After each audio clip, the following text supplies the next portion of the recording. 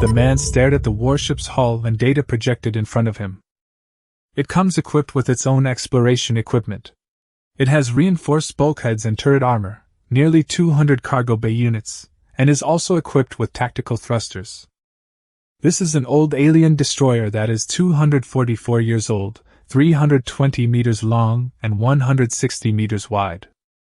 A smile slowly appeared on Li Bin's face. He was about to make a decision that would change his destiny. If he succeeds, his life will be completely turned around. If he fails, he will fall into an endless abyss with no chance of recovery. He came from Earth, but due to an accident, he was transported to this interstellar wasteland era hundreds of years later. This is a dark world fraught with danger. Technology has regressed drastically, order has completely collapsed, and the law of the jungle has become the only rule. There is no unified government here.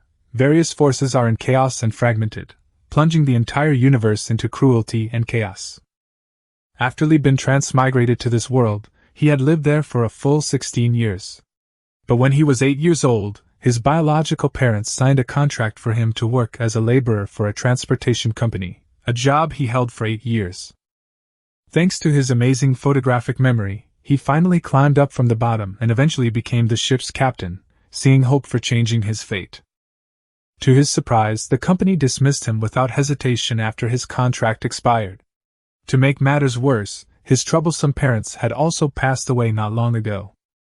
Not only did they leave him no assets, but they also left him with a huge debt and 2 younger siblings to support. It was a truly hellish start. The relentless barrage of harsh realities plunged Li Bin into despair. But he quickly suppressed all his negative emotions, and his expression returned to firmness and composure. Since it had already happened, there was no point in complaining. As he pondered this, a crazy plan gradually took shape in Li Bin's mind. He planned to use the last of his star coins to buy a destroyer. Then, relying on his photographic memory, the intelligence he had accumulated over the years, and his modern business acumen, he would enter space to salvage spaceship wreckage and scrap metal. They then processed and smuggled the goods, selling them at low prices to local factories to earn their first pot of gold. Next, he will recruit his own crew, continuously upgrade the warship's equipment and weapon systems, and gradually build a powerful fleet of his own. He plans to build his power step by collecting space debris, eventually creating a vast empire to dominate the universe and completely rewrite his destiny. Li Bin suppressed his excitement, looked calmly at Jeffrey, and slowly asked, "How much are you planning to sell this warship for?" "I'll give you my price, 5,800 star coins. Take it or leave it." Jeffrey then introduced his ancestral ship, his tone clearly carrying an undeniable pride and emotion. The younger brother, Li Chongjin, was already engrossed in listening, and the younger sister, Li Shu, understood that this ship would most likely become their future vehicle, so she watched it very attentively as well. Li Bin, on the other hand, remained calm throughout. "Don't just talk about the advantages. Other unicorn-class aircraft also have these features," Li Bin said calmly. "This ship is excellent because the designer is capable, and your grandmother has good taste. Now let's talk about the drawbacks. A ship that's over 200 years old must be very troublesome to maintain. The battery pack was replaced 50 years ago." Li Bin nodded. "The battery pack has started to age, and the power supply and range of the entire ship will decrease significantly." Jeffrey continued, "During the last voyage, we collided with an asteroid on the side. The armor was repaired, but the seat ring is a bit faulty. In other words, the weapon slot is damaged, but it's still usable for now," Li Bin calmly replied. "Continue." Jeffrey's momentum immediately deflated after his problems were pointed out one after another. He simply laid out all the problems at once. In addition to aging battery packs and damaged weapon bays, the ship also suffered from hull damage, unstable propulsion, and excessive maintenance issues resulting from exceeding its service life. An unstable propulsion system can lead to a decrease in engine output power. Excessive maintenance, on the other hand, means the ship is prone to various minor malfunctions, thus requiring a large number of damage control crew members to be on board at all times. The issue of the hull is even more serious. The hull of a spaceship is essentially the skeleton of the entire ship. The cabins are merely structures attached to the hull and are not particularly strong on their own. They are protected externally by armor and internally by the hull. Therefore, even if many cabins are destroyed in the crash, as long as the hull is intact, the cabins can be replaced and the ship can continue to be used. However, once the hull is damaged, it is equivalent to the keel of the ship being cracked. This means that the entire ship's structure has been irreversibly damaged, and it is highly likely to be destroyed in a high-intensity battle. However, in Li Bin's view, this price was still very reasonable. Even with 5 major flaws, if this destroyer were put on the black market, the price would definitely not be less than 8,000 star coins. Unfortunately, it was still too expensive for him right now, because he simply couldn't afford that much money. So Li Bin said without hesitation. Too high. You fucking... Jeffrey stood up abruptly, his scarred face contorting instantly, as if he were about to explode in anger. Li Bin remained unfazed, simply watching him calmly, as if admiring the struggle of a trapped beast. Jeffrey silently cursed himself, vowing never to drink and discuss life with strangers again.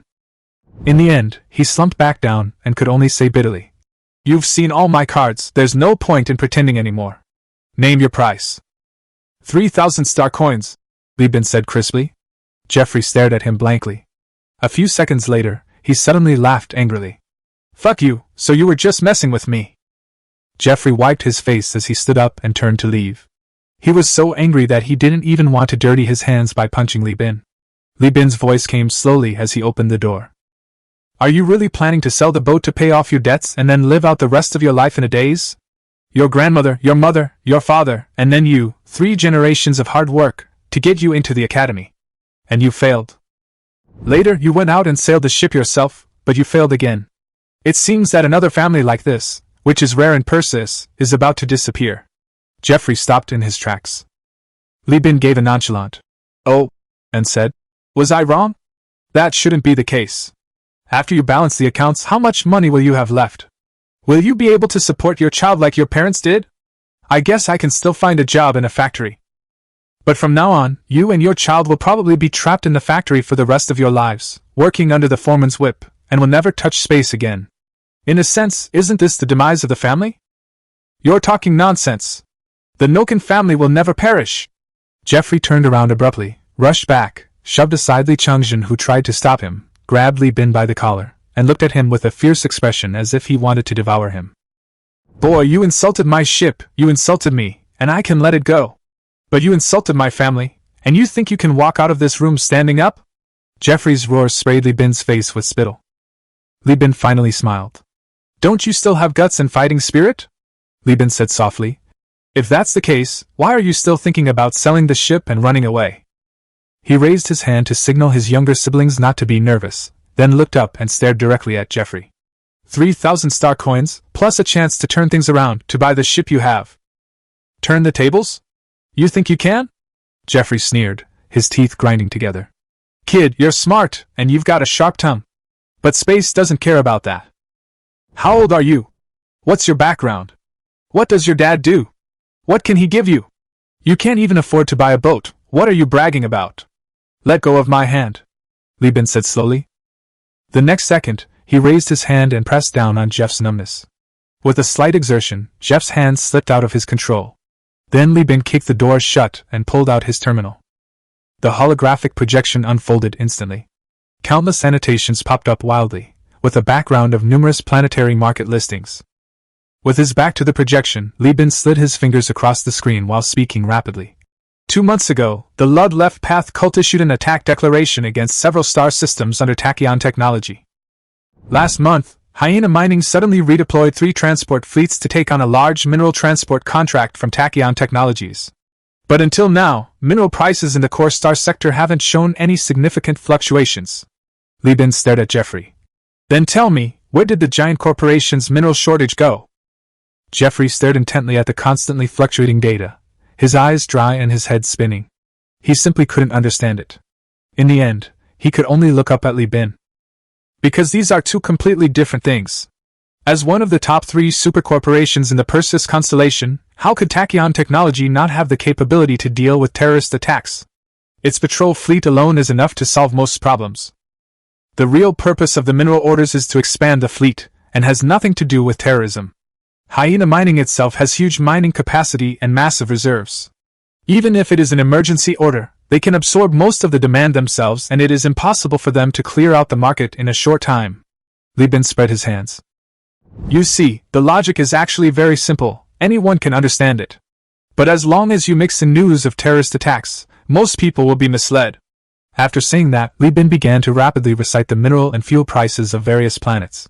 He then continued to recite the fuel requirements and range data of different types of spaceships. As he continued his explanation, a series of complex shipping routes were quickly outlined on the projection screen with a flick of his finger. Based on current mineral and fuel prices, these routes offer the highest profits. But if we use this dromedary-class vessel... Li Bin erased the rest of the routes, leaving only the last red line. This short route, which takes 3 months to complete, is the most profitable route. Moreover, I can guarantee that this route is currently the most stable and least susceptible to the influence of giant corporations. Jeffrey remained defiant. I can calculate these things by spending some money to buy commercial AI services. Then why did you go bankrupt? Li Bin's words pierced his heart. Because the owners behind AI are giant corporations. And giant corporations have their own agendas. They would never give away real market-expanding opportunities to potential competitors for free. Li Bin pointed to himself. But I can provide that technology. Then, in a low, seductive tone, he said, Now you have an opportunity. An opportunity that can not only pay off your debts but also fulfill your parents' and grandmother's dreams. Jeffrey asked in a deep voice. What opportunity? It's simple. I have a way to make money, I have startup capital, and I have years of sailing experience.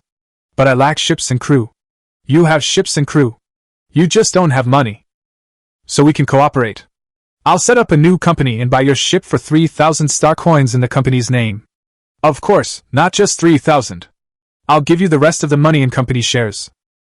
You will still be a partner, and this ship will still be yours.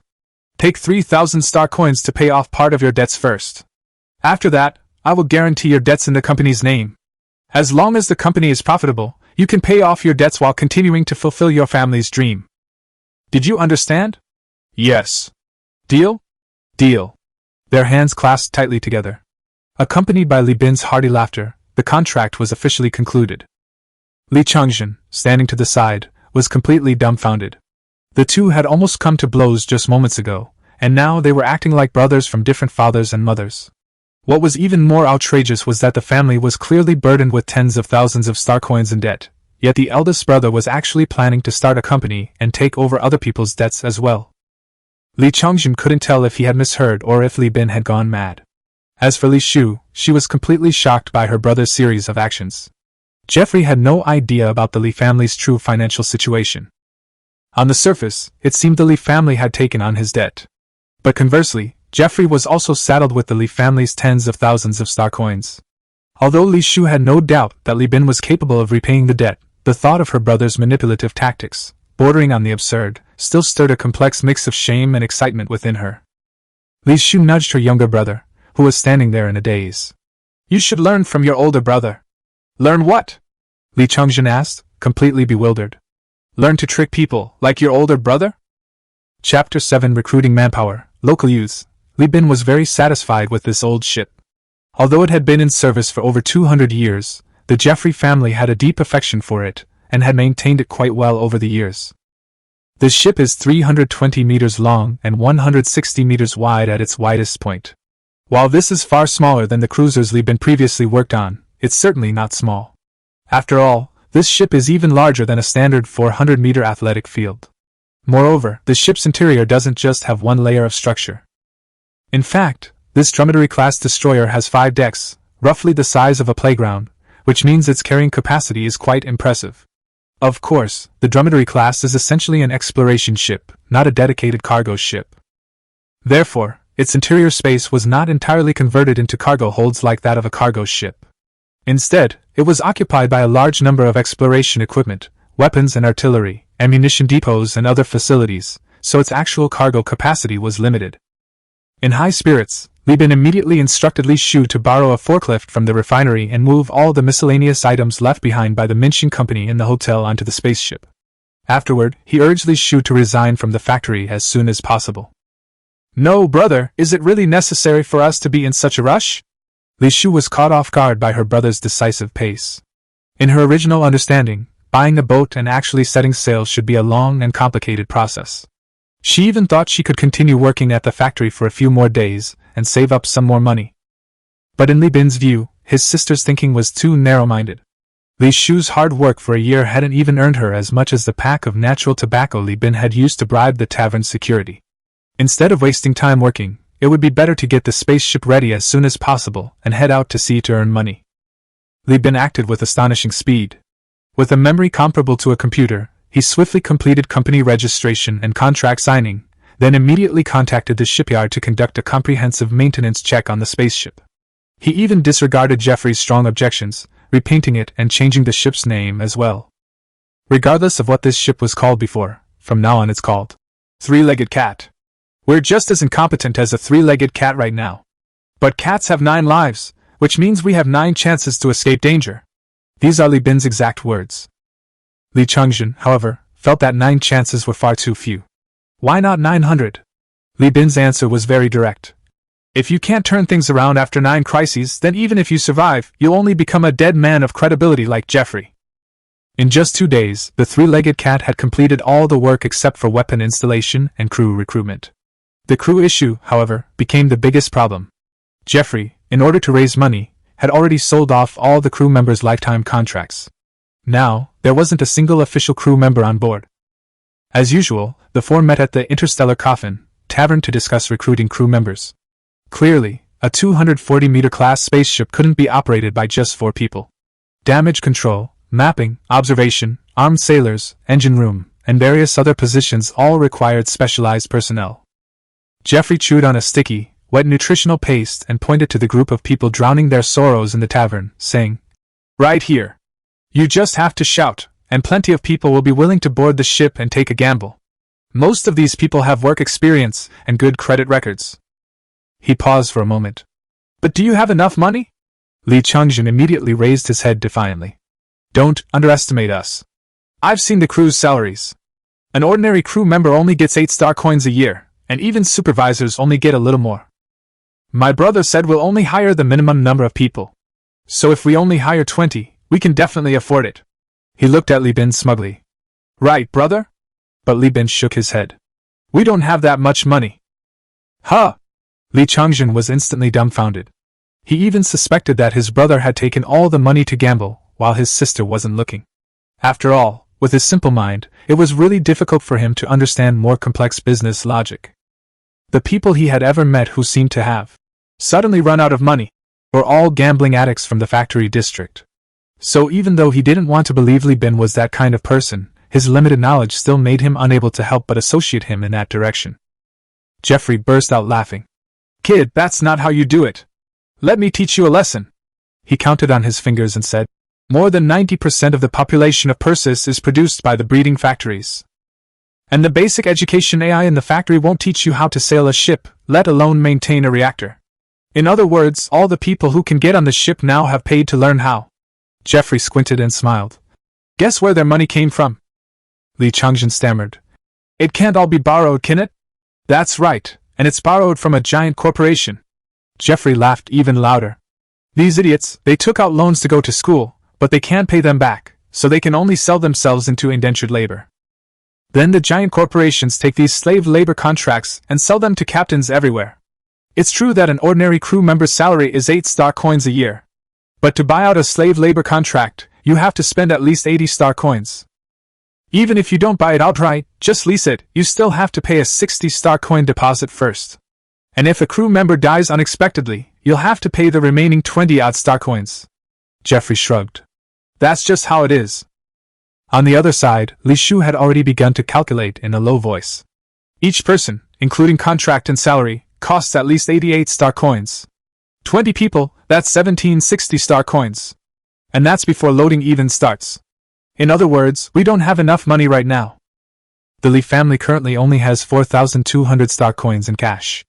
After deducting the 3,000 used to buy the ship, they only have 1,200 left. Moreover, the trial voyage, bribes, and various miscellaneous expenses have already cost them hundreds of star coins. Simply put, they don't even have enough money to recruit crew members." Li Shu looked at Li Bin with a sense of despair. but she found that her brother's expression hadn't changed at all from beginning to end. It remained eerily calm. He even smiled at her. In that instant, Li Shu's previously shaky emotions inexplicably stabilized. Meanwhile, Jeffrey was gloating. He seemed to enjoy seeing the Li siblings stunned by reality. How about that? Weren't you pretty capable? Hurry up and turn things around for me. Turning things around? Great. Li Bin replied with a smile, then turned to look at Li Shu. Did you mention resigning? Yes. Li Shu nodded obediently. Did you make a big fuss about it, as I suggested? Yes. And quite a few neighbors asked me to send their regards to you. Li Bin nodded in satisfaction. Then, he looked at Li Chungjin. The day we first met Jeffrey, some kids asked you for money, remember? Do you know who they are, and how to find them? However, seeing Jeffrey watching the show from the sidelines, he was immediately annoyed, so he nodded and said, I know how to find it. Li Bin immediately sent a document to Li Shu. Then he continued, Okay, then I'll give you a task. If you do it well, I'll appoint you as the team leader. You and your sister go back to the factory area to move. Remember, it has to be a grand affair. And while you're at it, call out those thugs too. As for what exactly to do and how to do it, your sister will teach you. Li Chungjin nodded frantically. He was all too familiar with listening to his sister. Not to mention, he'd returned to the factory area in style. He'd even decided to call all the thugs and drag out everyone he knew. Thinking about it, he was practically ecstatic. So he immediately grabbed Li Shu, who was reading documents, and ran out quickly. Soon, only Li Bin and Jeffrey remained at the table. Li Bin gently tapped the table. By the way, I still have 3 positions open. 2 damage control officers and 1 chief engineer. Find a few reliable acquaintances to come over, and pay them market wages. These words, coupled with the departure of Li Shu and her brother, made Jeffrey's heart sink. His face twitched. You're not going to tell me. You're planning to hire workers directly from the factory area for the remaining crew, are you? You're not going to give up those professional crew contracts, are you? Li Bin didn't answer. He simply took a slow sip of his drink. Jeffrey instantly panicked. Li Bin! My dear father! Space isn't a game! Those factory workers are no good. What we need are veterans, professional crew members. Even if a contract costs 86 or even 96 star coins, you have to buy it. The little bit of money you're saving now could very well cause the entire ship to fail due to engine trouble the moment it leaves port. Li Bin pointed at Jeffrey, looking surprised. But what about you? You, as their partner, are responsible for training them. Then they'll mentor the newbies. Experienced trainers mentoring newbies, and newbies mentoring newbies, that's how the project gets going, right? Me? Jeffrey was completely dumbfounded. When did he have to be responsible for training crew members from scratch? Li Bin nodded seriously. That's right. This is your last chance to turn things around. You have to seize it. Don't forget you're on the ship yourself. If you don't teach them properly, and the ship sinks and everyone dies, you'll really have nothing left. And I can use the money I save to buy food and work clothes. It's a small business, every little bit helps, Li Bin said casually. But Jeff almost collapsed. He could tell that this bastard was serious. Listening to Jeff's screams, Li Bin felt the time was right. He picked up his glass and sighed softly. It really does start with picking up trash. Chapter 8: The Debtors' Alliance. Vulcan has been living in a dream these past few days. He was originally just a thug who collected protection money. But a few days ago, Li Bin, the eldest brother of the Li family who was a sailor, suddenly returned and beat him up in public, even taking down more than a dozen people by himself with an air rifle. Just when Vulcan thought he was going to be ruined and kicked out of the gang, Li Bin unexpectedly left him a sum of money for medical expenses. Lying in the clinic, some of his underlings shouted that they would report Li Bin for illegally using a gun. Vulcan immediately threw a lunchbox at them, angrily telling them not to call the police or complain to the gang. In his view, the money not only saved their lives but also secured their future. The money healed their injuries, and there was still a considerable amount left, enough to obtain skills certifications and find work in factories. In the industrial zone, skills were the only way out. Vulcan even thought that if getting beaten up could earn a certificate, the Li family's doorstep would be packed with people by now. The more he thought about it, the more ridiculous it seemed. This wasn't an enemy. He was clearly a benefactor. If he were to report them, the guards would come and confiscate the money as evidence. Thinking about how he used to hang out with that bunch of idiots, a chill ran down his spine. Within days, news spread that Li Bin had made it big, quit being a sailor, started his own company, and even bought a spacecraft.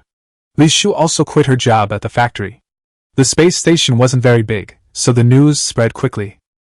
When Li Shu returned with her younger brother to move out of the apartment, the top floor of the industrial park was suddenly packed with people.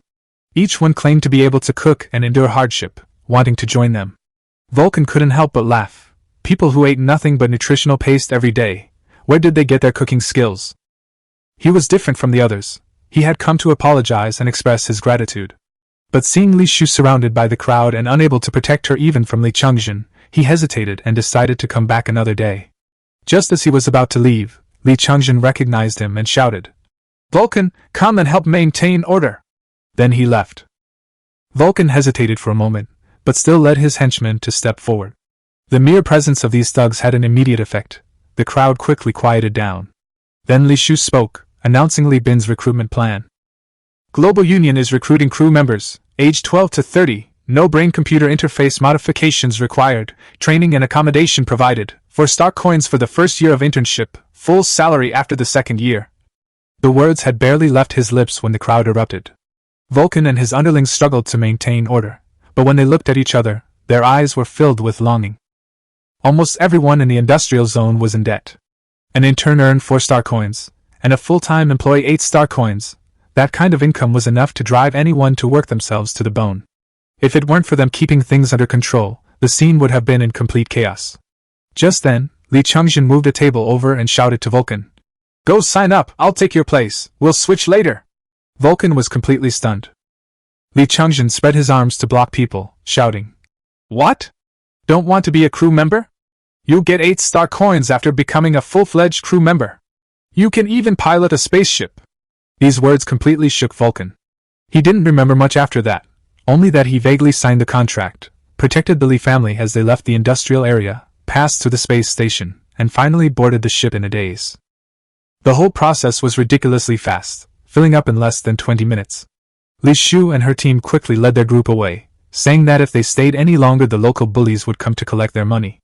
Meanwhile, Vulcan, holding the teaching equipment, was being instructed by AI to change the gears in the engine compartment. As he studied, he pondered that the so-called local bully was probably his former boss. Just then, a furious shout came from the bridge. "Damn Li Bin! Aren't you rich? How come you're poorer than me? You've recruited nothing but debtors. Is this a crew or a debtors' alliance?" Jeffrey was furious, jumping up and down, shouting that he'd been cheated. Li Bin retorted, "Stop talking nonsense. You can't find people, but I have. The contract says you'll provide crew, where are yours?" "I am the crew!" Jeffrey screamed. Li Bin clapped his hands and laughed. "Well said. From today onwards, call me Captain. You're the first mate. If you don't do a good job, you'll be demoted. Call me Captain my foot. I was almost paid off my loan, and now I owe an extra 10,000. Jeff cursed, but his hands didn't stop. The two exchanged barbs, which Li Shu was already used to. This playful banter was actually their way of maintaining their relationship. At this moment, Jeffrey was juggling multiple roles, constantly reporting flight paths and detection information. Compared to the oppressive atmosphere of the space station, the vast and cold universe outside the spaceship window was both awe-inspiring and unsettling. Li Bin sat at the control console, maneuvering the entire ship with exceptional skill. This was his first time truly at the helm, but his commands were crisp and decisive, leading Jeffrey to suspect that he was already a seasoned veteran. Li Bin offered no explanation, simply maintaining control of everything. Li Chungjin, who was idling nearby, couldn't help but ask, "Big brother, where are we going?" Li Bin replied casually, "To collect trash." Li Chungjin looked reluctant. "We're already on the spaceship, and we're still collecting trash? Aren't we going to fight pirates?" Li Bin chuckled. "Alright, let's go now. The whole ship doesn't even have any weapons. Are you planning to use an air rifle to fight pirates?" Laughter erupted in the bridge, and rough laughter came through the intercom. Li Chungjin blushed. Amidst the laughter, Li Bin piloted the three-legged cat, slowly heading towards deep space. Chapter 9: Mining the junk. As the three-legged cat gradually moved away from the space station, artificial light was left behind, and only static remained in the transponder, occasionally receiving identification signals from passing spaceships.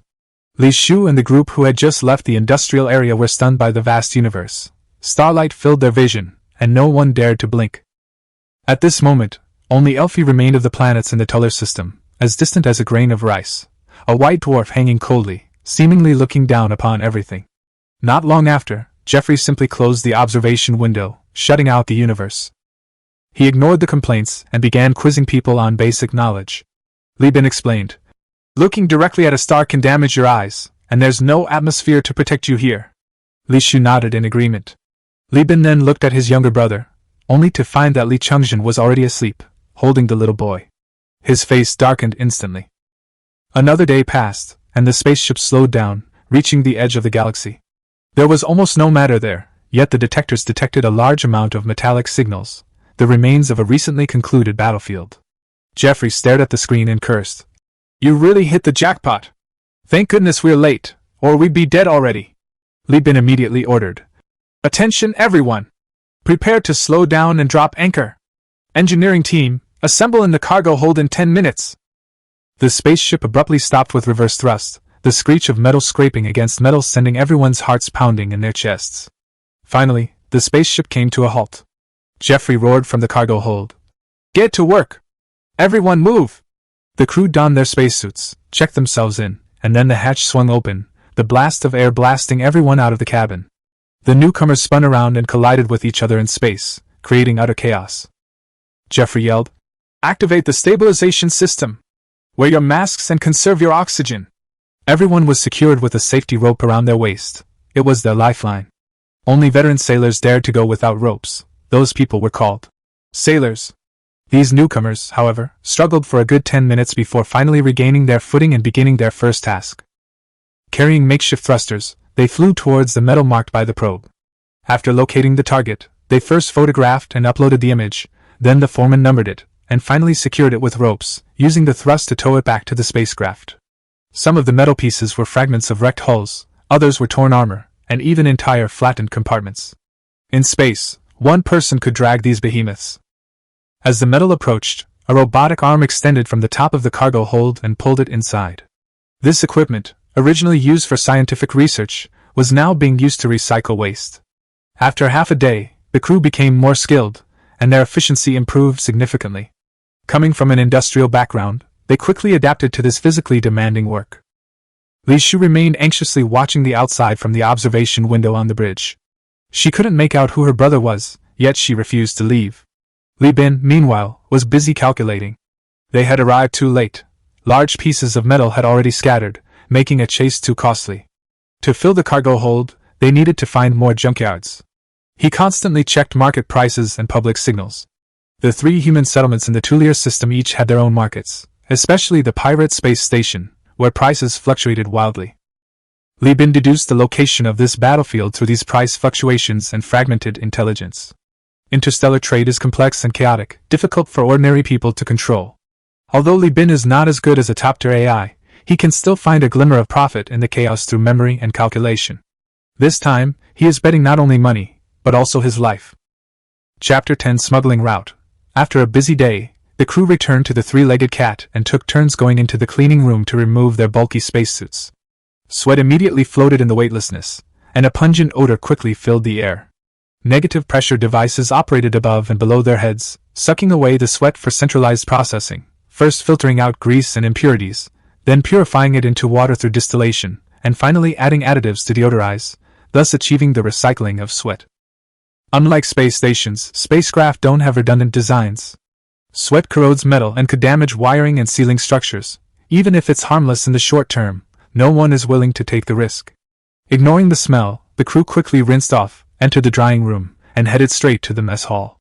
The high sugar, high salt, and high oil nutritional paste was cooked to an enticing aroma, and Li Shu was in charge of the cooking. The crew of the 3-legged cat is short-handed, with everyone taking on multiple roles. Li Shu can be a chef only because her family inherited Li Bin's old-fashioned culinary skills, while the others, born into a breeding factory, have no such background. Li Bin is busy with ship data, Li Chungjin is the engineering team leader, and so tired he can barely lift his arms, and Li Shu is also learning navigation. Actually, she was more capable with her hands, but Li Bin could only assign the more intelligent younger sister to technical positions. Is this really nutritional paste? It smells so good. In the canteen, Vulcan and the others exclaimed in surprise as they ate. Li Chungjin, starving, just buried his head in his food, while Jeffrey sneered. Wait until we finish this food, then you'll be in for a world of hurt. Li Changjun was taken aback. Not enough food? Jeffrey grinned. There's enough. There's a life support system that can synthesize starch and oxygen from carbon dioxide, but you'll have to eat starch every day until you question your existence. Li Changjun fell silent, looking down at his plate, and ate his meal with unusual seriousness. Soon, the crew entered their rest time, playing, chatting, and even having private rendezvous. Meanwhile, Li Bin on the bridge remained constantly busy. He restarted the engines and piloted the spacecraft to the next target. That's how space scavenging is. The ship moves while the crew is idle, the crew moves while the ship is idle, but the captain is never idle. 11 days later, in the bar at Elf Space Station, Li Bin raised his glass and laughed. Celebrating the success of our first space operation, cheers! Everyone responded in unison, instantly igniting the atmosphere. Some were moved to tears, others dreamed of the future. Jeffrey, already slightly tipsy, squeezed next to Li Bin with his drink. Seeing this, Li Bin said to his sister, "Go keep an eye on Changjun, it's his first time drinking." Li Shu glanced at Jeffrey's flushed face, then looked at her brother who was having a slapping contest with someone, nodded, and left. Jeffrey stared at Li Bin. "I have a few questions for you. You have to tell the truth."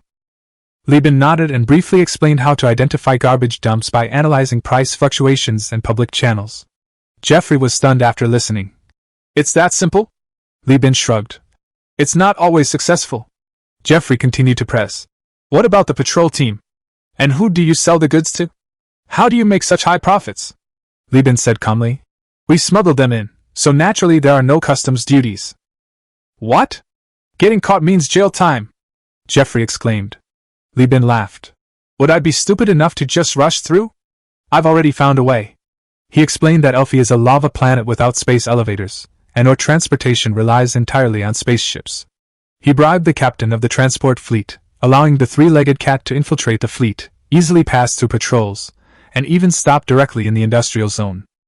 Jeffrey was shocked. "That works? How much did you pay them?" Li Bin sneered. "The captain is just working for the association. I paid them money that went directly into their pockets."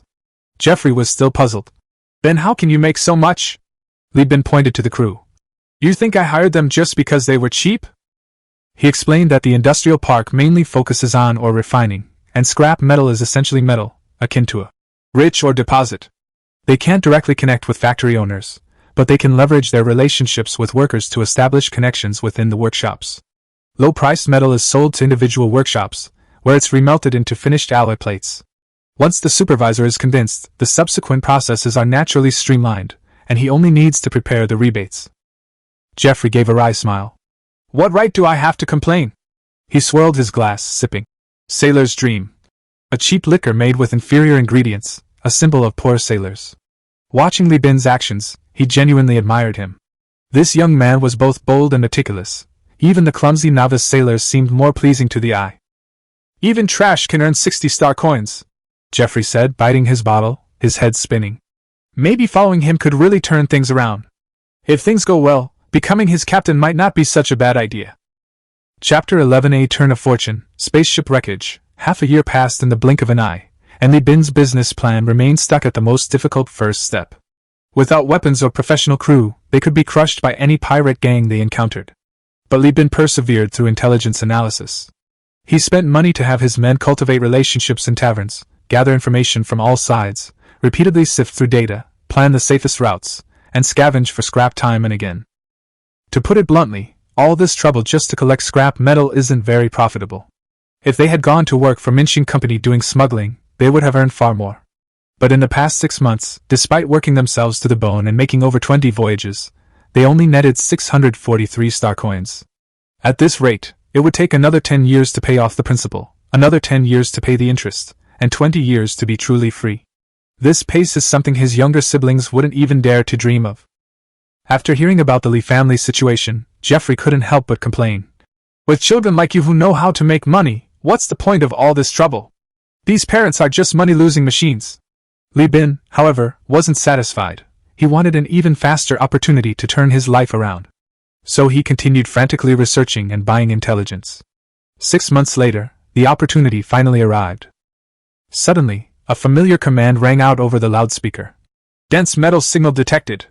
Prepare for impact. Self-check initiation." The three-legged cat came to a stop amidst the piercing metallic sound. The crew members secured themselves with safety ropes and slid out of the cabin, like babies floating in space, firmly connected to the mothership by safety ropes. The team split into two groups, led by Li Chongjin and Vulcan. After 6 months of training, everyone had adapted to the rhythm of space operations, and everything was in perfect order. But just then, something appeared within the observation range, stunning everyone, followed by elation. A ship! Li Chongjin blurted out a curse over the channel. It was the wreckage of a ship over 100 meters long, clearly having suffered intense firepower, beyond repair, only worth dismantling. But this meant enormous profits, far more than just a few pieces of scrap metal. Jeffrey was incredibly excited. "Captain, you even calculated this?" He even changed his form of address. Wreckage of this size, just the equipment and supplies alone, would yield at least 3 figures, and with good luck, even over 1,000. Li Bin was also somewhat surprised.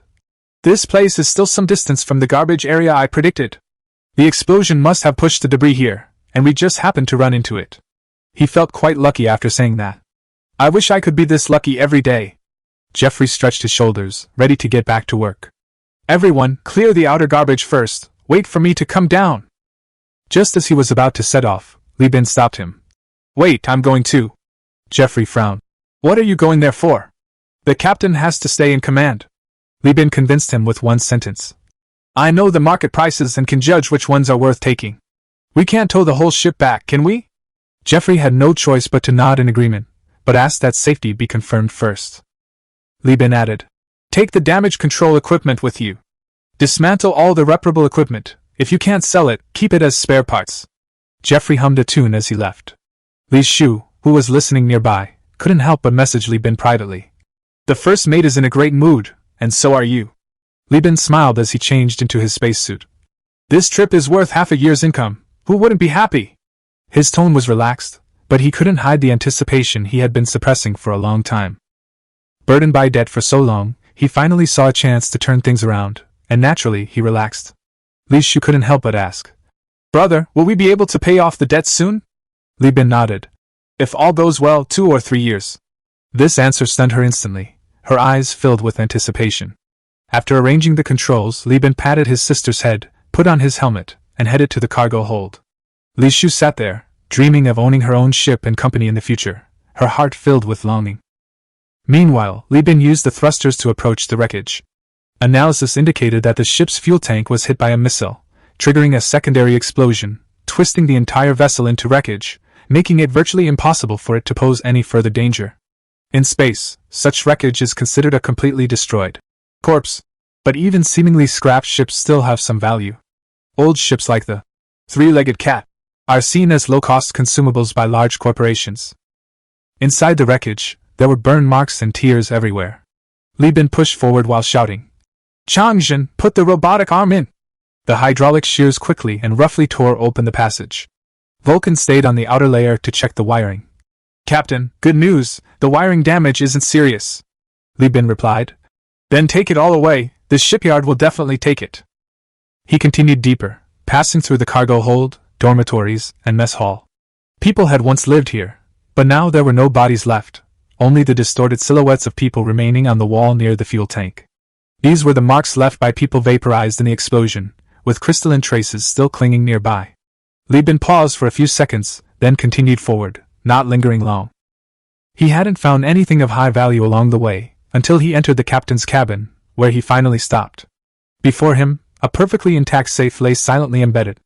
In the ruins, it stood out starkly. Li Bin stared at it and whispered, "Hopefully, the captain's log is inside." Then, he decisively called for the robotic arm to force it open.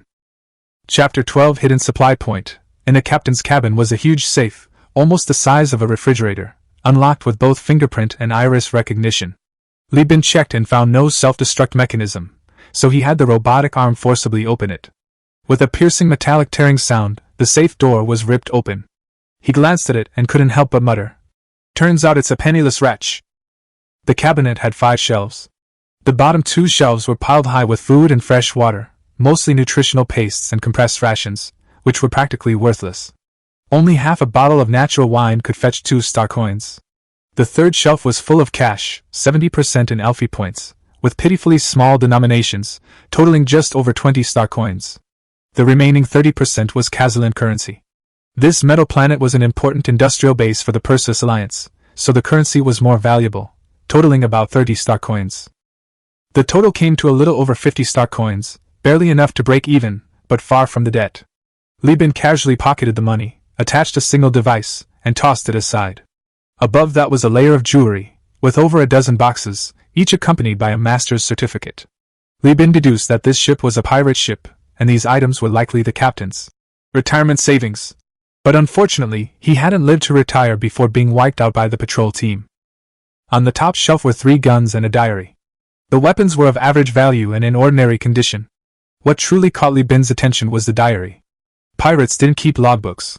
All their secrets were written in private notebooks, more like memos. This diary was made of plastic and written with an oil-based pen, intended for theft prevention and preservation. Electronic devices are easily hacked, and their data is unstable, while physical records are more secure.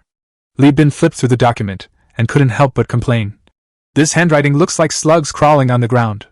The handwriting was messy and difficult to read, but he simply sat down and read it slowly. 2 hours later, he had figured out the pattern in the handwriting, his reading speed had greatly improved, and he finally found the key content on a certain page. He immediately contacted Jeffrey. "How's it going on your end?" The other man sounded tired. "I've checked the barracks and cargo holds, recorded everything that can be recovered, you need to assess it quickly. How about yours? The captain's cabin probably doesn't have much of anything good." Li Bin smiled. "It's indeed poor, but we've found the treasure trove." Jeffrey instantly perked up. "Really?" Li Bin patted his diary. "This captain is too simple. He writes everything down in his notebook. There are 2 supply points hidden in the asteroid belt, and they're ours now." 3 days later, the 3-legged cat set off, heading straight for the asteroid belt, leaving only the completely dismantled wreckage behind. The entire dismantling process was like peeling a crab. Everything usable was taken away, leaving only the empty shell. This time, Li Bin didn't move any large pieces of metal, firstly because the cargo hold was too small, and secondly to make room for the supply point. 2 days later, they finally found their target in a complex orbit. The pirates had hollowed out 2 asteroids, hidden the supplies inside, and then sealed them with metal for camouflage. Without a detailed star map, it would have been almost impossible to find. After finding them, everyone began moving and inventorying the supplies. As the last shipment was loaded, the hatch closed, and air quickly filled in. The crew members removed their helmets, their faces covered in sweat, but they couldn't stop smiling. Li Bin, while tallying the cargo and calculating its value, grew increasingly radiant. Everyone huddled in the cargo hold, reluctant to leave. Their chatter gradually subsided, and they all stared at him. A dozen or so people were responsible for tallying the cargo, but they couldn't keep up with Li Bin's calculation speed. 10 minutes later, he abruptly shut down the terminal. Everyone held their breath. Li Bin looked up and said, "It's all calculated. This trip will earn at least 5,000 star coins." The moment he finished speaking, everyone erupted in cheers. Li Shu almost lost her balance and was supported by her younger brother, her eyes reddening. Jeffrey gripped the railing and shouted, "Captain's awesome!" This ship dismantling operation earned 800 star coins, but the real bulk of the profits came from the supply depot. 30 crates of hull parts, each worth at least 90 star coins, totaled 2,700 star coins. In addition, there were 10 crates of Byzantine wine. This is a top-tier luxury item from the Interstellar Empire, selling for 80 star coins at its origin, and even more at double the price over long distances. Although this place isn't far from the production area, it can still fetch 105 star coins in Kazalan. Add in fuel and other supplies, and this trip easily exceeds 5,000 star coins. The half-empty bottle of wine in the safe is actually this kind of high-end stuff. It only lost value after being opened. Jeffrey hugged the box and kissed it passionately. "Thank you, pirates! Long live the pirates!" Clearly, this shipment was from a merchant ship they had just hijacked. Before they could even sell it, Li Bin had snatched it up. As everyone was basking in the joy of their sudden wealth, Li Bin calmly reminded them, "Don't forget, we're still in space. The ship doesn't even have any onboard weapons. If pirates target us, we're all doomed." He immediately ordered, "Everyone back to your posts, speed up the return journey. When we get back to port, I'll treat you all to Byzantine wine." Everyone responded in unison, "Yes, Captain." Chapter 13 Loans and the Governor. Fuel, food, and supplies are the most basic consumables for a spaceship, and these 3 items are always in demand. As soon as Li Bin docked, he listed 20 crates of supplies at half a star coin below market price, and they were quickly snapped up for 93 star coins. Adding to that the black market sales of shipwreck loot and miscellaneous items, he suddenly had 2,800 star coins in his pocket. After paying off his debts and covering his daily expenses over the past 6 months, he had 300 star coins left, bringing his cash flow to 3,100 star coins, which finally gave him some breathing room. He took out 2 bottles of Byzantine wine from the box and handed the points from the safe to his sister. "Take everyone to the Interstellar Coffin Tavern. Share 1 bottle and give the other to the owner. Remember to book a private room so we don't get harassed by drunkards." He added, "There's still half a bottle left. Mix it in before you drink it, and give some to the bartender and security guards. Be sweet and let them have a taste. This bottle of wine is quite valuable, equivalent to giving away at least 8 star coins." Li Changjin couldn't help but mutter. "More than 50 people are sharing 1 bottle, and you're giving 1 away. Bro, you're really generous." No sooner had she finished speaking than Li Shu slapped him on the back of the head, grabbed his ear, and scolded. "You're so dense.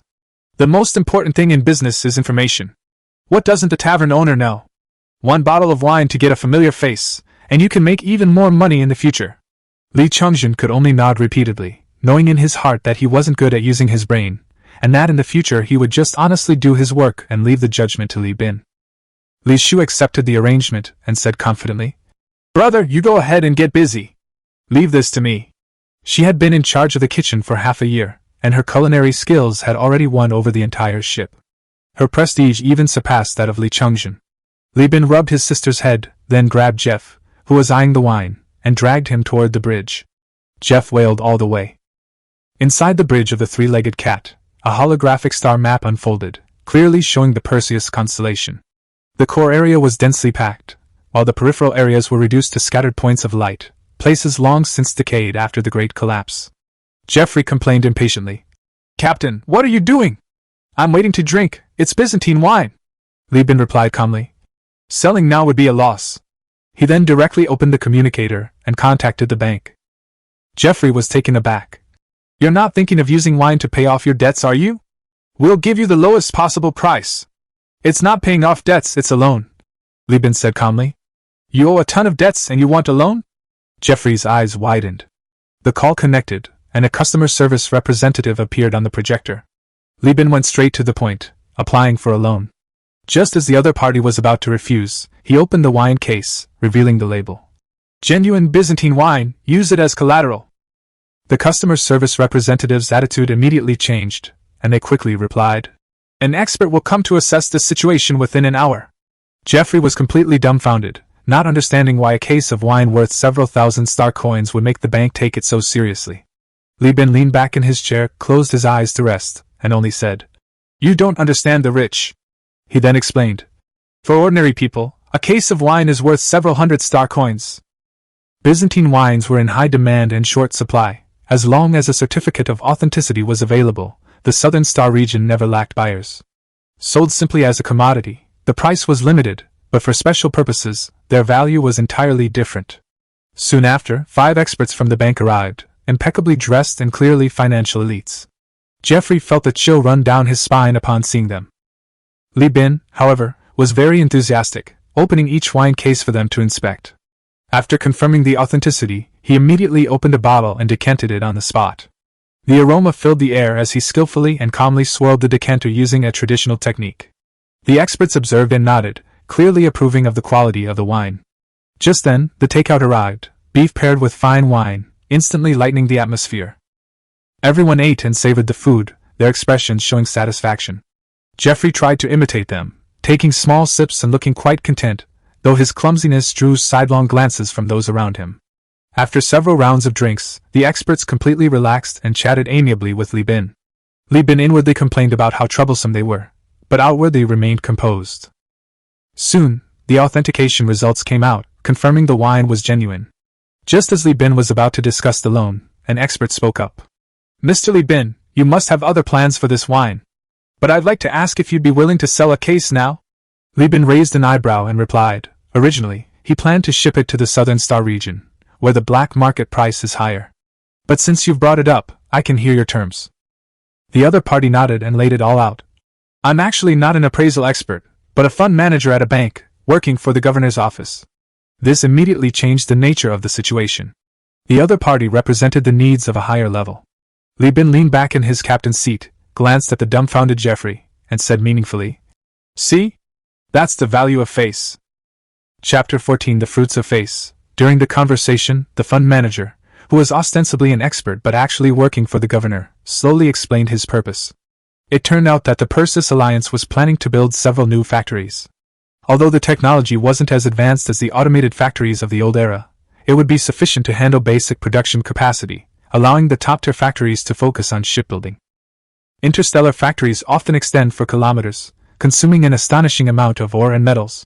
While Kazalin is rich in rare earth elements, shallow deposits are scarce, and most are ion adsorption type, making mining extremely difficult. Simply put, to extract rare earth elements, large quantities of ordinary ore must first be processed, and then the rare elements must be recovered from wastewater. If only refined separately, the cost and waste would be simply unbearable for giant corporations. So they set their sights on Elphi, a planet in the same star system. This lava planet lacks stable continents, consisting only of isolated islands formed by acid rain erosion, which could melt at any moment, but its crustal activity is extremely intense. Precisely because of this, deploying equipment on these islands could efficiently screen for rare metals.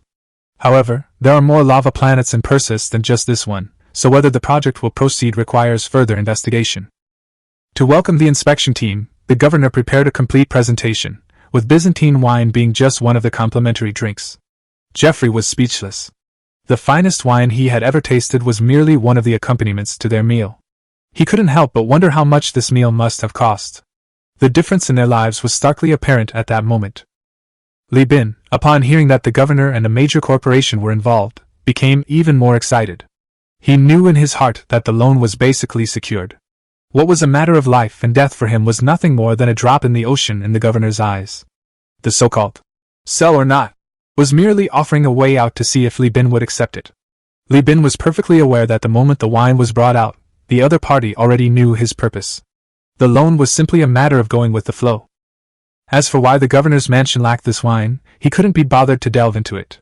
To stumble upon such an opportunity was already a stroke of incredible luck for him.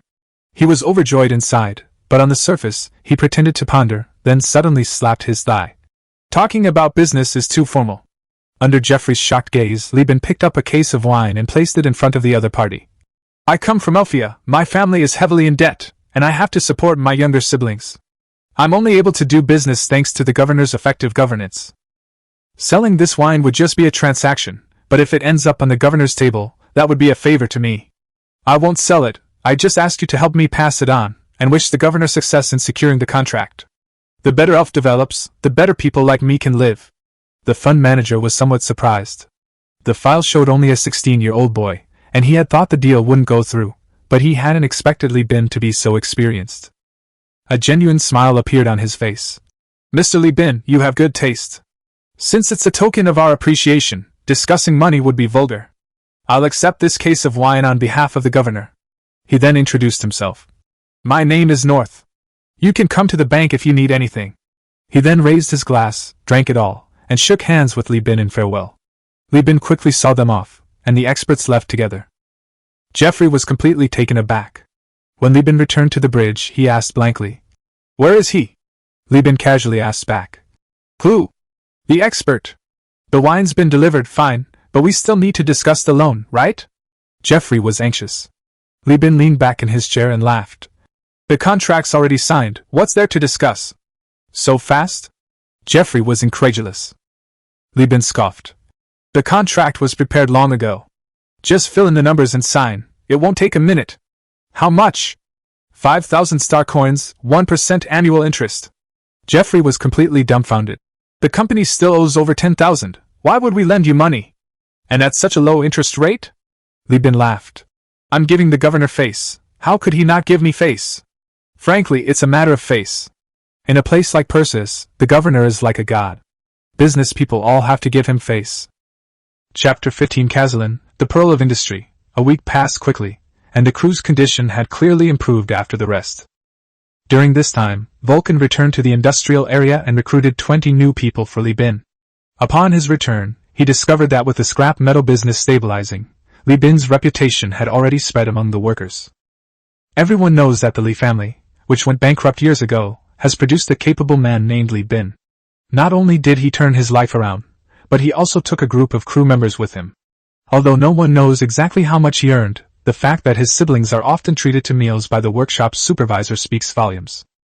Li Shu, who once struggled alongside others in exhaust fumes and high temperatures, is now someone even foremen fawn over. Envy and jealousy abound, but many more are now trying to curry favor with Li Bin. Even when Vulcan returned, he was warmly received by the former gang leader, who kept mentioning Li Bin and implying that he needed Li Bin's help to get his relatives on the ship. In this era, many people no longer have children, but gangs and warlords still value bloodlines and want to send their offspring to places where there are better prospects. On the way back to the ship, Vulcan's mind kept replaying those words. If there were a road, who would be involved in organized crime? Being a sailor is great, you can see the world and have a chance to turn your life around. It's better than letting the kids breathe in exhaust fumes here. Only after comparing himself to others did he truly realize how lucky he was. He had already received his annual salary in advance, his debts were cleared, and all his subsequent performance bonuses were pure profit. He even began to look forward to deep space voyages. As for those with connections, he reported the situation to Li Bin, and after receiving permission, he pretended to have some difficulty selecting them, and finally brought back 8 people with good physical strength. Li Bin tacitly allowed Vulcan to accept the benefits offered by those powerful figures. He knew that as long as it didn't affect his work, such illicit gains could be both an incentive and a potential source of leverage later on. Main engine warm-up. Dock disengagement. Orbit calibration. The announcement echoed inside the ship as the crew secured themselves. With a sudden jolt, the 3-legged cat detached from the airport and sailed into the vast expanse of space. When the Kazalin space station came into view, everyone was stunned. Li Shu covered her mouth, while Li Changjin stared wide-eyed. In comparison, Elfstar was like a remote little town, while this place was the true industrial heartland. Holographic advertisements were everywhere, and communication and navigation information filled the channels. Spaceships entered and exited from 8 directions like traffic, making the entire space station resemble a beating industrial heart. A massive patrol fleet moved through the ranks, conducting inspections. 3-kilometer class fire units formed a defensive array with the space station, and a massive number of missiles were pointed in all directions, creating an astonishing deterrent force. The Kazran space station is over 75 kilometers long and integrates factories, docks, living quarters, and warehouses, handling hundreds of thousands of tons of resources every day. Not far away, 2 Atlas-class transport ships, each 3.6 kilometers long, move slowly forward, like giant whales in space. The 3-legged cat, in their shadow, looked as tiny as a shrimp clinging to a shell. My goodness, how much cargo is this? Li Changjin's legs went weak, and instinctive fear rushed to his head. Even if they had seen similar scenes in virtual images, the real engine vibration and sense of oppression are far beyond what simulation can replace. These people who live on the space station for a long time do not have the concept of fear of heights, but they instinctively feel as if they are hanging upside down under the sky. Li Bin felt much the same way when he first saw it. He knew very well that people aren't born strong, rather, they gradually become accustomed to these grand scenes after seeing many things. Jeffrey, however, pretended to be calm and turned to scold him. What are you looking at outside for? Staring at the screen. You're not paying attention to the alarms or listening to communications. If we collide, can you afford to pay for the damages? The crew members quickly lowered their heads and got back to work. He added, once we dock, everyone should stay put. This is Persis Consortium territory. If you throw an oxygen tank at someone, 7 out of 10 will be outsourced companies to giant corporations. Li Changjin immediately abandoned the idea of going out. Li Shu then asked, First mate, I've heard there are many large enterprises here. How dare the Alliance use this name? Jeffrey sneered. They got ahead of the game early, and they're shameless. They wave the banner of anti-hegemony and freedom, but they get attacked every year. He waved his hand. I don't know the details, ask your brother.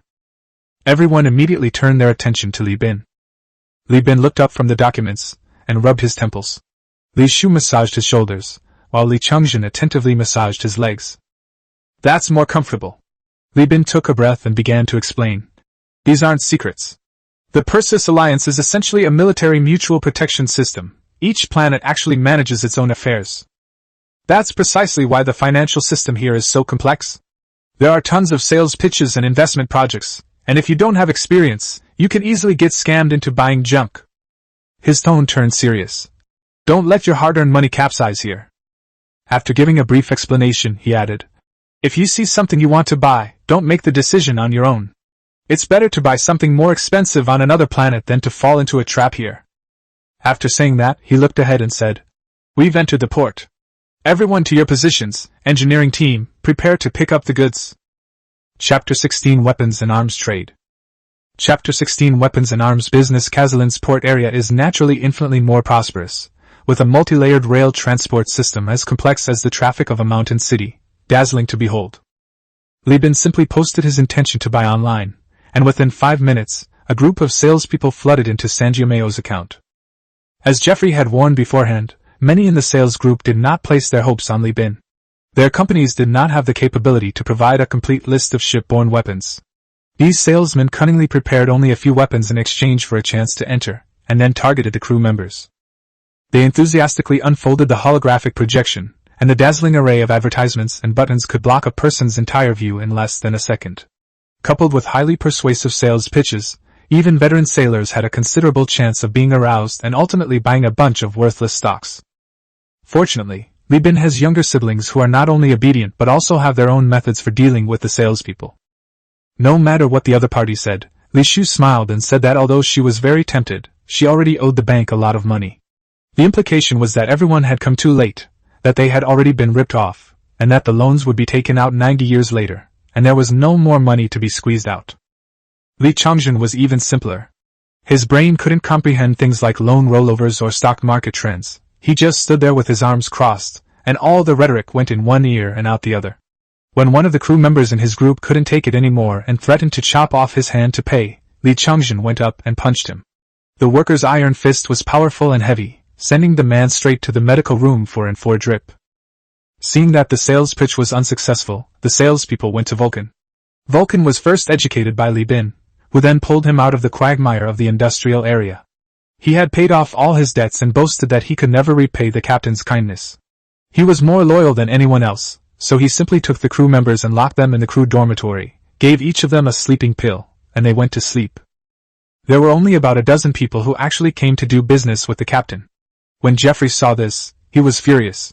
He pulled out his knife, grabbed a stool, sat down in the dock, and held the knife to the salesman behind him, refusing to let anyone else on board. The bidding on Li Bin's side has also reached a fever pitch. With a loan of 5,000 and a cash reserve of over 3,000, totaling nearly 10,000 star coins, Li Bin spent it all. Aside from shipborne weapons, he planned to use the remaining money to purchase heavy ground-based weaponry. Tanks, artillery, hovercraft, and even war machines. This is pure arms dealing. Each crate of heavy weapons sells for over 420 star credits. These weapons were designed with transportation in mind. The components can be disassembled into containers that can fit into space.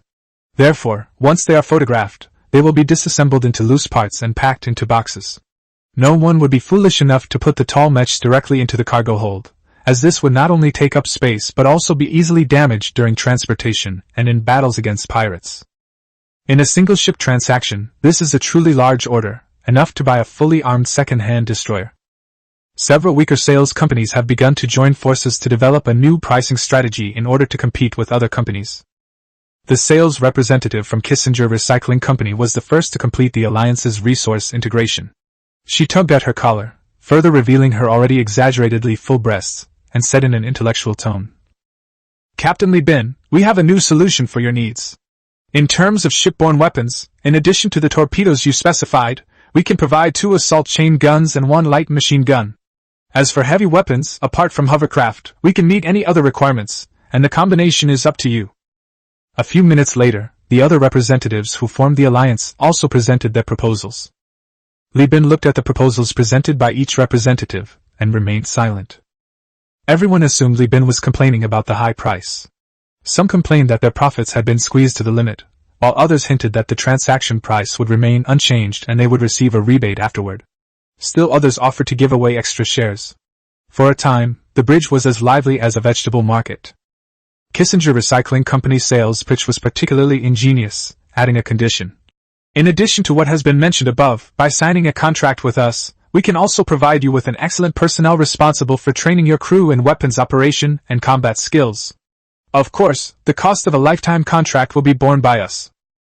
Seeing Li Bin looking at her, she puffed out her chest to show off her figure and spoke rapidly. We have a list of talents we cooperate with, all of whom are retired Marines with rich combat experience. These words undoubtedly struck a chord with Li Bin. All the rebates and price reductions are just empty promises. Li Bin has staked everything on this.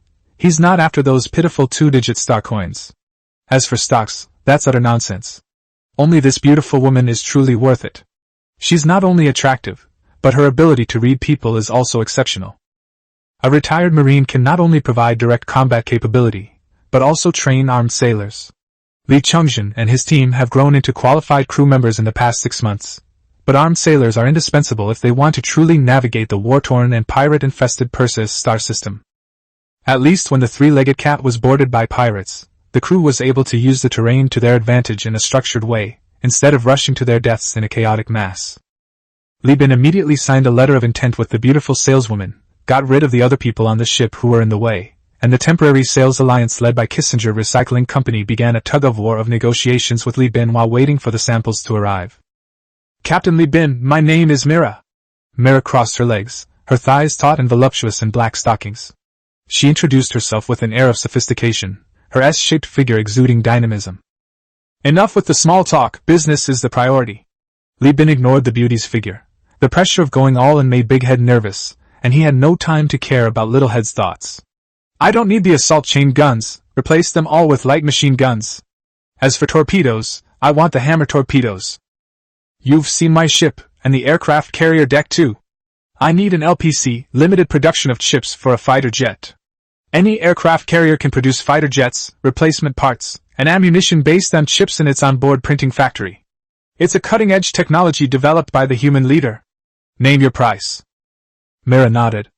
Although Li Bin's request was bizarre, replacing the more powerful and suitable medium-sized ship-borne assault chain gun with a small light machine gun, which was an act of reducing his survivability, her sales experience wouldn't allow her to refute any of her employer's strange requests. What are your requirements for fighter jets? Li Bin succinctly stated. The combat requirements are very low, but there is a demand for mining. Then I recommend the worker drone developed by Hyena Mining. You've probably heard of this giant company. Its main business is mining and ore refining. Although the design of this LPC is crude, it is favored by void mine owners. It is easy to produce and maintain. As long as you can mine metal ore, the aircraft carrier's built-in printing factory can produce fighter jets according to the blueprints in the LPC. Li Bin knew without even looking at it that the other party's plan was sound. The worker bee drone was indeed an entry-level mining aircraft, and could also be used as cannon fodder to draw fire in war. Seeing that she hadn't been refuted, Mira continued. LPCs are expensive. Even the LPC for the worker bee drone costs 1,000 star coins. Add to that the production blueprints for 2 small hammer torpedoes, and the blueprints for 3 light machine guns and ammunition, and it will cost a total of 1,500 star coins. The price is very reasonable. The other party doesn't make much profit from ship-borne weapons. The so-called blueprints are design drawings. Apart from junk like shuttles, even the smallest frigates have production workshops, which are essentially industrialized 3D printers, used to produce ammunition, weapons, and small parts. Because of the proliferation of 3D printing technology, the business of ship-borne weapon ammunition is unprofitable, so what the company sells are production licenses and blueprints. What do you need in terms of heavy weapons? Mira pressed. Li Bin replied. Just one, quickly. I hope to load the goods onto the ship as soon as possible, the proportion doesn't matter. Mira's eyes lit up at the clean and efficient reply. Captain Li Bin is indeed a man of few words. I will immediately go and gather the cargo. If all goes well, we will be able to assemble it today. Please trust Kazalin's industrial strength. Chapter 17 The Old One-Eyed Man, Hyperspace. Chapter 17 Old One-Eyed Man, Hyperspace. Li Bin still remembered the famous actor who paid off his debts in his previous life, Nicolas Cage, who had starred in a movie called Lord of War. In it, the male lead stood on a street covered with brass bullet casings, smoking a cigarette, and uttered a classic line. 1 in every 12 people in the world owns a gun. The only problem is how to sell the guns to the other 11. This statement is both arrogant and sinister. Now that it's Li Bin's turn to be an arms dealer, he can easily smoke a cigarette and use the same words on the first mate. Fortunately or unfortunately, turmoil is to the Perseus region what fried chicken is to black Americans. You can hate it and condemn it, but you just can't get rid of it. A box of heavy weapons costs 460 star coins. It's called a box because these things are contraband in many giant corporations, such as those on planets controlled by overlords. If they are found by patrol teams, they will be confiscated and fined. Therefore, these heavy weapons are packed in boxes as parts. If someone is willing to turn a blind eye, they can explain that they are transporting spare parts. The cargo hold of the three-legged cat, which had been bought with all its savings, was still quite empty. Mara truly lived up to her reputation as a top salesperson. Although Kissinger Corporation was not a large company, she coordinated with Allied Corporation to stock up on inventory in just over 10 minutes. Not only were all the heavy weapons put into storage, but even the weapons testing range was ready. As the only person on board with experience in operating guns, Jeffrey took on the testing work without hesitation and left surrounded by a group of gentlemen who were eager to learn about shipborne weapons. Li Bin, meanwhile, is interviewing retired Marines. The Marine Corps can be seen as professional soldiers who specialize in amphibious assaults and boarding operations, and are the main force in wars on space stations, inside ships, and on planetary surfaces. To be honest, despite having lived 2 lives, Li Bin still had no useful memories or experience with the Marines. After all, he was a model youth in his previous life, and in this life he spends most of his time dealing with business. Even when he faces war, it's space and naval warfare. He could only ask questions based on plots from movies and novels, and make judgments by observing the interviewee's answers, demeanor, and temperament. But the last person on the list gave Li Bin a great shock. The newcomer looked much older than his age, with noticeable sagging skin on his cheeks. The information indicated he was only 40. This was rare among interstellar humans, whose average genetic makeup was modified, resulting in long lifespans and exceptionally long periods of adulthood. This only indicates that he experienced numerous planetary landing battles, and his cheek muscles were torn down by gravity during prolonged ground combat. Humans who live their entire lives in space, even in old age, would not have such noticeable sagging in their facial muscles. What's even more bizarre is that this person's only natural limb is his right hand. His left arm and both legs have been replaced with prosthetics, and his right eye has also been replaced with a prosthetic eye. His remaining physical eye looks somewhat dazed, and he sits down somewhat curled up. If it weren't for his highly prosthetic body, Li Bin might even mistake him for an old farmer for a moment. Li Bin coughed and said, "Please introduce yourself first." "My name is on the list, but everyone calls me Old One-Eye, so the captain can call me Old One-Eye too." Old One-Eye's eyelids drooped, looking listless like an old cat basking in the sun. "I completed my Marine Corps training at 20 and have killed countless people over 28 years. I've had at least 10 combat experiences in every type of battlefield." After a sparse introduction, besides being experienced, there was no useful information. Li Bin asked a few questions but couldn't sense any professionalism from the other person. A feeling of boredom rose between the two, which was completely different from previous recruitments. "Alright, let's get to the skills demonstration. I can talk a good game," Li Bin thought to himself, and said, "Would it be convenient for you to demonstrate your skills? Any skill is fine, grappling, shooting, special operations, anything is acceptable." The one-eyed old man used his only good hand to clean his ear, scooping out earwax the size of a mung bean, and then presented it to Li Bin. Li Bin suddenly stood up, his hair standing on end. In in-person interviews, the interviewer will maintain a certain distance from the interviewee to observe their entire body movements. This distance must be at least an arm's length. Li Bin never expected that Old One-Eyed would take advantage of the time when the boring QA session affected him to subtly close the distance between them. Because he had been hunched over, adopting a lazy posture, even if he hunched over even further, it wouldn't be surprising. He used this to his advantage, compressing his body to counteract the visual change caused by the seat being moved closer. Impressive. Li Bin wiped the sweat from his brow and praised him sincerely. Just now, he could reach out and grab his own neck. This one-eyed old man was the most experienced among today's interviewees. His resume certainly wasn't fabricated. Li Bin asked curiously, "I have one last question. With your skills, you could easily apply for a position as a Marine Corps instructor at the company, so why do you want to work on a ship?" The one-eyed old man grinned. "I'm tired of being on the ground and want to see what it's like to be up in the sky. If the captain doesn't mind, I'd like to ask for a job." Upon hearing this, Li Bin fell silent. After considering for a few seconds, he solemnly extended his hand. "What are you saying? My ship is in dire need of a bosun, and I would be very grateful if you would join us." Li Bin was still striking a pose of humility and respect when the bridge hatch was suddenly pushed open, and Li Changjin yelled, Bro! That's awesome! The shipborne weapons are amazing! I thought that light machine gun was just a little water pipe, but guess what? It's 60 millimeters caliber. The bullets weigh over a pound each. That's not a gun, it's practically a cannon, and it fires in bursts. On Earth, weapons with a caliber of 20 millimeters or larger that fire in rapid succession can be called machine guns. However, because in the interstellar era, a frigate can be over 60 meters long, so this standard has changed in space. Only ship-borne weapons with a caliber of 90 millimeters or more deserve to be called cannons. This thing can only be called a machine gun.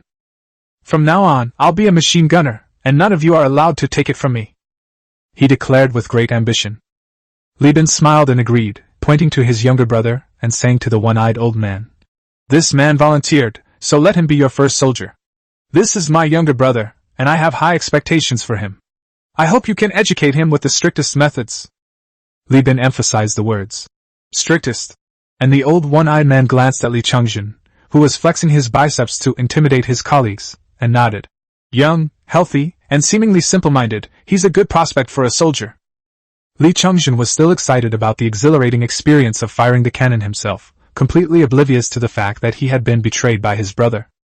The next day, penniless, Li Bin piloted the three-legged cat, leaving Kazalin, this industrial money pit, and headed towards the nearest hyperspace jump point. The Tulia galaxy is more than 10 light-years away from Li Bin's destination. This is a spatial span that even the speed of light has to be measured in years. With the three-legged cat's own engine, which takes more than 10 days to cross the galaxy, by the time he reaches his destination, people will have changed. Therefore, intergalactic transportation requires the use of hyperspace. This is a barren, violent, and extremely unstable world, existing in dependence on the main world. Furthermore, hyperspace has a unique characteristic. Stars in the real universe are reflected in hyperspace, and the distances between them in hyperspace are much smaller than in the real universe. In other words, by venturing into hyperspace and enduring a hyperspace storm, one can spend a few days traversing light years to expand business beyond galaxies. Compared to the immense power of nature, spaceships still seem far too fragile. Even with giant ships several kilometers in size, compared to the complex and chaotic hyperspace, it still feels like returning to the age of exploration, where sailboats traverse the Atlantic. Everyone knows that nails were a luxury in New York, and England had the largest nail factory at the time, but only a minority ever dared to board the ship. Similarly, everyone knows that food is cheap on agricultural planets a few light-years away, and there is not a single grain of organic soil in the Tular galaxy, but wealthy people would rather rot and stink in the space station than risk going into hyperspace. Only those with no way out, like Li Bin and his crew, would venture into this field and fight for a future. Chapter 18 Hyperspace Travel. Chapter 18 Hyperspace Travel. We will enter the jump point in 30 minutes. The ship will begin self-checks. Crew members without missions, please return to your quarters immediately. Li Bin recited the procedure over the radio as if it were a script. At this time, the three-legged cat had arrived near the hyperspace jump point, and a sphere that emitted blue and purple light like a special effect was suspended in the void. The sphere contains vortices and faint light. Anyone who sees the jump point for the first time will feel fear of the unknown. This sphere is not stable. It seems to expand and contract regularly due to some influence. When it is large, its diameter exceeds 10 kilometers, and when it is small, it is only 3 or 4 kilometers. As the sphere expanded and contracted, the spaceships in front were swallowed up one by one. Looking at the line of spaceships, Li Shu inexplicably recalled the mythical stories that Li Bin had told her before. The gods hung high in the sky, and the people lined up to kneel and pray, offering all their sacrifices. Li Chongjin looked around at the ships with great interest, calling out their names and specifications one by one, and muttering sarcastically, "Haha, a bunch of frigates, these little things that are only 60 or 70 meters long dare to cut in line?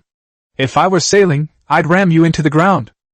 Seeing her younger brother so carefree and happy, Li Shu's worries lessened considerably. As bridge commands became more frequent, and under the tense gaze of everyone, the three-legged cat crashed into the blue-purple jump point.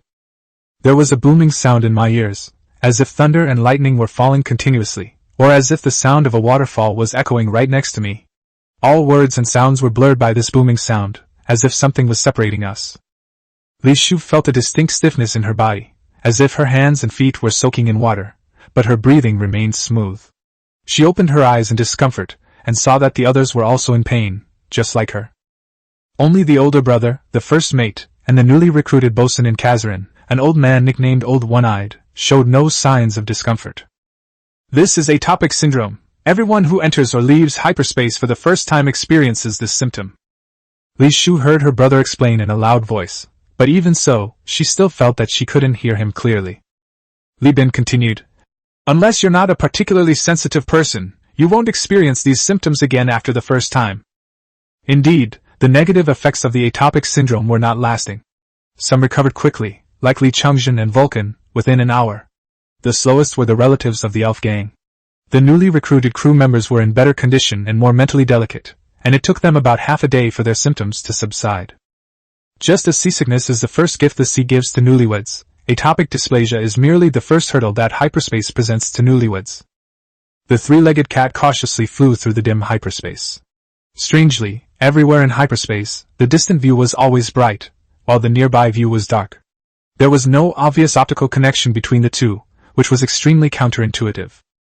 Even though the speed remained unchanged, the spaceship consumed fuel at a rate dozens of times faster than in the real universe. Just looking at the rapidly spinning fuel gauge was enough to make one nervous. Moreover, hyperspace is not empty, it has unique terrain. During its voyage, the three-legged cat would occasionally collide with a sparse mass of matter that resembled a cloud. Humans, following custom, named it a hyperspace nebula. These nebulae would occasionally release light or heat when they gather together, causing enormous damage to ships within their range. Therefore, humans called them hyperspace storms.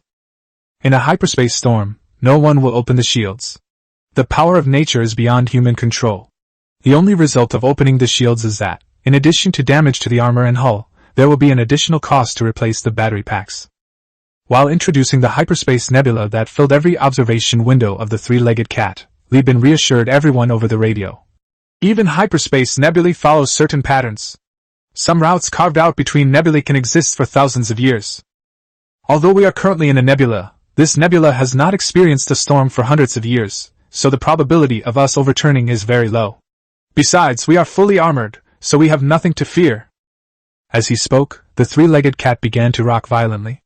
The crew looked at the captain in horror, and even Jeffrey's face showed a look of surprise and uncertainty.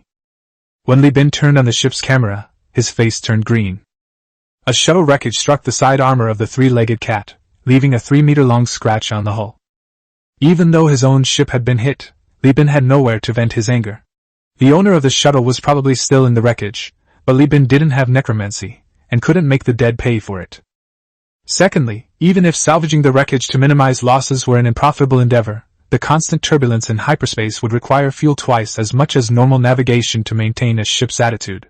Of course, if Li Bin were to get incredibly lucky and encounter a cruiser or even a capital ship, the situation would be entirely different. During the few hours of the salvage operation, Li Bin burned through 1/10 of his fuel. What bad luck! Li Bin steered the ship to avoid a secondary collision with the wreckage. These nebulae are essentially matter, and the spaceship's speed would slow down as it sailed through them, just like a person in water. Once the ship left the nebula, its speed would pick up again. Hyperspace is undoubtedly much more lively than galaxies. One of the most significant reasons is that the mapping distance in hyperspace is smaller than in the real universe. Therefore, in prosperous and mature shipping lanes, one can see ships all around, and everyone navigates according to habit and tacit understanding, dedicating their blood and sweat to insatiable giants. In addition, there are thrilling robberies and wars.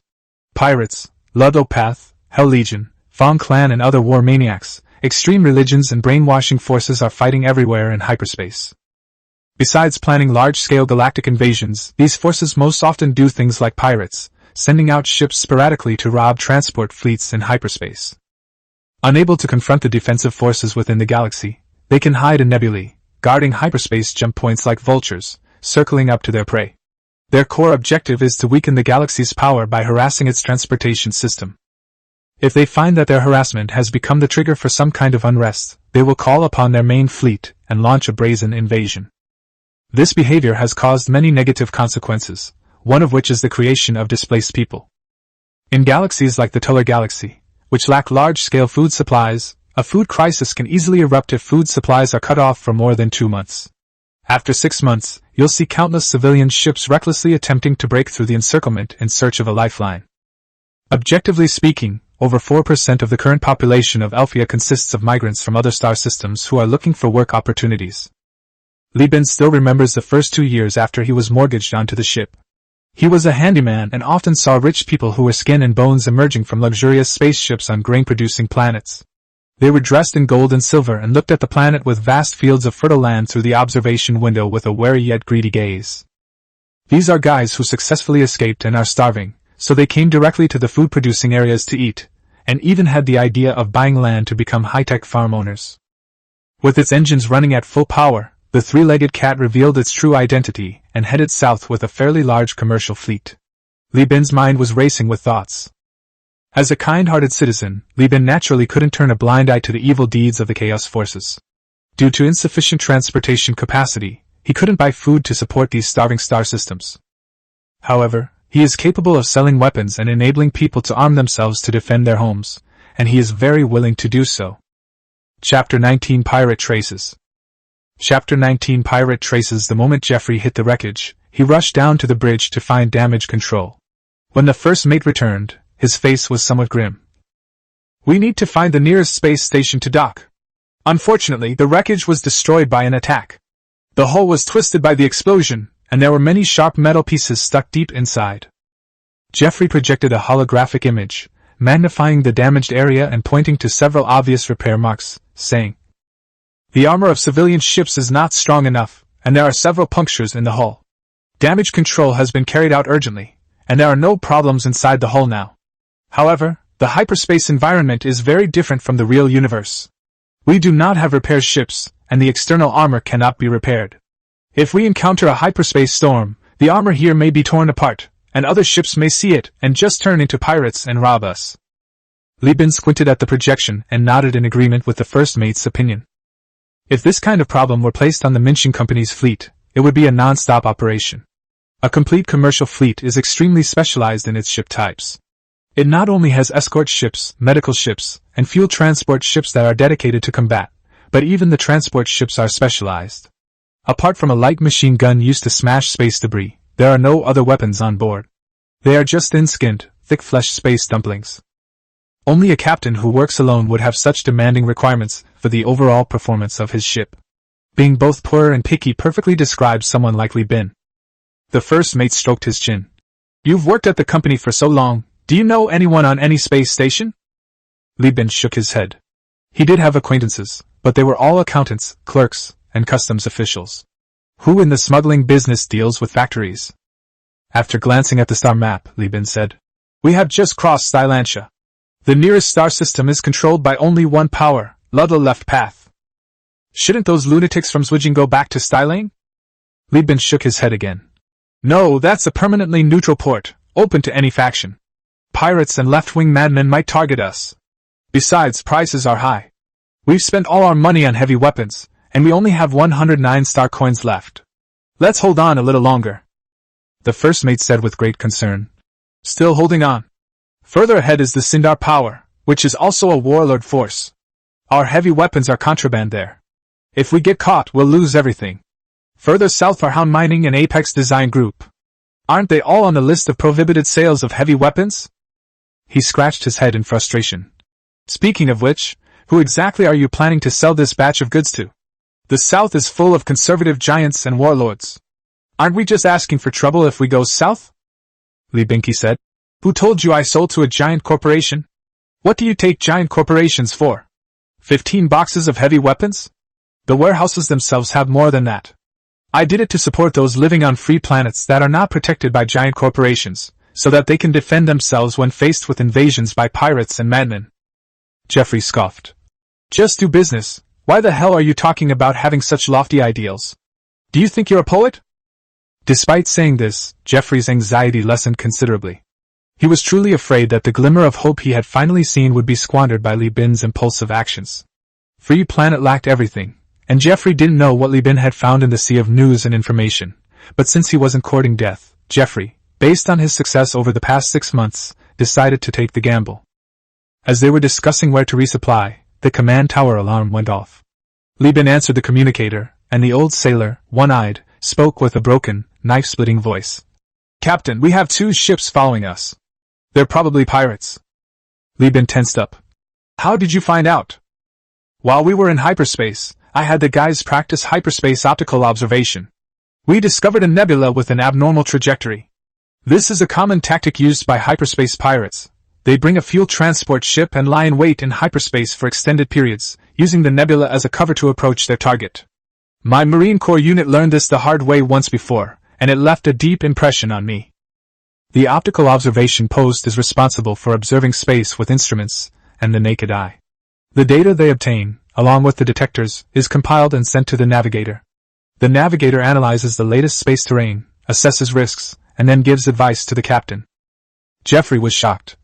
We're with a large trading fleet. What pirate would dare to make such a move? The one-eyed old man said in a deep voice. We were caught pretending, and people saw through our act. They discovered our true intentions. The navigator of the three-legged cat was Li Shu. Although she had bought a navigator training course, she had only been working for half a year and lacked experience. She was tricked by the pirates. She lowered her head in shame, and Jeffrey quickly comforted her. Girl, this has nothing to do with you. A proper navigator training course takes at least 5 or 6 years. Blame your brother. He's just too stingy to spend the money. Li Shuwei shook her head almost imperceptibly. Seeing that it wasn't working, the first mate nudged Li Bin. She's your sister, you should comfort her. Li Bin rolled his eyes at Jeff, thinking to himself. What do you take my sister for, some princess who can't even lift a finger? She's a proper worker, someone who drives a forklift all day long, clutch and lever in hand. How can you comfort her with such a soft and cute approach? You have to make her feel needed. Without looking up, he said. You're the only navigator on the ship. You have to look at the star charts and analyze things. Don't cry your eyes out. These words were worth 1,000 words of comfort. Li Shu immediately wiped her face and threw herself into her work with even more energy. On the command platform, Li Bin summoned the old one-eyed man. Boss, come to the bridge immediately. Then communications were cut off, and the ship's alarm was immediately sounded. A cold, mechanical voice echoed in every compartment and section. Pirates detected. All crew members, collect your weapons and combat medications immediately, remain at your posts, and obey orders. The yellow warning lights came on, and the once quiet cabin was filled with hurried footsteps. This was the first time the three-legged cat was facing a formal naval battle, and all the crew members were extremely nervous. Li Bin cleared all trade information from the desktop, switched to battle mode via holographic projection, activated all optical observation posts, and directed the detectors in the direction the old one-eyed man was pointing. Jeffrey scratched his head, becoming anxious again. How about we find a star system to enter first? Heavy weapons are prohibited, that's one thing, let's avoid the pirates first. That's exactly what they want. Li Bin flatly rejected the idea. You heard what Old One-Eye said too, that the hyperspace pirates brought fuel transport ships, right? When they land at the jump point, do you dare bet on how many days it will take them to get there?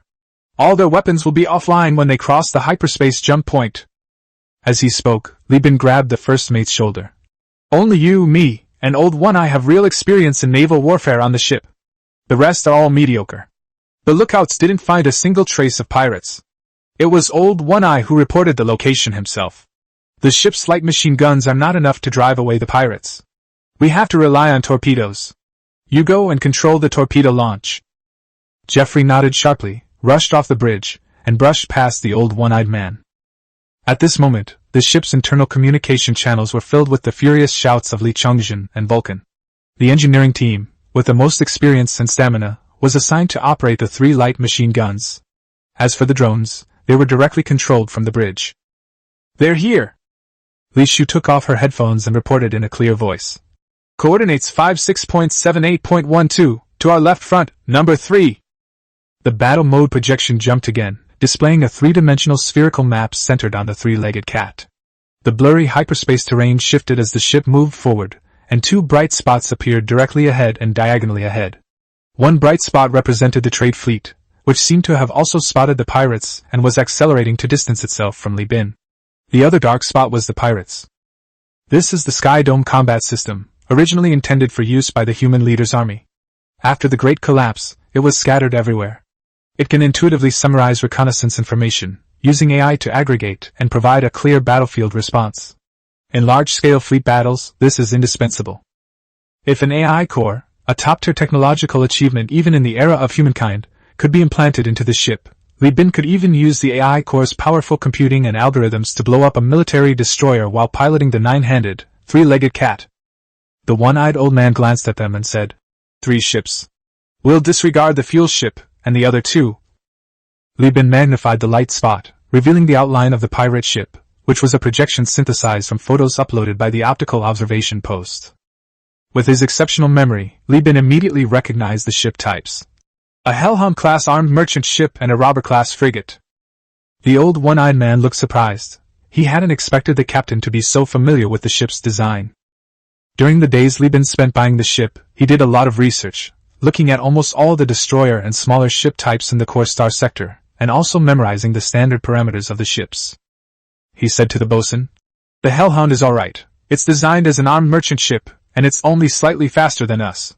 The robber class is a fast ship designed by pirates. Although it's made of simple materials, the three-legged cat probably can't withstand its back-mounted attack. Once the engine is damaged, we're finished." The old one-eyed man nodded.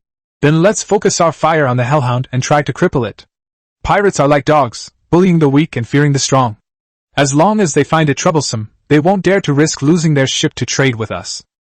Li Bin nodded and then asked, "How's the training for armed sailors? Are they any good?"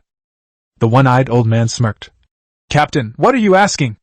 It's only been a few days. How could you possibly train someone like that? If it really comes to boarding, you'd better hurry up and get into the life pod and run."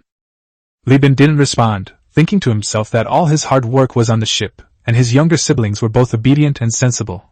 How could he bear to run away? Besides, escaping through hyperspace was almost certainly fatal. The ship still had heavy weapons. At worst, he could abandon the rudimentary ship and try to trade with the enemy using medicine tanks. That would give him a better chance of survival. Pirates are bullies who prey on the weak and fear the strong. If they really run away, they won't even know how they'll die. On the contrary, they have a better chance of winning if they go all out. Chapter 20 Naval Battle. Chapter 20 Naval Battle. "Damn it! The trade fleet ahead has entered the hyperspace storm!" The first mate angrily cursed in the channel. "They're trying to use the storm to escape!" Hyperspace storms are like hurricanes in the real world. Against the wind, it's hard to move an inch, but with the wind, you can be blown away. If you're running a 100-meter dash with the wind at your back, even Usain Bolt can only watch your farts. Using hyperspace storms for acceleration is a common trick of experienced captains. It's a numbers game of trade-offs between fuel, supplies, and repair costs. But this trade fleet clearly not only refused to come to my aid, but also seemed to have a sense of disdain, as if they wanted me to die somewhere far away from them. It's important to understand that helping each other to the best of one's ability is an unspoken rule for captains navigating deep space. After all, no one knows whether they will encounter attacks or natural disasters, and mutual support is one of humanity's trump cards for overcoming crises. As a large trading fleet, the opposing commander was a bit too cowardly. Even the old one-eyed man frowned in dissatisfaction. Even pirates with 2 escort ships were afraid of him. What did he have to do to subdue the other captains of the fleet? Wasn't he just going to get shot in the back? Li Bin didn't have time to curse at this moment. He calmly told the first mate to shut up. "What's the point of arguing? Just write this company down and never provide assistance if you encounter it again. Now focus on preparing for the naval battle." At this moment, Li Shu reported loudly. "The enemy ship is 18,000 meters away from our ship and is expected to enter our firing range in 5 minutes. Weapon slots up!" Jeffrey shouted in the channel. Weapon bays are the spaces reserved for weapons when a ship is first built. Shipborne weapons are no longer hand-cranked since the 21st century. Therefore, each weapon bay is equipped with complete components such as ammunition magazines, electric engines, circuits, and fire control radar. It is not as simple as digging a hole to make a weapon bay. These weapon bays are covered by movable armor, protruding like a barnacle lying on the surface of a whale, except that, unlike a barnacle, the weapon bays are retracted under normal circumstances and only open during wartime.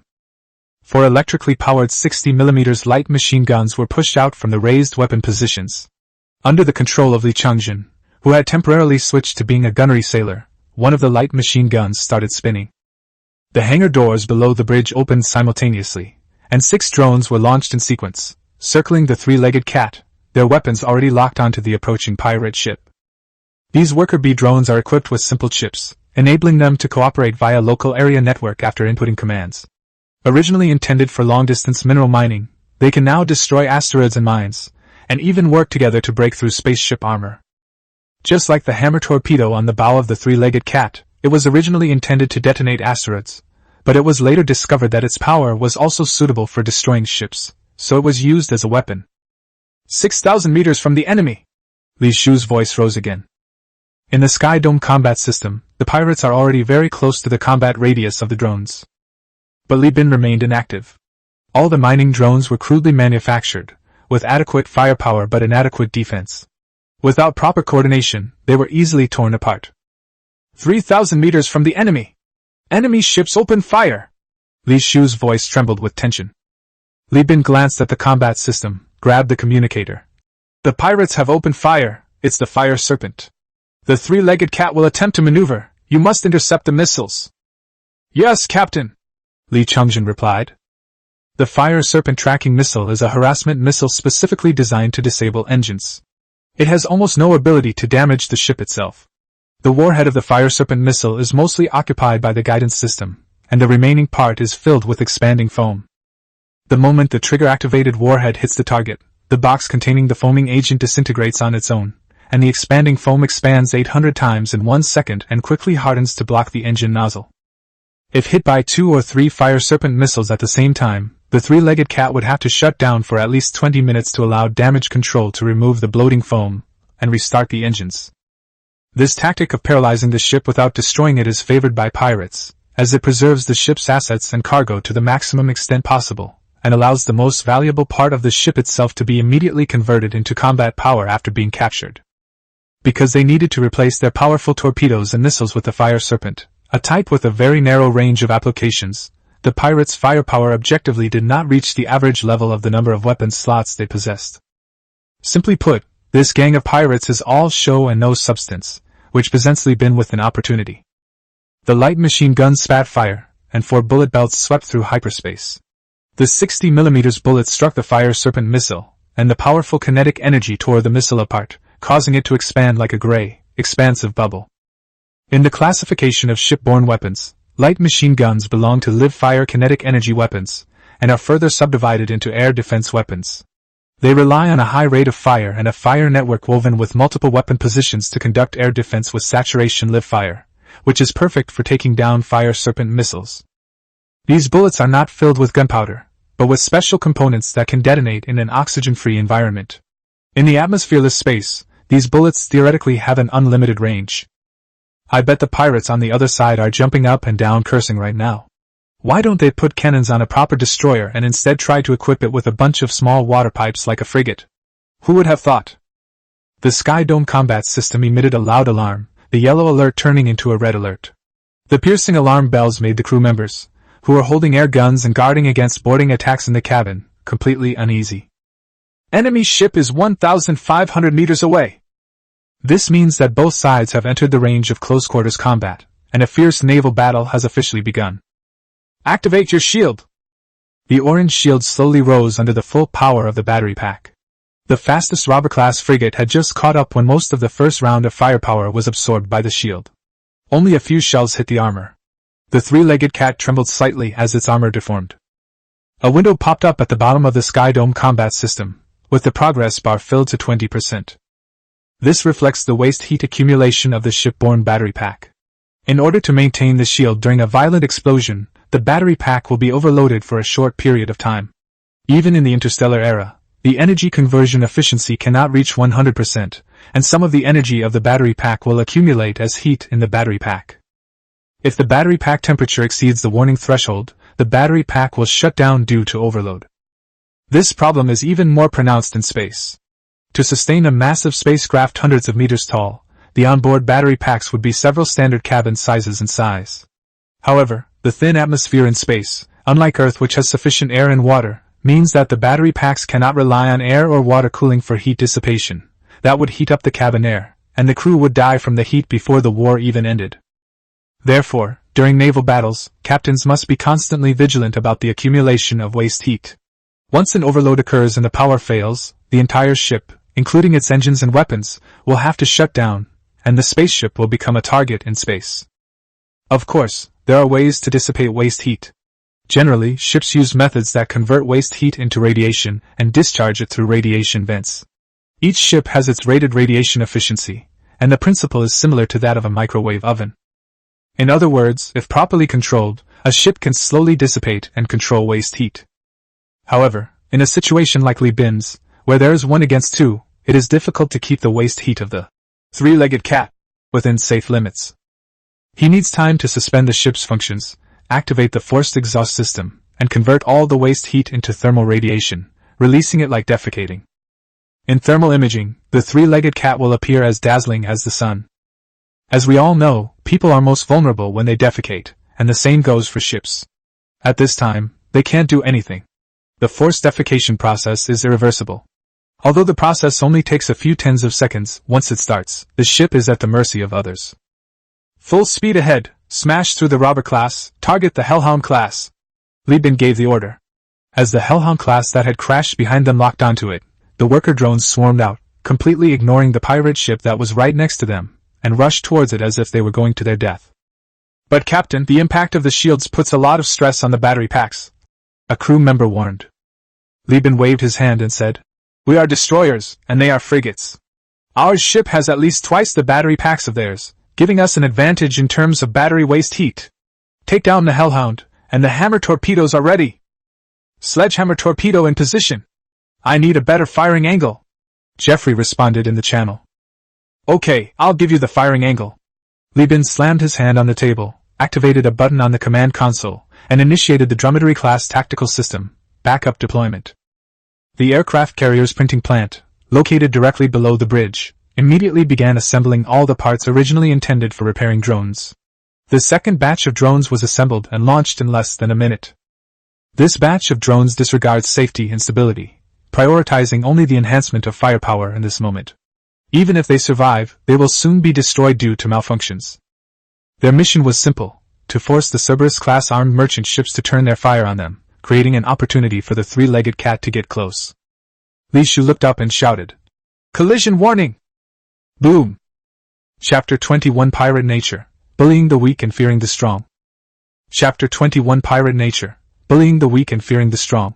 The moment the shields collided, the battery packs of the two ships began to discharge rapidly. Fortunately, the crew of the three-legged cat was not large. The damage control personnel who were originally responsible for maintaining the battery packs had been transferred to the middle of the ship in advance to deal with emergencies, so no one died. However, in order to cope with the high mortality rate of boarding battles and the need to immediately sail away captured ships, pirates always preferred to have as many people as possible. Now, there must be some technicians on the other side who have been electrocuted. The two ships did not actually collide. It was just a matter of their shields rubbing against each other. The flashbang also destroyed the nearest optical observation equipment. The pirate captain's fierce insults popped up in the public channel, and Li Bin only replied with WCNM, before blocking the pirate amidst the bewildered "I don't have a mother" from the other side. The waste heat of the battery pack has exceeded 50%. The pirates with only the escort ship's battery pack are also having a hard time. After an emergency separation, they dare not chase after the enemy, fearing that they will be rammed again by the madmen on the other side. So they force the exhaust by creating distance. The 320-meter-long, three-legged cat, carrying terrifying kinetic energy, charged towards the Cerberus-class carriers, shielded and armed with anti-aircraft fire. Keep in mind that Nimitz-class carriers are only 317 meters long. When docked in port for public viewing, those below felt as if they were facing a mobile town. Now the town has made progress. Evade! Hard port to evade! The bridge of the Cerberus-class destroyer was filled with alarms, and the pirate captain didn't even have time to direct the cannons to sink the drones that were harassing him. This ship is touted as an armed merchant vessel, but despite the name, armed, it only refers to its firepower. The hull itself is still that of a civilian vessel. Besides, the dromedary camel has the hull of a civilian destroyer, while the Hellhound is a frigate. How can an 80-meter-long mini-Karami withstand a 320-meter-long behemoth? If it were to collide head-on, its shield would be overloaded and paralyzed, and it would then have to withstand the high-speed, high-strength alloy space dump truck weighing tens of thousands of tons. Shortly after the robbery-class aircraft changed direction, the Sky Dome combat system provided its directional probability analysis. Li Bin directly transmitted the analysis to the artillerymen. "Keep an eye on the lead and sweep away their shields!" Li Chongjin was sweating profusely in the weapons control room, shouting loudly until his voice was hoarse. There is no air in space, but the ship is solid. The sound wave conduction speed of solids is much higher than that of air. The sound of the light machine gun firing continuously could not be heard on the bridge due to the soundproofing, but Geoffrey, who was right under the gun, could hear it more clearly than anyone else. He had to shout to speak. Because of its small size and fast liquid cooling, the gun barrel was able to be cooled quickly, so a system for timely heat dissipation was used. However, hot water would pass through the gunner's compartment, and after prolonged firing, the temperature inside had reached 30 degrees Celsius. But he was in incredibly high spirits. Lee Chungjin and his coworkers stripped naked, bent over, and fired their guns.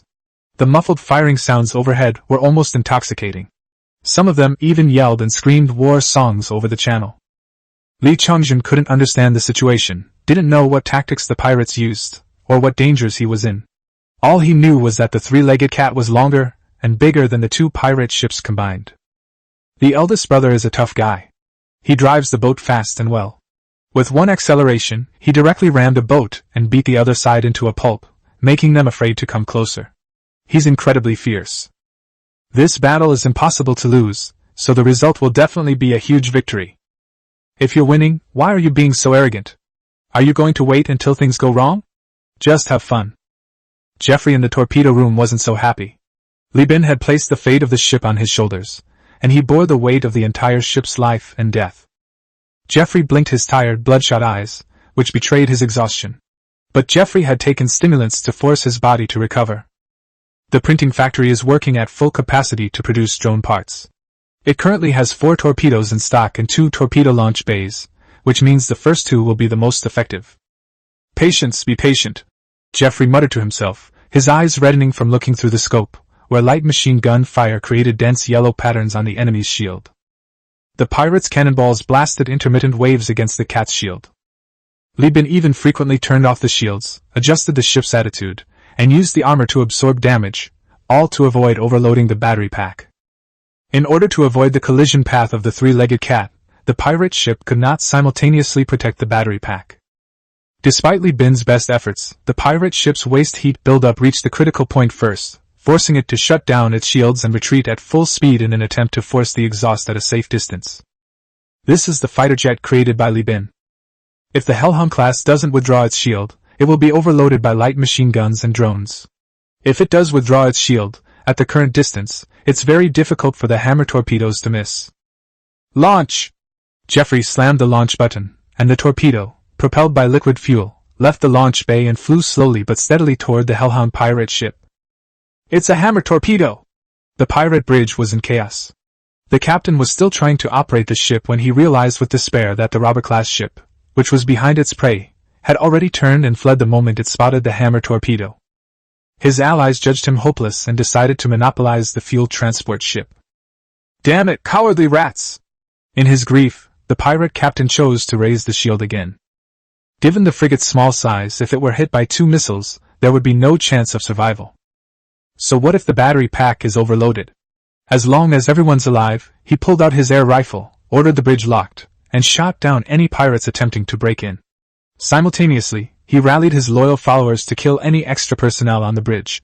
Then, commanding his loyal followers to the escape pod next to the bridge, the pirate leader and his core members decisively fled amidst the ship's tremors and the battery pack's failure to operate. No sooner had they left than a 4-meter diameter torpedo shattered the bridge observation window and detonated right in front of them. Send! Geoffrey sat in his assigned chair and happily imitated Li Bin's verbal tics, shouting out loud. The ship is a total loss. The frigate was hit head-on by a torpedo and is now partially paralyzed. Without the bridge, it's practically a vegetable. Bosun! Li Bin shouted with high spirits. Gather the crew, distribute food and medicine, and prepare to seize the ship. The old one-eyed man glanced at the fleeing robber-class frigate, utterly speechless. He didn't know what to say. In all the wars he had ever experienced, this was probably the most childish. It was clearly a situation where the pirates had the upper hand, and he was mentally prepared for special operations on board the ship. In the end, it turned out that the pirates had 2 leaders, who were obviously half-hearted. They were easily defeated by this hot-headed captain's all-in approach. It's a battle of wits between novices, but the ship's crazy approach to crisis management really suits his taste. Yes, Captain, the one-eyed old man replied, thinking about something as he left the bridge. The engineering crew had just finished firing their guns and were exhausted. They needed to have a meal and rest before they could work again. There was no rush. As for Li Bin, He is working with damage control to assess the extent of the ship's damage. Captain, this ship really can't hold on any longer. We've taken 15 shells, and there's not a single part of the frontal armor intact. The aircraft carrier deck is damaged, and one of the hulls has exploded. We need to repair it. In the projection, the person in charge of damage control, wearing a helmet, was clinging to the pipe like a sloth, hanging upside down with the welding gaps, and his mouth was full of bad news. Li Bin was in high spirits after winning a battle, and the fatigue from days of heavy data work was swept away with this outburst. Plus, he could salvage another ship to recoup some losses, so he readily agreed to the ship repair. Jeffrey! Still alive? Get out here and get to work. Another ship! Looks like it can still be repaired. Li Bin called out over the channel. Jeff's rough voice was a mix of joy and exhaustion. I'd rather die than you. And I took down this ship. I did a great job. You'd better give me a big bonus. Chapter 22 Bloodshed. Chapter 22 The salvage of a bloody battlefield is not the same as the salvage of wreckage. The most significant difference is that there are often quite a few living people on the docked ships in the battlefield. What to do with these people becomes a problem. If they are detained, they will consume food and may even rebel and seize ships in the chaos. Kill them all. Searching them one by one would be a hassle. A pirate might suddenly appear from any corner, causing casualties among the crew. These crew members are all from Li Bin's hometown. In ancient times, they would be true soldiers from their hometown, the backbone of the future fleet. It would be too heartbreaking to see them die like this. Wouldn't going to completely wipe them out be a bit too extreme? Li Bin pondered, stroking his chin. He certainly wouldn't recruit pirates, especially hyperspace pirates. Shooting them all outright might result in some innocent people being wronged, but if he shot every other one, there would definitely be some who escaped. Besides, capturing live pirates would be a reward. Torn by this decision, he decided to seek advice from professionals. On this ship, no one was more knowledgeable than the veteran, Old One-Eyed. Upon hearing Li Bin's question, this veteran quickly provided the optimal solution. Then let's use it for training. Captain, you need to train armed sailors. Armed sailors can't be trained by shooting at targets. They need to be made to kill. Isn't this the perfect environment with criminals? If a pirate is killed, that's considered his fate. If he survives, we can take him for a reward. The one-eyed old man shoved a powerful air rifle into Li Bin's hands, saying, Captain, you come along too. I'm going too. Li Bin was stunned. I'm not going to be an armed sailor. The one-eyed old man turned to grab the next gun, muttering, Captain, to be honest, you're good in every way, except you're too soft-hearted. You'll suffer if you don't change soon. Things are different now than in the days of man's rule. What captain doesn't have blood on his hands? If you walk into a tavern, people can tell at a glance that you're a greenhorn. You have to toughen up, you have to kill ship after ship. Not the kind of bombardment, not the kind of crew fighting, but the kind of killing your way through an entire ship. Don't be afraid, Old One-Eye is with you, nothing will go wrong. As he spoke, several slender, sharp metal legs extended from his prosthetic leg, causing the Old One-Eyed man to shrink in stature, becoming half human, half spider like a spider walker. A chainsaw blade sprang from his left prosthetic arm, spinning rapidly. Most terrifyingly, the Old One-Eyed man maintained his nonchalant expression, creating an indescribably horrifying contrast. After going through this, you and your men will be different, very different. Jeff, swallowing hard, whispered in the channel. Goodness, Captain, where did you find this killing machine? He talks about killing people like it's nothing. Li Bin didn't reply, thinking to himself. Killing people is nothing. Look at Old One-Eye now. He's scared his pants so much. He's not even human anymore. He's practically a super-modified mechanical soldier. No wonder this guy has been able to fight for over 20 years. It turns out he has so many amazing tools hidden on him. His skills are enough to make him a qualified instructor. I wonder why he even thought of going out to work on his ship. Could it be that he, like the chief instructor of the 800,000 Imperial Guards, is destined to be trapped in the Snow Mountain Temple? Li Bin shook his head, clearing his mind of distractions, and tentatively asked, Does killing someone make you tough? The one-eyed old man nodded and then shook his head. Killing more people will make us look tougher. Okay. Li Bin nodded. I trust you. Wait for me a moment, I'll call the first mate too. Jeffrey's anxious voice came through the channel. Hey! I've killed people before. I don't need to practice. I just fired and wiped out a whole bunch of them. Stop talking nonsense. Haven't you heard people say that killing more makes you tougher? You'd better just come with me to hell. Li Bin's voice was still on the channel 1 second, and the next second he kicked open the door, grabbed Jeff, and dragged him out like a dead dog, ignoring Jeff's cries of pain. Per Jeffrey, the effects of the stimulant had just worn off, leaving him weak, exhausted, and unable to resist. He was forcibly taken away by Li Bin. "Come on! I'll fucking kill you all! Put down your weapons! I'll say it again, put down your weapons!" In the cramped restaurant, two groups who had broken off negotiations used overturned tables, chairs, and cabinets to draw their guns and shoot at each other. 1 hour after boarding, they had advanced less than 200 meters, hadn't even thoroughly searched one deck, and had already encountered 3 waves of pirates. Of the 20 members of the boarding team, 4 were already injured. The specialized air gun inside the cabin is less powerful than a rifle on Earth, has almost no recoil, and is powerful enough to kill. Li Bin didn't have the money to change everyone's combat uniforms, so everyone wore crew work clothes. The front row was equipped with bulletproof shields made of high-strength alloy, but in the narrow and complicated space, stray bullets at strange angles always hit the unlucky ones. After all, there is no gravity in space, and people can run up, down, left, or right. The pirates could simply lean the tables and chairs against the wall to create cover. The stench of blood and the faint wails around him were a constant source of agitation for Li Bin. Unlike the boarding raids he fought at Minshin Company, legitimate companies never proactively invaded pirate ships. They always remained inside, taking advantage of their home field advantage to deal with any pirates who boarded.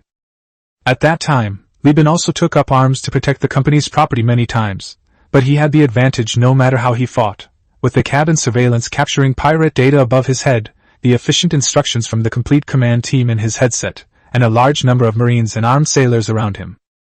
Now, with a series of soft popping sounds, the air gun bullet embedded itself in the dining table.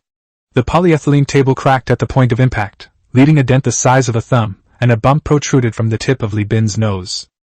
He instinctively pulled his face back, and at the same time, a second round of bullets hit near the crater, the plastic structure unable to withstand the impact and exploding with a fist-sized hole. On the battlefield, where death was only 10 centimeters away, Li Bin's adrenaline surged like urine, his heart pounded as if it were about to fly, and his brain was congested with blood, making him feel somewhat dizzy. His eyes darted around, and he saw the old one-eyed man gesturing at him. Li Bin instinctively shouted, "Cover!" As soon as he finished speaking, he raised his guns and opened fire on the other side. The crew members raised their guns as well, and the barrage of fire immediately suppressed the enemy. The old one-eyed man's legs transformed back into alloy spider legs, his toes piercing the cabin structure. Under the cover of gunfire, he hissed as he climbed up to the ceiling. With a flick of his 8 spider legs, he crashed into the pirate bunker above him like a cannonball. His prosthetic limbs ejected chainsaw blades, and without any visible movement, a large spray of blood gushed out, trembling in the air like a living thing. The sudden turn of events caused the pirates to turn their guns around, creating a huge gap in the enemy's defensive firepower. Seeing this, Li Bin kicked the first mate and his younger brother, who were cowering to the side, and shouted, "Charge!" Li Changjin raised his bulletproof shield, while Li Bin pressed his gun against his brother's shoulder and pulled the trigger forward.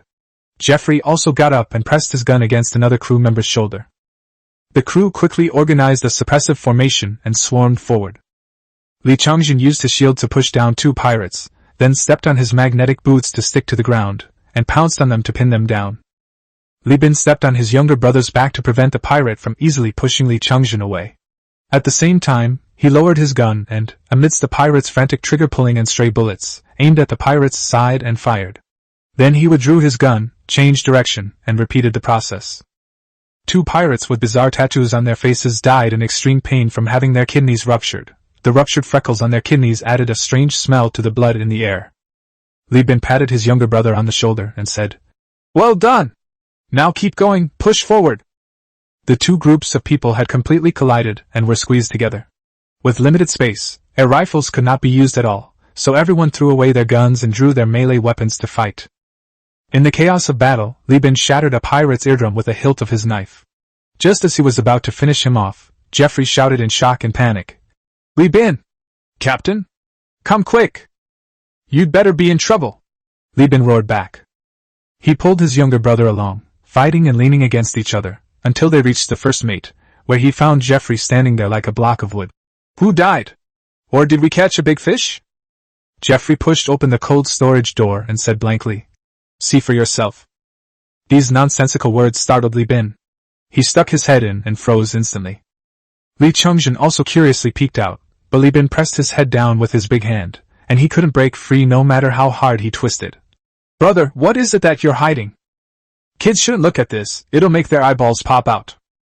Li Bin shrank back, his face ashen, and his words were squeezed out from between his teeth, as if there was a chilling aura brought from a cold storage, making Li Chongjin shiver all over. Jeffrey muttered in a low voice. "So many, how can you do that? They're only so big." Li Bin gripped the knife handle tightly, the image of the cold storage room flashing repeatedly through his mind, his heart burning with rage. This bunch of bastards, not content with just stealing boats and killing people, they actually beheaded and gutted the corpses, hiding them in cold storage like meat, and even sorting them by age, not even sparing the babies. At this moment, Li Bin deeply understood the reason why the old one-eyed man wanted him to personally lead the team to see bloodshed. Such a great shock finally made him realize what the evil of human nature is. The Great Famine in the history books was described lightly, and when people ate each other, it was no less impactful than a spiritual tsunami. He felt his mind was being tested. The people who were born under the red flag and grew up in the spring breeze were dying, and he, with his hands stained with blood, was born in response. "Slaughter them all, leave none alive!" Chapter 23. Not a single one left behind. Chapter 23. The restaurant of the Hellhound-class frigate was filled with an unusual atmosphere. Despite the fact that Old One-Eyed had managed to exchange 26 lives for one serious injury thanks to his charge and the resulting firepower, everyone, including the gangsters from the industrial zone, wore expressions of shock. After the restaurant was shut down, Old One-Eyed went to the cold storage and suggested that Li Bin have each crew member enter the kitchen's cold storage in turn, a suggestion that Li Bin expressed concern about. He believed that some of the crew members who went to war were under 20 years old and had a young mindset, and that they might be traumatized by the experience. This is a legacy of Li Bin's preconceived notions from his previous life, which prevents him from truly regarding these physically precocious people as mentally sound adults. The old one-eyed man advised, "Captain, I can tell you're an old-fashioned man. Persis isn't what it was 200 years ago. Old-fashioned people may have friends, but they're useless. Once your men are on board, they'll be different from ordinary people. Their lives will be forged in blood and fire. Some things are better seen sooner rather than later. As for psychological trauma or illness, forgive me for being blunt, but that's a matter of life and death." Li Bin finally nodded and started going in one by one, beginning with his younger brother. Those who returned were initially gripped by extreme panic, some even vomiting, but a few minutes later, anger ignited everyone's reason. Li Chongjin's upper face was crying, tears welling up in his eyes in the weightlessness, which he kept wiping away. His lower face was furious, his gums clenched, his lips pale, and his whole body under the helmet was extremely ferocious. People like Vulcan, who came from a rough background, felt it even more deeply. He was originally wrapped up tightly in his work clothes, and after strenuous exercise, he was extremely hot. Just one glance made him feel completely exhausted, and his whole body was cold and trembling. Memories of his past blatant extortion on the streets flooded back, and a wave of fear washed over him. It was as if he could see his own reflection in the cold storage, clinging to meat as it was being cut. If the captain hadn't pulled him back, he might have truly become a beast in human skin. The former thug's lips trembled, his emotions shifting between regret and relief. He felt only gratitude towards Li Bin. The original plan was to rest for 10 minutes and eat something to replenish energy, but after witnessing the cruelty of being hidden in the cold storage, no one could eat anymore. The things these scumbags did were so heinous that they are beyond description, even in ancient history. They didn't eat people to fill their stomachs, they ate people for their own amusement. Among the Perseid pirates, this ship's scum was top-notch. If other pirates knew about their inhumane acts, the first thing they would probably do is skin these guys alive and be ashamed to be in the same profession as them. Li Bin locked the cold storage, his gaze sweeping over the silent crowd lined up in the restaurant, clutching their weapons, before his burning gazes were fixed on him. He said in a deep voice, "Gentlemen, I've heard of an ancient ritual for commemorating the dead called blood sacrifice, which uses the heads and hearts of criminals.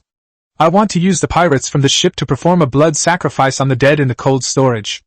Is anyone willing to join me?" Roar! Roar!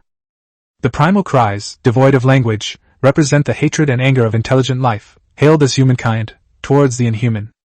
Li Bin raised his hand and roared, "Leave no one alive!" After saying that, he took the lead, kicked open the restaurant door, and rushed out with a bulletproof shield in hand. Behind him were the crew members, panting heavily, clinging tightly to him, forming a moving wall of flesh and steel. Crew quarters, cargo holds, decks, armories. The crew advanced with astonishing fighting spirit. The pirates wanted to concentrate their forces to fight back, but the frigate was too small and didn't have enough rooms. When faced with too many people blocking the entrance and the bulletproof shields being pushed back by the dense kinetic energy, Reborn immediately called for backup, instructing the engineering team to take out welding torches and cut and drill holes on the spot to create firing ports. If they continue to resist, the ship's light machine guns will lock onto their positions and bombard them relentlessly, tearing the pirates and the ship's cabin apart. When someone was wounded, they were dragged back. After the wounded left, they told others about the pirates' barbaric acts. Upon hearing this, the crew members who remained volunteered to join the battle to make up for the number of pirates. Half an hour later, the number of pirates dwindled and their morale collapsed. When the first pirate leader surrendered, the remaining pirates began to give up resistance room by room. The more than 30 pirates who surrendered were disarmed and gathered outside the restaurant's cold storage, where they hung their heads anxiously.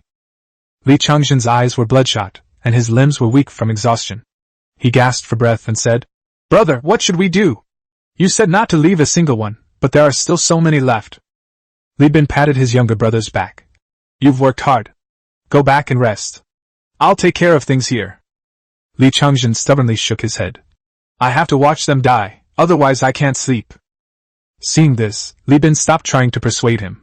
He grabbed a screwdriver, pliers, and a crowbar from his toolbox in the cargo hold, threw them into the crowd, and said, "The number of tools here determines the number of people who can live. The rest will die. The choice is yours." After saying that, he winked at the one-eyed old man, then turned and left. Behind Li Bin, a quick-thinking pirate grabbed a crowbar and plunged it into another man's eye socket. Some pirates saw through Li Bin's plan and shouted that he only wanted to see them fight amongst themselves and had no intention of letting them live. They should unite and resist. Before he could finish speaking, the man's back was stabbed bloody and mangled by several pirates wielding tools. Everyone knew this was possible and instinctively resisted this outcome. They had run out of air rifles, and now 20 air rifles and several bulletproof shields were blocking the front and back doors. What could they do? They could only gamble that Li Bin would keep his word. If someone speaks up at this point, wouldn't that harm the person who got the tools? Then the only option is to shut him up forever. When Li Bin dragged his tired body through the connecting passageway back to the three-legged cat, he saw that the passageway entrance was crowded with crew members, all looking at their terminals and watching the pirates kill each other. Li Shu saw her brother and sister's clothes, which had been soaked and dried repeatedly, piled up on their dark red work clothes. The strong, pungent smell of blood assaulted her nostrils, and her face turned deathly pale. Her fingers trembled as she reached out. Upon seeing his sister, Li Changzhen's legs went weak and he collapsed, leaning against Li Shu and bursting into tears. "Sister, you beasts! You're all a bunch of beasts!" Li Shu hugged her younger brother, feeling helpless, and stroked Li Changzhen's sticky helmet. Her eyes were full of heartache that she couldn't express. She then hurriedly looked up at Li Bin. Li Bin gave a weak smile from inside his helmet. "I promised a blood sacrifice, and the pirates are carrying it out now." Seeing that his sister's eyes had not changed at all, he comforted her instead. "Don't worry, it's all enemy blood. I'm the captain, I'm well protected. Are there any shower booths still available? I need to take a shower." Crew uniforms are designed to ensure crew members survive even if they are thrown from the ship's hold. They can even isolate the air and blood. However, after taking a shower and changing into new clothes, Li Bin seemed to smell blood on his body. The blood that had seeped into the respirator seemed to seep into his body with every breath. Looking at his clean hands, Li Bin realized acutely what the bosun meant by different. Even though he was now weak from overwork, he felt as if he could easily kill himself from a few hours earlier. "Captain, it's all done!" The bosun's voice came through the channel. The old one-eyed man remained as calm as ever, as if he hadn't just experienced a major battle, but was simply taking a bath. Li Bin nodded, then rallied his spirits and said, "Let's hold on a little longer and seal this ship off. We can't stay in hyperspace for too long. We can deal with the looting later when we get to port for repairs. After all, 2 pirate ships have escaped and could be back at any time. As for the cold storage..." At this point, Li Bin was somewhat speechless. He didn't know the names of the victims, or even where their hometowns were. After hesitating for a while, Li Bin sighed and said, "Don't move the bodies from the cold storage. Everyone is already under enough mental pressure. Don't torture them any further." Let Jeffrey use the exploration robotic arm to dismantle the cold storage and launch it according to the cosmic funeral procedure. He fulfilled his promise to hold a memorial service, but the deceased is gone, and the living must continue to struggle to make a living. Chapter 24 Harvest Inventory and Ship Repair. Chapter 24. The inventory and repair of this ship were much faster than the dismantling. By blocking the openings in the hold with steel plates and securing the wreckage to the belly of the three-legged cat with high-strength alloy cables and trusses, it could be taken away. The pirate's corpse was thrown directly into hyperspace, and the three-legged cat slowly drove into the nearest new Asiatic system, dragging its wreckage. The Neo-Asian galaxy was the first galaxy colonized by the human race in the Perseus constellation. Its geographical location is extremely advantageous, with a very even distance from any peripheral galaxy in the Perseus region, making it truly the heart of the Perseus region. Because of its geographical location, the original plan of the human realm was to use it as the location of the governor's office of the star system colony, and to name the star system the New Asia Star System, placing great hopes on it. After the Great Collapse, this place was divided up by several giant corporations. Later, the hegemon established by the former leader's navy swept through all the giant corporations in this star system and incorporated them into its territory. This galaxy is now ruled by the Sindar Strongman, a military government that rebelled against the overlord and declared independence. The Sindar regime is extremely conservative in its politics and diplomacy. In order to maintain its economy against its former overlord, it has to reach an agreement with other giant corporations to recognize the existence of Noria as a free planet. Although Nosha is heavily influenced by the Sindar regime, heavy weapons are not contraband on this planet, at least. Spaceship docking. Connect the air circulation duct. Orders shipped. The bridge of the USS Three-Legged Cat was bustling with people, and the crew was busy at work. Nosha is a metal-silicate planet that relies primarily on seasonal mineral mining for its livelihood. Food is scarce, yet it hosts a large number of refugees, and food prices are 2 star coins higher than on Elphi. Having just gone through a bloody battle, the crew was extremely exhausted, so Li Bin could only give them 2 days off. Just look for projects to do at the port, don't go to the space station, and be careful. Li Bin paused, then added, This planet is very chaotic, with plenty of pirates and smugglers. Be careful when you drink and eat, lest you get drugged. My ship doesn't accept drug addicts. The crew members responded with shouts and disembarked in batches to rest. The engineering crew was on the second repair list. They had to scavenge the pirate ship. Looking at the pirate ship, Li Chungjin felt a pang of heartache. This ship is so good, an armed merchant ship, capable of carrying cargo and fighting. Why did we have to sell it? Li Bin pointed to the cargo hold of the three-legged cat on the terminal projection and said, First of all, we're out of money. Repairing the three-legged cat will cost hundreds of star coins. Besides, we don't have enough people. Adding another ship would require hiring 20 more crew members. Where will the money come from? Dismantle it and sell it? Secondly, didn't you see that the cargo hold of the three-legged cat is still 3/4 empty? We're loading high-value goods, the cargo hold is more than enough. Instead of spending time expanding the fleet, we should fill the ship first. And another thing! Li Bin kicked his younger brother. What are you doing standing next to me instead of doing your job, you team leader? Go find the first mate. Li Chongjin rubbed his buttocks and ran away muttering to himself. Li Bin sat in the captain's chair, enjoying a rare moment of leisure. The bridge, which had been bustling with activity just a dozen minutes earlier, was finally quiet. The technical crew members, having nothing to do during the ship's repairs, had already been given leave, and his younger sister, Li Shu, had gone to the port for an advanced navigator course. Last time they fought the pirates, the girl felt very guilty for not being the first to spot them. Later, her brothers fought alongside her, but she couldn't do anything, which put a lot of pressure on her. It's not that women aren't allowed to fight. Genetic adjustments have made the power differences between genders among space humans not obvious, truly achieving equality at the genetic level. Moreover, the proportion of women among the armed sailors trained by the old one-eyed man is not low. The reason for not letting his sister go to the battlefield is very simple. She was one of the few skilled workers on board, and the only navigator. Deep space voyages also relied on her to share the workload. This kind of mentally demanding work was not something Li Chongjin or Vulcan could handle. Li Bin slumped on the throne, melodious music playing in the bridge, and a star map slowly changing on the projector, with countless stars rising and falling like a sea of fireflies. He slowly closed his eyes, his tense mind relaxing. Brother! Come quick, it's a big shipment! Li Chongjin's hoarse voice boomed across the channel, startling Li Bin. "You'd better have something to say." Li Bin, still grumpy from being woken up by his younger brother, spoke with a dark face and an unfriendly tone. Li Changjin instinctively shut his mouth, then couldn't contain his excitement and shouted, "Brother, pirates are fucking rich!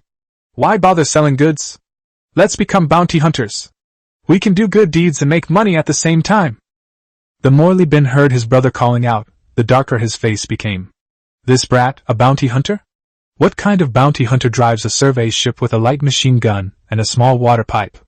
Besides, back in the American West, the ones who really made money were those who traded and panned for gold.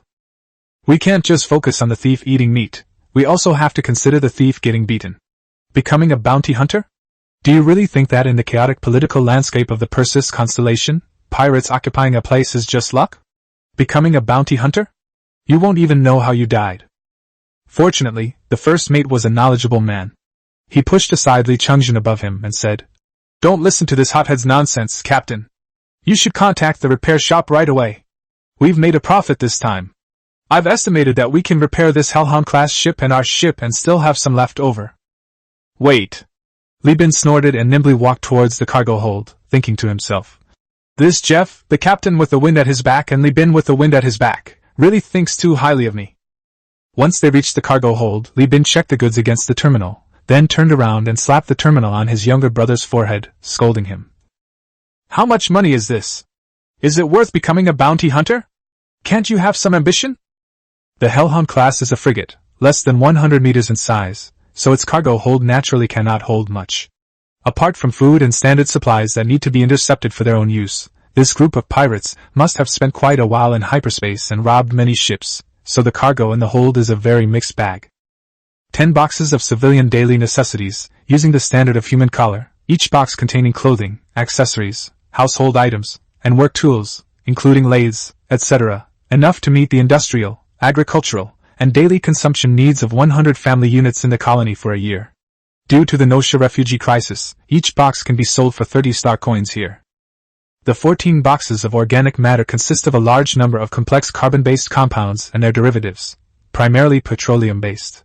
It is a major raw material for light industry and is suitable for the production of food, plastics, fuels, solvents, and polymers. Because it can be used to produce food, it fetches a high price in Nosha. Each box costs 16 star coins in its place of origin, but here it is worth 25 star coins. He has 3 luxury items, a 12 square meter portrait painting and 2 pieces of solid wood furniture. These items need to be auctioned, which takes a long time to sell, and he doesn't have the connections to reach local nobles and capitalists, so they are temporarily useless. 18 sets of heavy machinery, these are good stuff. Li Bin's eyes lit up. The main force behind the 3-legged cat ship-breaking operations was the exploration robotic arm mounted on top of the cargo hold, while the rest relied on rudimentary propulsion systems assembled from compressed air tanks. This allowed the crew to deploy heavy machinery on the wreckage and asteroids for remote, automated mining. Not only was efficiency greatly improved, but a shift system could also be implemented, freeing up manpower for old one-eyed's training. These machines can even be used for loading, unloading and assembling cargo. Therefore, even though each set can sell for 126 star coins on Nosha Star and 140 star coins on Elf Star, Li Bin does not plan to sell them and keeps them for his own use. In addition, there were 33 crates of ship components. Unlike the components in the supply crates, these separately categorized items were special parts salvaged from ancient spaceships, the manufacturing process of which had been lost in the human realm. These ancient components were highly sought after by the giant corporation, who would use them for the maintenance and spare parts of their capital ships. On planets directly controlled by these corporations, they could fetch hundreds of star coins, but on Nosha, being a free planet, their value was very low, only 60 star coins. Finally, Li Bin frowned as he looked at the 5 sets of human organs and the 16 boxes of powdered injections. The origins of human organs are unknown, and they may very well have come from innocent people stored in cold storage. Since the Great Collapse, giant corporations have gradually crossed ethical boundaries. Because many wealthy people dislike prosthetics and artificial organs and prefer natural ones, the trade in human organs, which was originally strictly prohibited, has flourished. A lifetime contract for a skilled and experienced crew member costs only 96 star coins, while a complete set of human organs is worth 240 star coins. This led many pirates to prefer robbing people rather than ships. If it weren't for the conservative stance of powerful forces like the overlords in Sindar, who were originally human leaders, coupled with the religious influence of the Church of Lud, which resulted in 70% of major corporations listing human organs as contraband, the human organ trade would probably be even more rampant in the world today. The forces that openly allow the use of human organs are primarily unscrupulous tech giants like Speedy Technology. As for the powder needles, there's not much to say. They're drugs, and conservative forces still strictly prohibit them, while Speedy Technology operates without hindrance. After deducting the human organs and powder injections, and the heavy machinery for our own use, this batch of goods, plus the pirate ship's shipboard weapons dismantled and sold separately, can be worth 2,630 star coins. Li Bin compiled the list and casually posted it online. The repair shop is on its way. After we sell this Hellhound-class ship, we'll purchase heavy weapons here and then set off. Jeffrey was puzzled when he heard that the two most valuable items had been deducted. Dude, the market for no-ship powder needles is booming. There are so many refugees here, there's no worry about not being able to sell them. A box can sell for more than 200 star coins. Li Chongjin was taught by his older sister since childhood that powder needles were not a good thing, but when he heard that it cost more than 200, he hesitated and went to see Li Bin. Chapter 25 Li Bin's Connections. Chapter 25 Li Bin's connections are different from those of Jeffrey, a native of Perseus. Li Bin, a model youth from the 21st century, transmigrated and was educated from childhood about the dangers of drugs. The historical memories that are deeply etched in his mind, and the tragic fates of drug addicts that appear on screen every year, are unforgettable. Letting him traffic drugs is tantamount to letting him commit suicide. This part is not allowed to be written. Those who want to read about selling drugs can leave now. I write books to make money, not to go to jail. I'm mentioning it here because it's actually possible to do this in the game. It's a way to make money in the early stages, and I'm explaining it reasonably to players and readers. Li Bin sternly warned the first mate. Whether it's heavy weapons or buying and selling spaceships, they are all tools in the end. They can be used to kill or to defend oneself. Powder injections are different. While their ingredients can be used as anesthetics, they are designed to harm people. These human organs have unknown sources, no voluntary donation certificates, and no verification by medical institutions. I treat them all as harvested from living people. There are many ways to make money. There's no need to do business that specifically harms people. Just because you don't see people die after you sell the powder needles doesn't mean they won't die. What's the difference between doing this and those cannibalistic bastards we kill? This is my bottom line. If you can't stand it, I'll return your shares and dividends to you, and you can go and do business yourself. After saying that, Li Bin instructed the engineering team to destroy the powder needles and human organs. Jeffrey watched Li Bin's retreating figure and said awkwardly, "If you don't want to sell, then don't sell. Why are you so angry?" He must be crazy to withdraw his investment. He'd been with Li Bin for over half a year, just getting through the initial hardships of starting the business, and profits were rolling in. Today he got 2,600, and selling the ship would bring in another fortune, followed by selling the heavy weapons for a final profit. The star coins were skyrocketing through constant buying and selling. If he ran away now, wouldn't he only suffer without enjoying the rewards? Jeff would never have made such a deal. He would have lost everything. Furthermore, Li Bin doesn't sell powder needles but weapons. Calling him kind is giving him too much credit. He's also a ruthless person. Although he never said anything nice, Jeff admired Li Bin's previous business acumen from the bottom of his heart. Besides, Li Bin was right. You can make money without dealing drugs, and it wouldn't matter if it was a little later. He had already wasted so many years, so what difference would a little more time make? Jeffrey whistled, seemingly unfazed, and pushed past the crew member to lift the powder box and toss it into the grinder while everyone watched. The repair process was lackluster, with only the damage control officer and chief engineer providing some oversight. 2 days later, both ships were repaired. Li Bin immediately sold the Hellhound-class armed merchant ship to a middleman for 1,900 star coins, earning the middleman at least 300 with a heavy heart. After deducting the 380 star coins for ship repairs, a total of 4,150 star coins were earned. Then, the ship went to the black market and bought 9 boxes of heavy weapons at 0 tariffs. The three-legged cat set sail without stopping. The heavy weapons business is all about speed. War waits for no one. If you're too late, the war has already started, and ships can't even get into port. You'll have to risk smuggling them in. If you're any later, the war will end, and the goods will just rot in your hands. The destination of this trip is New Maxios in the Magic System, officially known as the New Maxios Orbital Station. This star system originally belonged to an independent star system government. Later, the capital of the regime was bombed by tachyon technology, and the planet became completely uninhabitable. The orbital station that originally depended on the planet simply moved to the asteroid belt, gathered refugees, and established itself as Neo Magnus. The star system was also taken over by tachyon technology. Only through the intervention of the overlords did Neo Magnus survive as a free planet, but they no longer had a planet. The original Magnus was reduced to ruins, with only a few stubborn survivors remaining. A space station that relies on mining minerals from the asteroid belt for survival is even worse off than Alphia. The governor's mansion here recently received intelligence from informants that space pirates have received an invitation from Khanda to hunt down a ship with tachyon technology in the MAG system. Under the bridge and holographic projection, Li Bin explained the history of this galaxy to his younger siblings. Pirates here too? And they've even taken over a planet? Li Shu was somewhat shocked. She couldn't understand why, in almost every star system, no matter which giant corporation was in control, pirates were like cockroaches in a room, invisible yet undeniably present. Li Bin shrugged. Big corporations aren't governments, so they naturally won't do things that aren't profitable. Besides, pirates can not only be suppressed, but also hired. Hiring them to do dirty and tiring work is perfectly normal. Such things are all too common in chaotic times. Even officials and bandits can collude at the end of a dynasty, let alone merchants and bandits. Li Changjin also spoke up, asking, So, are the pirates from Khanda going to rob New Magos? Our heavy weapons are useless, aren't they? Of course not. Li Bin glanced at his younger brother, who had become very enthusiastic about pirates ever since the last time, and was always thinking about killing a few more. Khanta is the pirate queen of the Magneto Galaxy, and all the pirates in the galaxy obey her. She was originally a powerful logistics officer in the human realm, with many ships and supplies. After the Great Collapse, tachyon technology destroyed the original Magneto's planet, and the galactic government collapsed. She took the opportunity to occupy a deep space mining station and named it after herself, Khanta's Nest. Li Bin released a hologram of the nest of Khanda, and Jeffrey interjected. I know this person. During the AI war, she sided with the Overlord, and later when the Perseus Alliance invaded, she sided with the Perseus Alliance again.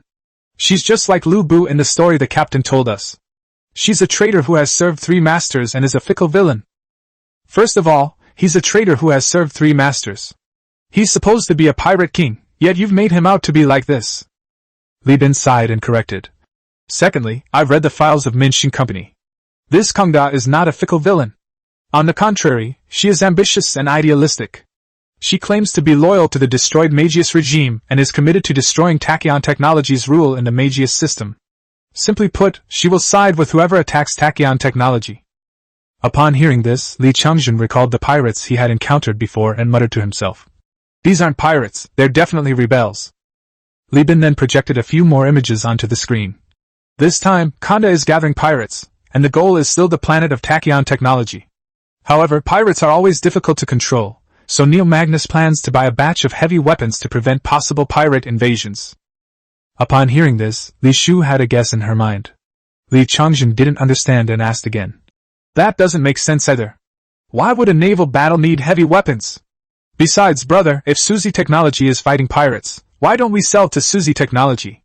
I see Suzy Technology is invading and bombing, and even selling human organs and powder needles. It's a disgrace to giant corporations. Shouldn't we make all their money? Jeffrey snapped. You don't know anything. Selling to giant corporations? A few dozen boxes of heavy weapons aren't enough to do business with them. Don't you see? Your brother brought in a batch of pre-ordered Byzantine wine. All he talks about is saving face, and he's come all the way to the south of this sector. He must be looking for connections. The first mate then looked at Li Bin and said, Captain, what should we do? Please give us a straight answer. Seeing everyone staring at him expectantly, Li Bin raised his hand and pointed to the figure in the projection. The people here are all friends I met when I was doing business with Minshin Company. They were the ones who sent me the news of the pirate attack. Currently, no one knows about this except for the space station governor and large companies. The companies are only acquiring them in secret, so heavy weapons are not expensive on the market. Li Bin pointed to the projection of the market catalog of New Magnus. Our average purchase price for this batch of heavy weapons is 430 star coins, a total of 24 boxes. Currently, the selling price of this space station is 500 star coins. We'll get the Byzantine wine for free, The market price is 160 star coins, a total of 11 boxes. In other words, as long as we manage things, the final transaction price of the heavy weapons will be above 580 star coins, and we can recover all the profits at the market price. He waved his hand dismissively. What we need to do is use our connections to subtly leak news of the war, drive up market prices, sell at the peak, and try to pay off all our debts in one fell swoop. Chapter 26 Heavy Weapons Resale Plan, Part 1. Chapter 26 Heavy Weapons Resale Plan, Part 1, New Magnos Orbital Station, a room in the Shipping Bureau's administrative office. Li Bin, carrying a briefcase, wearing a suit and belt, and sporting glasses, looked every bit the refined beast. He sat quietly at the office door, waiting for all sorts of people to come and go. He sat there until the clock struck midnight, and no one else came. Then, he heard groans of someone stretching their limbs coming from inside the office. Only then did he open his briefcase and stand up. As soon as I entered, the office owner wearily reminded me. It's time to go home. Come back tomorrow if you need anything. Upon hearing this, Li Bin immediately turned around and said as he walked. That's a pity. Someone won't have the good fortune to drink authentic Byzantine wine. It's a pity I flew more than 10 light years and even fought a battle with pirates to bring it over. Li Bin! The man immediately stood up, and upon seeing the wine label peeking out from the open briefcase, he exclaimed, You're serious! He rushed over, grabbed Li Bin's hand, and pulled him inside with a fawning expression, not forgetting to peek out from outside a couple of times before slamming the door shut. Li Bin placed the wine on the table and skillfully leaned against it, using his body to block the camera. Bean Sprout, why are you being so careful? Anyone who didn't know better would think you were having an affair in the office. The man, nicknamed Bean Sprout, whose real name was Dua Bellino, put his finger to his lips. Shoo! You want to get me killed? That's Byzantine wine. If they find out, I'll be detained and investigated for bribery. What if mine is fake? Li Bin traced his fingers along the tin cap, making Dia's heart ache. He jogged over to grab the wine, checked that the label on the cap was intact, and then slowly said, No way, you're here to thank me. If you sell counterfeit goods, we can't do business together. Li Bin laughed and said, Is it that scary? Nonsense, this is Byzantine wine. You have such high expectations and you still mess with me. If I don't kill you, our friendship is stronger than gold. Dia put down his drink as he spoke. But I didn't expect you to actually come. I sent you a message not long after, and then I heard that you had left Minshin Company. Where are you working now? I've started my own business. Have you saved enough capital? Why are you talking so much nonsense? Li Bin slapped Dia on the shoulder. I've been waiting for you all day, and I'm starving. Such good wine, I can't just leave without treating you to a meal. New Magnos Railway Station, Lloyd's Quarter, Wandering Train Restaurant. The Lloyds are like the gypsies of the Perseus constellation. They roam the core sector, making a living through mining, including mining, refining, and/or ship conversion. After the old planet Magios was destroyed by tachyon technology, refugees flooded into the new Magios, bringing a large labor force that further boosted the productivity of the orbital station, which was already primarily based on mining. This also attracted the Lloyds to come. The Lloyds living here today are fully integrated into the local community. Dua Bellino, who is half Lloyd, is able to work in the shipping administration office, which is a testament to the governor of the railroad's new policy of treating everyone equally. There were more than a dozen dishes on the table in the private room. There was no inferior food like nutritional paste, but it was not a luxurious delicacy either. There were stir-fried rats, roasted egg cases, fried worms, and stir-fried iron lizards, which are not recognized as natural foods. Because their growing environment is polluted and they are not carefully cultivated, these things are classified as middle-class food. During the meal, Dia tasted Byzantine wine, and after a small glass, he showed a look of intoxication. The two drank and chatted, and the atmosphere gradually became harmonious. Dia then began to curse Suzy technology as inhuman. Tachyon technology nominally controls the Mega system, but in reality, it doesn't care about improving the system and only uses it as an outpost to monitor the Overlord. This star system is a binary system, consisting of a blue giant and a very distant white dwarf. Tachyon technology prefers to recolonize metallic rocky planets near the white dwarf rather than restore the old Magius order. As for the pirates under Konda's command and the new Magius, they are indifferent except for periodic checks to eliminate the hegemon's influence. Damn it, hundreds of people starve to death every year on the orbital station because of tachyon technology. You're a giant corporation, and I don't mind if you blow it up because we're weak, But you're just going to abandon such a good planet and hundreds of hydroponic farms like that? You're animals! Dia cursed and wept bitterly, and Li Bin, seeing this, could only offer him comfort. Dia and Li Bin had met while doing smuggling business at Minshin Company. Legitimate companies had strict management, making smuggling difficult, and with customs inspections, cooperation with local forces was necessary. Back then, Dia needed a batch of food and asked someone to find Captain Saradu. This task fell to Li Bin, and the two became acquainted over time.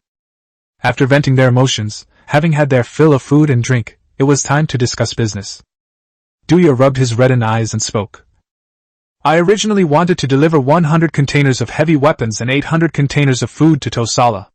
But he said you left your job and couldn't continue the smuggling business, so I contacted you. I was thinking you could join another shipping company and make the smuggling business work, but you said you went solo. Brother, things are tough in New Magnolias, and I appreciate your effort. But I checked, and your company only has one destroyer, and it's an exploration model. I'm afraid you'll have to find someone else for this business. He looked at Li Bin and said sincerely, It's not that I look down on you, it's just that this job involves too much money, and my boss is unlikely to trust your company. How about I introduce you to other jobs? Don't worry, New Magnolias may lack many things, but it's not lacking in opportunities. Li Bin looked at Duya and sensed that the other party didn't seem to be faking it, so he shook his head and smiled. This matter isn't urgent. Let me ask about the others first. How long will it take for this order to be completed? Duya honestly said. I don't know the exact time, but it will be about 3 months, or more precisely 2 months. After 2 months, the pirates under Pirate King Kondo will be enough to blockade the star system, and the star system will be in chaos. Li Bin nodded, mentally calculating the time. Duya is a typical anti-symphonic technocrat. His other half of his blood comes from refugees of Old Magnus. His mother was the daughter of a nobleman in Old Magnus, and her family owned 2 hydroponic farms. After the bombing, they fled to the orbital station and, in order to continue their family line, married a Lloyd and formed a political alliance. Yes, in the constellation Perseus, where marriage and marriage laws had disappeared, political marriages based on blood ties still existed among nobles and capitalists because elements such as politics and inheritance of property still existed. In short, for the poor, marriage and childbirth are luxuries. They cannot afford them and thus perish. For the rich, marriage and childbirth are necessities. They can afford them and thus continue to exist. The anti-speed technology faction will not proactively expose the Konda pirates' invasion plan, but it's hard to say how long the pirates can keep it a secret. Sooner or later, the speed technology headquarters will get the news, and then the suppression fleet will set off, plunging the entire MAG system into war once again. Duya said 2 months, but the actual time will probably be earlier. Once the news leaks, Pirate King Kondo will definitely launch a surprise attack on Tachyon technology before the suppression fleet arrives. In just over a month, if you take a chance, you can turn a bicycle into a motorcycle. That's enough. Li Bin looked up and asked seriously. Bean Sprout, we've done a lot of business over the years. Ask yourself honestly, have all the deals I promised come true? Duya nodded. Yes. Li Bin leaned forward. Okay, so what if I told you now that I really can't take all of your orders? But what if we split them up? Disassemble? How do you disassemble it? Give you all the heavy weapons? Duya shook his head like a rattledrum. The food business has always relied on bulk trade for profits. 800 boxes of food can only fill a medium-sized transport fleet, which is too little profit. If we want the company to take orders, we have to attract people with the profits from heavy weapons. Don't lie to me. Li Bin exposed Dia's lie. Dia, you're a member of the Kasuzi technology faction. You contacted smuggling because you were afraid that making the orders public would alert the giant companies' analysis agencies to the war signals. You won't give any companies open orders. You only dare to use smuggling to force the captain to keep silent with the promise of profit. Am I right? Dia fell silent. Seeing this, Li Bin was not annoyed and continued. Actually, the orbital station has food and weapons reserves. You prepared these only to prevent trade stagnation caused by pirate blockade. Moreover, I think it's more likely that you're using the money to fund the pirates than to store it for yourselves. After all, the Konda nest is also an orbital station, and it doesn't produce food. It uses electrolysis of carbon dioxide to synthesize starch, which refugees can eat, but pirates can't. Heavy weapons can not only be used for self-defense, but also as weapons for the pirates to invade. That explains why you insist on keeping it a secret, since Tachyon technology has a history of bombing. Dia's face suddenly changed color. He stood up, his limbs stiff, and his voice hardened. What do you want to do, snitch on me? He made up his mind that as long as Li Bin showed any sign of abnormality, he would kill him right here. He was half Lloyd, and if he killed someone here, the shopkeeper would help dispose of the body, and no one would find out. Look, you're in a hurry again. Li Bin smiled and waved his hand. You know my hometown, Elfie Star, right? It's controlled by an organization called the Industrial Complex Association. This organization claims to be self-determined, but most of the companies in the association have huge enterprises as shareholders. I grew up in the industrial zone. My family used to have a factory, but we ended up going bankrupt and losing both my parents. Why don't you guess what my family's factory is now? Li Bin calmly said. I came here to do business at the invitation of a good friend. Why would I betray my friend to curry favor with a giant company that has harmed me? The giant company can give me money, and my friend can also give me the opportunity to make money, right? No, he said to Duya, tapping his fingers on the table. My friend, sit down. We haven't finished the fine Byzantine wine yet. Let's chat. Chapter 27 Heavy Weapons Resale Plan, Part 2.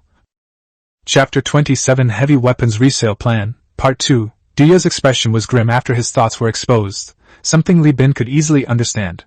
After all, his friendship with Duya was based on economics. Chatting and joking around was fine, but when it came to family and politics, their friendship became too fragile.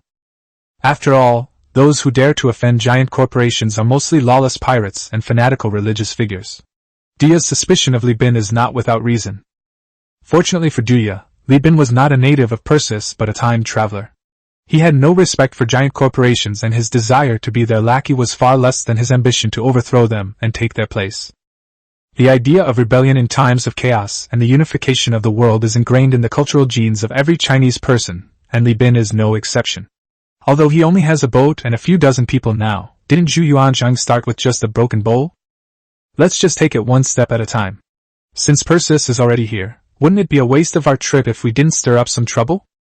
Of course, Li Bin wouldn't voice these thoughts. He poured Duya a glass of wine, pondered for a moment, and then slowly began to speak. I have 24 crates of heavy weapons on my ship, which can meet a quarter of your weapons needs. Bean Sprout, let me be frank with you, whether you agree to my conditions or not, I am going to sell this shipment. These things are all my savings, and I have also taken out a lot of loans from the bank. I cannot accept failure. Li Bin's candid attitude alarmed Duya. In business, it's a taboo to let others know your bottom line. Li Bin revealed his financial situation. If he were ruthless, he could have easily stalled until the other party was unable to continue and then bought the goods at a low price. Li Bin's words were a way of handing over his own weakness, thus creating a balance of power where both men had leverage over each other's vulnerabilities. Although Duya did not believe that the financial secrets of a startup company were worthy of being exchanged for leverage against a giant corporation, this demonstrated Li Bin's sincerity. Out of respect for Li Bin's sincerity, Duya remained silent, allowing Li Bin to continue. I think there must be many families in New Mugos who support pirates, maybe even the governor is among them. After all, the feud with Tachyon Technology has historical roots. These 100 boxes of heavy weapons and 800 boxes of food are definitely not all. This is probably your family's, or the Lloyd settlement's quota. Khanda has been operating as a guerrilla force against giant corporations since the early days of the Great Collapse. No matter how capable a pirate king is, it would be difficult for him to maintain the situation on his own. New Magius must have been secretly supporting her for a long time, right? Duya's heart sank, and he tightened his face, trying his best not to show anything unusual. Li Bin took out his terminal, disconnected from the internet in front of Duya, and projected the Persis constellation map using only local data. My idea is simple. Since the Khanda line has been proven to be very reliable over time, why don't we give them more? Duya spoke up. What do you mean? Li Bin revealed a meaningful smile. My point is simple. 100 boxes of heavy weapons is too stingy. We can give you more. 200 boxes? 300 boxes?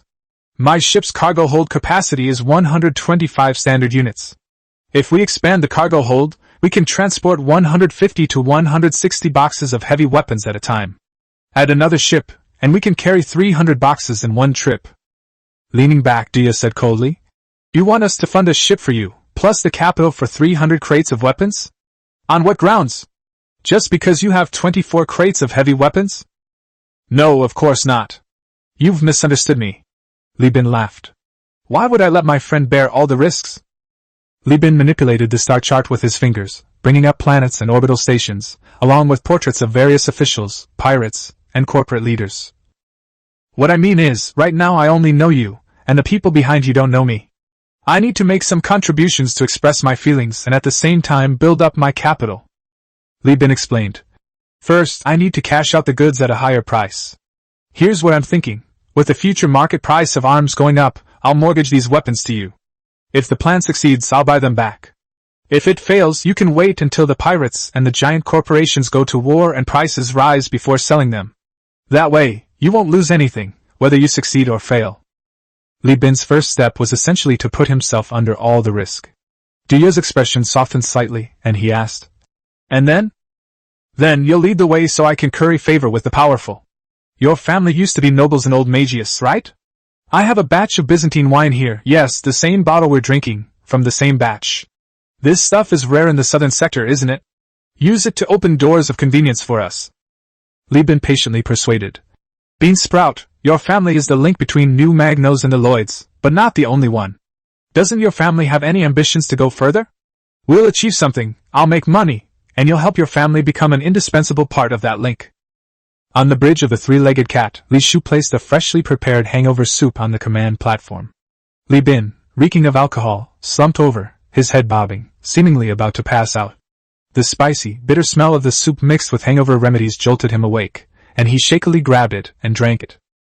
This situation has been going on for almost a week. Every day, my brother takes 1 or 2 bottles of Byzantine wine out, and comes back covered in the smell of alcohol. But it's impossible to get this drunk from wine. Interstellar humans have had their genes fully enhanced, so even if they drink cases of wine, they won't get like this. She advised him with some concern. "Brother, don't push yourself so hard. You need to take care of your health." After taking the hangover cure, Li Bin gradually regained his composure. He forced a smile at his sister. "To succeed, you have to be willing to fight and take risks. What's a little drinking? But don't worry, this is all over." The hatch opened, and Li Changjin came in, stretching his arms. He reported to Li Bin. "Brother, as you said, the remaining cases of wine have been placed in the docking bay, and the first mate is registering the people who need the wine. The heavy weapons have also been labeled with mineral tags, and the customs officers have taken them away." Li Bin nodded and said, "Go quickly and rearrange the crew quarters, make one room available, we're having important guests on board. Then go and check the supplies and fuel situation. We'll set off soon." "Huh? They're leaving already? We haven't received the money yet." Li Changjin was a little anxious, as this concerned the debt issue. Li Shu stood beside Li Bin, rubbing her brother's temples to help relieve the pressure. She frowned and glared fiercely at her younger brother, the meaning of which was self-evident. "Just go when I tell you to go, stop talking nonsense. Do you think you're as smart as your older brother?" Li Changjin's hair stood on end, and he scrambled away. An hour and a half later, the three-legged cat disconnected from the orbital station and departed from New Magius. On the bridge, Li Changjin stared at the first mate, who stood with his arms crossed in front of the projector, deep in thought. Li Bin hadn't yet announced the net profit for this deal. Normally, he would announce the results immediately after each transaction, but something was wrong. Either Li Bin messed up and had to take the goods as compensation, or Jeffrey planned to have a serious talk with Li Bin and tell him not to take any risks. As for splitting up, Jeff hadn't had that idea for a long time. Either the deal isn't finished yet, or Li Bin has some ulterior motive. The Triple Cat spacecraft traveled along the asteroid belt of the Magna Galaxy for 3 hours, slowly decelerating. The probe detected a signal from a ship, which, according to feedback from the optical observation post, was a shuttle. The two ships quickly docked, and the shuttle soon departed without any communication. A short while later, a crew member led a man wearing an industrial exoskeleton into the bridge. "Li Bin, now I'm really on your pirate ship." The newcomer spoke with a hint of complaint, grumbling to Li Bin on the throne. "I've already praised Haikal, you'd better really be able to bring 500 boxes of heavy weapons." Jeffrey's eyelids twitched at the mention of the number. Li Bin stood up and reached out to the newcomer. "Welcome to the three-legged cat, Bean Sprout. Where are my funds?" Duya pulled out a magnetic card. "At 640 star coins per case, 24 cases would be 15,360 star coins in total. Your wine is guaranteed in my uncle's name, and 13 buyers have placed orders at 203 star coins per case, totaling 1,827 star coins for 9 cases. In addition, there are 100 cases of orders, with a 50% deposit of 10,150 star coins. Dia slapped the magnetic card against Li Bin's chest, gritting his teeth. A total of 27,337 star coins. Do you know how much effort I put into getting this batch of goods tax-free? 100 cases of Byzantine wine. If I breach the contract, not only will I get a full refund, but I'll also have to pay 100% compensation. My uncle almost cursed me to death. Li Bin calmly accepted the magnetic card. Don't worry, as long as you dare to board the ship, this deal is already half done. Only half? Dia's eyes lit up with envy. Li Binki said, half isn't high. We're going to travel 20 light years. Brother, that's how business is. If you win, you get young models at a club. If you lose, you have to work in the sex industry. But don't worry. He patted Dia on the back to comfort him, saying, even if you go into the sea, your brother will go with you. Isn't that thoughtful? Get lost, Dia cursed angrily. Chapter 28 Yesterday's Green Fields, Today's Wasteland, Muggo Star. Chapter 28 Yesterday's Green Fields, Today's Wasteland. The destination of the Magius Star three-legged cat is the old Magius in the Magius system, a once prosperous and wealthy human colony. Based on various videos, immersive digital tourism resources, and photos available online, Muggos was once a planet with its own independent ecosystem. Due to its proximity to a blue giant star, the planet had a very high temperature. After human colonization, tropical grass seeds were planted here, and after hundreds of years of development, a fragile but beautiful vast grassland was created.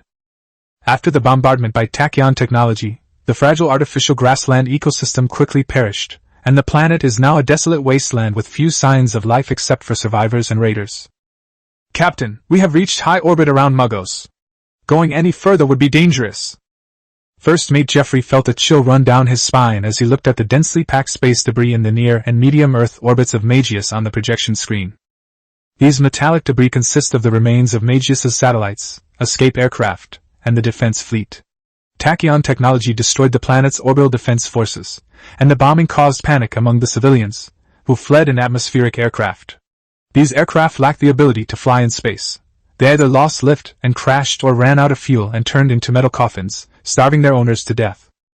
The rest were blown up by the hapless crew of Speedtronics using cannons. These pieces of space debris are Magius's epitaph. Dia's eyes were already wet with tears.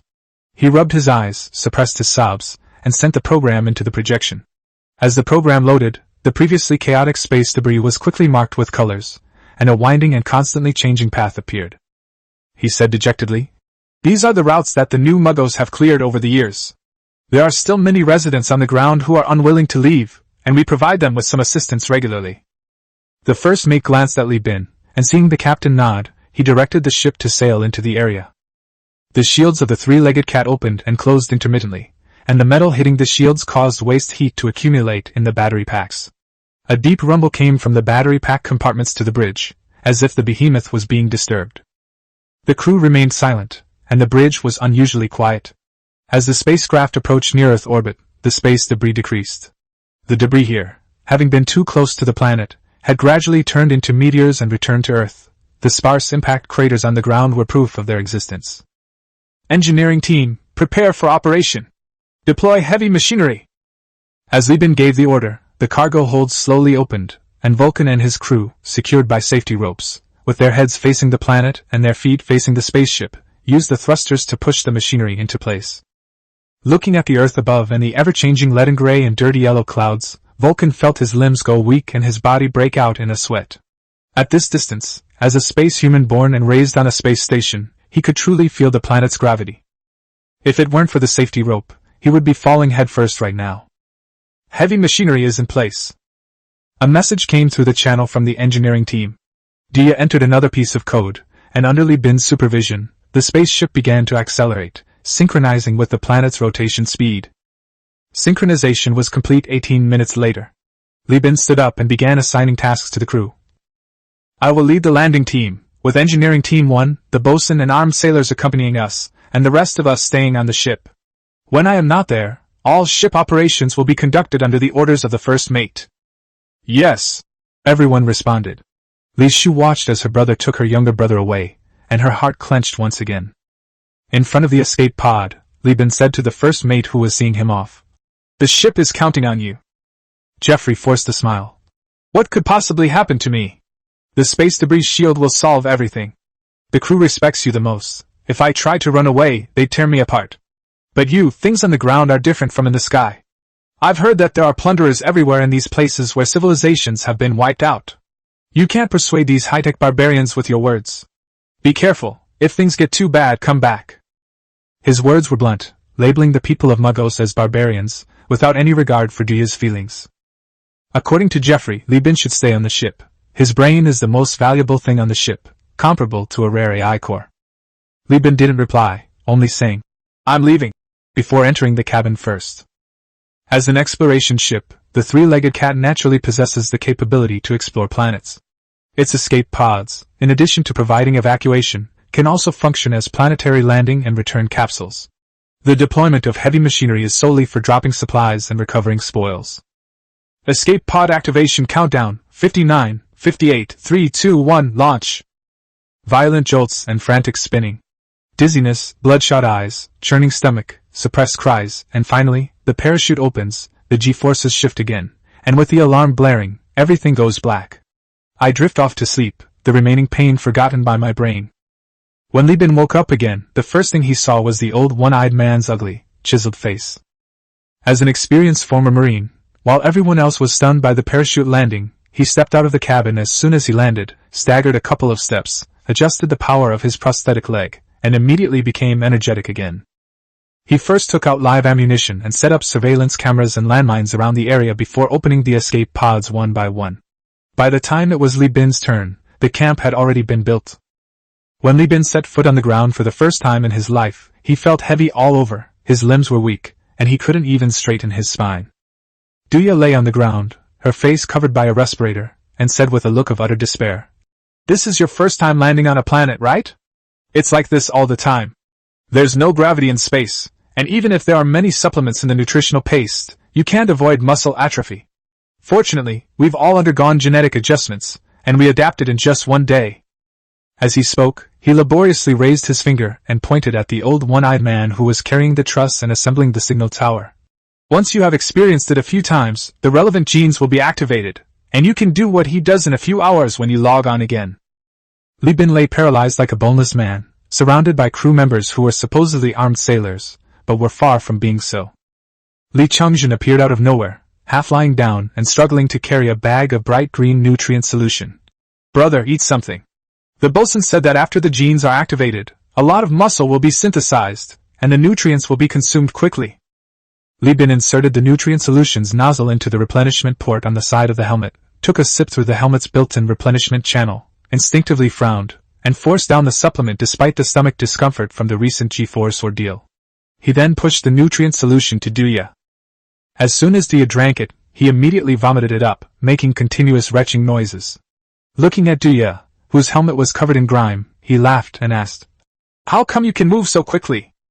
Li Chongjun replied with a simple smile. "Our engineering team was the first to be awakened, and I was the first. Brother, the bosun even praised me for my talent, saying I could make a living in the Marine Corps." Li Bin praised his younger brother a couple of times and sent him to help Duya. Amid Duya's curses, Li Bin reached behind him and touched a familiar ravine.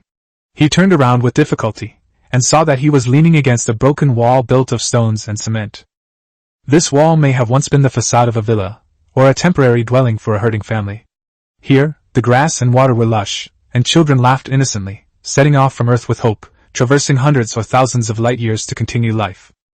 The sky is vast and blue, the fields are boundless and green, and the wind blows the grass low to reveal cattle and sheep. Li Bin murmured an ancient poem as he looked out over a vast expanse of dust-covered Gobi Desert.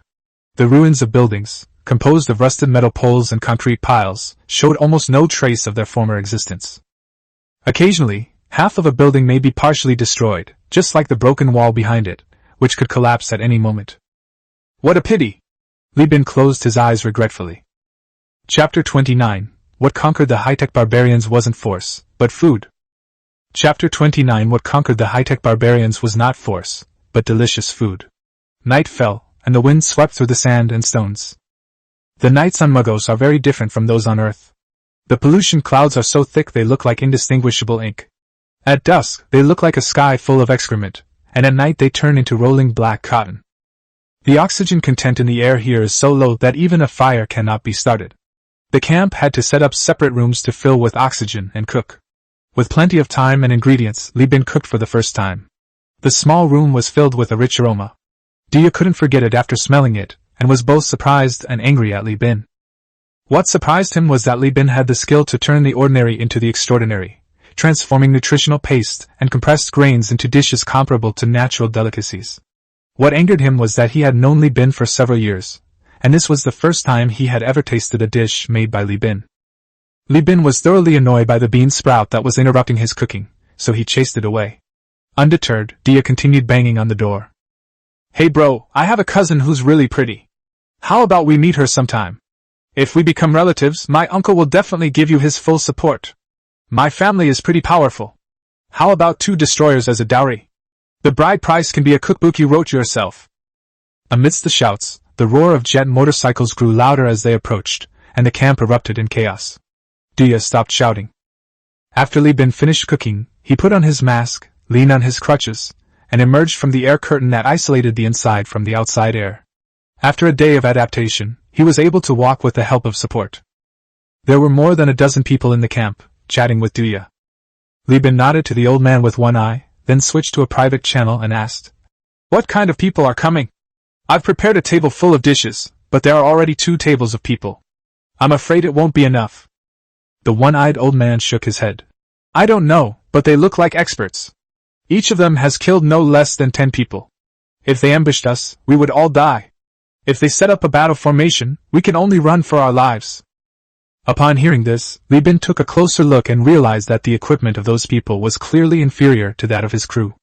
His crew wore proper space work suits with a self-circulation system and were equipped with bulletproof plates to cope with the complex environment on the ground. Each suit weighed more than 50 kilograms, and their equipment consisted of live ammunition, as well as rocket launchers and molten metal bombs. What about those people? They were wearing synthetic fiber clothes, simple respirators, their joints were covered with a layer of iron, and they had scattered metal plates hanging on their bodies. Li Bin could even see that the so-called bulletproof plates on some people's chests were made from road signs, and the road signs were still faintly visible. Most of the weapons are handmade, with exposed battery wiring. The gun barrels are probably made of water pipes, with huge calibers and electric firing. If filled with bullets, they could probably kill an elephant with one shot. You can feel the strong wasteland atmosphere at a glance. If they can easily defeat their own crew, what would happen if they were equipped with the same gear? Wouldn't they make a mess of things for their own side? Li Bin immediately had the idea of recruiting. Dia, who was chatting, also saw Li Bin come out and immediately brought his men over. His excited voice came through the public channel. "Li Bin, let me introduce you. These are survivors from nearby villages, from 3 different tribes. They came here after receiving my message. They have had many dealings with New Mugos before, so they can be trusted." Although they were said to be 3 tribes, Li Bin could see clearly that these people were led by a woman. She was tall and strong, and no ordinary tall man could compare to her. Her arms were thicker than a miner's. She had a charged electromagnetic sniper rifle at her waist. A weapon that ordinary people use with both hands looked like a pistol on her. The whole thing has a stereotypical high-tech barbarian look. "You can call me UPA." The woman removed her respirator, revealing her heavily tattooed face. Well, Li Bin thought to himself, this name is even more stereotypical. He looked perfectly normal even after taking off the respirator. This physique is truly well-built, and of high quality. Li Bin smiled broadly. "Hello, I am Li Bin, in charge of transporting goods with the various tribes. I presume Duya has already told you about the trade." UPA nodded and pointed to the people behind Li Bin. "You don't look like you're very good at fighting. I thought your leader was that old man." The old one-eyed man remained calm, while Duya felt somewhat awkward, fearing a conflict between the two. For this deal, Duya had staked all of his family's resources on it. Li Bin remained calm. "Space is no different from here. Being the best fighter has no inherent connection to being the boss. Only those who can use their brains can survive. I think you were able to survive in this hell because of more than just your muscles." Yupaha let out a sound, stared at Li Bin for more than 10 seconds, then squatted down to be about the same height as Li Bin, and stretched out her hand. "Many people despise us because of our appearance, call us barbarians, and treat us like fools. I hope you can keep your word." Li Bin grasped UPA's large hand. "I have always pursued a win-win situation." Another huge tent was set up in the camp, and everyone gathered inside. The table was full of food, and the air was filled with delicious aromas. Everyone enjoyed their meal. Among them, UPA and others ate the fastest and the most. In order to satisfy their bottomless appetite, Li Bin called Li Changjin, who was full of complaints, to the kitchen to help with cooking. Vulcan was responsible for suppressing the crew members and preventing them from complaining because the food was all taken away. After finishing another plate, UPA snatched a piece of unleavened bread from her tribal friend, broke it open, pointed at the sugar center, and asked Duya, "Are these really all made with nutritional paste and starch?" Duya slurped up a mouthful of jelly and nodded vigorously. "It's the payment for hiring you, 50 boxes of nutritional paste, in various flavors, and 2 starch synthesis machines that use carbon dioxide to synthesize starch. The byproducts are oxygen and water, all of which you need. As for the catalytic enzyme, you'll need to buy it from the giant corporation. This is the reason why the giant corporation dares to sell starch synthesis machines. They have the secret formula." "Who's talking business with you?" UPA swallowed a large, fist-sized steamed bun with a sweet filling, somewhat annoyed. "I'm asking about these foods." Oh, Dia said repeatedly. "Yes, they're all made with starch and nutritional paste. Li Bin even said it was a pity he didn't bring the food additive packet, otherwise he could have made fruit-flavored glutinous rice balls. What are tangyuan? Are they delicious? How do they compare to this steamed bun?" "I don't know, I've never eaten it, I just heard him say that." UPA pondered for a moment, then reached out and snatched the noodles from his friend beside him. His friend, though angry, dared not speak out and turned to grab food from another person. She whispered to Duya, "This Li Bin is a poor man, right?" "Yes?" "Then he must be unmarried. I know you poor people in heaven can't afford to get married. What do you think about me marrying him?" Duya almost choked to death on the steamed bun. He pounded his chest and glared at UPA. UPA frowned. "Why are you glaring at me? He's such a good cook, why does he need to do business? He can just marry me or I can marry him, and he'll become the chief, and my tribe can eat these good things every day. If all else fails, I'll just kidnap him and take his men back with me. After a few years and they have children, their desire to ascend to heaven will fade. This has happened before, so we have experience." Her friends chimed in. "Yes. Snatch that cook away. The cooks in the tribe are terrible." Despite taking countless precautions and considering every possibility, how to ensure the survivors of Muggos could conduct business peacefully and how to prevent Li Bin from offending them, he never anticipated that UPA would have the idea of abducting the bride. He quickly gulped down a mouthful of water to swallow the steamed bun, and then, using the banner of the survivors' future and Magius's hatred, he coaxed and persuaded UPA to stop his plan. If he had been any later, the survivors would have already decided when to make their move. Li Bin, completely unaware that he had almost been kidnapped from his wedding because of his cooking skills, suddenly sneezed in the kitchen. He pinched his nose through his mask with his starch-covered fingers, somewhat puzzled. "Could it be that I'm not used to the climate? I haven't eaten anything from this planet. It's really strange, Li Changjin, why are you putting this steamer of buns in the steamer?" "Yes." Li Changjin, ravenously hungry, responded listlessly and slowly, looking at the steaming hot food being delivered with a pained expression, cursing inwardly. "These barbarians have been eating everyone's food rations for 2 days. Leave some for me." Chapter 30 Excavating Relics. Chapter 30 Excavating the Ruins. Li Bin's hands trembled as he finished cooking. He sat leaning back in his chair, eating his noodles in small bites. Duya and UPA were opposite him, while old One-Eyed and Li Changjin were behind him. "How about I go outside and we talk after you've finished eating?" UPA said. Li Bin waved his hand weakly. No need, let's eat and chat." Discussing business over a meal is a traditional Chinese virtue. Eating can mask the time spent thinking. Li Bin has food, but the two people opposite him don't, so he has already gained the advantage in thinking. UPA scratched his head somewhat awkwardly. "It's mainly because I was getting hungry watching you eat, but I really couldn't eat anymore." Duya was speechless, thinking to himself that this future chieftain of the tribe was too unambitious. Despite Li Bin's insistence, the talk still began. UPA, being outspoken, spoke first. "We already know the situation. You want to excavate the ruins on Muggos, so you reached an agreement with the Bellino family, using Duya as an intermediary to hire us to protect you and take you to your target. The price is 50 boxes of nutritional paste and 2 starch synthesis machines. To be honest, that's a bit low." Li Bin tapped the bowl with his chopsticks. "The starch synthesizer can theoretically produce an unlimited amount of nutrients. The nutritional paste is all compressed, and one piece can meet all the needs of a person for a day of heavy physical labor. If you add starch in a 1-to-4 ratio, it can feed 5 people. How many people are there in your 3 tribes? This is a wasteland, and your population is not large. These things are enough for you to get through the winter. UPA retorted. Stop using data as a basis. Artificial starch tastes no better than shit. Even you astronauts wouldn't eat it, preferring to spend money on nutritional paste. Why would we eat it? There are many ways to obtain natural starch, such as corn, potatoes, wheat, and even rice.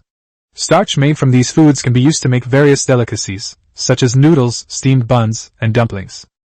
This is because natural starch contains not only starch, but also a large number of other components. Human taste buds are delicate and sensitive, and can distinguish the different tastes and textures of food.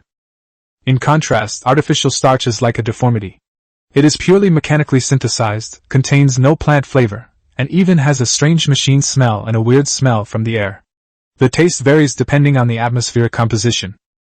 Artificial starch can satisfy the stomach and body, but it cannot satisfy the tongue. Eating this stuff is like swallowing industrial exhaust fumes. That's why UPA and her friends were so intrigued by Li Bin's ability to mask the odor of artificial starch with his cooking, to the point that they even considered kidnapping him. There are many ways to mask the odor of food in Chinese cuisine. The simplest way is to use heavy ingredients and oil. Hot pot and barbecue can cure everything. Li Bin cautioned. This isn't the problem. The problem is that you need food. Food is a basic necessity. Taste is secondary. UPA was taken aback. She wanted to haggle further, but Li Bin's words had hit the nail on the head and grasped the key point. She couldn't help but glare at Duya, resenting his talkativeness. After some hesitation, she gave him her bottom line. Alright, I'll add one more thing. You have to write down the recipes for the food you made today and teach them to us. That can't be too much to ask, can it? Duya, who was being glared at with hatred, had no way to express his bitterness. Ever since he was persuaded by Li Bin, he had been pushing this matter with all his might. Li Bin benefited, and so did he. He seemed to be the middleman, but in fact he was in cahoots with Li Bin. He couldn't possibly put in all his effort and end up getting nothing in return, could he? There's not much to preserve about the production process. Rather, promoting the food is exactly what Li Bin wanted. The impact of the Great Collapse was far-reaching, and the lack of food preparation methods was just one aspect of it. If everyone can eat their fill and enjoy their food, that would be a great deed. Inspired by the simple moral values of the Chinese people, Li Bin readily agreed. Alright, I won't disturb your meal. Magius can't move around during the day because of the high temperature. I'm going back now to call for reinforcements. I'll come back tomorrow at dusk. UPA stood up angrily after the deal was made, and before leaving, he grabbed Duya by the neck with his arm and took him with him. Duya looked to Li Bin for help, but Li Bin silently turned around and ate his noodles, pretending that he hadn't seen anything. Brother, it's not that I don't want to help you, I just landed here and I need a cane to walk. This woman is as strong as 3 people, so I can't help her. If you don't make it, I'll burn paper money for you on your death anniversary, no matter where you are in the world. Don't worry, it will be good paper made of wood. On the second day at dusk, more than 200 fully armed survivors appeared outside the camp. Some had license plates on their shoulders, and others had cooking pots stacked on their heads. They were all dressed in a Wasteland style, looking like a cosplay event for Fallout players. This represents the combined armed forces of the 3 tribes. 8 new alloy cables, each as thick as a baby's forearm, descended from the sky, one end connected to a fixed foundation on the ground and the other to the 3-legged cat in near-Earth orbit. Heavy machinery operated in the sky, and cargo was parachuted down the alloy cables. UPA and the other 2 tribal leaders verbally distributed the supplies. The survivors lacked artificial wombs, and the population depended entirely on natural reproduction.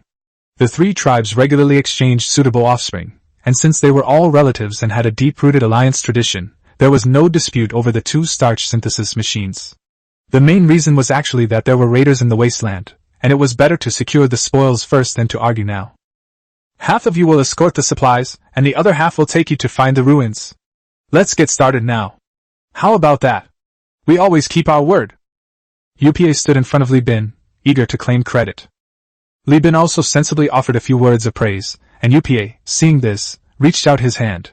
Enough with the nonsense, bring me the recipe. Once UPA had carefully taken the recipes away and solemnly handed them over to someone he trusted, and all the goods had been transferred, the camp was quickly dismantled. After 2 days of acclimatization, the crew members were able to move around normally. They sat on the cargo bed of the tribal people's transport vehicle, experiencing the bumpy vibrations of the vehicle with a sense of novelty. This feeling of being on the verge of falling apart was something they had never seen in space. If space stations and spacecraft experience such frequent vibrations, they are not far from disintegration. After 3 hours, as night fell completely, the temperature plummeted, and snowflakes began to fall. The convoy traversed the wasteland, drove over a low hill, and left the unchanging gravel behind. A magnificent, decaying, dilapidated, and empty complex of buildings came into view. Besides the sound of the wind blowing through the stones, there was also the occasional monotonous tinkling sound. Dia whispered to Li Bin. It's the sound of the remaining automated machinery in the city. Those things are buried deep underground, mostly sewer machines, powered by nuclear energy, and can operate for hundreds of years. The people who designed them had high hopes for their longevity, giving them 100 years, but the users have already fled. UPA said regretfully.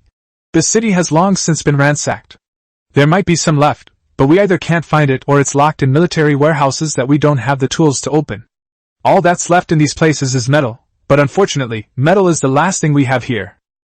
This city was built on the site of a factory, supposedly an assembly plant. You should find what you're looking for there. After passing through the skeletal concrete buildings, the convoy stopped in an open area.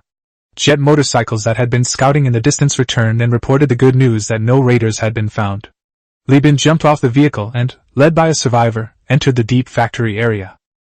Chapter 31 Ruins Exploration and Surprising Discoveries. Chapter 31 Ruins Exploration and Surprising Discoveries. The factory's ground-level architecture is meticulously designed and structurally strong, far better preserved than the surrounding residential buildings. These factory areas, with chromium alloy frames and thick titanium anti-corrosion coatings, appear to have holes everywhere, but these are all plastic roofs. The main structure remains undamaged.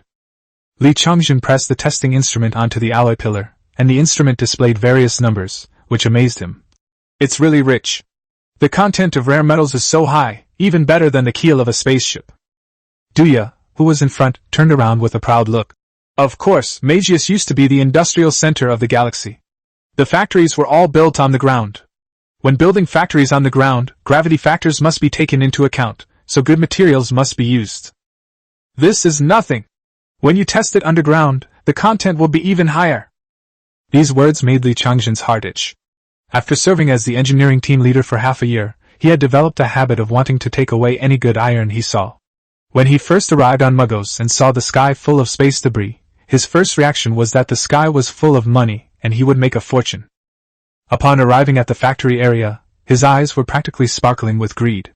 He wished his elder brother would start digging right there and then, hollow out the entire city, so he could make a fortune. Fortunately, Li Chongjin could still distinguish between the two kings and knew that his eldest brother was the most intelligent. There must be a reason why he looked down on these things, so he could only look around regretfully.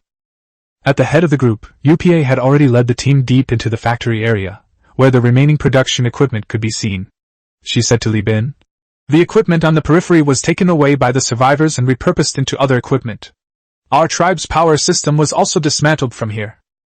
However, there are too few survivors, and they can't demolish everything. The raiders are all greedy idiots. They don't care about these things, so these things are left behind. She said with longing. My mother told me that these machines used to produce thousands of weapons and clothing every day. Now some people are trying to repair them, but they can only produce a few hundred sets a day, and it would take dozens of people, which is too costly. Li Bin casually offered a few words of comfort to UPA. This interstellar Mulan was born after the war and naturally did not know the scale of industrial production. It could not be achieved by a simple production line. A production line was comparable to a behemoth, greedily devouring electricity and materials. Therefore, at least one power plant is needed, and if it is coal-fired power generation, a mine is also required. A single garment requires materials such as synthetic fibers, yarns, metals, plastics, and paints, each of which requires a factory, not to mention the rail, road, and truck transportation. Even if the raw material issues are all resolved, there's still the problem of intelligent control. This factory doesn't seem to have been greatly affected by the bombing. That's because of the architect's skill. The problem is that automated production has long since moved beyond mechanical automation and entered the era of electrical automation. Chips and semiconductors are very fragile. While machinery can withstand the aftershocks of an explosion, intelligent control equipment cannot. Coupled with decades of aging, these devices are essentially beyond repair in a wasteland environment. Li Bin looked around at the equipment and compared it with his memory. The equipment that caught his eye was either too cheap or so bad that it was better to buy it than repair it. The cargo hold of the three-legged cat is limited. It's a city-sized ruin, and Li Bin needs to carefully choose the goods to take. He doesn't have much time. The excavation can only last for 1 or 2 trips at most. There are also heavy weapons shipments to complete. After some thought, UPA led him into a production line, walking down the dusty conveyor belt into the underground. She explained somewhat awkwardly. Normally you should go through the employee entrance, but that door is locked and can't be opened, so you can only go through the raw material entrance. But don't worry, we've used this route many times, it's very safe. The advantages of three-dimensional industry are numerous, including advantages in terms of floor space and operational efficiency. The only drawback is the high technical requirements, but these are not problems in the interstellar era. It's nothing. Li Bin waved his hand, turned on his helmet spotlight, and above him were the stopped robotic arm and the monitoring system, and a few clumps of dusty, unrecognizable raw materials on the tracks. He kicked it and felt it was plastic. Li Bin thought to himself that there must be a centralized organic matter storage room underground. It would be very troublesome to make this thing into a finished product in the wasteland, so it could most likely be extracted. One can sell for 26 star coins, so I'll keep it as a backup option. Within the limited field of vision of the spotlights, the underground factory area was far more terrifying than the surface. The underground factory area uses a lot of automated equipment, and is where raw materials are roughly processed, so there are countless grotesque robotic arms hanging from the ceiling, walls, and on the ground. These robotic arms have various ends, some with pliers, some with screwdrivers, some with planes, and some with hydraulic hammers. They are all different kinds of things, and from a distance, they look like the claws of countless giant insects. Although the crew members had only seen a few kinds of insects, and the survivors had never even seen an insect before, the fear ingrained in their genes still made them tremble and sweat profusely when faced with them. This is a good spot to set up camp.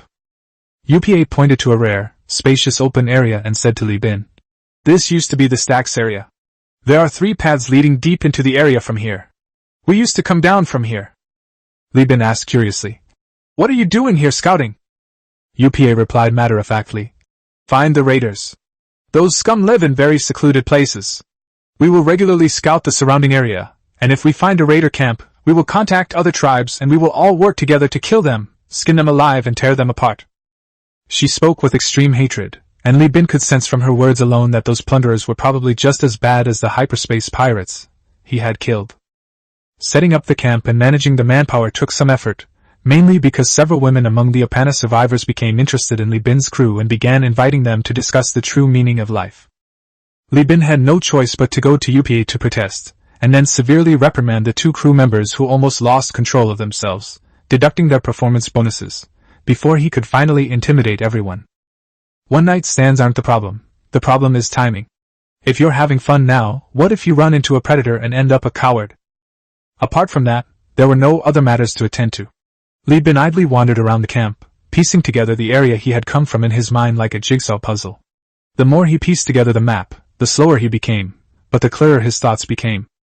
Along the way, there were conveyor belts for plastic products, mold rooms, several sub-workshops for plastic products, and further on, discharge belts, metal processing belts, and a large number of milling machines and planers. Leaving aside plastics for now, what about metal or smelting? Even if it's just polishing existing metal sheets, what about the waste? We can't just throw it away, especially since remelting can reuse it. UPA said the entire floor is assembly equipment, but what about the furnaces? The furnace can only be on the next floor, but where is the way down? The discharge belts on the underground floor are all narrow models specially designed for the product, making it impossible for people to walk through. Li Bin suddenly realized that the open space where the camp was located might not be a storage area, but an elevator, an industrial elevator capable of transporting large goods. It's just that none of the survivors had worked in a factory, so they couldn't find the elevator control panel. Or maybe this thing doesn't even have a panel. He ran back quickly, grabbed Duya, and told him his guess. Duya also looked surprised. He recalled the information he had and further mentioned, "That's possible. If your guess is correct, then the strange noises underground aren't from the sewer reactor, but rather the energy system on the next floor is still running." Dia became more and more excited as he spoke, then his mouth trembled. But how do we get down? Industrial transport platforms can withstand thousands of tons of weight. The platform is so thick that even heavy machinery would take a whole day to cut through it. How are we going to cut it? Have you gone stupid from sitting in the office all day? If it's an elevator, there must be an inspection port. Li Bin said, exasperated, thinking to himself, how come my brother's intelligence level is now the same as Li Chengzhen's? This place has been used as a camp by survivors many times. There is a layer of garbage and dust on the ground. Quickly find UPA and have them clean it up. Soon, the camp was in chaos. The survivors, dressed in tattered clothes, took shovels and industrial hair dryers to clean up the area, leaving the space shrouded in a gray haze. Meanwhile, the crew ran to a distance to set up tents, where they took off their helmets to replenish their water and take the opportunity to rest. Found it! UPA shouted.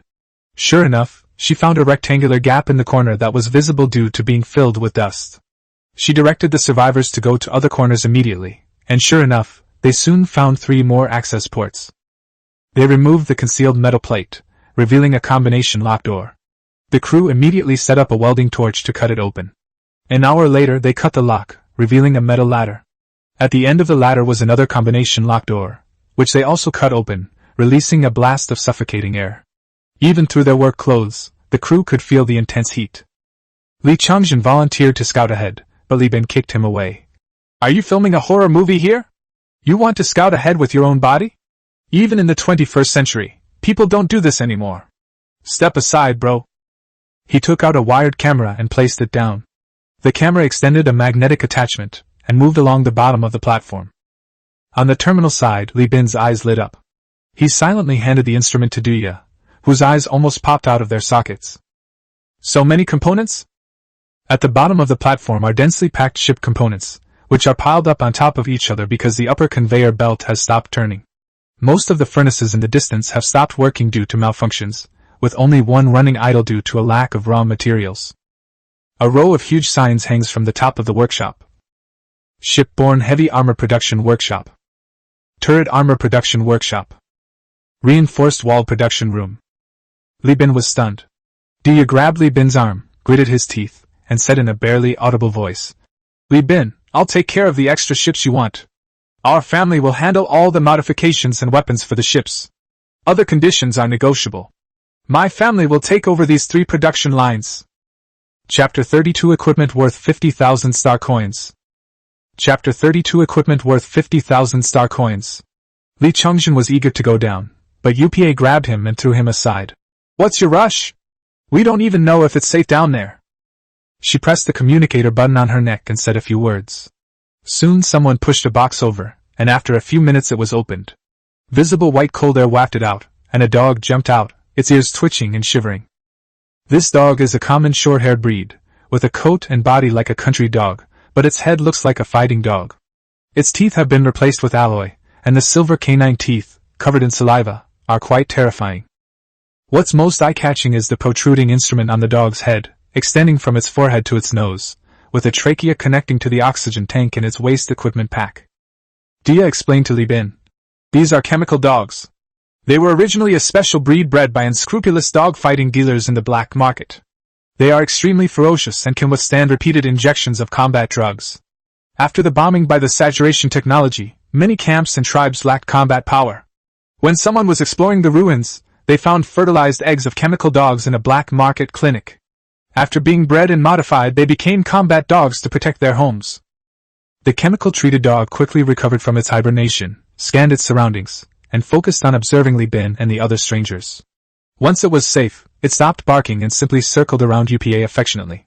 UPA rubbed the dog's head, took out a small piece of nutritional paste, and fed it to the dog. These chemical dogs have enhancement devices on their heads, containing processors that are linked to their brains.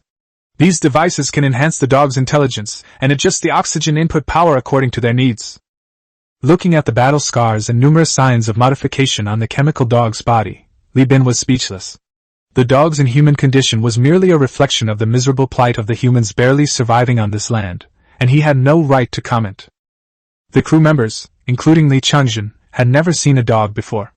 Instead of feeling sorry for them, they marveled at it and thought it was cool to have such a smart and capable pet. UPA pointed down, and the chemical dog, without hesitation, defied its instincts, tilted its head down, and used its paws to hook onto the metal ladder as it climbed down. Its eyes are covered with lenses, allowing it to stare directly into the blinding furnace in the dim light. The chemical dog climbs to the top of the ladder, bites the rope, and is lowered to the bottom. UPA opened and operated a rather bulky terminal, about the size of 2 briefcases. As the chemical dog scouted the next floor, a simple map was drawn up. With the aid of the enhancement device, the chemical dog even marked information in some areas. It's hot and bright here. There are many piles of metal here. Increase oxygen output and speed up reconnaissance. There are machines moving here. Inspection complete. Safe. Li Bin was increasingly impressed. The wasteland environment lacked semiconductors and manufacturing facilities, so these survivors had ingeniously combined animal brains with instruments, enhancing intelligence, and training them to make chemical dogs serve as intelligent reconnaissance units. Although the vocabulary that the enhanced chemistry dog can learn is still limited, as long as brain-computer interface translation is combined, efficiency can still be greatly improved. Li Bin thought that if whales were also brought to the constellation Perseus, then there would definitely be giant companies trying to put whale brains into spaceships. If it weren't for the fact that human brains have self-awareness and a sense of resistance, they might actually dare to put human brains into space. After completing the reconnaissance, the team split into 2 parts. The survivors set up defenses on the upper level, while the crew went down to the lower level to conduct further exploration based on the mapping done by the chemical dogs. UPA also got off the train and led the chemical dog around to look at the novelties. This was the first time she had ever seen such a large-scale automation. Wearing his terminal glasses, Li Bin meticulously photographed and compared the facilities inch by inch. Relying on his photographic memory, he displayed an appraisal speed comparable to an expert. Finally, under the watchful eye of Duya, who was never leaving his side, he took off his glasses, rubbing his sore eyes, and said, "The inspection is complete. There are only these 3 production lines in this factory area. I don't think I'll have time to check the other areas. You can clean them up yourselves later. But I don't think there's any equipment in better condition than this. I checked the maintenance records. The last automatic maintenance machine was repaired and then it broke down here because it was tripped by the components piled on the ground." He looked at Duya and said, "According to the contract we signed, you hired me to excavate the ruins in Magos. All the materials belong to me, and the production facilities, technology, and blueprints will be split 30/70ths. These production lines are worth a total of 50,000 star coins, and I will get 15,000. Duya nodded frantically. "No problem, no problem." In fact, production lines are rare and scarce in the interstellar market. The 50,000 star coins is just an estimate. In reality, Perseus has not had any large-scale, high-tech production lines for sale for more than 60 years. What is circulating in the market are production equipment for canneries, hydroponic farms, and maintenance machinery. The reason is simple. After the Great Collapse, Perseus actually experienced a massive decline, and by the time the giant corporations were established, they were engaged in fierce infighting. Large-scale giant corporation wars only ceased 100 years ago, and even today, localized conflicts between giant corporations still exist. In recent years, the situation in the Perseus constellation has finally eased somewhat, with giant corporations forming alliances and creating a standoff. As a result, expanding production scale and boosting corporate economies have become the new competition metrics.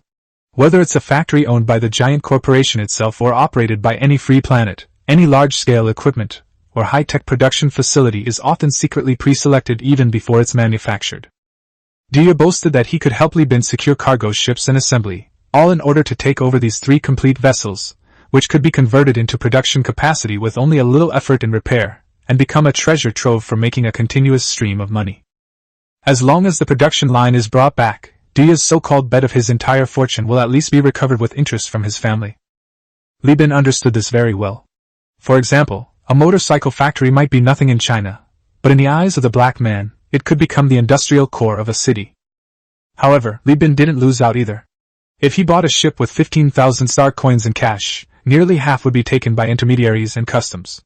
By going through Duya's connections, he could exchange every penny for better goods. Moreover, this gain would significantly elevate Duya's status within the family. He was Duya's friend, and after this, they would become close confidants. Then I can smoothly leverage the power of the Bellino family in the future. This is a win-win situation. In the long run, Li Bin could even win twice. "Then what are we talking about? Let's get things going." Li Bin nodded and told the crew to start dismantling the equipment. I have limited time and can't transport the entire production line back to New Magnos. You go to the ground now, find a signal tower, and send a message to the family so they can send a ship to pick up the goods. Upon hearing this, Dia's face immediately scrunched up. Brother, dear brother. This really won't do. The Bellino family isn't without rivals in New Magnos. They'll come and snatch it up once they get the news.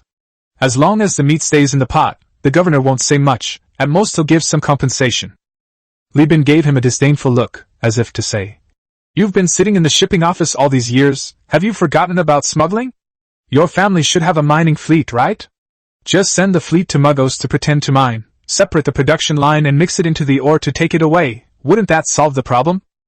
Dia, who was so concerned that she lost her composure, immediately clapped her hands and exclaimed, Your business acumen is truly brilliant. He pointed to the pile of ship components, and winked at Li Bin.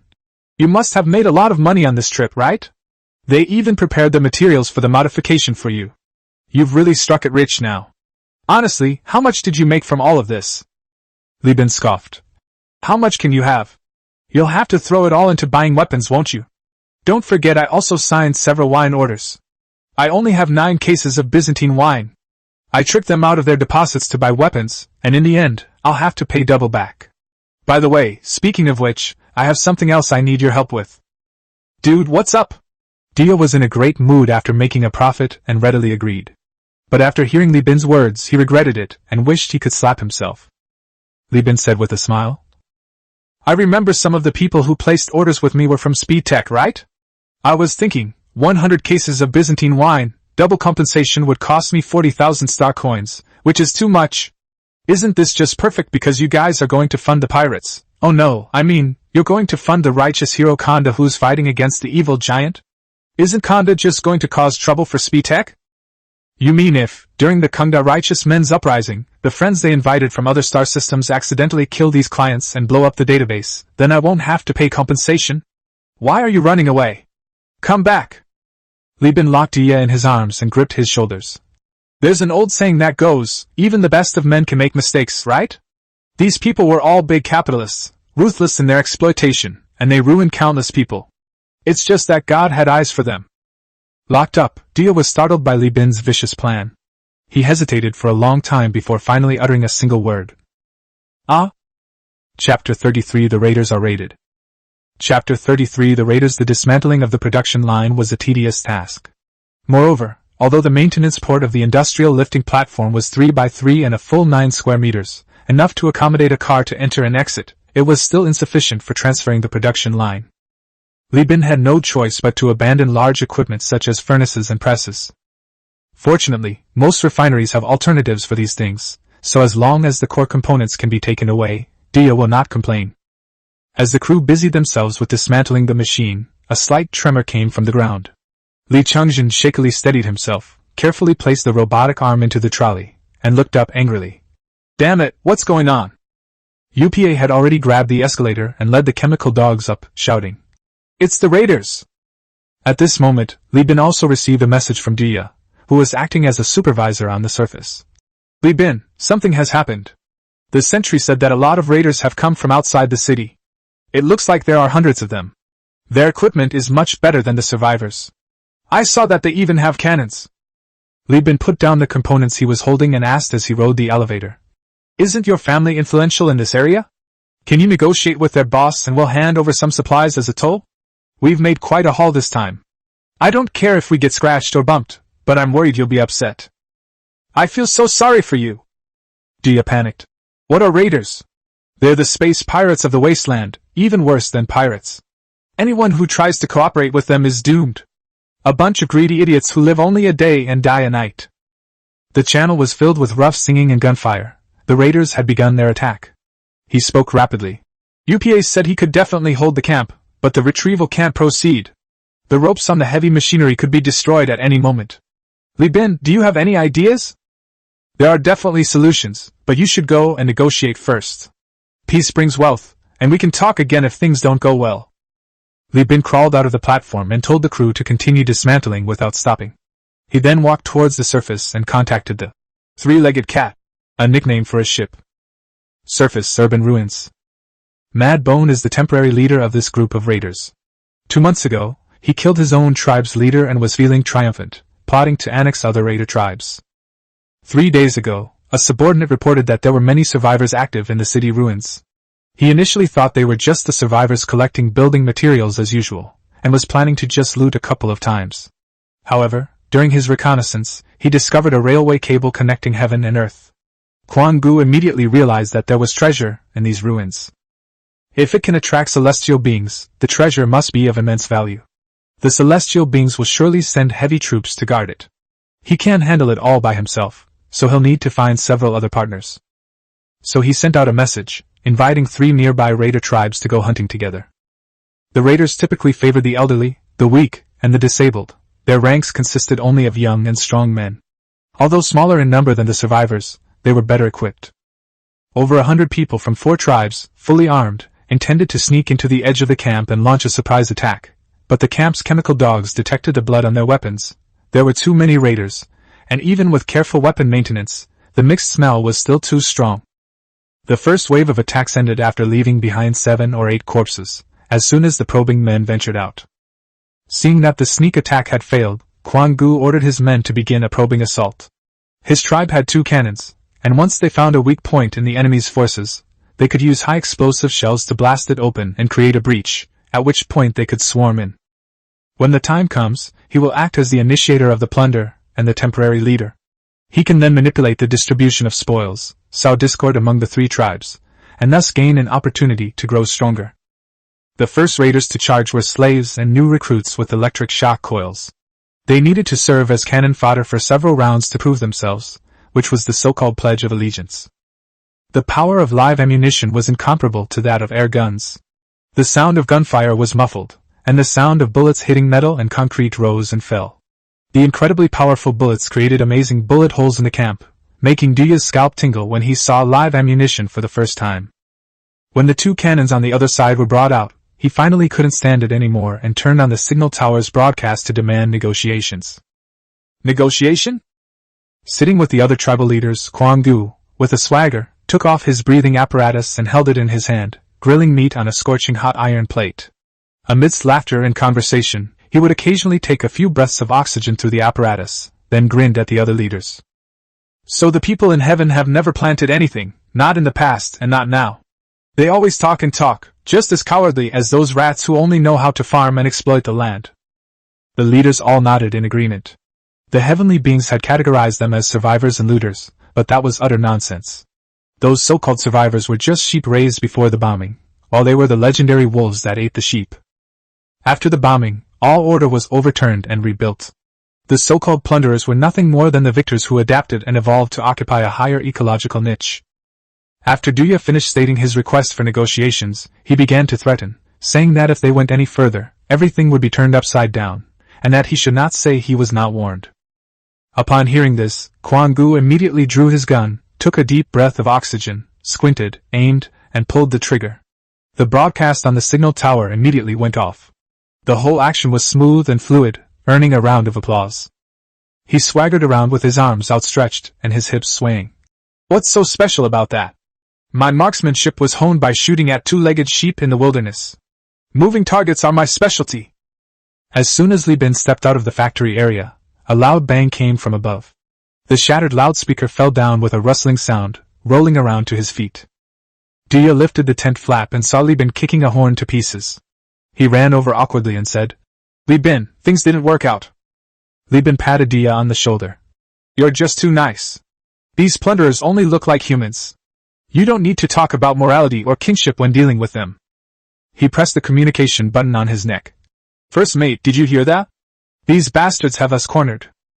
Jeffrey's voice, sharp as if he were sharpening a knife, was squeezed out from between his teeth. Listen up, this is worth tens of thousands of star coins. I've never even eaten such a fat piece of meat before. These bastards dare to look at it directly. They've gone too far. Release the drones. All engineering personnel, exit the cabin. Jeff's face twitched as he roared on the bridge. He owed a lot of money, and the company owed a lot of money. Anyone who goes against money is going against their own life. Mining drones and crew members leaped into space like dumplings being dropped into boiling water. Following instructions, they grabbed nearby space debris, attached thrusters, and pushed it toward the planet below. They were at the camp. Li Bin shaded his eyes with his hand and looked up at the sky. Dia didn't know what Li Bin was doing. Hearing the gunshots getting closer and closer and the occasional artillery fire, his heart was in his throat. "Here we go!" Li Bin suddenly whistled. Dia looked up at the sky and saw sparse meteors breaking through the thick leaden clouds, streaking across the sky in brilliant trails. This beauty did not last long. Soon it was discovered that these sparse meteors were not just in one batch, but in waves, continuously flying towards the ground. Mad Bones abruptly stood up, staring incredulously at the sky. He had always known that the celestial beings flew spaceships, and those ships carried weapons, but they never used them on the Magosians, claiming they were of the same bloodline and should unite. This was the source of their arrogance as raiders. Why are the tricks that were always effective in the past failing today? Of course, he didn't know that the leader this time wasn't some Magius, but the time traveler Li Bin. He didn't even consider Elfie as his home planet, let alone this wasteland. To put it another way, he didn't have the same sense of guilt that the new Magius felt towards their compatriots living in the wasteland. Raiders feed on survivors, making them treacherous, and killing them is not wrong. The beautiful meteor grew smaller and smaller as it flew away. With the help of the bridge's AI, the space debris was steadily descending into its orbit by the thrusters, and its speed increased. Mad Bones kicked down the driver of the nearest car and drove the car himself. In the middle of the drive, he even pulled out a gun and shot 2 raiders who tried to get in the car and slow it down. But he was no faster than the meteorites that scattered like flowers in the sky. These molten metal streams, trailing colorful flames, covered the entire area with an unstoppable momentum. Earthquakes are like a drum in a performance, people are like fleas on the drum, and flying meteorites are like hammers rising and falling, together forming a drumbeat called death. Chapter 34 The Second Ship, Buffalo-class cargo ship. Chapter 34 The second ship, Buffalo-class cargo ship. The high temperature of the space debris impact melted the sand and gravel, turning it into fine glass shards that scattered all over the ground. The rain of space debris had just stopped, and the ground was still steaming. Old One-Eye casually picked up his gun and barged in. Li Bin trailed behind, hearing sporadic gunshots ringing out amidst the smoke and heat. These were the shots of some lucky sailors who hadn't been hit, but had run into their bosuns who were wreaking havoc. Looking at the one-sided results, Li Bin thought to himself that these raiders had been too well protected before. They had no respect for spaceships, which had such a significant advantage in the air. As the old saying goes, high is for fighting, low is for fighting idiots. With his spaceship, Li Bin could choose altitudes ranging from several thousand meters to tens of thousands of meters. At such a high altitude, even a single date could kill someone, let alone the space debris that is everywhere in the sky. UPA, leading the chemical dog, followed behind. The chemical dog carefully avoided the scorching ground, leaping between the ruins. UPA looked regretfully at the cannons and corpses smashed to pieces by space debris. This is such a waste. With so many weapons and equipment, you can't recover much at all this way. She glanced again at the team with 0 casualties, and swallowed the rest of her words. If you can consistently achieve this exchange ratio, it seems that whether you get loot or not doesn't really matter. Captain, we've spotted a hapless fellow. He was grazed by a small piece of molten space debris and lost half his body. The wound is carbonized, but the blood loss isn't too serious. And he's a leader. The one-eyed old man spoke in a tone that was both lucky and unlucky. Li Bin immediately became interested and ran over to take a look. Just as the old one-eyed man had said, a man with a mohawk hairstyle, who perfectly fit the stereotype of a wasteland violent maniac, was lying on a rock with one leg missing, half of his stomach gone, and many pieces of vehicle debris stuck in his body. He was staring wide-eyed and struggling to put on his respirator. With each breath he took, blood foam continued to come out of his mouth. He was clearly about to die. TSK, I don't know if you're lucky or unlucky. The vehicle's battery was hit directly and exploded, and the blast that sent you flying actually saved your life. Li Bin squatted down and slapped away the man's trembling hand that was holding the gun. UPA said in a complicated tone, "This person should be Kaikatsu. He recently killed the tribe's leader and declared himself independent. We fought before." She never imagined that this ruthless raider, who had recently risen to prominence in the wasteland and caused headaches for many survivor tribes, would end up looking like a dead dog. Mad Bone raised his head, his throat gurgling. "Save me." He dropped his gun and reached for Li Bin's trouser leg. As the movement intensified, large burn marks were revealed, causing Duya's throat to tighten. Li Bin stepped on Kwang Gu's pleading hand and said with a smile, I heard from UPA that you're quite famous in the Wasteland. You must have killed a lot of people. Why didn't you think of saving them before? Kayakatsu looked miserable and pleaded, I was wrong, I repent. Seeing that Li Bin's expression remained unchanged, Kwang Gu's face shifted several times. His survival instinct made him raise his voice. You can't kill me. You left us to fend for ourselves in this shitty place. You owe us. You swore you wouldn't use the spaceship. He became increasingly incoherent as he spoke, and at the end he even sounded like he was about to cry, looking extremely pitiful. But Duya, who had initially shown pity, suddenly changed his expression. Li Bin slowly shifted his weight, his foot pressing down on the hand becoming heavier and heavier. He said coldly, First of all, if we're really talking about murder, you were the ones who killed first, and it was you who brought retribution upon Inya. At most, I'm acting on behalf of heaven, stopping murder with murder. Morally, you deserve to die. Secondly, Li Bin pulled out his gun and pressed it against Kwang Gu's forehead. I've asked around. New Magius and everyone who stayed on the mainland received aid. It was you bunch of raiders who didn't produce anything, ate all the aid, and then went to steal other people's share. In the end, no one helped you anymore, so you ran off to become raiders, right? This is also why Dia was very reluctant when he heard Li Bin asked to negotiate with the raiders. The new Muggos used to treat everyone equally, but later they only cooperated with the survivors. You deserve to die for plundering, crimes against humanity, and massacres. You don't uphold either the law or morality, so what right do you have to make demands of me? Kayakatsu was already crying, completely lacking any leadership spirit. His face was covered in dust and tears as he stammered. We're all Muggos people. We're compatriots. Li Bin grinned and said, Who said we're compatriots? I'm from Elphia. I don't buy your act. Sigh, it feels like you got off too easy by just shooting him like that. With that, Li Bin put away his gun, stood up, and beckoned to Old One-Eye. Find 4 steel pipes. He's missing a leg, so let's use 3. Nail his hands and feet in, and let him air dry. All right. The Old One-Eyed Man had no qualms about it, and started rubbing his hands together as he searched for suitable materials in the ruins. Li Bin then ordered UPA to lead his men to clean up the battlefield, to finish off those who needed to be shot, to interrogate those who needed to be interrogated, and to rebuild the outposts that needed to be rebuilt. After giving these instructions in a few words, he noticed that Dio was standing there looking at him with a hesitant expression. What's wrong? You're not trying to tell me I'm ruthless, are you? Li Bin said jokingly. Duya shook his head and said, He said we abandoned them here. All right, you don't need to say any more. Li Bin interrupted Duya. Beansprout, and you new Muggos people, are too sensitive about these things. I won't be swayed by the words of a shameless and brainless person grasping at straws before he dies. Why shouldn't I trust you, the raiders, to cooperate with all the survivors on the planet, rather than the raiders?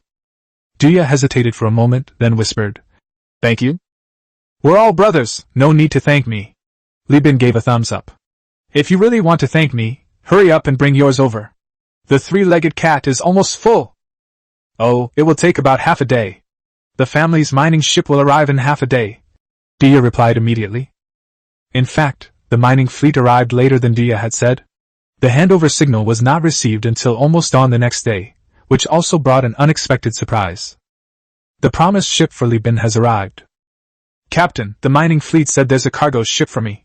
I've sent you the data.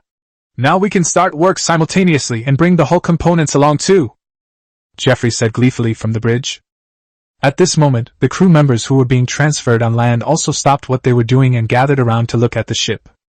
The second ship is a pure cargo ship, a Buffalo-class cargo ship, 340 meters long and 150 meters wide. The hull is exceptionally simple, in the shape of an I-beam, with the bow and stern as the main body, and the middle section consisting of 3 sturdy alloy trusses as the keel. With the trusses as the core, multiple cargo decks extend to the left and right of the I-beam. The entire ship has its I-beam section sealed off, while the cargo deck is directly exposed to space, with dozens of space containers secured to the cargo deck.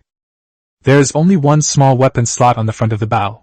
The ship's electrical system, in addition to maintaining the shields, can only power light machine guns or anti-aircraft laser cannons. Forget about actual air defense. The purpose of this weapon slot is to break up space debris and meteorites during flight. This ship, despite its destroyer-class size, is a typical, thin-skinned, and bulky civilian vessel. But what delighted Li Bin and Jeffrey was its extreme nature. This ship boasts the largest capacity of all its class. A full 400 standard cargo holds, 3 times the size of the three-legged cat. And thanks to its open cargo deck, this ship is also the fastest at loading and unloading cargo. No docking is needed at the port. The space station can directly load and unload containers with its robotic arm. What took the Triple Cat nearly 2 hours to complete using manpower and trolleys, the Buffalo-class spacecraft can do in just 20 minutes. Li Bin immediately summoned Wu Pa. At another agreement, I'll provide another 50 boxes of food, and you bring everyone in your tribe who can move to help transport the goods. Also, send messages to all the nearby survivor tribes, inviting them to bring their goods. I want to hold a temporary market in this ruin. We will provide security for the market, and your tribe will be responsible for maintaining order. All survivors can freely buy and sell and exchange goods in the market, but we have priority in purchasing. Don't worry, I only want the items they find in the ruins. As for food, bean sprouts, I'll give you cash and star coins. Have your family's mining fleet bring a shipment next time they come. I'll give you the list later. Fine, so this is how you play it? You're not satisfied with just ripping me off and bankrupting me. You also want me to shamelessly ask my family to help you transport grain. We're all toothless ourselves. You even pretended to sign contracts to raise funds, and you even tried to kill off a few orders to reduce the compensation payments from the clients. You deserve to make money. If you don't get rich, who will? Dia laughed through gritted teeth. Chapter 35. The Grand Market Ends, Harvest Calculated. Part 1. Chapter 35. The Grand Market Ends, Harvest Calculated. Part 1. Dia has felt like he's in a dream these past few days. He was originally encouraged by Li Bin to bet his entire fortune, defy the doubts of his family, and even take leave to personally board the ship to help him secure a fake wine contract. He was betting that Li Bin could actually bring in 500 boxes of heavy weapons, balance the accounts, contribute to the rebellion against the giant corporation, and thus increase his own influence within the family. But who would have thought that in just a few days, before even securing a deal for heavy weapons, 3 usable ship conversion production lines would directly achieve their ultimate goal? Not only that, Li Bin further proposed to expand the number of survivors hired and to set up a temporary market in the ruins, using the Bellino family's name to recycle materials from the ruins. Currently, nearly 600 survivors have gathered at the ruins, drawn by word of mouth from the UPA tribe and the Lura food, with many more observing from the sidelines. The mining fleet's constant movement between new Magios and old Magios has attracted the governor's attention. So far, because the family acted first and kept it well secret, the governor and other families only believed that the Bellino family was developing the economy in addition to the surplus from mining. The giant corporation also sent observers to make contact and tentatively concluded that Nia Magos has the potential to return to the planet. Currently, they are using Li Bin from Elphas as their agent to conduct business on the planet. This behavior will not affect the interests of the giant corporation in the star system in the short term. On the contrary, the economic actions of the Bellino family may reduce the possibility of the giant corporation suspecting the family of funding pirates in the future. Li Bin, who accomplished all of this, only spent a few thousand star coins to buy food from beginning to end. He even made tens of thousands of star coins. That's what it means to get something for nothing. Damn it, is this how business is done? Duya looked around at the newly opened shops in the camp. Survivors, wearing respirators, had built makeshift tents and huts using discarded building materials. They carved their tribe's name and main products onto rusty metal plates, and chatted quietly with customers in the sandstorm. He scratched his head in confusion, thinking that New Magos had previously considered opening a market among the survivors, but few responded. Could it be that killing raiders really won the hearts of the people? Was the policy of non-participation jointly formulated by the various families really wrong? Duya, who was born in New Magnos, couldn't understand it because he and his family were fundamentally different from the planet's inhabitants, and their interests were focused on space, leaving them with either the will nor the ability to deeply understand the conflict between survivors and raiders. On the contrary, Li Bin has a clever understanding of wasteland ecology. In his view, the relationship between survivors and raiders can be explained by the relationship between Nobita and John. On the surface, there are 4 choices regarding John bullying Nobita. 1. Help John. 2. Help Nobita. 3. Ignore it. 4. Believe that both are wrong. However, from their respective perspectives, there are actually only 2 choices, help John and help Nobita. The same applies to both raiders and survivors. Duya and his group's apparent detachment from the conflicts of Old Magnos, while seemingly neutral, actually isolates them from the survivors. Since the survivors are the weaker party, any lack of direct assistance, whether through neutrality or indifference, is tantamount to condoning their actions. After all, raiders won't stop hunting survivors just because you ignore them, and John won't stop bullying just because teachers and parents ignore it.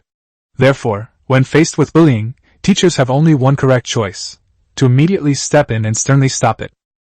Anyone who claims that flies don't land on a flawless egg or that it takes two to tango is desecrating the teaching profession. Li Bin's attack on Quang Gu objectively eliminated several groups of raiders. In the eyes of the survivors, he was one of their own, and his actions earned him their trust. Now, when Duya walks around the camp, the survivors don't react at all, but when Li Bin and his crew appear wearing company badges, they get nods of greeting from the people.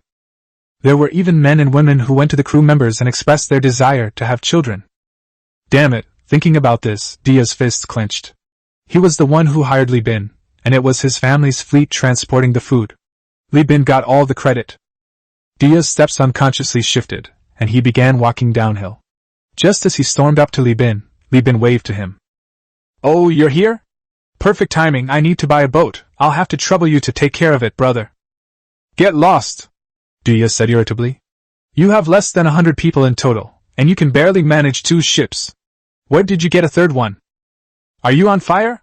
Why are you so angry? If you're feeling pent up, go to Thunder and Fire and contribute to the survival of the other survivors." Li Bin asked in surprise, but he quickly changed the subject and continued. "I was just thinking about the long-distance transport of heavy weapons later on. With only 1 cargo ship and 1 armed cargo ship, the fleet's strength is too weak, and it's easy for pirates to target us." "No, bro." When the topic of money came up, Dia calmed down. He frowned and asked, "Are you really going to go that far to transport weapons? It's not necessary. You have a lot of money now, right? After paying off the loan and the compensation for the wine, you'll still have several thousand star coins left. You'll be debt-free." "And then?" Li Bin asked. Diaki said, "What do you mean, then? The universe is so big, you can go wherever you want. 2 small boats, not even meeting the standards to form a small commercial fleet, what can they do? They'll be robbed by pirates and lose everything in one fell swoop. Even if the Perseus were a smuggling fleet, it would have 3 or 4 ships. What could 2 destroyers do? They'd be living in constant fear and uncertainty. Any reputable company's large transport fleet has ships worth 700,000 or 800,000 star coins. Captain Sarah, whom Li Bin previously served, commanded and controlled 2 Atlas-class transport ships. Li Bin is now like Xiangzi, who has just earned enough to pay off his rickshaw loan. Compared to other rickshaw drivers, he is a big shot, but compared to other people in Beiping, he is nothing. One wrong move and the car is gone. What awaits him is 3 rises and 3 falls, leaving him in a state of utter misery. Be mindful of potential dangers even in times of peace. Only by establishing their own colonies can they truly control their own lives. Thinking of this, Li Bin was filled with strong conviction, his eyes burning with ambition. Duya, seeing this, knew that Li Bin's gamble with his life was different from his own contentment with a modest life. This man had chosen a risky path. So he gave up trying to persuade him, and instead suggested, "Tell me what you need, and I'll do my best to help you with anything I can." Li Bin was moved. "Good brother. No matter how intimate the address, it's not a discount. I need to eat something to moisten my mouth too. Didn't you just eat from 3 production lines? The family is the family, and I am me," Dia said emphatically. "At most I'll give you a rebate. NTM, I need a crew. Don't you have Lloyd blood? Find me 30 Lloyds. I need them for damage control and engine room work. Also, recruit a group of skilled crew members." Dia rested his chin on his hand and thought for a moment before speaking. "I guarantee I can handle the crew issue, but I suggest you don't rush into buying a ship. First, talk to our family's fleet commander. He's very experienced and can help you adjust the fleet composition." At this point, Dia solemnly advised. "Fleet command is a profound subject. The basics of fleet composition, weapon assembly, and ship modification can consume a commander's energy. A first-class fleet is the culmination of a commander's years of hard work. Li Bin, I admit you are very talented, but in matters that are extremely dependent on actual combat and time, you should listen to the advice of the elders." Li Bin nodded with deep feeling. "Well said. So where can we find a fleet commander like this? I have a bottle of Byzantine wine here, and I'm looking forward to having a long chat with this commander." Duya pointed to the sky. "The commander of the mining fleet, that's the person you're looking for. What kind of look is that? Don't underestimate him. The production line family values him highly and specifically transferred him here to oversee things. He has extensive combat experience and earns 1,700 star coins a year. Chapter 36 The Grand Market concludes. A review of the gains, Part 2. Chapter 36 The Grand Market ends. Recap of the gains, Part 2. Li Bin did not immediately go to find the fleet commander introduced by Dia. The transfer was not over yet, and the commander had his own family mission, while Li Bin was busy picking up bargains at the Grand Market. As time went on, more and more survivors set up stalls at the market, and such a huge crowd inevitably attracted the attention of raiders. So much so that Old One-Eyed, accompanied by armed sailors and the UPA tribe, went out hunting on jet motorcycles in batches. However, the market rarely offered high-value goods that caught Li Bin's eye. Instead, it mainly sold various parts. These large quantities of low-value goods were all recycled by the Bellino family. Li Bin naturally wouldn't share in these profits. In fact, Li Bin was somewhat surprised that the Bellino family actually honored their agreement. He thought with a slightly cynical eye. They could have easily led their fleet to wipe me out after discovering the production line and taken all the profits for themselves. After all, Muggo's star has nothing to do with Li Bin, either legally or in terms of strength. Li Bin could only explain this by saying that the Bellino family was using money to silence their critics, demonstrating their family's credit, and also making an investment. Li Bin walked through the market, smiling as he declined invitations from several alluring and beautiful women. As a normal person, he naturally had needs. But who could resist the lure of UPA, this formidable woman? Duya had subtly warned himself that this future female chieftain seemed to have her eye on him, and if he showed any willingness to meet any woman, it would be sending some kind of signal. Next, before he could enjoy the good days to the fullest, on a dark and stormy night, UPA would seize the opportunity to drag him into a small dark room to experience the terrifying power of industrial-grade forces. This extraordinary woman, who is over 2 meters tall, can bend steel bars with her legs. Li Bin doesn't think his spine can withstand a few rounds of that. My life is at stake, so I cannot accommodate you. However, you can occasionally find some good stuff at the market, such as luxury goods. In some underground factories and the rooms of the shelter's management, one can find expensive items such as solid wood furniture, solid wood musical instruments, paintings, and sculptures. For survivors, these are just flammable materials and building materials with a lower flammability than oil, but for Li Bin, they are valuable commodities.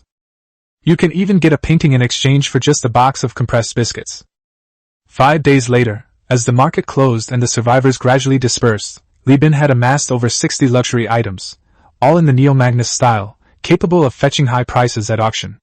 He entrusted them to Duya to put on the auction, planning to collect the money once he transported the heavy weapons back. After the transfer was completed and the market ended, Li Bin was about to leave. Before leaving, UPA held Li Bin's hand tightly and wouldn't let go. If it weren't for the help of other people from the tribe, Li Bin even suspected that he would be dragged away. He felt that what UPA really wanted was the recipes in his head, rather than his own 100+ pounds of flesh.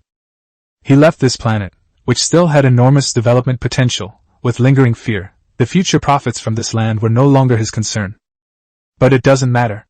Outside the Corpursus sector, there are countless former colonies whose civilizations were wiped out by the Great Collapse.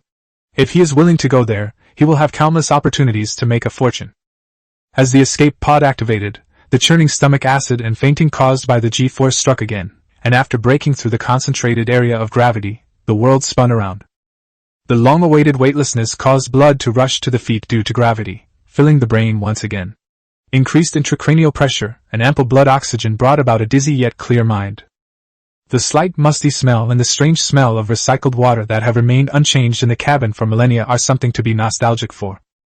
Li Bin returned to his loyal, albeit somewhat rudimentary, ship. As soon as he entered the bridge, before he could even chat with the first mate, a beautiful figure flew over, grabbed Li Chongjin's shoulder, and looked him up and down. Li Chongjin was already a burly, muscular young man. The genes activated by gravity further increased his muscle density, yet he was pulled and tugged around by a pair of arms, turning and squatting, completely powerless. Because those hands came from her younger brother, who was suppressing her sacred body, Li Shu checked him over and over, and only breathed a sigh of relief after confirming that her brother had no injuries. Li Chongjin, who had been tormented by his sister's large hands, finally dared to speak.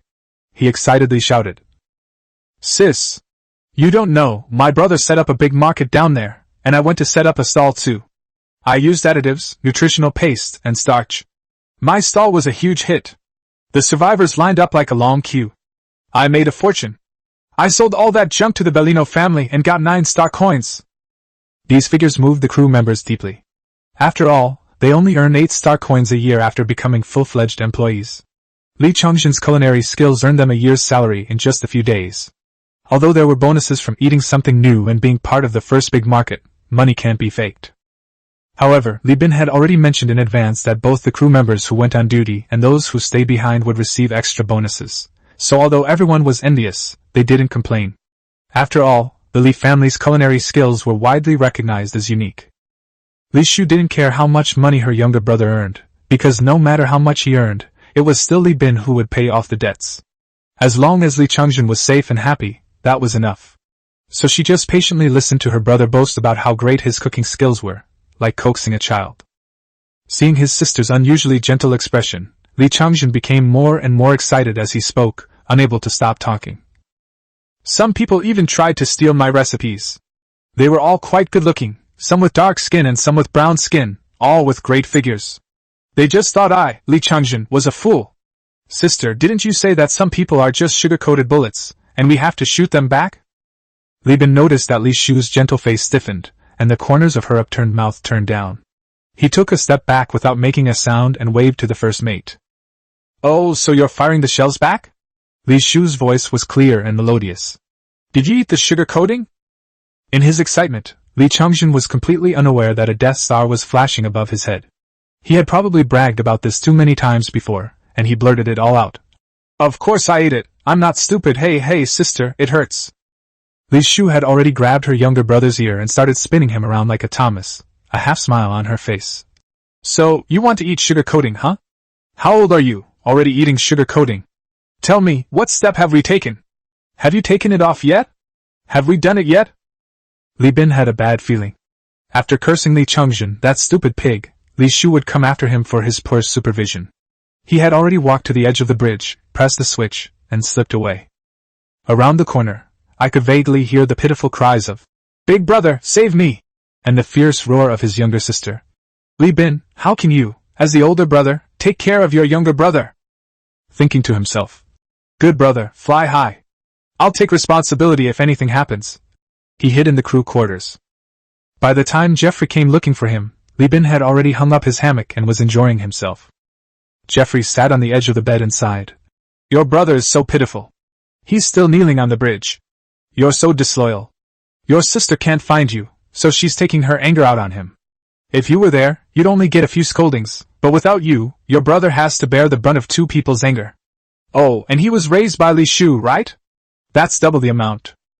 Li Bin scoffed. Who told him to brag like that? I had someone watching him. He's not going to fall for any sweet talk. He's just a minor, a virgin. They have him completely under their thumb. A touch of his hand and a breath of air, and he's out the door. If he goes and brags to Li Shu, I'm not going to play along. He lifted his foot onto the hammock. Let's get down to business. Have all the components been moved? Jeffrey held the e-cigarette and exhaled thick smoke. No, there's still a batch in the cargo hold. The 3-legged cat has been stuck in low Earth orbit. After deducting the amount we need for our own modifications, there are about 400 crates left. The Bellino family bought them all, offering 26 star coins per crate. Li Bin nodded. It's slightly lower than the market price, but that's normal, considering the large volume and the fact that they're mostly armor and bulkhead modifications with low technical content. If it were radiation coils or engine modification components, the price could double. Jeff, with an e-cigarette dangling from his lips, chuckled. Captain, tell me honestly, how much did we make? When talking about profits, Li Bin couldn't suppress his smile, and he chuckled. According to the contract, we'll get 15,000 star coins for developing the production line. Duya will decide to cover the cost of my food purchases. The cost of modifying components will be 10,400 star coins. The consignment auction of luxury goods will not be included for now. Li Bin held up one finger. The pirate ship sold for 4,150 star coins. Selling alcohol and ordering beverage contracts in New Mugos, plus other miscellaneous items, totaled 27,337 star coins. That's a total of 56,887 star coins. Amid Jeff's smug grin, Li Bin casually added, Don't forget we also got a Buffalo-class cargo ship for free. Let me tell you, it's a genuine second-hand ship, flawless. It even has a hidden cargo hold, perfect for smuggling. This ship could easily sell for 20,000 star coins. Good, good. Jeffrey laughed like a pervert.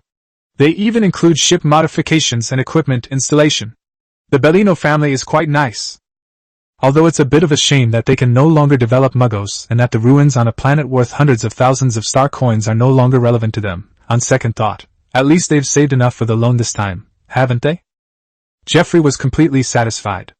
At this moment, he even felt a little euphoric, exclaiming, "That's why I have such good taste. Back then, many people wanted to buy this ship, but I could tell at a glance that you, Captain, were no ordinary person. I immediately sold the ship to you at a low price, and that's how we got to where we are today." "Stop talking nonsense," Lieben said with a laugh. "I'm not joking. I have something serious to discuss with you. We need to buy another ship. For now, San Giameo will have to serve as the flagship, so I can't let you be the captain. But there's a position for the captain of a Buffalo-class ship and the captain of a news ship. Which ship do you want to go to?" Jeffrey stopped laughing instantly, and his expression turned serious. Chapter 37 Building a Small Commercial Fleet. Chapter 37 Assembling a Small Commercial Fleet, The Three-Legged Cat, Leisure Cabin. The three-legged cat, which is larger than an aircraft carrier, has more than enough space for its crew of less than 100, even though most of its space is used for cargo storage. Therefore, it is also essential to have a place for entertainment and relaxation during the long voyages across the stars. After finalizing the revenue and expenses with Li Bin, the first mate hummed a cheerful tune as he crawled into the lounge, ready to do some stretching exercises. He then saw Li Chungjin already on a stationary bike, trudging along with his feet. He was enveloped in a sweat-proof cubicle, chewing on cleaning gel, his face bruised and battered from his sister's beating, and nodded to Jeffrey. "Coming." Jeffrey sat down in another private room, stretched his muscles, and started practicing with the bird and butterfly machine. With the intensity of the work the engineering team does every day, why bother building muscles? Li Chongjin was sweating profusely. If you don't train on the ground, you'll build muscle. But if you don't train in the air, your bones will feel loose. Is it really that scary? Jeffrey found it somewhat comical to see Li Chongjin's bruised and swollen face still looking so serious. Li Chongjin said earnestly, "It's true, humans are, after all, creatures that originated on a planet, and their adaptation to space is still too poor." This is true, but Jeffrey believes it was definitely copied from Li Bin by Li Chongjin. He pointed to his mouth and said, "Do you still have any cleaning gel? Give me one." Li Chongjin took out a piece and threw it over. Jeff tore it open and stuffed it into his mouth. "Since you can't brush your teeth with water in space, the cleaning gel is the substitute." After chatting for a while, Li Chongjin asked again, "The company has bought another ship, and it's going to buy more. First mate, have you decided which ship you want to be the captain of?" "You little rascal, I knew you were being so enthusiastic, so you were waiting for me here." Jeffrey chuckled. He could easily see through Li Chongjin's intentions. This kid was hoping he would be promoted quickly so he could replace him as first mate, gain experience, and then go and become captain. To paraphrase Li Bin, this scheme was so well planned that it could be heard clearly even from 2 separate rooms away. He shook his head. "I rejected it." "What?"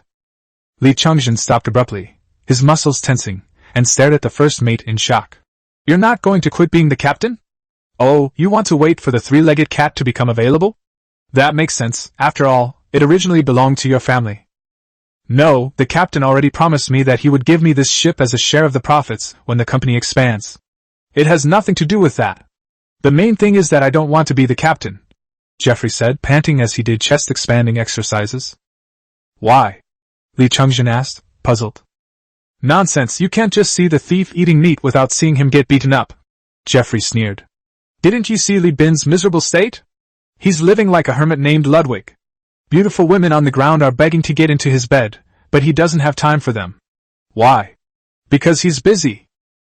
I just did the math with him, and it was driving me crazy. There were fuel costs for long voyages, maintenance fees, and the salaries, bonuses, and food for each crew member. Every time we hire someone, all the data changes. There's also planning the star map, checking market information, buying information, and socializing. Do you think just anyone can be a captain? Do you think your brother is only making money because of good luck? He's incredibly capable. I met your brother, which is a stroke of good luck. I can make money even while lying down, so why should I suffer?" Jeff nudged Li Chongjin. "You get beaten down by your sister just for holding hands with a woman. I have plenty of friends on the ship, I live a comfortable life. Sometimes I even think about getting prosthetics like old One Eye. How, why? Li Chongjin was simple-minded, but as people teased him, his ability to play the straight man improved rapidly. Jeffrey slapped his thigh. My legs are too weak from exhaustion. He stood up, turned on the hairdryer in the cubicle, dried himself off, and wiped away the dried sweat with a wet wipe, saying, So, you should give up now. Your brother is poor and can't afford to hire anyone. Being a captain is mentally and physically exhausting, and you're not cut out for it. Wait until your brother is worth hundreds of thousands of stock coins and he'll provide you with a good advisory team, then you can be a captain. He left the lounge, waving his hand behind Li Chongjin's back. You kid, you need to practice some more. Also, why are you chewing on the original flavor cleaning gel? Let me tell you, this cleaning gel has to be the authentic jasmine flavor. I'm leaving. Li Chongjin felt rather uncomfortable after being indirectly belittled by the first mate, but then he thought to himself, the cleaning gel he eats every day is jasmine-scented. My older brother told him that jasmine is a plant on earth with a wonderfully fragrant flower, which is why many foods and perfumes are made based on its scent. However, when humans colonized the land, they did not bring jasmine with them, so there is no jasmine flower in the constellation Perseus. All jasmine-scented products are made with diluted scatol. Space is limited, and in the isolated space, organic materials such as coal tar are hard to find, but jasmine-scented cleaning gel is always available. Why is that? As its chemical name suggests, scatol can be extracted from feces, and while spaceships may lack many things, they certainly don't lack feces. The thought of the first mate's arrogant tone and his daily sustenance immediately lifted Li Chongjin's spirits, and he pedaled with even more energy. Li Bin had just finished communicating with the commander of the Bellino family fleet. Both being fleet commanders, this one had a very different style from Saradu of the Minshin Company.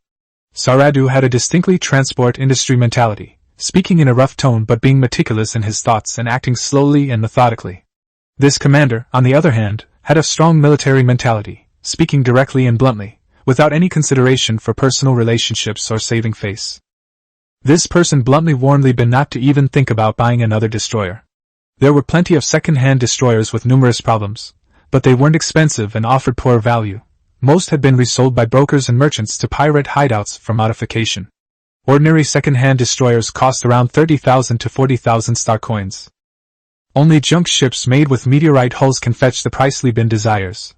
For example, the Vesta-class destroyer starts at 20,000.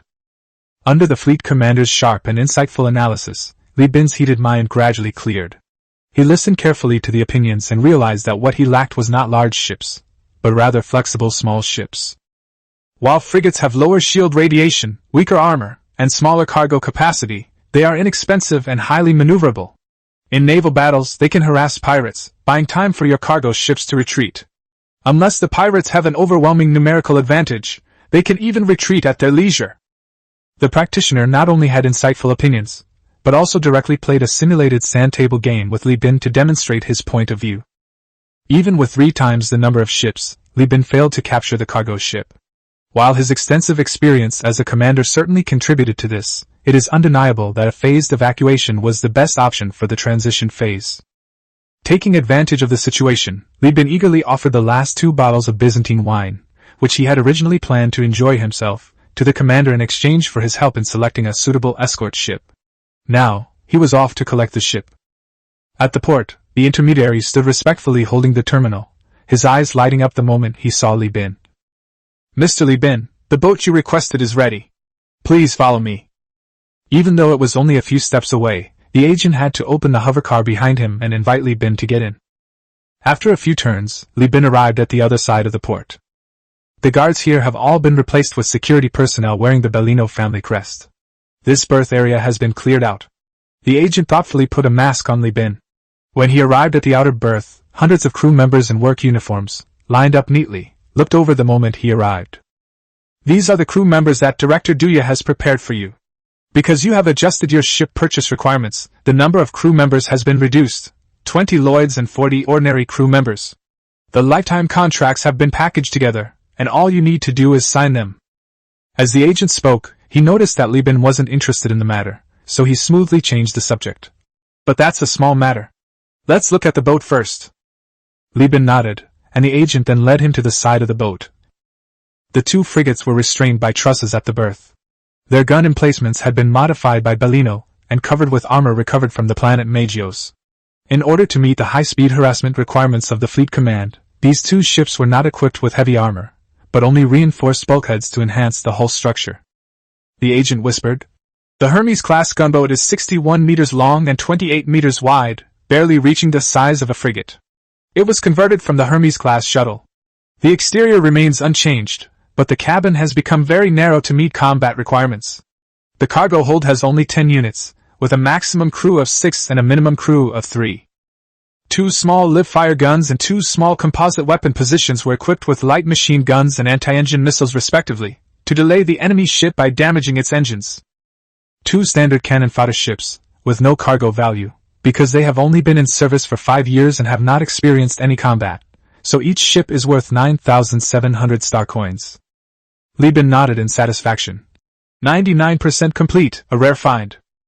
However, let's replace the light machine guns with short-bow automatic cannons.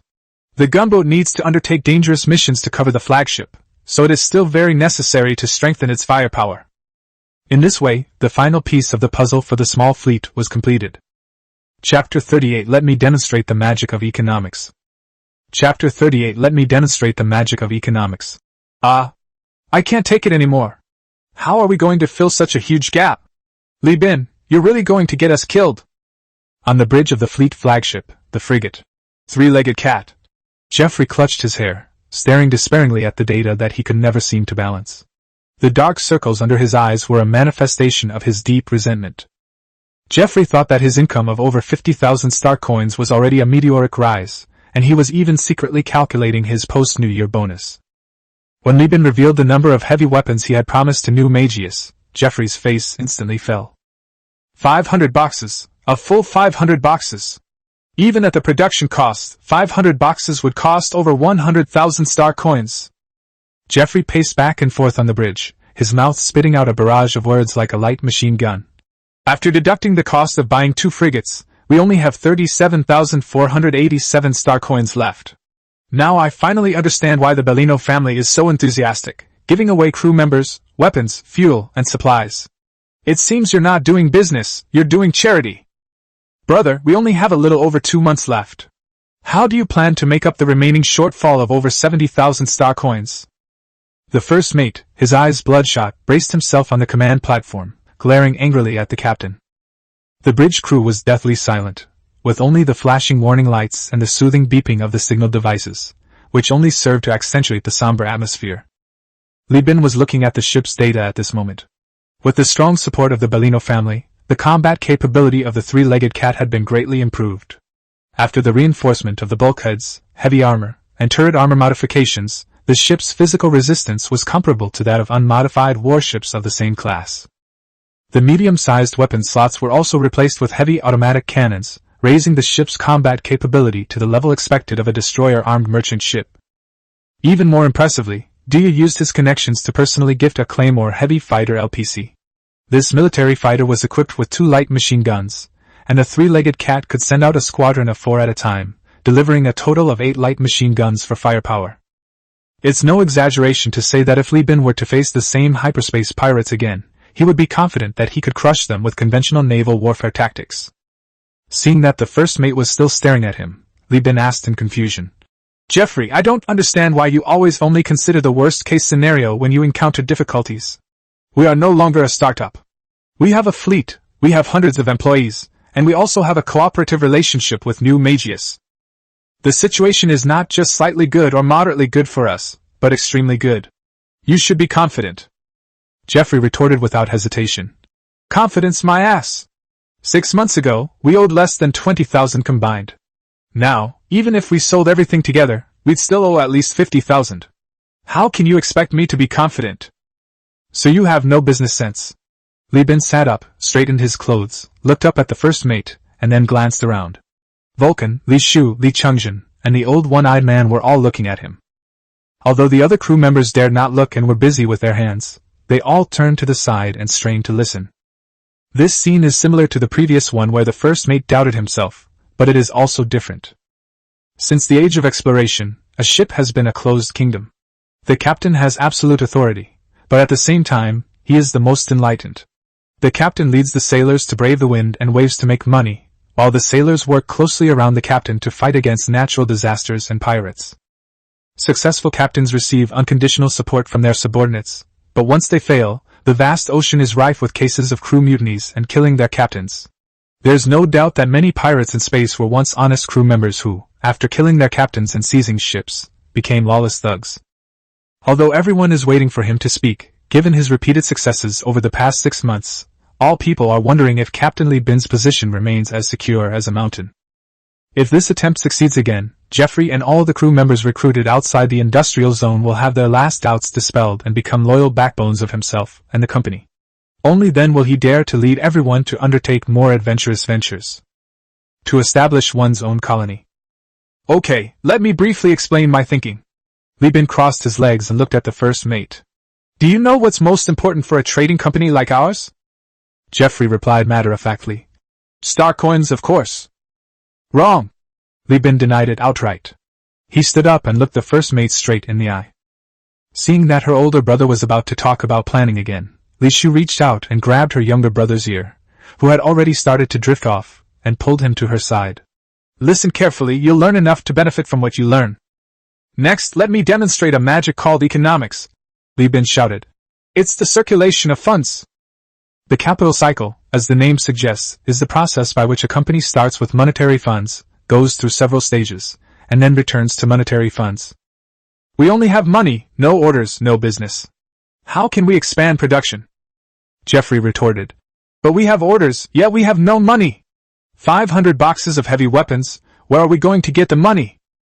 Who said you have to buy 500 boxes at once? Li Bin retorted. Jeffrey was dumbfounded. Li Bin pressed on. This order has never required payment in full at once. As long as it's within the time limit, we can even complete it in multiple trips. He drew circles in the air with his finger. Every time we buy heavy weapons with star coins and then sell them back for star coins, that's one cycle of capital. As long as our capital cycle is fast enough, we can buy more goods within the time limit, and our profits will be greater. Why do so many street vendors and even businesses use a strategy of low profit margins and high sales volume?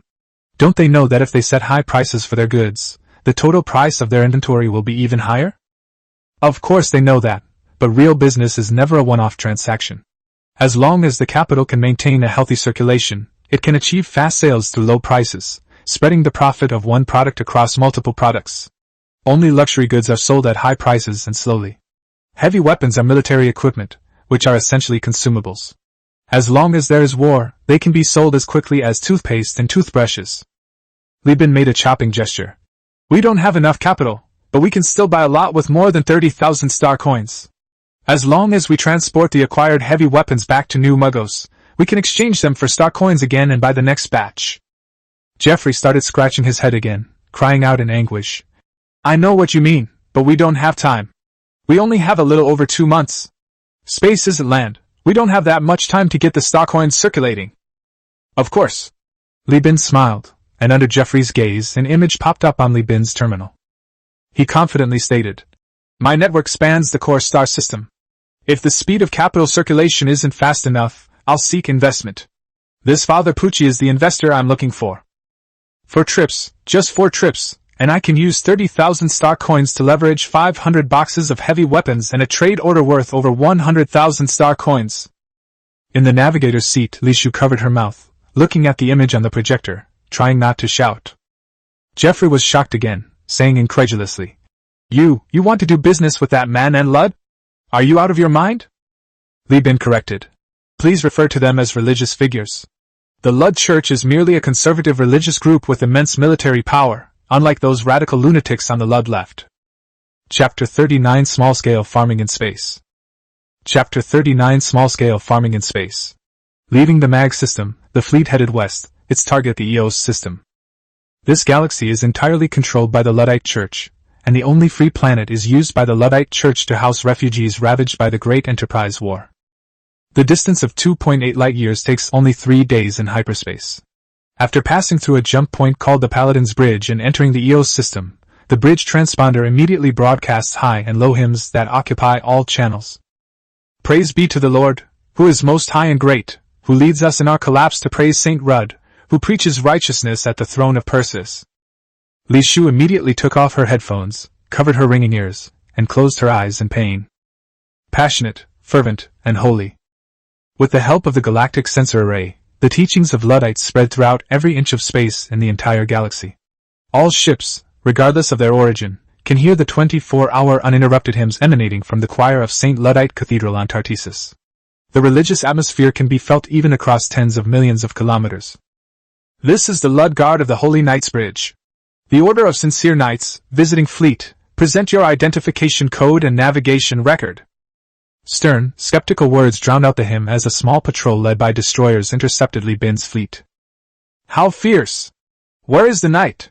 Li Chongjin wrinkled his nose, watching his sister rub her ears in distress, and a fire was burning inside him.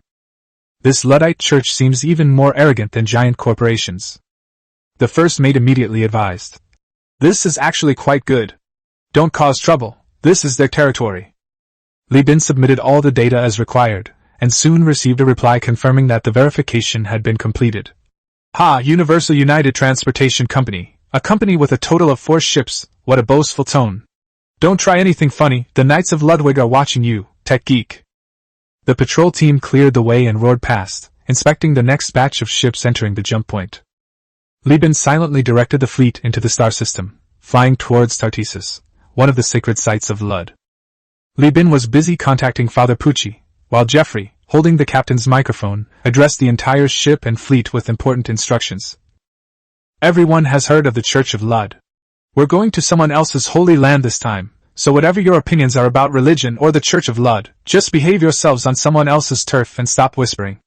If the Lud Knights catch you, they'll really make you a target. Furthermore, the Church of Lud holds a conservative, even hostile, attitude towards technology. They believe the Great Collapse is God's punishment for humanity's advanced technology. All your projection terminals and smart devices are strictly prohibited from being taken off the ship. And you are not allowed to connect to Lud's network either. The fleet docked at the Tartessus orbital station, which was built using early human territory construction technology. The space station was extremely bulky, and with the continuous expansion of the living and armed blocks, the entire space station resembled a swollen triangle, exceeding 28 kilometers in length. A truly colossal behemoth. Tartessus slowly rotated beneath their feet. It was a gray, arid planet, its surface covered by vast wilderness and hills, with only a few shallow, silted seas no more than 50 meters deep. The surface water content was far below what humans needed for activity. However, due to the lack of geological activity and its relatively rich mineral deposits, the Luddite Church, after occupying the planet, developed it into its economic and population center. This is a naturally formed planet, one of the few habitable planets in the constellation Perseus. The Luddite Church regards it as a gift from the Lord. Before leaving, Li Bin solemnly handed over to Jeffrey. There are still 300 units of metal plates on the ship. No matter what the merchants in the port say, you must not sell them. These things must be donated to Father Pucci. Wait for me to come back. The port area of Tartessus orbital station was completely different from other port areas I had seen before. There were no flashing holographic advertisements, and no public network for merchants to quickly buy and sell goods. Instead, they produced religious banners and works of art made in vast quantities of silk and animal hides. These luxuries, which would fetch exorbitant prices on other planets, were very inexpensive in the areas controlled by the Luddite Church. Although the Luddite Church advocated frugality, that was for personal life. When it came to religion, they consistently spent lavishly. The Church of Lud aims to bring humanity back to nature, and can be considered an interstellar druid. They control nearly half of the food production areas and natural resources in the Perseus star system, and many rare species from Earth have been carefully cultivated and propagated by the Lud followers. The densely packed, simply dressed Luddite merchants, their faces covered except for their eyes, their hands hidden in their wide sleeves, whispered among themselves to the captains unloading cargo. Here, one can sense both the backwardness and prosperity of a 20th century port. Clad in alloy plate armor, resembling a medieval knight, and wielding an electric lance, the Luddite knights strutted through the crowd with their chests out and heads held high. Whenever they spotted any radical Luddite cultists criticizing the captain and merchants for displaying high-tech products, these comically behaving Luddite knights would immediately stride over, grab the cultists, and take them away. Despite its hostility towards technology, the Lud Church, living in the interstellar age, has no choice but to rely on it. From its orbital space stations to its Lud fleets in space, and even its industrial production, The Lud Church must utilize what these giant corporations despise in order to contend with them. The Lud Church's foothold in the star system is built upon its vast number of followers, who are present at the grassroots and mid-levels of both the dominant and tachyon technologies. Unlike other barren metal or lava planets, the Luddite Church possessed a rich and beautiful life-bearing planet that continuously produced food. With the left hand, religious faith offered spiritual comfort. With the right hand, food provided sustenance. Therefore, in the port area, any commodity can be sold except for human organs and drugs. However, going further into the residential area or even landing on Tartessus will be subject to strict surveillance. Liban found a religious item shop in the port area and bought a sheet of paper, size A4, for 5-star coins. It was handmade by a Luddite and blessed by Father Luddite. The paper was made of pure natural wood pulp and had a pale yellow color with faint holy words printed on it. He then printed his request for permission on it. He then placed the permit into a bronze scroll before proceeding to the dock's connecting passageway. He walked straight past the queuing merchants, and under the unfriendly gazes of the guarding Luddite knights, unfurled the scroll, revealing the intricately written permit. Under the watchful eyes of the Lord and Saint Ruth, I joyfully received a request from my church friend Libin, signed as Father Pucci, the executor of the tribunal. Knight Lud immediately put away the electric lance that was blocking his way, and roughly pushed aside the other merchants. The merchants did not dare to complain, and quickly made way for Libin to enter the living area. If the port area is still in the style of the 20th century, then the living area is practically a return to the Middle Ages. Each block is topped with a huge light that creaks and groans rhythmically along its orbit, simulating a star. Underfoot is in metal, but a layer of sand mixed with adhesive and stuck to the floor. Thanks to the space station's rotation, there's not much dust. The low-rise houses, built of plastic and metal, are all painted in the style of wood. The houses are all built in an ancient style, some of which show a distinct medieval style, while many others are a mix of styles. One house is clearly in the shape of a Scottish shed, but it has the structure of a tropical stilt house on the ground floor. Another house is in the style of a Japanese house, but the roof is a flat structure with a dry Middle Eastern climate. The whole thing is a hodgepodge, with each house seemingly showcasing the owner's understanding of antiquity. However, due to the general public's lack of historical knowledge and education, they cannot distinguish the origins and affiliations of each style. Aside from their aversion to technology, the Church of Luddites does not criticize the aesthetics of its inhabitants, who maintain a leisurely lifestyle unlike those under the control of giant corporations. Almost every 2 or 3 households had a spinning wheel. Some were spinning chemical fibers, some were spinning silk, and some seemed to be specialized farmers raising alien economic organisms that Libin couldn't name. The old habits of small-scale farming were overwhelming, leaving Libin somewhat at a loss. The residents were dressed in retro style, making him stand out from the crowd. Every household here had children, and when they saw Libin, the elders would pull their children behind them and watch him warily until he disappeared around the corner. It is precisely because of this inefficient use of space that the orbital space station is so bulky that it took Libin a full 20 minutes to reach his destination. The Court of Religious Inquiry at Tartessus Orbital Space Station is a magnificent, stone-clad church with a distinctly Baroque style. After another round of inspection by the Knights of Lud, wrapped in gold leaf, inlaid with artificial diamonds the size of human heads, and engraved with the story of Saint Lud preaching and saving the world, the huge 8-meter-high metal doors slowly opened amid skiers and steam. Looking at the church that seemed so real yet so far away, Libin was overwhelmed with nostalgia. It was as if he had returned to Earth, and was traveling in a foreign country. He followed the priest's directions, his mind racing with memories, unsure of where he was, until he found himself in a spacious, bright room. With a crisp click as the door closed, Libin snapped back to reality. "Brother Libin, I met Captain Saradu half a year ago when he came to buy grain. He told me that you had left Minchin Company, which I regretted for a long time. I never expected to meet you so soon. It is truly a blessing from my lord." A black man dressed in a simple robe that seemed out of place with his surroundings left his seat and approached Libin. "I'm sure you'll be able to bring more help to the Lud Church this time." The Luddite Church refers to all non-believers as unbelievers, but greets them warmly as brothers, signifying equality. However, Libin is far from naive enough to believe he has actually become someone's half-brother. He respectfully performed the Luddite ritual of drawing a circle on his chest to show his respect. "Yes, Father Pucci, I've obtained some excellent news, so I came to you immediately. The evil tachyon technology, with its inhuman and unscrupulous actions, has angered the people of an entire star system, and the local righteous people are planning revenge." A glint of shrewdness flashed in Father Pucci's eyes. He gestured for Li Bin to sit down, then tapped his fingers a few times on the side of the table, declining any further requests. Brother Li Bin has come from afar. Why don't you sit down, have some tea or coffee, and talk slowly? Chapter 40 Begging for Alms at the Lutheran Church. Chapter 40 Begging for Alms at the Luddite Church. Father Pucci belongs to the moderate faction within the Luddite Church. His tribunal is mainly responsible for identifying and testing technological items and technologies from various planets and space stations, determining whether their technological components are within the scope of the doctrine. In short, all technologies of the late human civilization are forbidden in the eyes of the Luddite Church, including energy weapons such as lasers, phase technology, Stargate technology, and AI cores. This is largely due to the mild attitude of the interstellar merchants and micro-enterprises they interact with daily.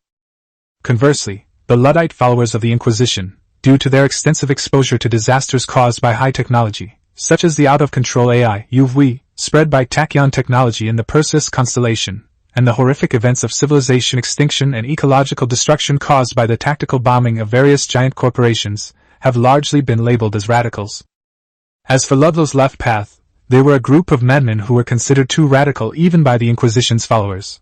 They wanted to destroy all technology and return humanity to a primitive society of slash-and-burn agriculture. In order to raise funds quickly, Li Bin directly revealed the plans of New Magius and Pirate King Konda. Although this violated his agreement with Duya, Li Bin was confident that it would not only not backfire, but would also win new allies for Duya. The First AI War was a protracted world war waged by the Luddite Church in alliance with the hegemonic group against tachyon technology and the Perseus Alliance. Even in the Second AI War, while the Luddite Church did not directly ally with the hegemonic alliance, it provided covert assistance. The Church of Lud has too many people who have a blood feud with tachyon technology. Over the past 100 years, these people have gradually risen to the upper echelons of the Church. Even if they refused to help, they would not betray the information. Sure enough, upon hearing the information provided by Li Bin, Father Pucci rested his fingers on his temples, lowered his gaze, and slowly said, "Tachyon Technologies is the cancer of Perseus. The afterglow AI they left in the outer star sector is still multiplying disorderly. What's even more ridiculous is that when we breached Tachyon Technologies' AI lab, we found that these madmen had actually deleted the control program in order to discuss people. Tachyon Technologies can't even control the afterglow itself now." At this point, Father Pucci revealed a look of disgust. Extreme rationality leads to extreme arrogance. They despise all order, and the result of technocracy is that they treat people as machines. Their bottomless exploitation is evident in the EOS system. There is a planet that still has the deadly poison leaked from tachyon technology experiments. The atmosphere is shrouded in poison, a testament to their crimes. Li Bin chimed in. Yes, speedy technology is still trafficking in human organs, and they openly sell drugs in their market. Damn it, humans are the core of civilization, not pigs and dogs. There's an old saying that water can carry a boat, but it can also capsize it. Speedy technology will reap what it sows sooner or later. The lifetime employment system was first implemented by Speedtronics, whose brutal bottom-ranking elimination system greatly improved the company's competitiveness and forced other giant companies in Perseus to follow suit. Employees who are laid off are either directly harvested for organ trafficking or transferred to laboratories. This kind of unscrupulous behavior is unique even among giant corporations. Compared to tachyon technology, the Luddite Church's restriction of technology but provision of a poor peasant lifestyle could be considered a paradise on earth. Water can carry a boat, but it can also capsize it. That's a truly philosophical saying. I haven't been on a boat trip in a long time, Li Bin. You always have such profound insights, Father Pucci said with an expression of admiration. I'm ashamed. Li Bin waved his hands repeatedly. It's just that when I was excavating the ruins, what I saw in the previous database was all copied. Father Pucci shook his head. Many people have excavated ruins, but they only focus on technology, never learning from history and its lessons. The fact that you wrote these words down shows that you are thoughtful. You once said the fields are close together, the sounds of chickens and dogs can be heard from each other, but people never visit each other until they die. Self-sufficiency is so appealing. Everyone can enjoy resources fairly and be self-sufficient, which can reduce strife. This is the key to how Li Bin was able to get in touch with Father Pucci. Father Pucci initially met Li Bin through smuggling, and the two only had a business relationship back then, with Li Bin helping the Lud Church smuggle refugees. Later, during a casual conversation, Li Bin repeatedly uttered classical and philosophical remarks, which made Father Pucci realize that he was not just a businessman obsessed with money, but a kindred spirit who spontaneously understood the true meaning of Luddite from a different perspective in life. Li Bin's use of technology and his wariness of giant corporations were very much in line with the views of the moderate Luddite faction, and that's how their friendship was formed. Father Pucci lamented the endless war in the constellation Perseus, then after a while returned to the main topic. Given the situation in the MAG system, the inevitable outcome is suppression. Pirate King Khanda has multiple objectives, with revenge being just one of them, and plundering tachyon technology also being one of them. Khanda's nest is filled with self-replicating minefields, and the sensor mines can severely damage any fleet. I believe Pirate King Khanda will survive. But the Church of Lud is unlikely to attack tachyon technology at present. Brother Li Bin, the aftermath of the 2 previous wars has not yet subsided. We do not want to see a third AI war. After all, peace is fragile and precious, and there is very little we can do. There is currently one planet in the EOS system used to resettle refugees. Hundreds of thousands of refugees are struggling to build homes on a planet with no atmosphere and frequent meteors. The main focus of the Lud Church is on this planet, and it also has to spare some attention to restrain the madmen of the Lud left path. Li Bin expressed his understanding. That's right. Giant companies can just focus on making money, but the Lutheran Church has to consider many things. They have to resettle refugees, ensure food supplies for the Perseus, and restrain radical elements on the left. It's really tough. As the priest nodded repeatedly, he quickly explained that he had not come blindly seeking help, but rather hoped to obtain financial support. Li Bin detailed his heavy weapons procurement plan, explaining that he was currently short of star coins and hoped to borrow some money. Upon hearing this, Father Pucci couldn't help but laugh out loud. It's always the believers who donate to the church. I never thought that one day I would encounter an unbeliever begging for alms from the church. Brother Li Bin, this is truly ingenious. Li Bin felt embarrassed, but he kept a straight face and said sincerely, Father Pucci, I have heard about the hardships of the refugees from Minshin Company. I didn't have money before and couldn't do anything for them, but now that I have some assets, I would like to donate 300 units of metal to the refugees to help them rebuild their homes. As I traveled along, I saw countless starving people who didn't even have nutritional paste to eat. I hope Father Pucci can give me a purchase permit so that I can buy some food to help the starving people. This statement is partly true and partly false. Li Bin's donation of metal was intended to boost Father Pucci's donation performance and to secure a grain supply permit. Essentially, it was an exchange. The Luddite Church had plenty of grain, and Li Bin could recoup his loss by donating metal through grain sales. The profit margin on grain is not high, but Li Bin's fleet has a cargo capacity of over 500 units. With just a few transactions, it can cover part of the shortfall in purchasing weapons. In other words, the proportion of funds he needs has further decreased. Father Pucci pondered for a moment and said, All right, I will personally donate 10,000 star coins to the valiant people of Muggos who have launched a revenge against the evil tachyon technology. You can use this money to purchase heavy weapons. Although it was called a donation, Li Bin knew perfectly well that since it was in his personal capacity and not going through church procedures, it was essentially a loan, and he would have to repay it with interest. Father Pucci's agreement was partly due to their friendship, but the main reason was that the funds would be used to disrupt a large corporation, and that the plan was feasible. Li Bin stood up and bowed respectfully. Thank you, Father. With the Lord's witness, your righteous act will surely benefit all people. The deal was struck, and both parties were happy. Li Bin stayed a while longer, discussing doctrines with Father Pucci, recounting voyage stories, and angrily berating the giant corporation before finally getting up to take his leave. In the port area, the gantry crane slowly took its position, and under the tense control of the former second mate, now the captain, the Buffalo-class cargo ship unlocked all the container locking trusses, and 300 units of metal were quickly moved out. Next, 500 units of hulled wheat and rice were packed into boxes and loaded onto the cargo ship. After the gantry crane was removed, Jeffrey scratched his head, looked at the 3 words, Fat Orange, written on the side of the cargo ship, and fell into deep thought. Damn, is the captain that awesome? He managed to squeeze star coins out of those stingy religious people and even got permission to buy native food. He's got some nerve. Rice and wheat can be made into nutritional pastes, but nutritional pastes cannot be made into whole grains. In today's Perseus, a bowl of rice is worth more than more nutritious compressed biscuits or nutritional pastes. This is something that only the middle class can afford. The old one-eyed man stood to the side, a cigarette dangling from his lips, his eyes filled with complex emotions, his thoughts a mystery. Chapter 41 Funding Cycle, Launch, Part 1. Chapter 41 Funding Cycle, Launch, Part 1, the fleet departs port, and the crew members stand in front of the observation window, reluctantly bidding farewell to Tartessus. Despite never setting foot on the orbital space station, Tartessus still left a deep impression on everyone. Its refreshing atmosphere, the lush green of the hemispherical agricultural zones built with high-strength glass in the tropical wasteland, and the tranquility of the gentle, irregular waves lapping against the coastline. The breathtaking scenery stretching for thousands of miles was a sight these people living on lava planets and space stations had never experienced in their entire lives. They even pooled their money to buy a holographic projection of the Luddite Church's missionary work, but no one cared about the missionary content. They just wanted to see the planet's beauty.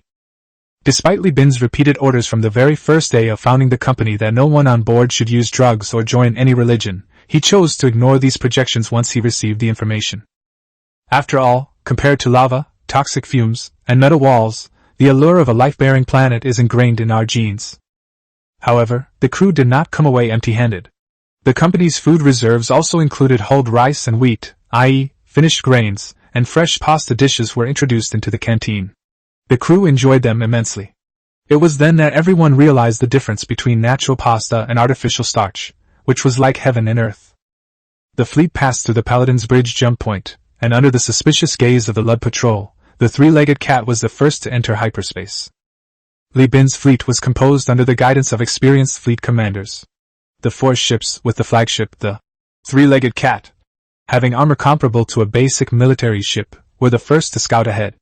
If there were hyperspace pirates lying in wait, the powerful heavy armor could absorb most of the damage before the battery protection due to the jump point power outage disappeared. The second ship to enter hyperspace was the Buffalo-class cargo ship Fat Orange, followed by 2 Jaime-class converted gunboats, Catboy 1 and Catboy 2. They were responsible for covering the rear. The fleet smoothly entered hyperspace. The star map projection quickly blurred, the 3-dimensional projection collapsed into a 2-dimensional image, and large blue-purple shadows spread out. The surrounding area, seemingly covered by thick dust, was the deep region of hyperspace. Hyperspace is very different from the real universe. Spaceships can still fly around in all directions, just like in space, but conventional observation methods are ineffective. Only gravity readings and optical observations can function normally. Those dusty, bluish-purple shadows are a visual representation of gravity readings. When a spaceship travels to these areas, it will be significantly slowed down by gravitational pull of unknown origin. Furthermore, these deep zones may even experience irregular hyperspace storms. In order to cope with the expansion of the fleet, the original second officer, third officer and chief engineer of the three-legged cat were promoted to captains of 3 other ships, and experienced crew members with qualifications and certificates, supported by Duya, were also given priority to be transferred to other ships to assist the captains. As a result, Li Shu's workload increased significantly.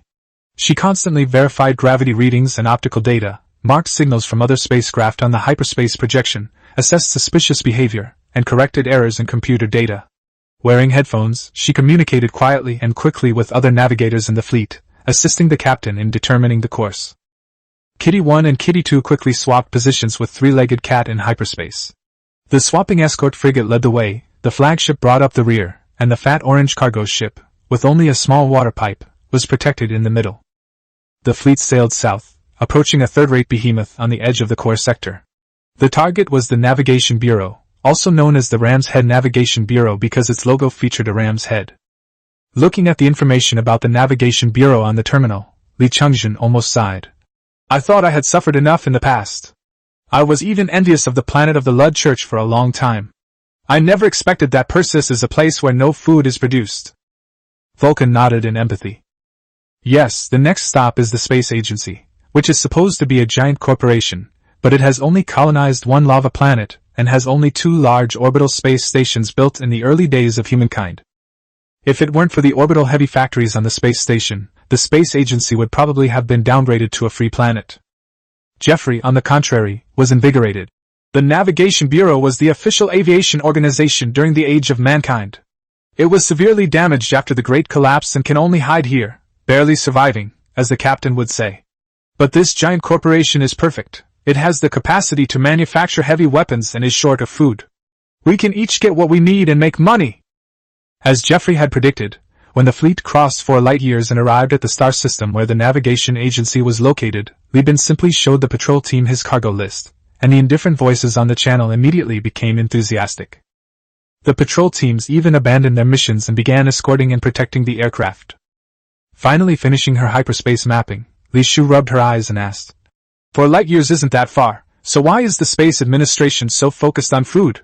Wouldn't it be better if they just bought it from the Church of Luddite?" "Kid, you're still too green." Jeffrey showed off, something he happened to know. The Church of Lud and the left path of Lud control half of the grain production area in Persis. Everyone needs to eat. Selling grain indiscriminately can make money, but grain is also politics. He said smugly, "If the Lud Church cuts off our food supply, we'll lose half of our food. It's not just that half the people will go hungry. The entire star system will descend into chaos as people scramble for food.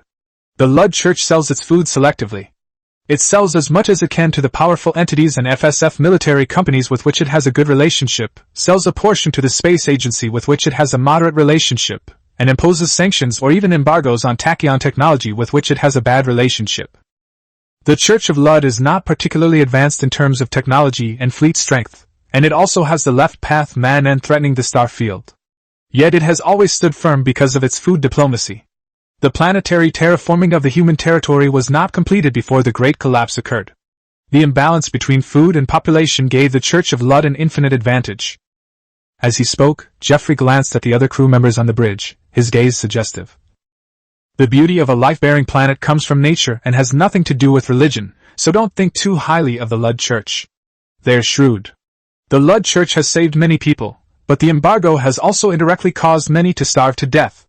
Miamagos is still suffering from food shortages because the Mag star system they inhabit is under the rule of tachyon technology, forcing them to buy food from the Overlord at high prices." The first mate's words struck a chord with Li Bin. He guessed that the Navigation Bureau's emphasis on food might be because the Lud Church was training eagles.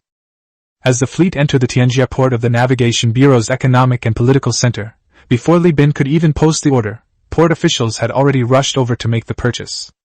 The official didn't even introduce himself. After revealing his identity, he only asked 2 questions. First, what does Li Bin want? Secondly, is it possible to transport more grain? Wearing his terminal glasses, Li Bin engaged in perfunctory conversation with the officials while simultaneously checking the star network. To his surprise, he discovered that the network could only connect to the internal network of the star system. In short, the navigation agency severed the relay communication between the galaxy and the external galaxy, turning the entire galaxy into a giant local area network. Damn it, don't tell me someone is rebelling. Li Bin was starting to panic. He didn't care about the internal strife within the Navigation Bureau, and his limited resources were of no help whatsoever. A mere 100 or so people wouldn't have been enough even in the Middle Ages, let alone on the interstellar stage. He was utterly powerless. His only concern was that if civil unrest broke out, the heavy weapons produced by the Navigation Bureau would definitely be prioritized for suppressing the uprising, which would inevitably drive up the price of the weapons. It is well known that forces like the Maritime Affairs Bureau, which lack their own grain production, have higher grain prices. However, the profits in the grain trade have always come from bulk trade, and smaller quantities are not enough to subsidize supplies and fuel costs. Li Bin simply wanted to accelerate the circulation of funds and incidentally purchase heavy weapons here. Unexpectedly, he encountered an accident. Chapter 42 The Capital Cycle Begins. Part 2. Chapter 42 Funding Cycle Start. Part 2. Fortunately, after some communication, the situation was not that bad. It was just that the grain reserve cargo hold had been looted by terrorists. These words almost made the old one-eyed man laugh. In all his years as a Marine, this was the first time he had ever heard of someone stealing food. He didn't know if it was malicious targeting by other giant companies or if some clumsy thief was just inexperienced. Li Bin admitted that he needed heavy weapons and that he could bring a batch of food in 2 months. In fact, if Li Bin wanted to maximize profits through trade, he should have engaged in triangular trade between New Magius, the Church of Lud, and the Navigation Bureau. He should have purchased metals from New Magius and sold them to the Church of Lud, purchased grains from the Church of Lud and sold them to the Navigation Bureau, and then purchased heavy weapons from the Navigation Bureau and sold them to New Magius. With the hyperspace route mapped out in 2 months, Li Bin is confident that he can complete 5 or 6 rounds of funding cycles and expand his cash reserves to 150,000 to 250,000 star coins. But he dared not gamble, for he did not know whether the food crisis at the Maritime Bureau was an accident, or a result of behind-the-scenes manipulation by a giant corporation or the Luddite Church. Selling weapons to pirates and getting involved in a giant corporation's business war have two different outcomes. If you handle the former well, you can stay out of it, while the best outcome of the latter is being targeted and killed by a giant corporation. For safety reasons, Li Bin ultimately chose the safer approach. In fact, the shipping bureau was casting a wide net, not only Li Bin, but all companies, individuals, and smuggling teams that came to the shipping bureau received grain orders from the bureau, and a huge third-party grain trade and transportation network would be formed here in the short term. Prosperous trade inevitably attracts bloodthirsty pirates. 500 units of finished grain, with a profit of 16 star coins per unit, yielding a profit of 8,000.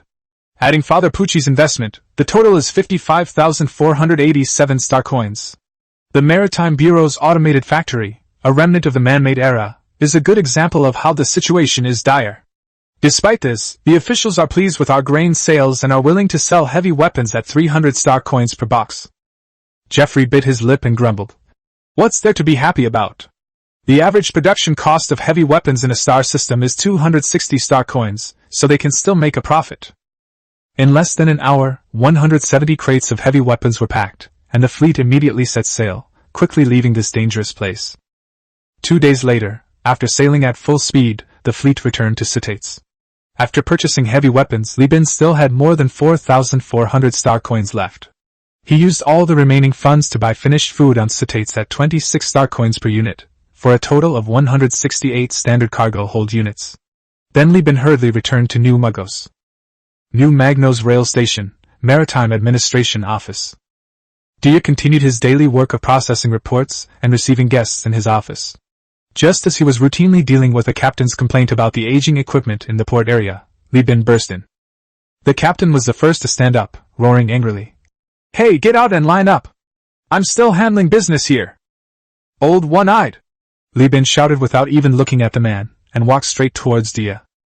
The one-eyed old man smiled and slashed at the captain, his prosthetic arm extending into a restraint net, and he packed the captain up and carried him away. Li Bin, what's wrong? Dia was still in surprise when Li Bin walked over, panting, and said, The situation is urgent, so I'll get straight to the point. Is it safe here? Well, listen carefully. I have 170 boxes of heavy weapons and 168 boxes of food on my ship right now.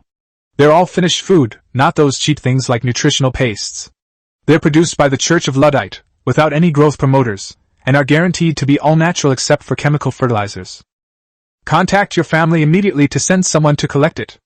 Give me the star coins quickly. I'm on my next trip. And another one. He grabbed Dia's head and whispered in his ear. The Southern Navigation Bureau is short of food, and the star network has been cut off.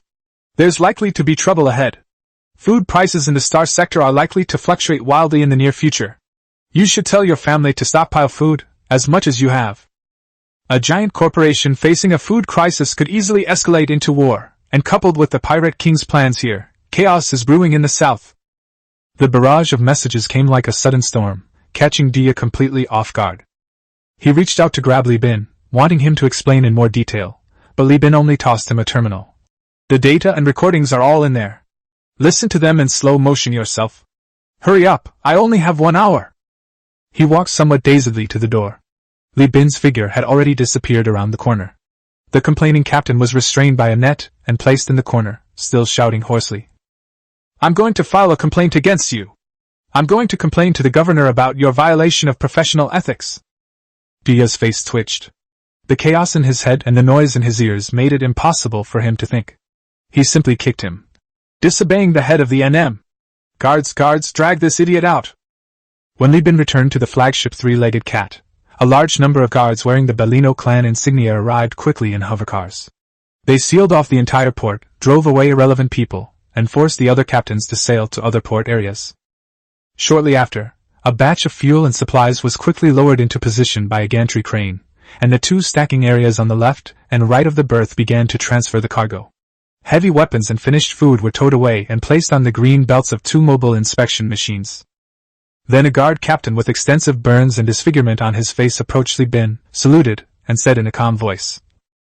Mr. Li Bin, I have come to convey Director Dia's message. I am aware of your needs and am currently accompanying the clan chief to visit the governor. Thank you for your support. Please accept these small supplies as gifts. After saying that, she handed over a magnetic card. The goods have been inspected. According to the contract, we will purchase the heavy weapons for 640 star coins. As for the finished food, Dia offered 35 star coins. He said that if you are not satisfied, we can talk about it again. The price is negotiable. No need, I'm in a hurry. Li Bin took the magnetic card, entered the password, and transferred the star coins to his own account. Each box of heavy weapons yields a net profit of 340 star coins, and each box of finished food yields a net profit of 9 star coins, slightly lower than the Maritime Bureau's profit.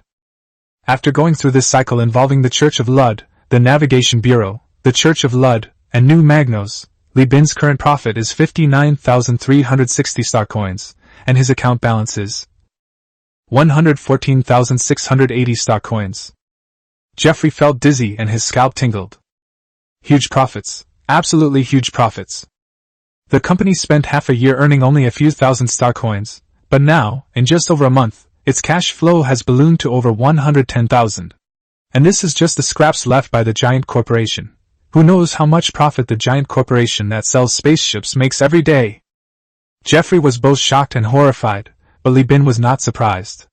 The arms trade has always been extremely profitable. In ancient times, there were state monopolies on salt and iron, and in modern times, there was the American military-industrial complex. Which one of them didn't make a fortune? Without going into too much detail, just look at Nicolas Cage's Lord of War.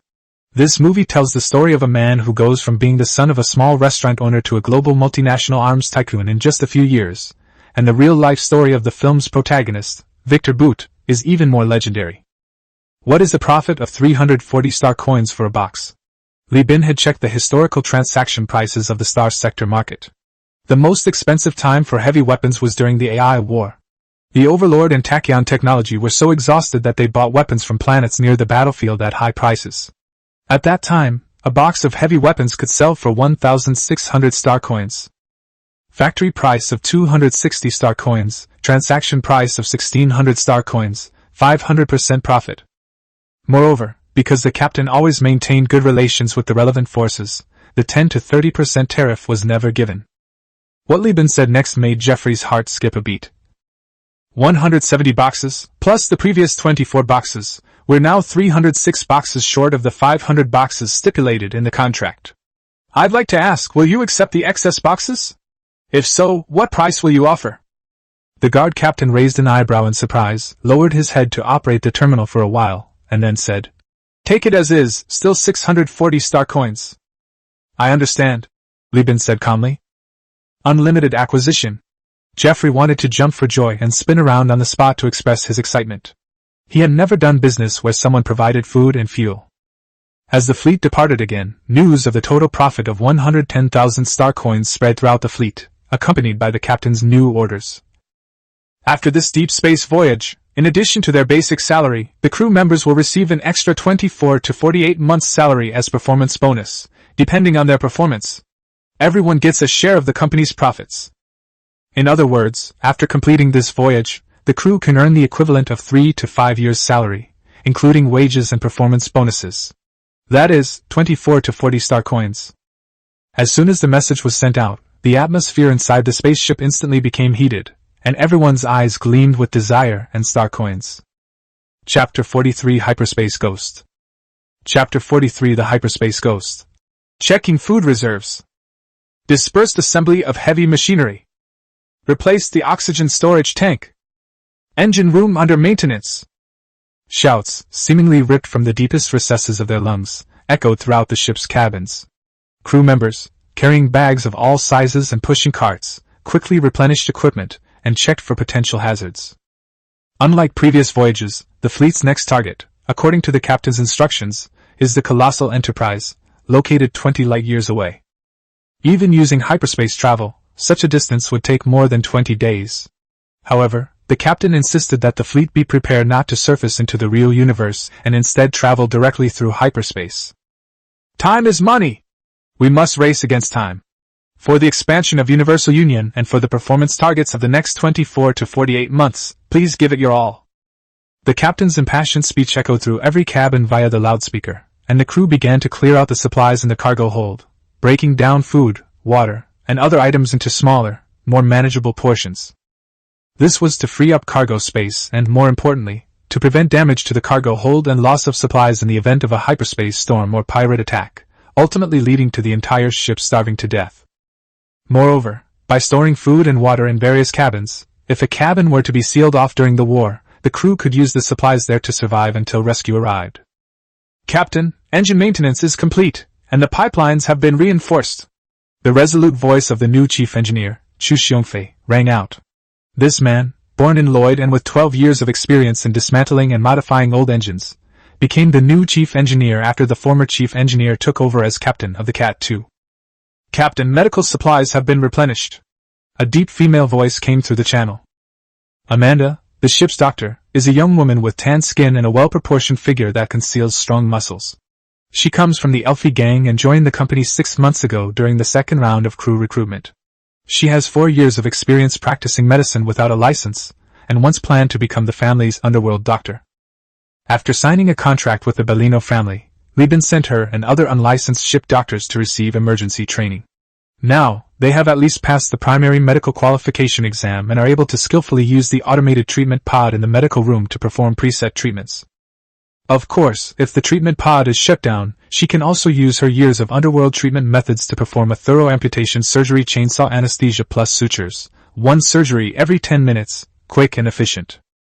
Reports poured in from the flagship and other ships, a deluge of information flooding the bridge.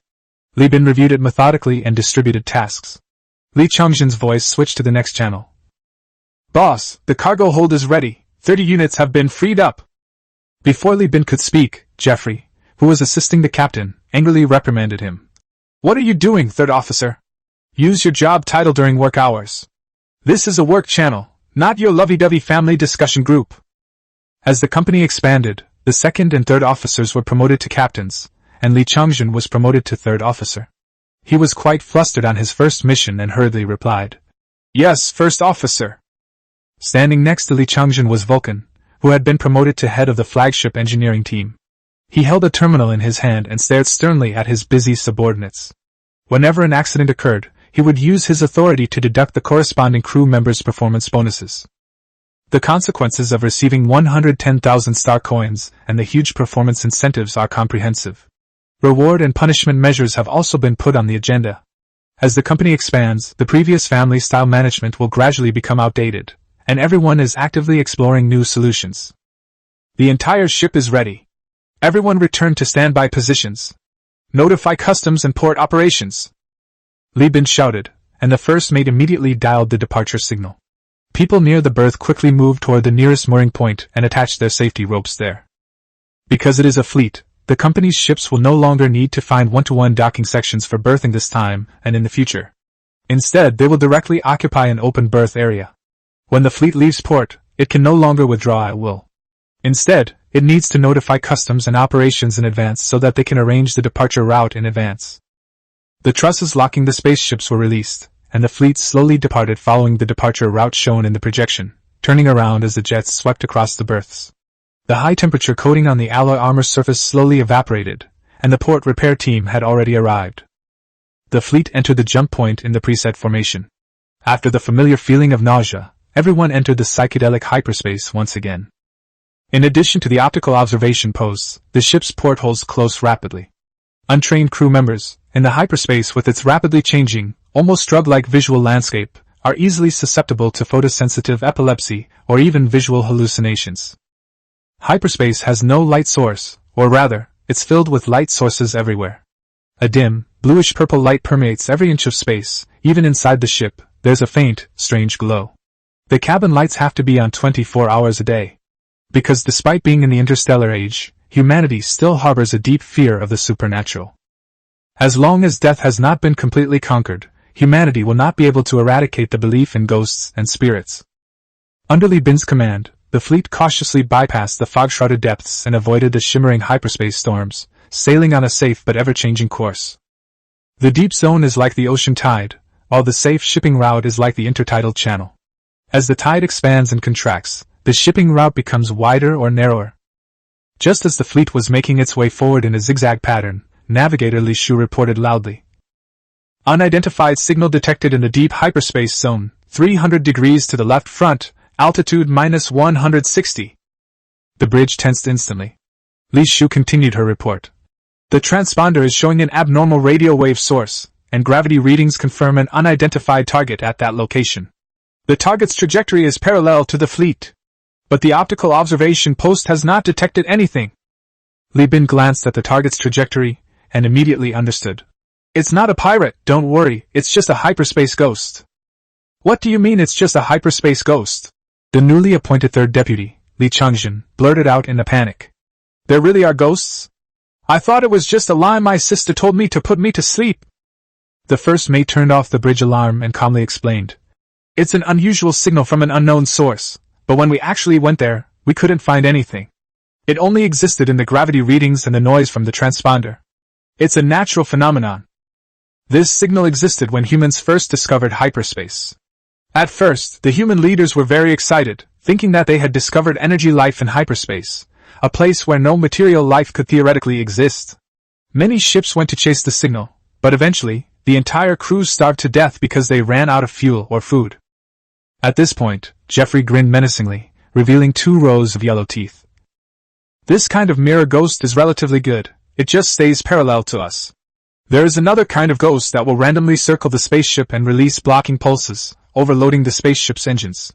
Many captains who impulsively buy ships and rush into hyperspace don't know how to deal with it. In the end, they burn out fuel by repeatedly restarting the engines, are captured by the star's gravity well, and are burned alive. He deliberately spoke in a sinister tone and continued. The most terrifying thing is a strange hyperspace ghost. It will stay in one place, and when you get close, you will find that it is actually a ghost ship. After you salvage it, there will be an extra person on the ship. Slowly, all the crew members on the ship will disappear, and we will all be replaced by ghosts. Some timid crew members were already shrinking back, but Jeffrey's attempt to scare Li Changjin showed no fear whatsoever. He suddenly realized that he wasn't actually afraid of ghosts, but rather the way his sister's expressions when she told him ghost stories were frightening. Compared to ghosts or ghost ships, his sister's stomping, glaring, and ear-pulling combo was far more terrifying. After all, whether it was a ghost or a ship, Li Changjin believed that the ship-borne heavy mortar and the air gun in his hand could eliminate them. As for Li Shu, as the navigator, she had already taken the course on hyperspace ghosts. Reporting loudly was just her duty. The first mate's story was basically correct, but there was no such thing as having an extra person or replacing someone. If ghosts in the traditional sense truly existed, tachyon technology would undoubtedly send out countless fleets to turn hyperspace upside down. She calmly checked the instruments and continued to report. We have entered the territory of the Overlord hyperspace and connected to the signal repeater. During hyperspace travel, Li Bin can only continue to receive star sector markets if he can obtain network signals near the star system and enter the territory of the dominant power. Seeing that no one was paying attention to him, the first mate listlessly put on his e-cigarette, muttering that the Li brothers and sisters were all boring, and left the bridge to go play war games with the old one-eyed man. Chapter 44: A Day in the Life of a Captain. Chapter 44: A Captain's Day. Space travel allows one to witness the vastness of the universe, see the stars bright and dark and planets rotating, see spaceships shuttling and missiles crisscrossing, and experience dizziness and dreamlike states in hyperspace. But more often than not, life is a routine, even monotonous, existence between the starting point and the end point. On a ship without day or night, time is calibrated entirely by clocks. As the soothing alarm clock rang, Li Bin yawned and sat up. His mind was a complete mess, but years of habit compelled him to act. He opened a packet of oral hygiene gel, picked up a compressed towel, and squeezed out a fist-sized clump of water from a kettle. The compressed towel, in a cube shape, was gently bounced into the water. Before the water droplets could splash, the towel expanded instantly and absorbed all the moisture. He vigorously rubbed his face with a damp towel, wiping away the oil, and then tossed the old towel into the laundry basket. Only then did the coolness on his face finally activate Li Bin's brain, and he opened his eyes. The captain's bedroom is a room of about 16 square meters, made of lead-gray metal components, with a separate toilet in a transparent plastic compartment. Many people think that spaceships and seagoing vessels are very similar in terms of both mode of transportation and function. In fact, spaceships are much closer to seagoing vessels than most people think, and even the strict class divisions on board have been adopted. This room, which would be considered the size of a master bedroom in a 90-square-meter residential house on Earth, around 15 square meters, is the most spacious and luxurious bedroom on the ship, complete with a desk, terminal, and toilet. The bedrooms of the other first mates, second mates, and chief engineers are also single rooms, but even smaller. As for the ordinary crew members' quarters, they're all called dormitories, so there's no need to elaborate. Just think of an 8-person university room. Stepping out the door reveals a spacious reception room of over 26 square meters. In addition to a desk, coffee table, and sofa, there is a row of sideboards stocked with emergency food. In addition, there is a sink, microwave, teapot, bar cabinet, cigarette cabinet, etc. Everything except pots and pans can be found here. Through the porthole next to his desk, Li Bin could see the aircraft carrier deck, and if he wanted, he could enjoy watching the carrier-based aircraft take off. Nevertheless, with its metallic lead gray as the main color, and the absence of any artwork, the captain's reception room, along with the captain's cabin inside, is far too purely prison-like. Li Bin spat out the cleaning gel, pressed a few buttons on the terminal, and while he was gulping down some water, melodious music started playing in the room. He opened a bag of compressed biscuits and ate them with a nutritional paste to help with bowel movements and prevent constipation. The hatch opened, and a robot about half a person's height with triangular tracks entered.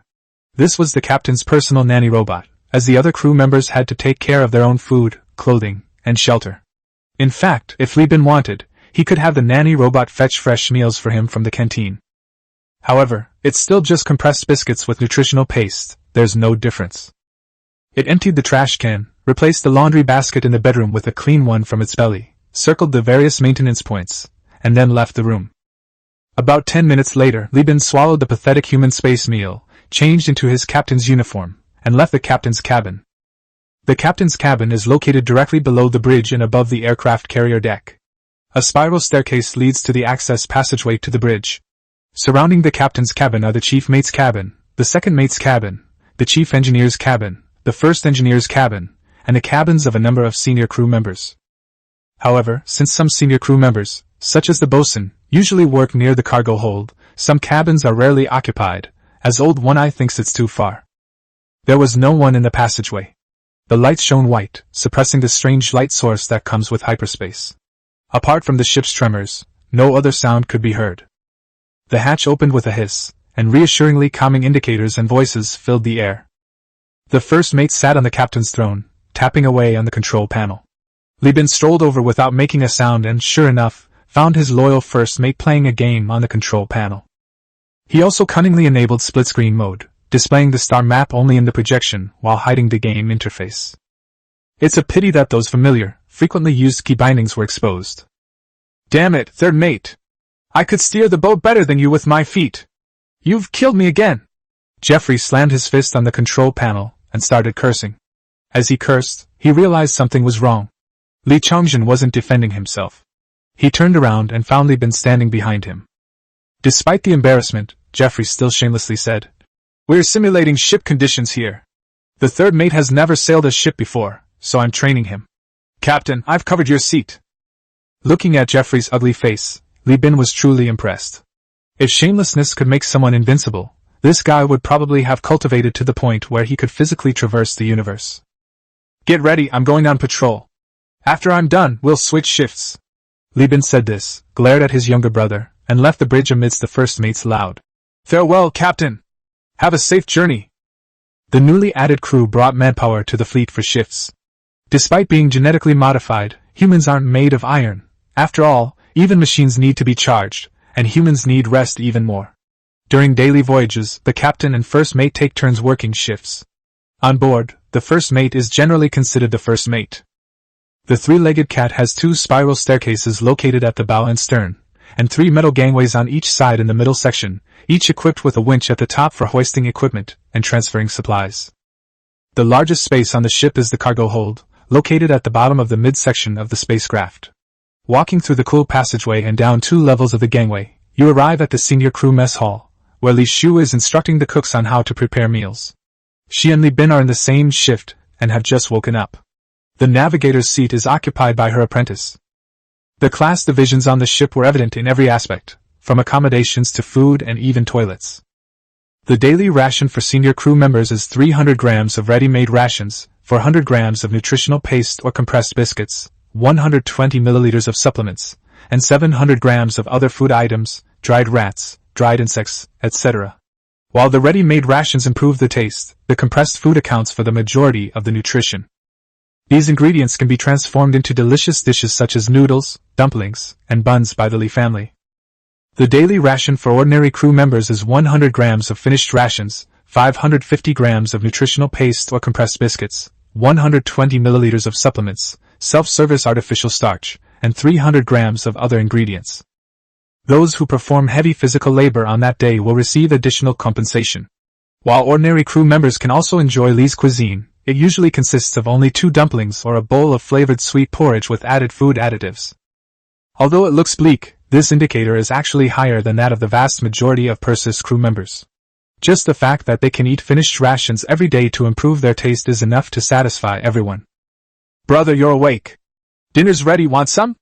Li Shu asked, her eyes lighting up when she saw her brother. Her days were very fulfilling. Her part-time jobs as a navigator and head chef were incredibly easy for someone who had previously worked hard in a refinery. Li Bin shook his head. "I've already eaten. You go about your business. I still have to do my inspection." After saying this, he greeted the other senior crew members, pushed open the corridor door, and entered the ordinary crew canteen next door. In contrast, the regular crew canteen was much more lively. Crew members were arguing, cursing, dating, and playing games, creating a chaotic scene that even gave the impression of a group of adults cosplaying a high school cafeteria. When everyone saw the captain, the atmosphere paused slightly, but quickly returned to normal, though the voices were much quieter. Li Bin made a round of inspections in the kitchen, checking the food in the mess hall and chatting with a few crew members. The conversations ranged from whether people were satisfied with the cafeteria food and whether they were shortchanged, to who broke up with someone, who fell in love, who worked like a workhorse, who was secretly gambling, and what everyone was doing. Nothing was off limits. Having been immersed in the art of flattery for 2 lifetimes, Li Bin easily got the crew to reveal all the details of each cabin and group during their conversation. After about 10 minutes of this, Li Bin left the mess hall and entered the cargo hold. After the supplies were distributed to various cargo holds, the cargo holds became much emptier, and they became a popular spot for the crew to take a break and digest their meals. The cargo hold was divided into 2 areas. One side was where the crew gathered to play. Some people used metal scraps to imitate the flowers in the holographic projection and made a wrought iron flower to give to their partners. The 2 of them hid in the cargo containers in the corner like a forest and were being affectionate. The rest huddled together, hugging each other's legs, playing video games. A few even used the bulkhead as a screen to watch movies, missionary videos they had secretly bought from the Luddite church. However, the group was grumbling and complaining, seemingly because they thought the missionary's head was too big and was blocking their view of the sea behind them. Upon spotting Li Bin, the group watching the movie immediately covered their faces and fled, not even having time to take their terminals. Protestantism was prohibited on board. According to regulations, the captain could order them thrown overboard if discovered. Li Bin picked up the abandoned terminal and went to the other side of the cargo hold, where a few boxes of cargo had been used as makeshift barriers. A dozen crew members who had just finished work were changing into combat uniforms and practicing according to some kind of manual, holding weapons. These are armed sailors trained by the bosun. If an enemy ship boards them, they are responsible for rallying the crew and organizing a counterattack. Li Bin climbed into the cockpit of the exploration arm, peeked through the hatch, and woke up the old one-eyed man who was sleeping on top of it. "Someone left something behind. Could you help them return it later?" The old one-eyed man kept his physical eye closed, but his prosthetic eye lit up as he looked at the video and uttered, "A missionary video of the Luddite church? They have some nerve. Perfect for capturing and training." He took the terminal, bowed to Li Bin, his prosthetic eye went dark, and he went back to sleep. Li Bin wasn't annoyed. He had already witnessed the old one-eyed man's exceptional skills. To be honest, this old Marine was considered a low-ranking position in his company. If he went to a giant corporation, he might be able to become a head instructor like Lin Chong, making a few thousand star coins a year. Why should he bother earning a senior crew member's salary of 15 star coins a year? When your value far exceeds your salary, your capriciousness can seem quite endearing. So even though Old One-Eye was uglier than the first mate, Li Bin was extremely satisfied with him. After inspecting the engine room, fuel tanks and other compartments, Li Bin turned back to the bridge and told the first mate to go to sleep. The next 8 hours were his working hours. After a few monotonous and uneventful hours, Li Bin left the bridge to go to the captain's cabin to use the restroom. He saw the door to the first mate's cabin next door suddenly open, and Jeffrey, shirtless, was passionately kissing a female crew member as they bid each other a reluctant farewell. The female crew member, upon seeing the captain, showed no shame or anger. She simply zipped up the zipper that had fallen onto her stomach to cover her private parts and gracefully left. Jeffrey leaned against the door, shaking his head contentedly. Li Bin's face darkened. "I let you go to sleep after work, and this is how you sleep?" The first mate nodded smugly. "Yeah, exercise makes for better sleep, Captain. I've already had one nap and I'm about to go for my second. How about my new girlfriend? Pretty good figure, huh?" He gestured with his hand across his chest, indicating the salty, wet ground. Li Bin knew that sailors had always had chaotic private lives, and the long, tedious voyages would constantly torment their nerves. But Jeffrey was one of the best among these chaotic guys. Li Bin said helplessly, "I remember 3 days ago your girlfriend wasn't her. Are you changing girlfriends or changing clothes?" "Oh, you mean woman? She dumped me." Jeffrey shrugged nonchalantly. "She said she likes hunky guys and went to find a crew member in the engineering team who was turning the winch." When the muscular man was mentioned, Jeffrey boasted, "Damn, that guy's waist is incredible. Captain, you wouldn't believe it, he can do a 5-minute iron bridge in planetary gravity." Listening to the first mate's words, Li Bin's mind was in turmoil, and he didn't know where to begin his retort. Chapter 45 The Giant of Slavery. Chapter 45 When the journey of the slave-owning behemoth was 4/5 complete, a dazzling high-speed fleet used its sharp maneuvers to cut into the fleet's reconnaissance range. The large patches of red paint, the deformed hull design, and the captain's superb steering skills left everyone on the bridge speechless. First Officer Jeffrey had never been here before. He only knew that the destination was Devil Avionics. Faced with the transponder's aggressive questioning and the weapon structure exposed by the transformation on the other side, he quickly woke up Li Bin, who was resting. Li Bin, who was forcibly woken up, was still a little dazed and stiffly replied, "This is the fleet of the Universal United Transportation Company. We are registered on the free planet Elfie and do not belong to any faction. We want to go to Demon Avionics to purchase heavy weapons." "Haha! You want to join Devil Aviation?" The man seemed unconcerned that his behemoth company bore the word Demon, displaying an arrogant and domineering demeanor. "Then stop and accept the inspection, or my slope squadron will blow up your ship and turn you into a hyperspace desiccated corpse." These words instantly brought Li Bin to his senses. He immediately ordered the fleet to slow down. Although it took fuel to fight the turbulence to stay still in hyperspace, and fuel was being consumed every second, the people on the bridge were extremely angry at the other party's rudeness. Li Bin still tried his best to appease everyone. "That's how all giant corporations are.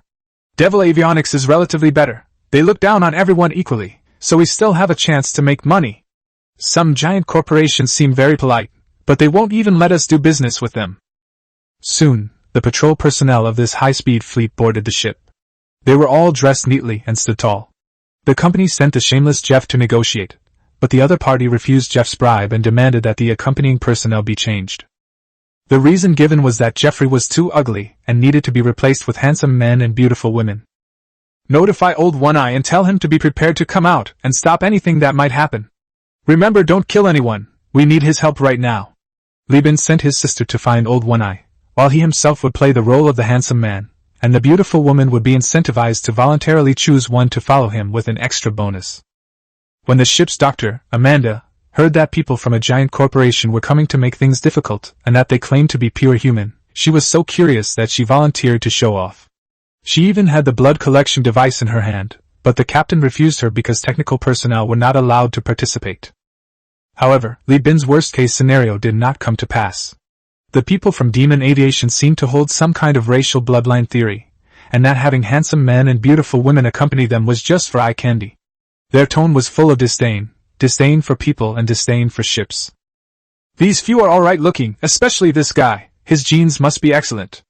It's a pity he was born from an artificial womb, not a pure human. It's laughable that the core star sector is occupied by these people." Someone lowered their voice, but deliberately spoke in a voice that everyone could hear. As the man spoke, his finger subtly pointed into Li Bin's pupils. "All unborn babies have a scar on their necks. It's the connection between the artificial uterus and the esophagus. Nutrients are delivered through both the placenta and the esophagus, making these babies larger, stronger, and with a higher survival rate. The connector is surgically removed after birth, thus forming a birthmark that serves as a form of identification." Li Bin, who was accused of not being a pure human, was not angry. Having lived 2 lives, he had experienced both natural and artificial reproduction and felt neither pain nor itch. On the other hand, the other crew members who had undergone artificial reproduction had livid faces, their nails digging into their flesh, and they were trying their best not to get angry. Li Bin felt that if Devil Aviation was like this, his plans to do long-term business with them were likely to fall through. Limited democracy was valued on board, and if the crew refused to deal with Devil Aviation, Li Bin couldn't go against their wishes. Given this ship's structure, the fact that you managed to get here is either lucky or pathetic. Such language continued as the search never stopped. The inspectors acted very roughly, cutting open mattresses, smashing bottles and cans, violently dismantling boxes, and even lifting metal panels from the ship's hold. Li Bin had only encountered this inspection method on fleets that were viewed with suspicion by powerful forces. The Devil Aviation was even more closed and conservative than he had imagined. Finally, the lead inspector regretfully kicked open the cargo hold crates. "No contraband found, you can leave." "Excuse me." As the patrol was about to leave, Li Bin finally spoke up. "I remember that there are currently no prohibited items in the publicly available list of Devil Aviation, right?" The man grinned. "I never said the contraband was cargo. Inferior people, be glad your crew doesn't have dwarfs or other deformities, and that no one resisted, otherwise your fleet would have been reduced to dust." The docking bay disconnected, and the arrogant mockery from the transponder faded into the distance as the high-speed fleet departed. Li Bin arranged for damage control personnel to work overtime to repair the damage to various parts of the passageway, while he himself silently reviewed documents on the bridge. Jeffrey chased away the hot-tempered Li Chungjin and had Old One-Eye train him to exhaust his resentment. Then he advised, "Captain, why don't you go and rest? It's not your shift yet. What are we waiting for? We're almost there. I get a headache just looking at the way Devil Aviation is acting." Li Bin sighed. Jeffrey, scratching his beard which he hadn't had time to groom in zero gravity, said, "What exactly is this demonic avionics? There's so little information about them in the core sector. I asked Old One-Eye, and even he'd only heard of them by name." Li Bin, biting his water bag and sucking in water, mumbled, "I only went there once back then with the Minchin Company, so I don't know much about it. You've heard of slavery, right?" Jeffrey nodded. "Indentured laborers are nothing new. Big corporations and the Church of Luddite are all using them. It's not indentured labor, it's slavery, a slavery system that's even more backward than capitalism and feudalism," Li Bin said with a headache. "The history of Persis is severely lacking. Many historical facts that were commonplace in the past are completely incomprehensible to modern people. If Li Bin wants to explain the difference between slavery and indentured labor, it will take him a long time." Jeffrey stroked his beard, racking his brains for a while before finally finding something in the corner of his mind. "When I was in college, I think I heard a lecturer say that slave labor wasn't something that only existed in the interstellar age, but that humans existed on Earth." Li Chongjing had just returned to the bridge when he heard the first mate's words. He exclaimed in shock. First mate, you really went to academy and studied?" "Nonsense, my family was rich back then. They spent 3,800 star coins to send me to school," the first mate said irritably. Li Chongjin said strangely, "Then why do you use so many swear words when you speak, just like us? On the contrary, it's my elder brother who hasn't been to school. He just spouts old sayings and historical facts, as if he just graduated from college." "Stop talking nonsense. You're done with your training? Then hurry up and go find the damage control team in the engineering group to learn some skills. Damn it, I've been training like a dog and it still hasn't shut you up." Li Chongjin glanced at his elder brother, and seeing his brother nod, he reluctantly said, "Oh," and left. Li Bin rubbed his temples and continued the conversation. "It's still different. Slavery is more straightforward and brutal than indentured labor. To put it this way, in Devil Aerospace, only those born naturally from their mother's womb are considered human. Those born by cesarean section are considered inferior races. People like you and me, who come from artificial wombs, are considered slaves regardless of whether we have genetic parents." He added, "You weren't there just now. Those guys from Evil Aviation called me an inferior person, and their words were very rude. But in their eyes, it was already an honor for me because we were outsiders doing business and giving money to them." "Damn it, is this even possible?" Jeffrey couldn't hold back any longer and shouted, "How can we tolerate this?" Li Bin said quietly, "The situation is beyond our control, so we can only endure it." Chapter 46 Unrestricted, Demonic Aviation. Chapter 46 Unrestricted, Demonic Aerospace. It wasn't until Jeffrey arrived at Eclipse, the only orbital space station in the 99 ES system, that he realized Li Bin's words were true. They even use random numbers and letters to name galaxies and planets, and their network is never connected to the outside world. They are extremely conservative. The devil avionics is more than just slavery. It's capitalism plus authoritarianism plus slavery. If Li Bin had to give his evaluation, it would be the crispy Promax. This magnificent military space station, with a diameter of over 50 kilometers, is proudly told by locals to passing merchants that the main building materials for the Upseli space station were delivered to the Perseus region before the Great Collapse. Even so, in order to build this military space station after the Great Collapse, evil avionics misappropriated materials from 3 other space stations, taking 2 centuries and the lives of over 500,000 slaves to complete it. When these figures came from the mouths of those so-called pure-blooded humans in their blood-red uniforms, their expressions arrogant, even a ruthless veteran like Old One-Eye was utterly shocked. I had heard before that this place was rich in human organs, and now I know it's true. They treat people like consumables, dismantling and selling them after they die. They really make the most of everyone. Customs officials gave Li Bin a cold reception, provided him with the address for purchasing heavy weapons, and then kicked them out. Aside from the merchants, most of the locals in the port were dressed in brightly colored officer uniforms, followed by 2 or 3 slaves wearing electric shock collars. Professional soldiers were not only ubiquitous, but their gazes also conveyed contempt and anger. It was as if they were saying, "Where did these slaves without masters come from? Don't cause trouble." Li Bin whispered a warning. "These natives are just tolerating us. It's far from welcoming us. If you cause trouble, you'll probably be shot on the spot." Li Shu, who had come specifically to keep her younger brother in check, knowingly grabbed Li Chengzhen's hand. "We'll destroy this damned avionics sooner or later." Li Chengzhen, who had previously been quite fond of the giant corporation's avant-garde warships, now had a gloomy expression. The first mate greeted the soldiers on duty with a fawning smile, occasionally pouting and asking in a low voice, "Captain, is this okay? I feel a chill down my neck. Forget about buying weapons, I feel like I'm about to die at any moment. These people seem to have everything they need. I see that food is only 10-star coins, and finished food is only 18-star coins.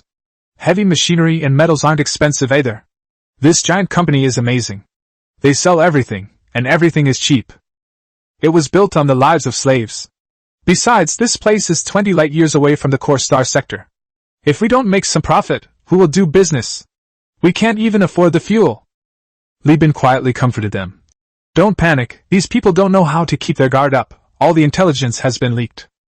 Building a space station killed 500,000 people, but when I came here last time I saw the star map. The 99ES star system clearly has a desert planet with an atmosphere, which is definitely habitable. We can colonize it by sending a few dozen ice-water asteroids, but they just haven't taken any action." Jeffrey's eyes lit up. "You mean they're out of money? Or that the megastructures are running out of capacity and urgently need star coins to buy capacity from other megacorporations? Maybe they all are." Li Bin looked around and found an arms shop near the port. This space station refused to allow slaves to enter any area outside the port. They could only trade in the foreign trade zone established at the port. The heavy weapons store was painted red inside and out, and brightly lit.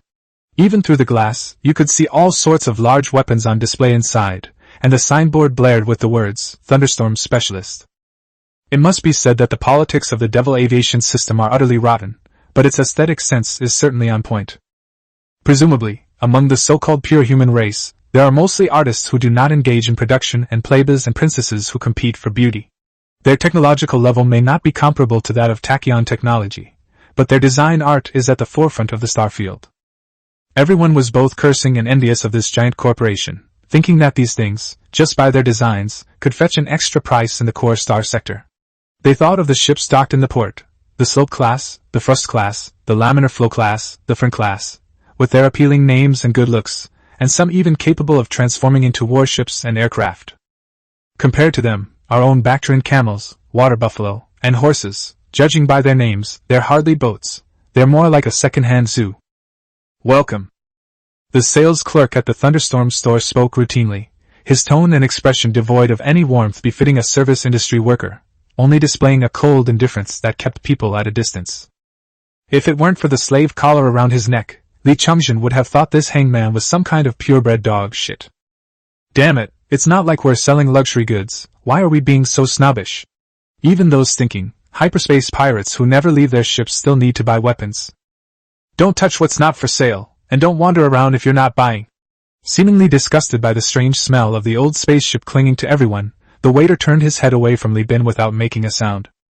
Look, that's called a dog relying on its master's power, Li Bin told his brother, explaining the idiom. A lackey thinks that because he's close to his master, he can look down on others of the same background, but we don't have dog leashes around our necks. As is well known, the Devil aviation system is based on slavery, and slaves are not considered human beings in their eyes. This snobbish type of slave is actually intentionally designed this way. Demonic avionics is far from the core sector, making trade inconvenient. However, these business representatives are reluctant to deal with all sorts of people and dislike those who only look and don't buy, thus wasting time. Therefore, this role was created, with a simple purpose. Distinguish between levels. In short, small merchants with no money should not get involved in the lucrative business of heavy weapons. It would be a waste of their time. Large merchants, on the other hand, have the confidence to exploit slaves, using this to lure out those seemingly ordinary but actually wealthy individuals.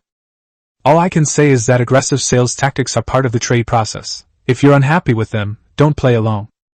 Li Bin was naturally among those who could afford to pay, and to get rid of the underlings and meet the main figure, he needed to fit in.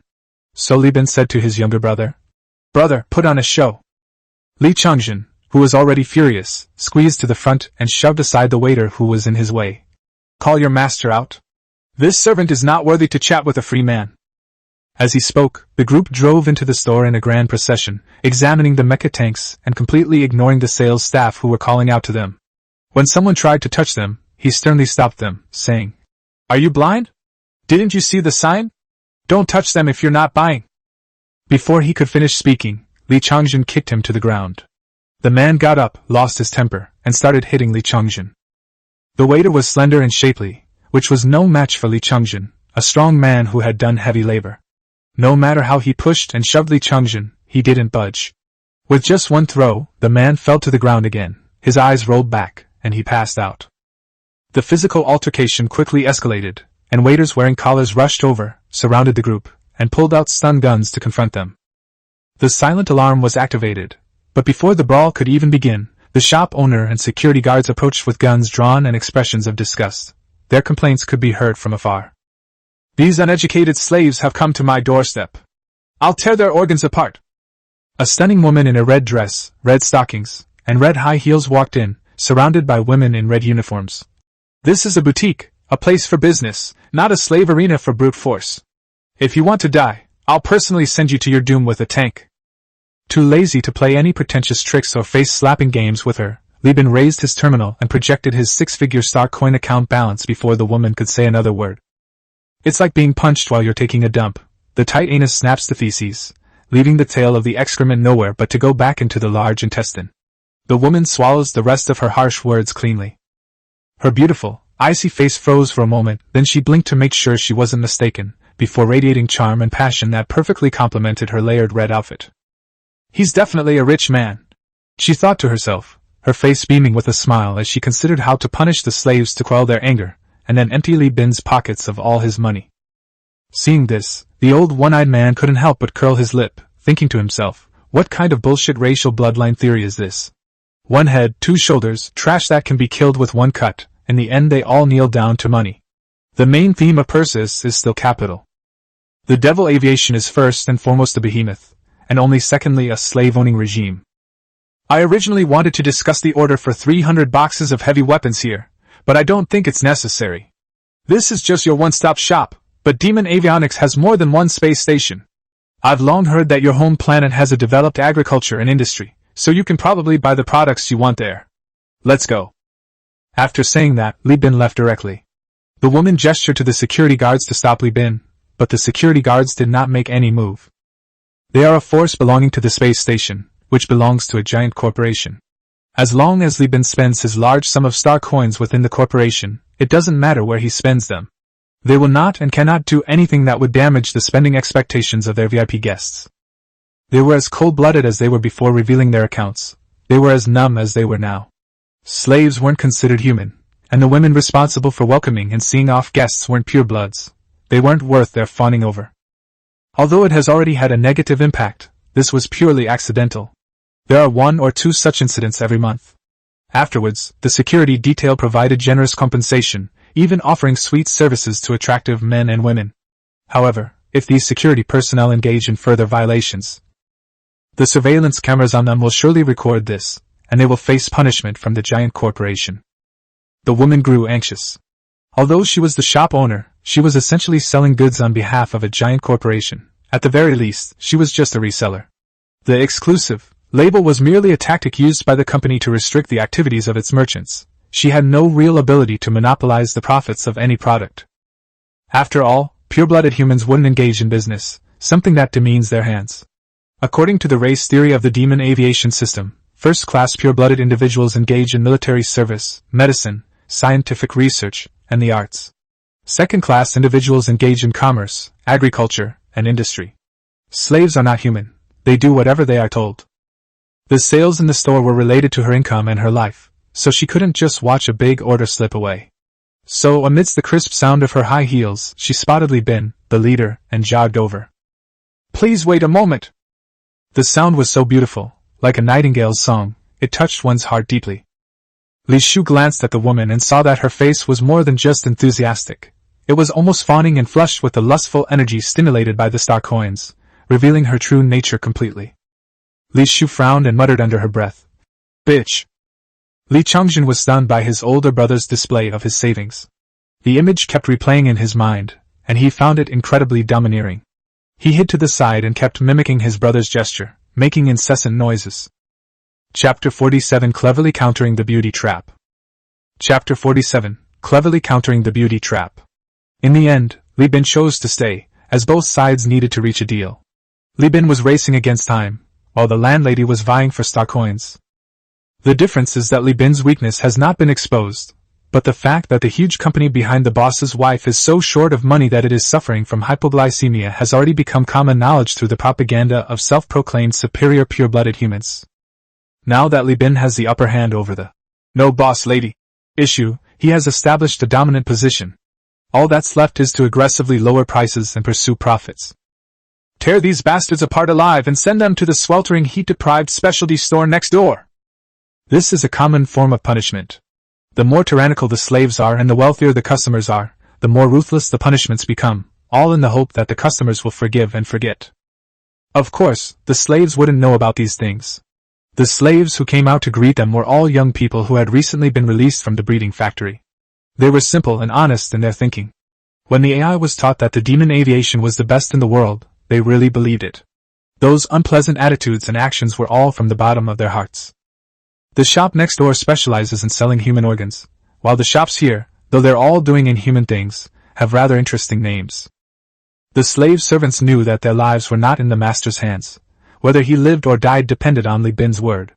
So they knelt down and cried bitterly before the security guards could gag them, saying things like, "Spare me, I was blind," and "I am just a lowly person, please have mercy." Fortunately, he didn't hear anything about having an 80-year-old mother, a fiancé, or a crying baby, or Li Bin would have vomited. These slaves had all been chemically castrated. They were required to serve their masters wholeheartedly until they were discarded and had no chance to reproduce. Furthermore, purebred humans are judged by the standard of natural reproduction.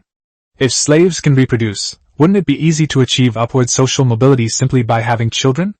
So, they should just be good lackeys and leave the labor to the breeding factories. Li Chongjin was only 8 or 9 years old in terms of physical age. Although he had seen a lot, he was still immature. His temper came and went quickly. The first time he met someone, he was dragged out by the leg. Before he could finish speaking, his jaw was smashed and his mouth was blocked by a punch. Then he thought of the organ shop next door, where people's internal organs were displayed in the window like pig offal. His heart softened. He looked at his sister and saw that she was pale, clenching her fists and turning her head away. Then he looked at his older brother. Li Bin didn't even glance at the dying man on the ground, even though he knew the man didn't deserve to die. But he had to use this man's death to teach his naive younger brother a vivid lesson. This lesson is called cruelty. In the constellation of Perseus, where giant corporations reign supreme, warmth is a luxury. Ever since being taught a lesson by Old One-Eyed, Li Bin has been reflecting on his past behavior. Through the trials and tribulations, his mentality has matured, and Li Chongjin also needs to grow along with him. Pure gentleness is not enough to survive. Li Bin and Li Changjin need to extend their ruthlessness beyond business. He engaged in lively conversation with the alluring woman who called herself Qingxue, accepting all her flattery without batting an eye, and ignoring the suggestive high heels peeking out from under the table. Whether it's flattery or harsh criticism, Li Bin accepts it all, but does he want to sell heavy weapons at high prices? Sorry, no thanks. This is the only transforming mech in the entire star sector. In addition to the humanoid mode to deal with different battle situations, it also has a tank mode to deal with complex road conditions. It only sells for 320 star coins. I'm already not making any profit. As Qingxue spoke, she put on a pitiful look, which made not only Li Changjin, a novice, but even Jeff, a seasoned veteran, stare in disbelief. The battle under the table was also intense. Seeing that Li Bin remained unmoved, the woman simply kicked off her high heels and, with her bare feet clad in red silk stockings, began to caress Li Bin's insteps and calves through his work clothes, all in an attempt to arouse Li Bin's lust and make him lose his composure. Li Bin would bet that if there weren't so many people here, she would have really pounced on them and opened up a second battlefield for negotiations. Li Bin was prepared for this. He calmly operated the terminal and sent a message to Jeffrey. Please help, I can't hold on any longer. What, need to pee? Jeff's fingers flew across the keyboard. This woman keeps sticking her leg out of my way, and I'm worried I'll get athlete's foot on my calf. Do you have athlete's foot? If so, it's your turn.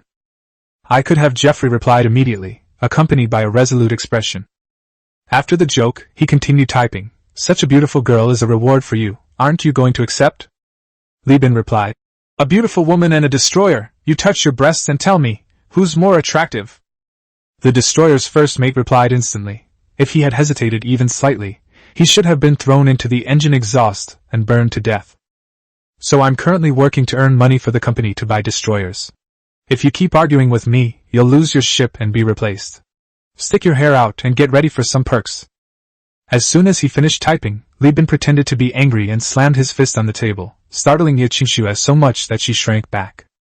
Do you take me for a child? The giant corporation's annual production reports clearly state that the average production cost of heavy weapons is 260 star coins. This space station has 2 automated factories under human control, so the price will only be lower. Yet Qingxue was secretly annoyed that she had encountered someone who played mind games, but she remained confident. Yet Qingxue believed that Li Bin's sudden outburst was due to his inability to withstand her covert offensive, and that it was just a bluff. However, she feigned a pale expression on her face. This isn't something I can decide. That's the factory's cost, not my purchase price. If it's really 275 star coins per box, I couldn't fill this hole even if I sold myself. As she spoke, she kicked again, this time using both feet at once, determined to take down Li Bin. Li Bin remained expressionless, speaking as usual, while Jeff beside him, his heart pounding and hands trembling, typed furiously on the terminal under the table. Captain, from this day forward, you are my half-brother. Enough said? To maintain his composure, Jeffrey did everything he could, contracting his anus and abdomen, and holding his breath. With no more interference, Li Bin's momentum surged. I'll raise the price again, 280 star coins per box. I'll spend all 110,000 star coins on you, and you can help me use the remaining money to buy fuel, food, and supplies. Ship repairs will also be handled through your channels. As for how much you take in the middle, I don't care. Yet Qingxue pouted her pearly teeth, her eyes sharp. While she was engaged in a heated exchange with Li Bin at the table, she was also lightly stepping on Li Bin's instep with her high heels under the table. Her original asking price was 330 star coins, but she offered 320 star coins in an attempt to keep Li Bin. But actually, her bottom line is 270 star coins. Heavy weapons require a lot of resources and slaves, but for a behemoth that owns 3-star systems and has multiple breeding factories, minerals and slaves are nothing. Since the goods cannot be converted into cash, even an exorbitant price is meaningless. The demon aerial vehicle is like a patient with hypoglycemia, so hungry that they feel dizzy and lightheaded. Star coins are the sugar that saves them.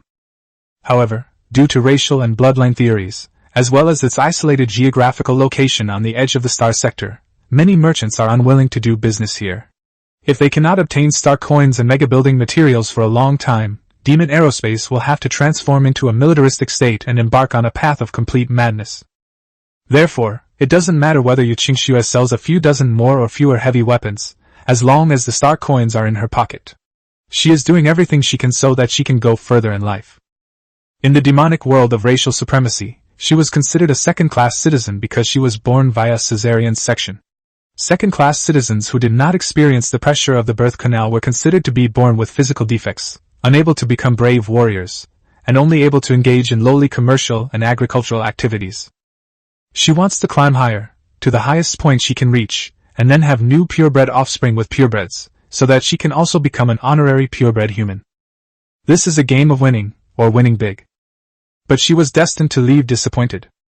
No matter how many tricks she tried, her cheeks flushed and she breathed heavily. Her eyes were half closed and her temples were damp with sweat. Her breath was fragrant like orchids in the breeze, but Li Bin remained completely still opposite her. He was like a reef that had stood for thousands of years, like Mount Tai that had been overlooking the ages. He possessed the composed demeanor of someone who had once fought 3,000 battles with a silver spear and graced 7 or 8 beautiful women with a jade candle. This damn man, is he impotent or just incredibly capable? My legs are aching, and he doesn't even flinch. Once the price reached 285 star coins, it couldn't be raised any higher. At this point, she was truly furious and embarrassed. She no longer thought about making a fortune, but only showed a distressed expression, saying, "I'm going to get scolded again, but I'll just consider it making a friend," and agreed to Li Bin's offer. After the contract was signed, she excused herself, saying, "I'm going to contact someone to prepare the goods. Please take a look at the samples and select the appropriate product mix."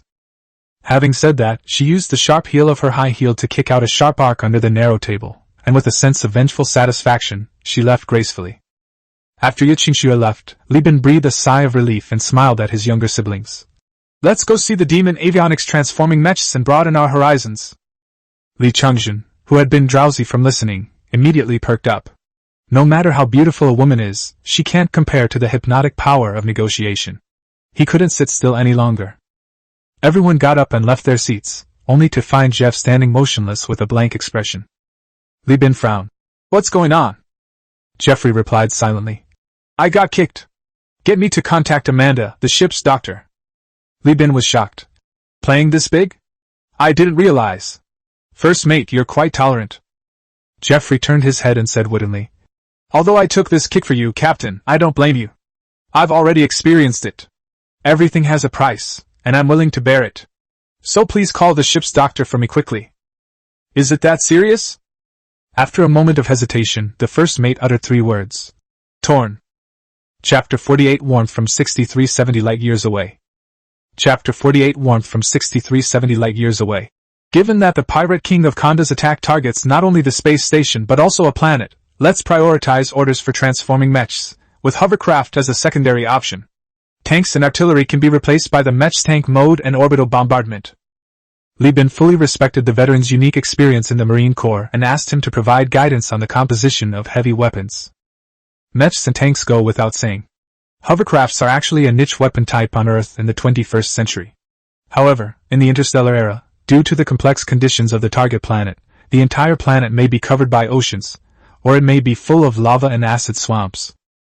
To improve the general adaptability of Marine Corps equipment, hovercraft with armor plating and artillery quickly became popular, and equipment and tactics developed for them were rapidly diversified.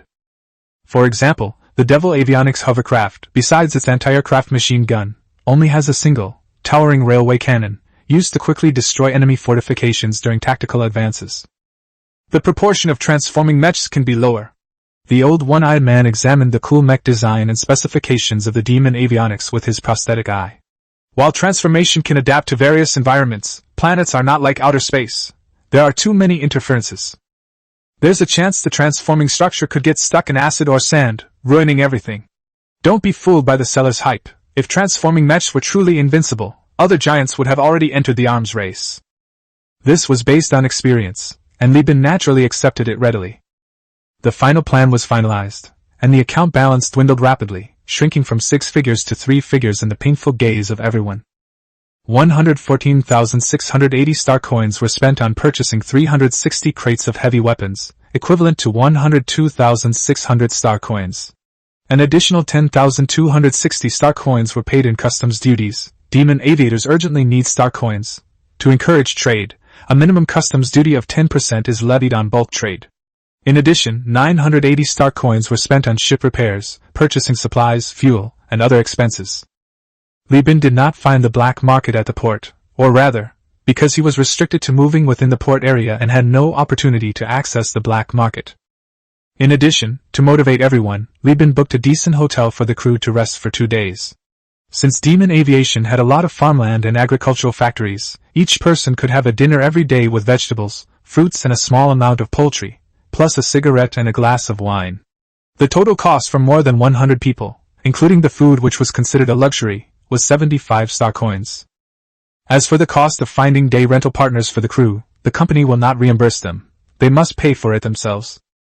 Li Bin's account only had 765 star coins left. With boxes full of cargo and a well-rested and spirited crew, Li Bin's fleet embarked on its return journey. The fleet was perfectly safe while navigating within the star system. The Demon Avionics army was composed of pure human beings, with high morale and a willingness to fight. After assigning the tasks, Li Bin left the bridge. He knocked on the navigator's bedroom door, and Li Shu's voice came from inside. "The door is unlocked, come in." Li Bin pushed open the door and saw his younger sister wearing a transparent eye mask that resembled diving goggles, lying on the bed, tilting her head to watch a movie on the projector. Navigators need to spend a lot of time every day checking star charts and comparing data. Myopia and astigmatism pose a huge threat to their profession, but space does not support eye drop devices, so they need to use eye shields to lock in the eye protection ingredients. The projection was showing a female slave wearing a collar, covering her face in pain. A purebred officer in a blood-red military uniform and a wealthy second-class man in a dark red robe and adorned with gold and silver were wrestling together in a very uncouth manner. The female lead sobbed uncontrollably. "Please stop fighting! I don't want to see the pillars of the company fighting amongst themselves over such a small role as mine." This bizarre projector must have been bought by Li Shu from a second-hand store. Perhaps for the unscrupulous Devil Aviation, such a projector that violates racial theory might be classified as a contraband. "Good sister, even though your brother couldn't find a black market, you managed to buy contraband for me. You're truly a woman who's just as capable as any man." "Brother, what happened? Did Changjin get into trouble again?" Upon seeing her brother, Li Shu quickly turned off the melodramatic romance movie and awkwardly straightened her hair. Li Bin pulled over a magnetic stool and sat down. He snapped his fingers, and Li Changjin, suspected of wrongdoing, appeared at the door with a smile, carrying a tall, beautifully decorated box, shouting, "Sis, you've wronged me. Big brother prepared a birthday present for you, and I helped carry it here." For birthday gifts, Li Shu had only received gifts from her older brother when she was little. At that time, her brother said that birthdays were his own special day. Unfortunately, since her older brother became a sailor, no one has given her gifts anymore. Her parents were busy taking out loans to start that factory that they didn't know how to make money from, and they didn't care about any damn birthday celebrations. She was busy raising her younger brother, and she was so poor that she didn't have time to celebrate for herself. Unexpectedly, her older brother still remembered, and Li Shu's eyes immediately welled up with tears. Li Bin rubbed his sister's head and teased, "It's a good thing you wore an eye mask, otherwise you would have been crying so much that you would have had to catch the tears before you even opened your birthday present." Li Changjin patted the box, eager to see what his older brother had given him. His hand had just touched the clasp when Li Shu slapped it open. "This is mine. You can wait until your own birthday to have it." Li Changjin immediately looked at his elder brother with longing eyes. Li Bin coughed without changing his expression. "I'll give you a nice gift for your next birthday." But in his heart, Li Bin was thinking of secretly asking Li Shu about Li Changjin's birthday later. He wasn't there when his younger brother was born, and he still didn't know when his brother was born. People born in birthing factories are everywhere, and most of them don't even have relatives. Except for large families for political reasons and to maintain the unity of bloodlines, birthday gifts are no longer very popular. Afraid that she wouldn't be able to stop her tears, Li Shu didn't remove her blindfold. She squatted down and carefully opened the box. A dry, cold draft leaked out, and a miniature projector displayed large, metallic characters. Li Shu looked at them one by one. "One's a portable ecological farm. Test tubes, dispensers, monitors, electron microscopes, monitoring instruments, incubators, and spray systems." The boxes are arranged in a step pattern, with each layer neatly arranged. The bottom layer is a hydroponics incubator, which is empty of water and contains prepackaged fertilizer and nutrient packs. At first glance, it looks like a mooncake gift box. The items inside the box were small and exquisitely designed. They were clearly not ordinary products. Li Bin swiped his finger across the product name projection, and the projector began playing product introductions and usage instructions. Li Shu could even see a step-by-step tutorial on planting techniques recorded on the screen below. I remember when you were little, you loved listening to stories about forests and gardens.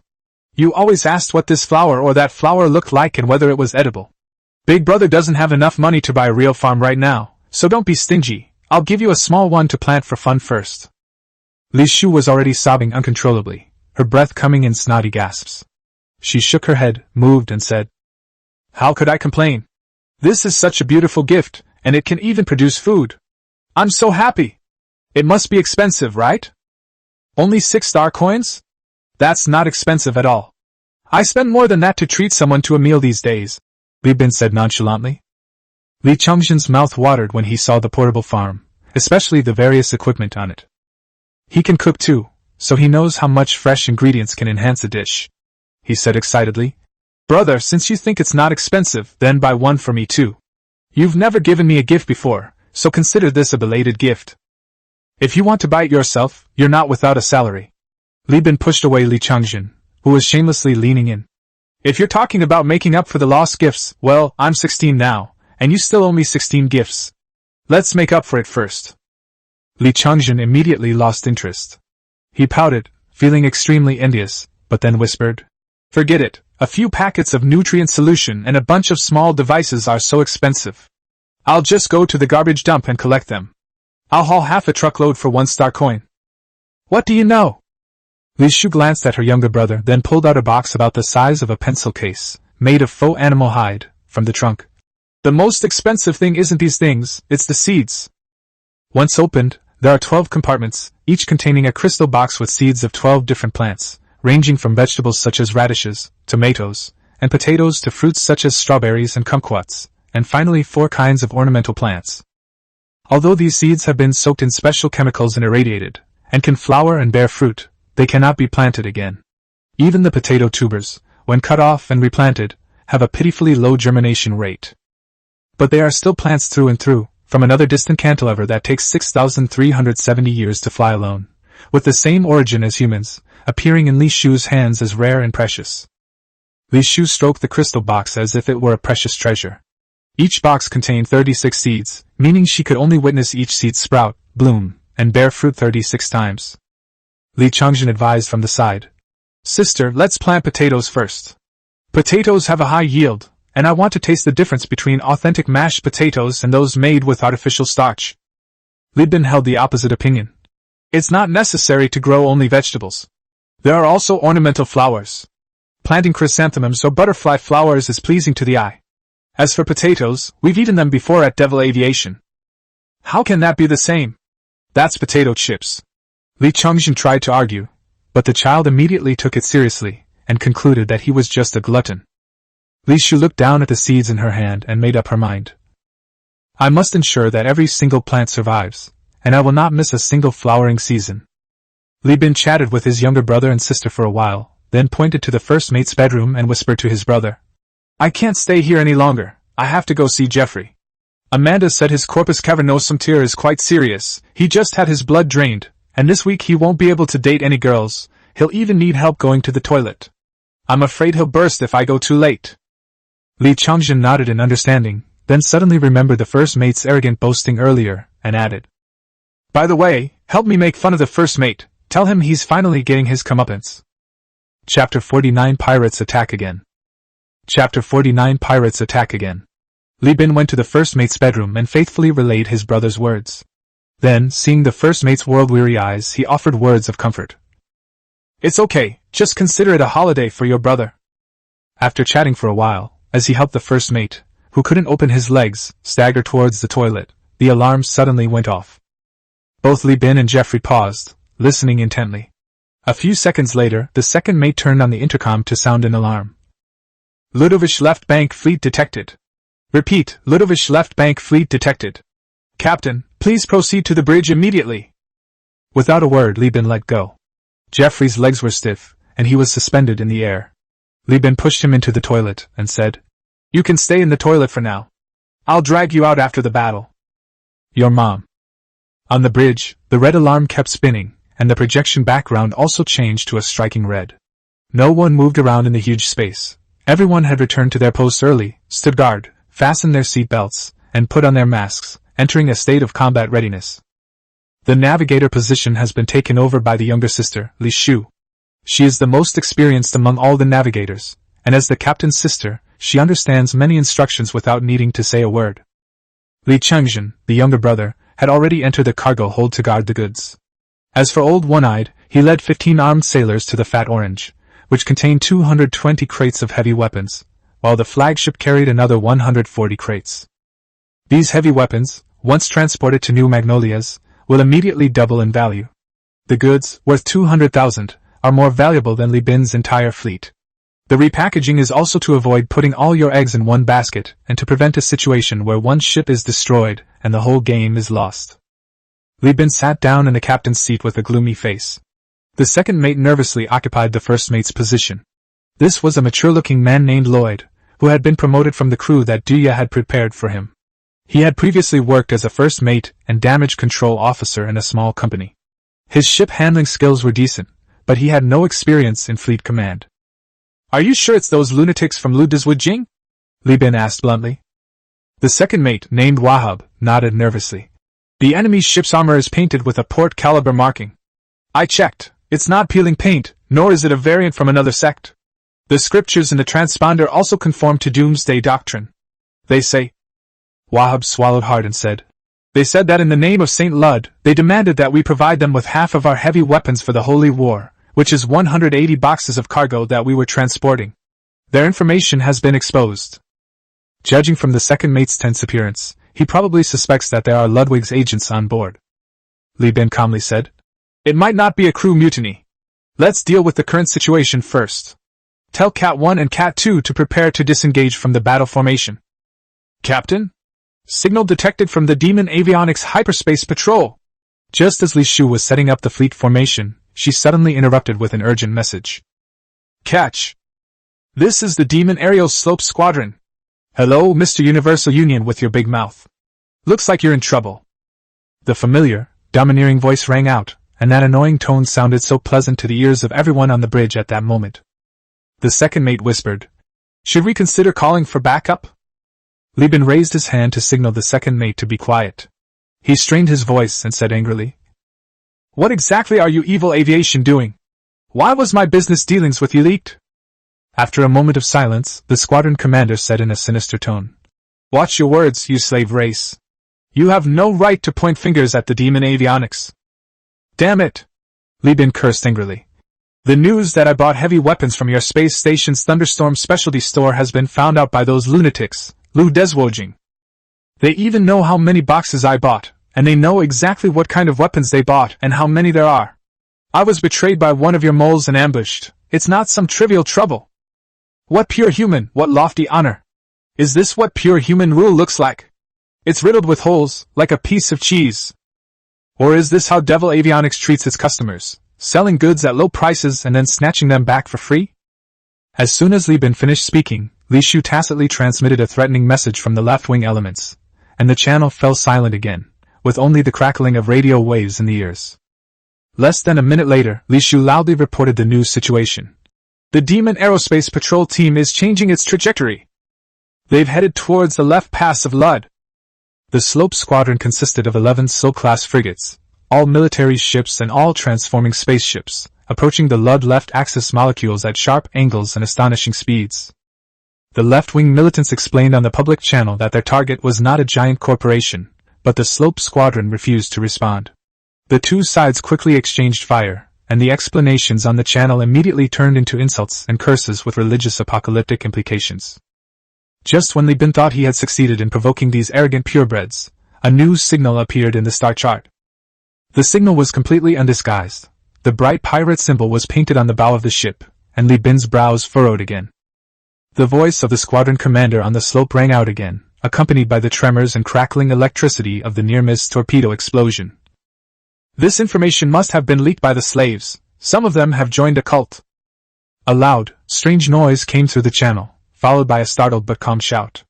The voice continued, "Our rule has faltered, But that doesn't mean there's a problem with pure-blooded humans.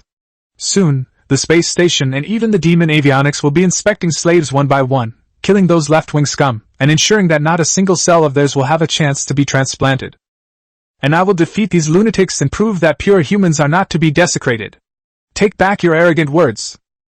Li Bin was quite blunt about this kind of talk, which was tinged with a touch of adolescent arrogance, and laced with the bloody undertones of slaughter. Judging from how desperately you're fighting, it doesn't seem like it was intentional. I'm sorry, I admit my tone was too harsh and my attitude was bad. Such a shameless and utterly ruthless act left the other side speechless. After all, the other party had a sense of honor, while Li Bin had his life on his hands. He simply left with the words, "Little businessman, run for your life," and then cut off the contact. Having dealt with the giant corporation, Li Bin surveyed the current situation on the battlefield and breathed a sigh of relief. The Ludwig left column fleet consisted of 3 destroyers and 4 frigates, a fleet composition designed to ensure a decisive advantage regardless of whether it fought or made peace. However, facing the well-equipped giant Enterprise patrol fleet, even a victory would not be easily decided. The pirates had 5 escort ships, which looked like they were just wandering around looking for a piece of the pie and happened to run into us, hoping to make a quick buck. If Li Bin is easy to manipulate, then seize him. If Li Bin is full of thorns, then take advantage of the chaos in Zwijing and Juki's battlefield. Target, pirate fleet, position -200, -178, altitude 91. Fleet, turn. The engines hummed as they stopped high-speed mode, fuel was redistributed, and the boosters located at the front and sides of the ship began to activate. After tracing an irregular, upturned semi-ellipse, the fleet, with the fat orange cargo ship at its core, once again brought the enemy into focus. The pirates have sent a message, Li Shu reported. Don't bother reading what they said, just go back to eating shit.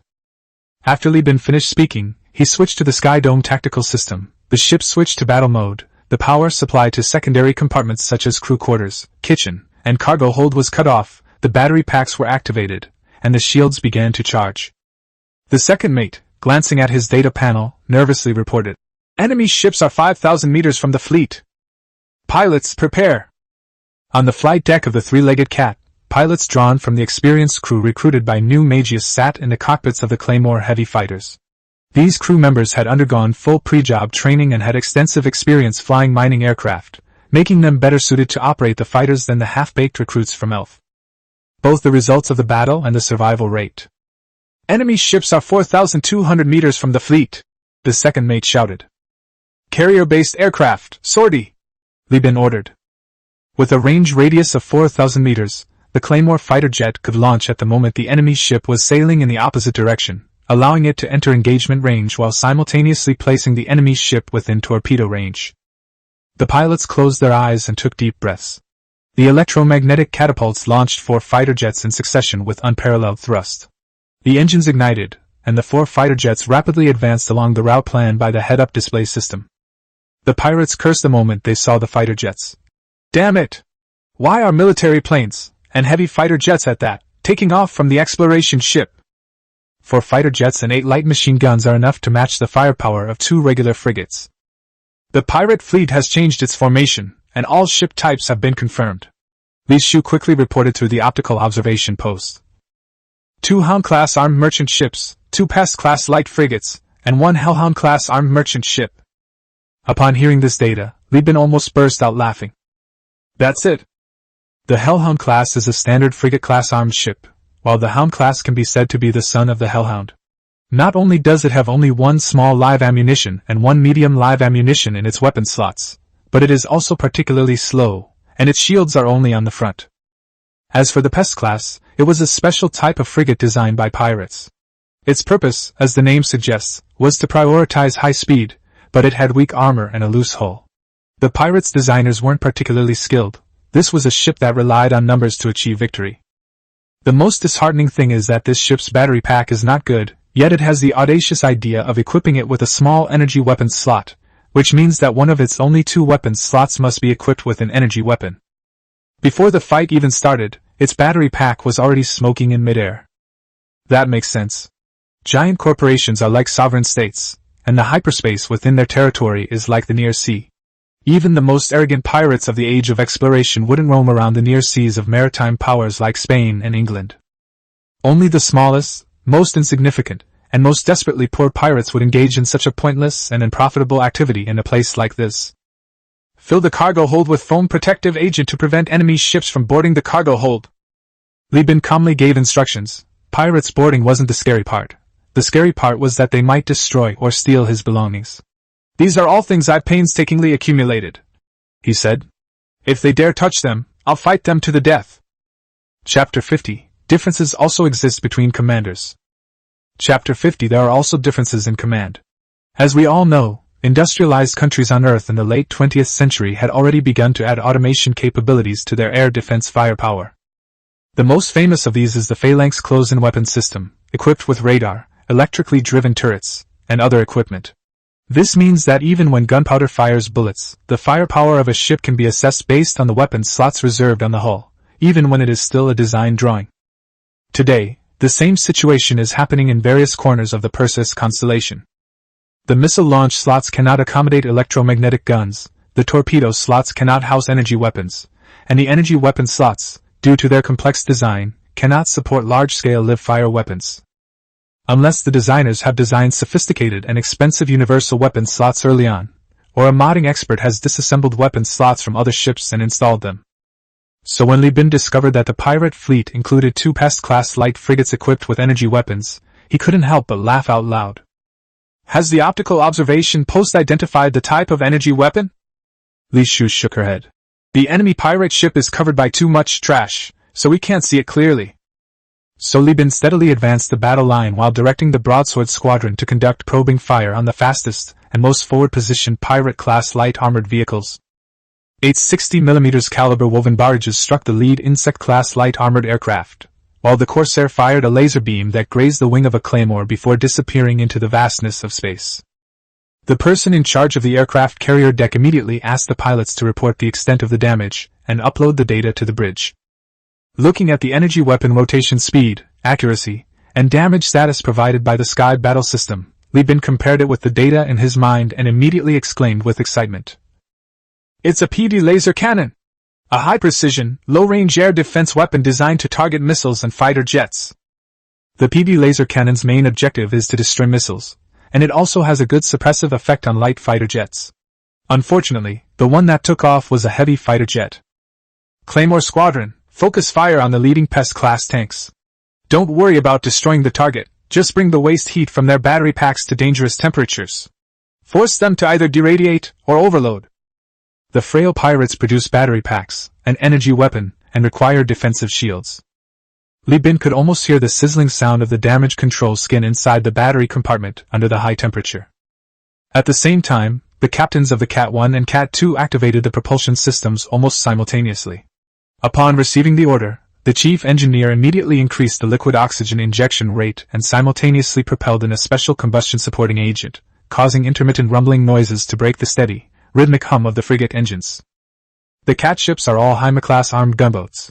The refit designers replaced their engines, added several additional fuel tanks in the limited space, and modified the fuel pipelines to connect the fuel to each steering booster, thereby achieving a significant increase in the ship's speed and maneuverability in emergency situations. The flames from the engine exhaust began to fade, and the military frigate, like a racehorse injected with stimulants, displayed an astonishing performance far exceeding its usual capabilities, rapidly approaching the frontline target. The pirates had not expected that Li Bin, who had been ambushed, would dare to launch a counterattack. Another medium-sized weapon slot of the Pest class was activated. A bright yellow weapon with a strange luster grazed a Claymore fighter jet and headed towards Kitty 2. The shell was fast, but the two ships were far enough apart that the Cat 2 calmly turned and used its side armor to take the hit. Cat Boy number 2 reporting. According to detector data, there is significant radiation at the site of the hit. Catboy No. 2's captain quickly gathered data and reported back, while Li Bin's side also swiftly obtained the results. It's a high-speed striker, a kinetic energy projectile weapon. It doesn't fire ordinary alloy shells, but hard uranium alloy shells. It relies on kinetic energy and radiation to deal with shields. Be careful not to raise your shield when facing the Pest class. Second Officer Wahab quickly marked the enemy ship information on the Sky Battle System, while Li Bin continued to command. Both Cat 1 and Cat 2 have been additionally modified with turret armor and reinforced bulkheads. Push them forward, and once the Claymore Squadron has increased the enemy ship's radiation energy, you can launch all your missiles to overload them. Receive! Li Bin's fleet was smaller in number than the pirates, but far superior in quality. Li Bin's strategy was to strike first, taking advantage of the pirates' lack of reaction time to create a local numerical advantage while using the superior quality of his ships to bully them. The pirate commander realized Li Bin's intention when the speed of the Cat 1 and 2 increased sharply. After all, this tactic was not very good, but in an encounter battle, the side whose commander could grasp more information would have more advantages. Li Bin immediately recognized the pirate ship type. He knew very well that neither the Hound class nor the Hellhound class could keep up with the speed of the Pest class, which sacrificed armor for high speed. Once they engage in battle, the three-legged cat will arrive on the battlefield immediately. In other words, at that moment, Li Bin, who had taken into account the speed difference, seized the opportunity when the pirates broke away. The damage to Claymore 4 has reached a dangerous level. It is returning to port, and deck fittings are in place. Claymore 3 ammunition depleted. The enemy's frontline pests are beginning to slow down. The enemy's rear platoon is changing course like a pest. It's going to circle around from above and take over the target. The channel was filled with reports, from the aircraft carrier deck, from the Cat 1 and Cat 2, from the navigators gathering information from the optical observation posts, and from the sky battle system. Countless pieces of intelligence were intertwined, and alarms and markings were being updated every second. The second mate was red-faced, and his head began to smoke from sweating and the rising temperature. Suddenly, Li Shu looked up and said in a surprised tone, "The target ship's radiation parameters are abnormal. They can't suppress the radiation energy." Li Bin made a decisive decision. "Claymore Squadron, cease suppressing the shield and engage the replacement Pest-class destroyers. Cat 1, Cat 2, begin the attack. You two ignore the enemy ships that are changing course, focus your fire on the foremost ship." Upon receiving the order, the remaining 2 units of the Claymore Squadron, number 1 and 2, moved to the left and right respectively, bypassing the frontal shield of the Pest class and beginning their attempt to attack its rear. At the same time, Kitty 1 aimed at the shield and fired all its missiles. The 4 shortbow automatic cannons fired heavy shells at a slow rate of fire. The Kitty 1 shuddered violently from the recoil of the cannon fire, and its speed decreased sharply. At the same time, 3 seconds later, 4 flashes of lightning erupted from the target ship's shields. The enemy ship, which did not have enough armor to withstand the firepower head-on, emitted a series of electric sparks, and its engine shuddered and stalled. "Disable the enemy ship! Fire all missiles!" Captain Cat 2 seized the opportunity and gave the order, resulting in the same tremors and the same deceleration. This time, however, the shell hit the armor. The warhead penetrated the thin armor, and the shell, which was about the size of an adult, crashed into the ship's structure with terrifying kinetic energy. Then the shell exploded, and the metal expanded and cracked like corn in a frying pan, spitting out charred flames. The twisted keel flew out in a whirl, indicating that the ship was completely beyond saving. "What a damn bad luck! This ship is so fragile, it catches fire at the slightest touch. We won't get any loot, and we've even lost several boxes of ammunition." Li Bin spat and immediately ordered the fleet to encircle and destroy another Pest-class vessel. Same tactics, same moves? The Claymore Squadron was missing 2 fighters, but it was replenished with 2 Jaime-class gunboats. The task of overload shields was assigned to the frigates, while the fighters focused on flanking, cunningly tearing apart the enemy ships like biscuit sharks. By the time the other pirate ships engaged, the Pest-class ship was riddled with holes, its engine hit repeatedly by light machine guns, its tail flames flickering like a dying firefly. It had already lost its kinetic energy, and was already paralyzed from the waist down before the damage control team risked their lives to enter space for repairs. Meanwhile, Li Bin ordered the troops to retreat and rendezvous with the flagship that was coming from the opposite direction. The pirates were eager for revenge, but found that the enemy had already escaped. In the midst of this struggle, the difference in command became apparent. Li Bin even suspected that the enemy fleet commander might have a bad habit of taking drugs and had lost his mind under the influence of anger and drugs. Propping his arm, Li Bin calmly deduced the situation. The battle was currently in his favor.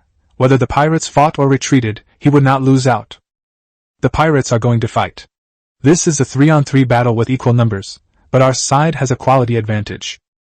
When the pirates tried to escape, Li Bin would give them a short chase, using carrier-based aircraft and escort ships to force them to jettison cargo, reducing the weight of his spaceship and increasing its speed.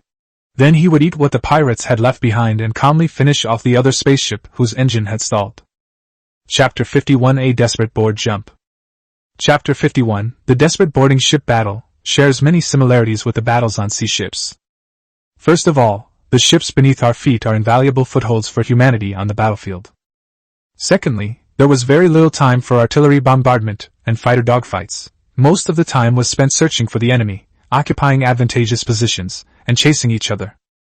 From the moment Li Bin dispatched the fighter jets until the entire pirate fleet arrived at the point of engagement, it actually only took 3 hours. Of that, only about 1 hour was spent actually engaging in combat. The rest of the time was spent either traveling or retreating. Waiting was like torture. Time, like dripping water, relentlessly and irreversibly struck the fleet commander's brain, tormenting his sensitive nerves. Patience is an invisible shield for fleet command. It requires experience, talent, and luck to cultivate. Li Bin is very lucky. Now that he has some wealth, he can experience the first-person perspective of fleet command by purchasing war courses. His photographic memory allows him to incorporate the subtle but actually honed techniques and arrangements from the courses into his own command through recall and practice. Kitty 1 and Kitty 2 served as a distraction, while the Claymore Squadron, which had been replaced with new parts, constantly attempted to flank and harass the pirate ship, relentlessly attacking its engines. Whenever the pirate ships, unable to bear the harassment, attempted to turn their weapons around and destroy the fighter jets, the three-legged cat, possessing the strongest firepower in the fleet, would step forward with its 3 shipborne light machine guns and 2 torpedo launchers, suppressing the pirates and preventing them from raising their heads. Second Officer Vahab also recovered his composure and could see that the pirates on the other side were becoming increasingly disorganized, their frenzied emotions clearly revealed through their aggressive ship trajectories, torn armor fragments, and flashing shields. But those giant torpedoes are specifically designed to detonate asteroids. In terms of damage alone, a single shot can even blast through a cruiser's armor. Even if it hits the shields, it can push the waste heat from a destroyer's battery packs from 0 to a dangerous threshold. But not a single ship in the pirate fleet had a torpedo weapon slot.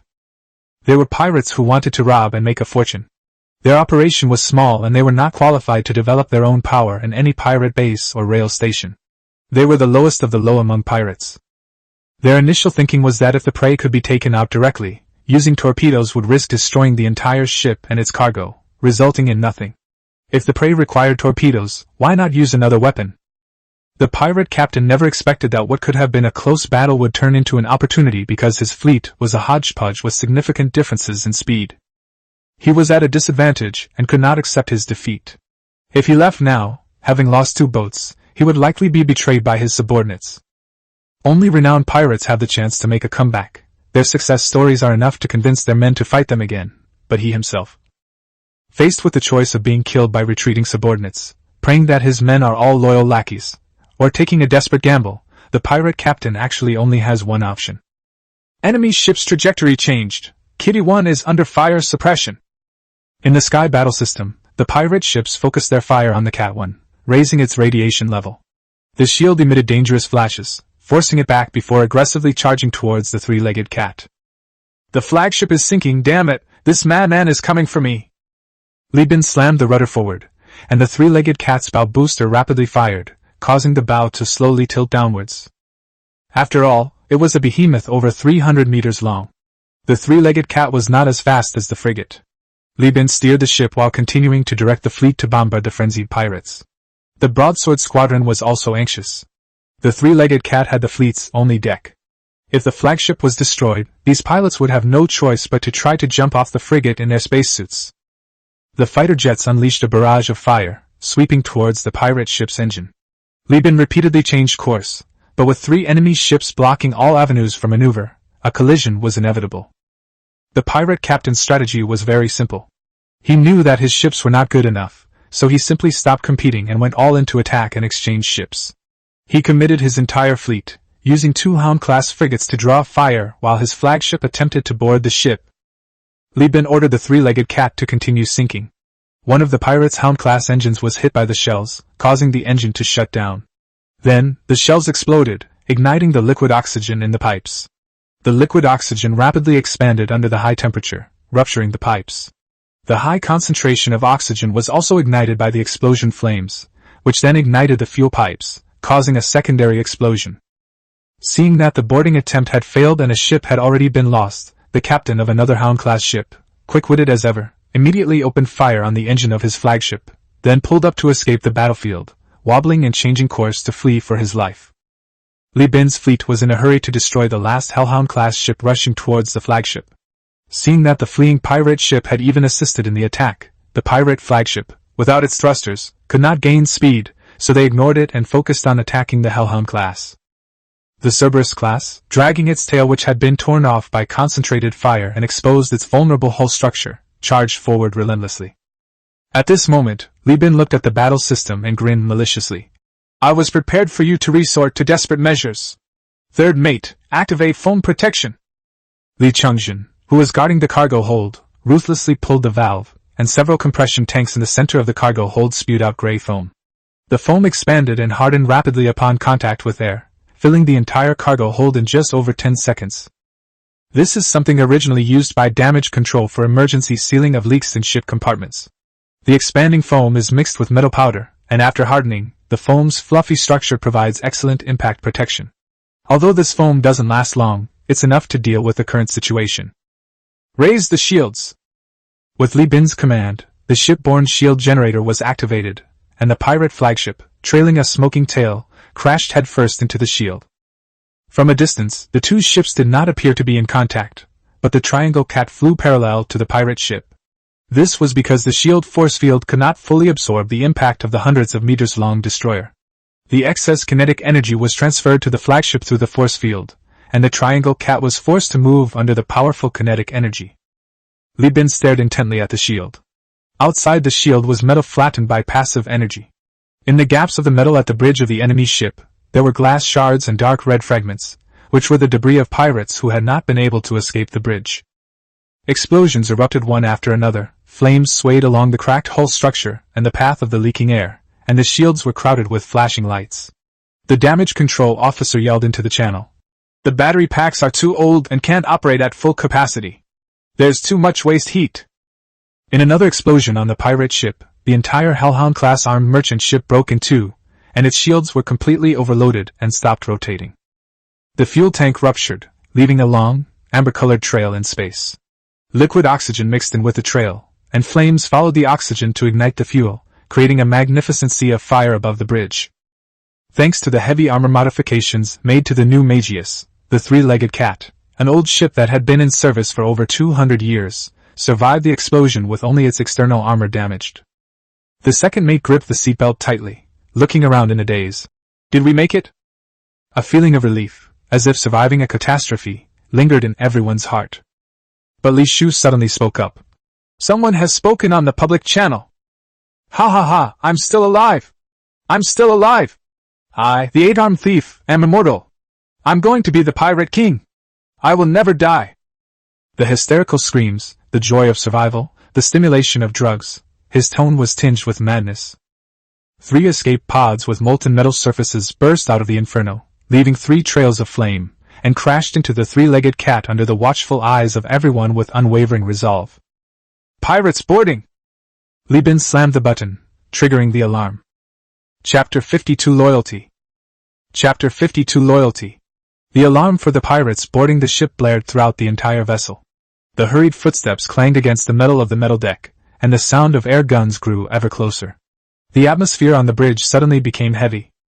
The pirates boarded the ship very close to the bridge. In fact, they were heading straight for the bridge from the beginning. The explosion blew them off course, and they are now trying to get back on track. "Take the chairs apart, quick! Hey, you over there! Bring the welding torch from the maintenance room. Set up the bunkers in the passageway."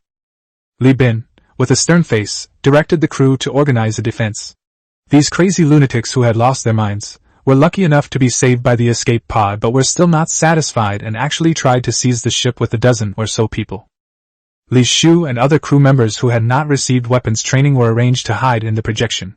The huge sky battle system projection could conceal their figures, while the remaining crew members used chairs and other miscellaneous objects as cover. Second Officer Vahab nervously gripped his gun, cautiously peeking out to observe, muttering to himself, "If only the bosun were here on the Fat Orange." On the other side, Li Bin kicked the second mate to the ground. "Stop talking nonsense, they're here!" The air rifle bullet grazed the second mate's helmet, struck a metal chair, bounced twice in the cabin, lost its momentum, and the deformed metal bullet floated eerily in the cabin. A boastful and insane voice suddenly rang out. "In the name of the eight-armed pirate king, this ship belongs to me. I order you to surrender." Li Bin, pressed against the cover, sneered. "Which donkey bird is the eight-armed thief? Never heard of it. Barbie dolls, on the other hand, I've heard a lot about them. How about this, you put down your weapons, and I'll have someone make a dress for each of you to be buried with you." There was a moment of silence on the other side of the passageway, followed by a series of wailing and howling as a group of pirates, covered in blood, with bloodshot eyes under their helmets, and some with congealed blood trails from their nostrils, charged out in a frenzy. They charged and fired, some even lifting their helmets, and sticking powder needles into their necks. After doing so, their eyes trembled, and they pounced like mad dogs. "Fire!" Li Bin immediately gave the order, and more than a dozen crew members pulled the triggers, firing a hail of metal bullets. In the ordinary crew mess of the three-legged cat, Li Chungjin raised his bulletproof shield, with a space operation thruster strapped to his waist, and charged into the pirate defenses like a tank. The armed sailors followed closely behind, taking advantage of the opportunity when the pirates concentrated their fire, causing a gap in the defensive firepower network, and swarmed in. Space combat suits can withstand air gun bullets, but when a gun is fired in rapid succession with the muzzle pressed against the helmet, the concentrated kinetic energy can still cause enormous damage. Soon, the pirates' brains were shaken by the kinetic energy of the bullets, as if they had popping candy inside. "Vulcan!"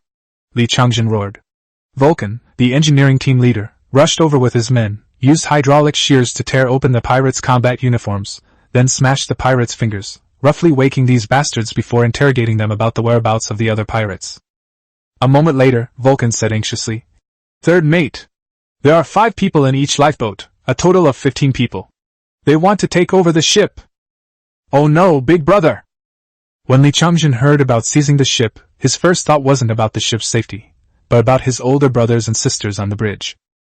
As the command center, the bridge should theoretically be heavily guarded, but this is just a destroyer with limited space, which does not have enough room to accommodate enough armed sailors after the technical crew. According to the operational plan, the bridge should be holding its ground and awaiting support at this time. It doesn't matter if the boat is destroyed, there are plenty of ways to make money. But my older brother and sister absolutely cannot be harmed. Good days are just around the corner. Li Chungjin's eyes were bloodshot.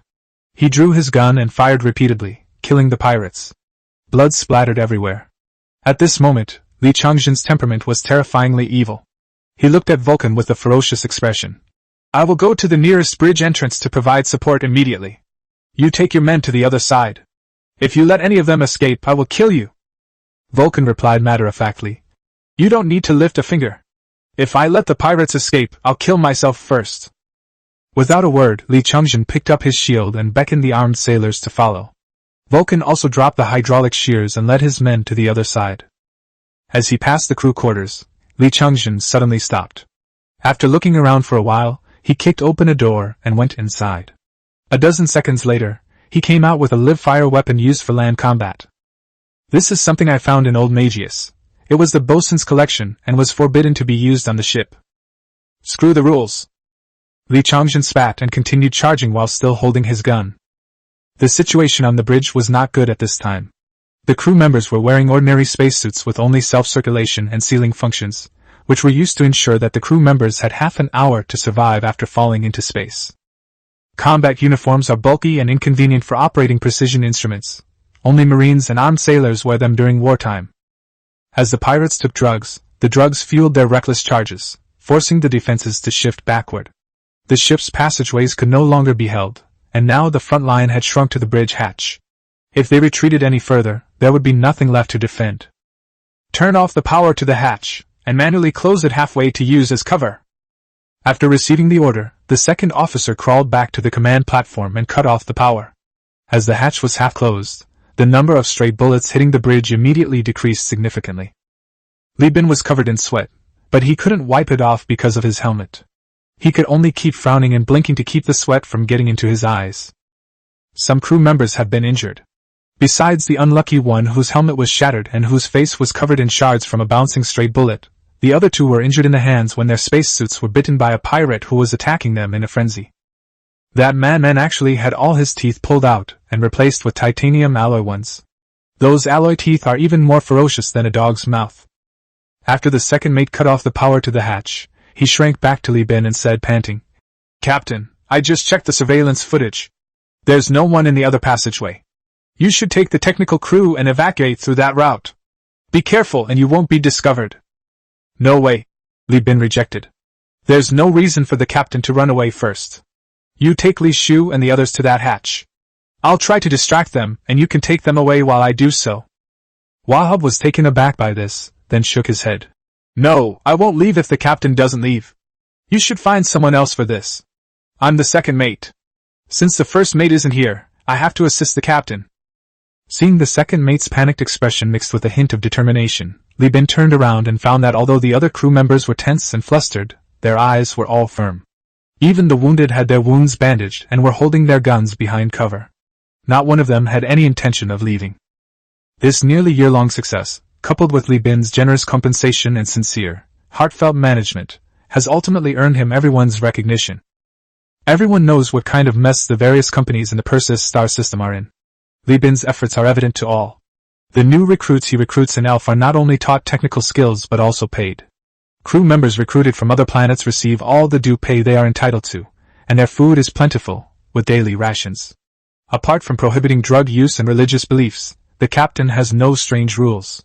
Overtime is compensated, and performance bonuses are promised at the end of the year. Nobody wants to see such a generous and good captain fail. In this world, people fight tooth and nail for a job, and a good company and a good boss are priceless. Deeply moved, Li Bin was about to say something to encourage everyone when his wrist terminal beeped. Looking down, he immediately shouted, "Everyone, get down! Get down on the ground!" At the same time, behind the pirates, 3 armed sailors were thrown violently from around the corner, crashing into the passageway and raising their shields to form cover. Li Changjin gritted his teeth, slammed the machine gun against the shield, and roared, "Big brother, be careful!"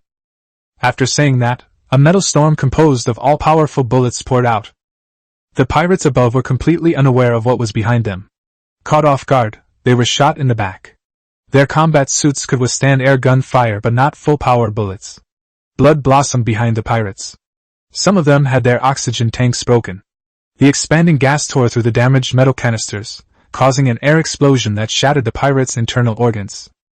The 8-armed thief lived up to his reputation as a pirate leader. With lightning speed, he grabbed his subordinate, turned around, and shielded him. He then darted to another hatchway, smashed the control panel with a punch, and the hatch was sealed off amidst an error message. His body was covered in blood splattered from his men's full-powered bullets, and his arm was pierced by bullets, from which blood gushed out. But he just licked his bitten lip and chuckled. "I'm not dead! I'm not dead! I won't die! I, the 8-armed thief, will never die!"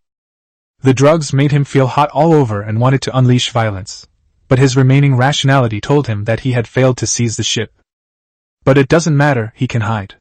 These people don't know how many pirates have come. He can hide in the cargo hold, in the freezer, or in the maintenance pipes. As long as the ship docks, he can sneak away. Such a large ship must have reptiles and rats. He can eat those to survive. Even if he has to eat feces and drink urine, he will survive. Then they'll come back stronger. He chuckled eccentrically, his eyes glazed over, and opened the hatch on the other side of the passageway.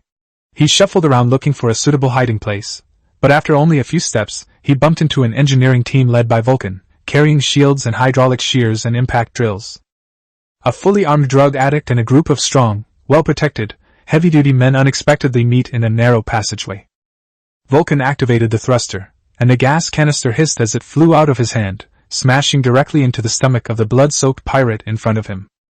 The pirate vomited up the food in his stomach, covered his mask so he couldn't see, and could only pull the trigger randomly to fire his gun. With the bulletproof shield raised, Vulcan took the hydraulic shears from his men and began working with both hands, skillfully using his experience in cutting steel to crush the pirate's limbs. Vulcan grabbed the pirate, brought him to the bridge, and after confirming that the captain had no intention of interrogating him, simply snapped his neck. The pirate, nicknamed the 8-armed thief, who always believed he would not die, died without even leaving his name. His body was thrown into hyperspace and swallowed up by the hyperspace storm. A few minutes later, it was confirmed that all 15 pirates who had boarded the ship were either dead or captured, and the alarm was lifted. The engineering team, go to the mess hall immediately and distribute food supplies according to the standards for senior crew members. As instructed by the captain, don't dismantle the ship, board it, kill all the pirates, and then tow it away. We're in a hurry! Second Officer Wahab, no longer showing his previous panic, was now commanding from the bridge with great confidence. The captain was currently comforting the wounded on board. The pirates had boarded the ship aggressively, but in the end, they were just cornered beasts fighting back. Apart from damaging some equipment, they had not caused any deaths. It can be described as a close call. Only the two people who were bitten need to be tested. Nobody knows if these pirates are carrying any viruses. Of course, disinfection of the passageways is being prepared, as the pirates' blood may carry viruses. As for the maintenance of the cabins, that can only be discussed after docking. However, the three-legged cat has undergone reinforced bulkhead modifications, so apart from the sections where intense fighting will require immediate sealing off, other areas should be largely unaffected. Wahab rubbed his hands together, watching the damage control team methodically repairing the projection equipment on the bridge, and noticed that the first mate was missing. The first mate is really composed. He didn't even come out to check on such a big thing as boarding. No wonder he can be the first mate. I still have a lot to learn. The second mate recalled his previous moments of helplessness and felt ashamed. Meanwhile, the man with composure, whom Wahab had described as having, was floating in the toilet, his hands covering his head. He cried silently, feeling utterly stifled. There weren't even any railings in the toilet. When the spaceship was hit, the others could use their magnetic boots to stabilize themselves, but he, a patient lying in bed, naturally didn't wear boots and was thrown around in a daze. He also heard the alarm about the pirates boarding the ship. He wanted to fight back, but the humiliation of being between the legs made him unable to move. Even his air rifle is kept in the cabinet. He is now truly powerless. His life and death were in the hands of others, and he could only hide in the toilet and wait to die in frustration. This was the first time in his life he had ever felt so wrong. Wah, you beast, you damn beast! Chapter 53 Return to Neomagius. Chapter 53 Return to Neomagos. After the Great War, a heated debate broke out within the company regarding the fleet's whereabouts. The crew, led by the damage control officer, believed they should return to the Demon Avionics for rest and repairs. Leaving aside the ammunition losses, the three-legged cat, as a deep space exploration ship, had a self-sufficiency system and could use minerals and scrap metal to manufacture things. However, the damage control team unanimously agreed that the three-legged cat's battery pack already had aging issues, and this battle directly resulted in the loss of one battery. Fortunately, thanks to the protection of Jeffrey's parents and grandmother, the small nuclear reactor that provided power did not malfunction. Otherwise, the three-legged cat might have been destroyed in half. What's more, the pirates used escape pods to board the ship and even smashed 3 holes in the flagship. These escape pods were modified by the pirates into boarding vehicles, with thermal melting devices installed at the bottom. When they hit the ship, they would melt the armor in a short time. Of course, the pirates inside the pods also had to endure the torment of high temperatures of 70 or 80 degrees Celsius. So there's a reason why all those pirates were on drugs. From a technical standpoint, damage control strongly recommends that the captain prioritize repairing the vessel. However, Li Bin and Jeffrey disagreed. Li Bin's opinion was that the damage control team should do their best to maintain order, and the fleet should proceed at full speed toward the Magna Galaxy.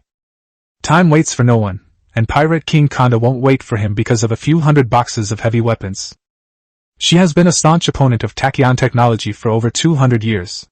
In her resistance, she sacrificed her youth, transforming from a sexy young beauty to a menopausal middle-aged woman, and finally to a frail old woman relying on mechanical prosthetics and organ transplants. From a logistics officer to a warlord, she became a Samsung servant who repeatedly betrayed her master, and finally degenerated into a pirate king. Konda is willing to pay any price for revenge, except for time. She's too old to wait for any opportunity. Even without heavy weapons, Konda will resort to railgun bombardment and naval assault. In about 20 days, the Mega system will be surrounded by a massive number of pirate ships. They will blockade the system, attack any non-pirate forces visible to the naked eye, and continuously attack space stations and planets of tachyon technology. Jeffrey's attitude was simple. Besides supporting Li Bin's opinion, he also didn't want to go to places that had saddened him, especially after his painful experience with the toilet. Based on Li Bin's analysis and the benefits he had consistently provided, the damage control team stormed into the battery compartment, removed the damaged batteries, and secured themselves with multiple safety ropes, plugging the spaceship's vulnerability while the fleet was traveling at high speed. After 15 days, the fleet finally returned to the southern part of the core star region and arrived near the mag system. "Pirate signals detected," Li Shu reported from the bridge. "Not just one, there are several, and they're approaching." The air pressure on the bridge was a bit low. If it were a small pirate fleet, they could leave Cat 1 and 2 behind to cover the escape of the Fat Orange and the flagship, as planned. But if it were multiple pirate groups... Jeffrey, who had barely recovered from his injuries and was eager to return to his post, glanced at the captain and activated the transponder, saying, "This is the Bellino family's commercial transport fleet. We are here on orders to transport supplies. Are you invited by the Pirate King to participate in the hunt? Give me your fleet's identification code." The pirate's voice was as aggressive as ever. Jeffrey raised an eyebrow, thinking to himself that things were looking promising. Without hesitation, he sent the identification code, and soon the pirate's angry curses filled the channel. "Damn it! Why are all these ships from New Magnolias these past 2 days? Are the other company's fleets eating shit? You guys go in, hurry up, don't delay my hunting." Li Bin's fleet, under the watchful eyes of the pirates, smoothly entered the jump point and returned to the real universe. The encounter with the pirates and the arrival at the jump point took less than half an hour, but Jeffrey's forehead was soaked with sweat, fearing a pirate attack as the fleet approached. He spoke with the tone of someone who had narrowly escaped death. "I didn't expect these pirates to actually give the Bellino family face." Li Bin shook his head and said, "The Bellino family doesn't have that much influence. It's New Magius who secretly funds the Pirate King Conda. Conda just needs to ensure that New Magius can continuously provide supplies. These pirates must have a good relationship with Conda, so they're giving her face. If it had been a few days later, the pirates from distant star systems would have arrived, and Bellino's reputation might not have been enough." Since he knew in advance that pirates would attack the mega galaxy, Li Bin naturally wouldn't have been unprepared. He had taken on a job from a large family, so he naturally needed to obtain their identification codes to protect himself. This is similar to how ancient caravans would hire escort agencies to protect their people and property during long-distance transport, and some well-known escort agencies would even lend out their flags to prevent caravans engaged in short-distance trade from being robbed by local bandits. The escort agency was acquainted with the bandit leader. They could simply pay a toll and be done with it, without the need for a life-or-death struggle. Driving with practiced ease, encountering pirates, and sending out identification codes with practiced ease, by the time the fleet finally arrived at New Magnos, the security forces of the Dua and Bellino families had already sealed off a port area. When Li Bin appeared in the dock area, Dua, still wearing his mask, looked with a sigh at the three-legged cat, its body riddled with patches and scratches from the aftershocks of the hyperspace storm. "A journey of more than 40 light-years round trip, this ship doesn't look safe. Did it encounter pirates? Even the heavy armor couldn't hold out." "I encountered it. They didn't give us our family's identification code? Give me a damn thing. We met at Demon Aviation. Do you think you're so big that you can control everything and even whether pirates from other places are robbing me?" Li Bin sneered. Seeing that Li Bin actually had time to joke with her, Dia finally felt relieved. What he feared most was that Li Bin would greet him with a smile and a humble demeanor from the start. Needless to say, the business would fail. At best, he wouldn't even reach the required quantity. He asked in a low voice, "How many boxes?" "It's a pity we couldn't find a black market channel and had to pay customs duties," Li Bin said with great regret. "It wasn't much, just about 360 boxes. Duya looked at Li Bin and burst into laughter. "It's all settled, everything's settled." He could now report back to the governor and his family. The Duya family's status was about to rise significantly with the success of this trade. His years in the administrative office were finally coming to an end. Duya grabbed Li Bin's shoulder excitedly and said, "I knew you could do it! And I have more good news for you. Guess how much heavy weapons from Mag Information costs right now?" "How many?" Duya said word by word. 7, 102, 10 star coins. Delay it a little longer, and you can definitely get over 800 if you buy the rest of the goods later. After you deliver the 306 boxes, the contract still says 640 star coins. Don't sell the remaining 54 boxes directly to our family. I'll give you away, sell them on the black market. Wait, you have transforming medicine here? That's great. Each box of these can sell for a dozen more star coins. Congratulations, Li Bin, you've struck it rich. Jeffrey listened intently, his eyes wide with amazement. Damn it, after all this effort, I only made about 300 star coins per box. The Bellino family just signed a contract and gave me some money, and I made tens of star coins more per box. If I wait a little longer, I can make hundreds more. Isn't this just like financial capital? Real businesses carefully calculate costs, production, company size, and market size, and then financial capital comes in and speculates wildly, making a fortune and running away. His thinking is a classic case of only seeing the thief eating meat but not seeing the thief getting beaten. Dia's investment in Li Bin was also a gamble on his family's future. Li Bin smiled and declined Dia's offer. I don't intend to sell these dozens of boxes of heavy weapons. What, there's still a war going on over there, and it's selling for thousands? Dia's ears perked up. Tell me, if it's a battle between companies, it's not impossible for this thing to sell for over 1,000. In that case, I still have some money, and we can make a fortune together. It's not about selling weapons. Li Bin explained. I wanted to give these things to the pirate king of Kangda as a small token of my appreciation. Dia was a little dazed, and the first mate was even more confused. With a market price of over 800 star coins and a cost of 285 star coins per box, 54 boxes would yield at least 30,000 star coins in profit, enough to buy a second-hand destroyer. And Li Bin was offering to give them away? Seeing Dia's stunned expression, Li Bin continued. Here's what I'm thinking, Kanda has big ambitions. She wants to plunder Tachyon technology. But what will she do with the looted goods? What will she do with the wreckage of the battlefield after the war? She can't just send her men to salvage the ships, can she? Pirates have their own channels for selling stolen goods, but Tachyon technology has a planet and orbital space station here. Can her channels handle it? If resources cannot be converted into economy, the pirates will think about going home once their cargo holds are full. So even if you keep winning, the number of people will only decrease with each battle. I have ships and registration information for the Free Planet Elf. On the surface I'm clean. I want to use these goods as a token of my sincerity, to prove that I genuinely support Kanda's great cause.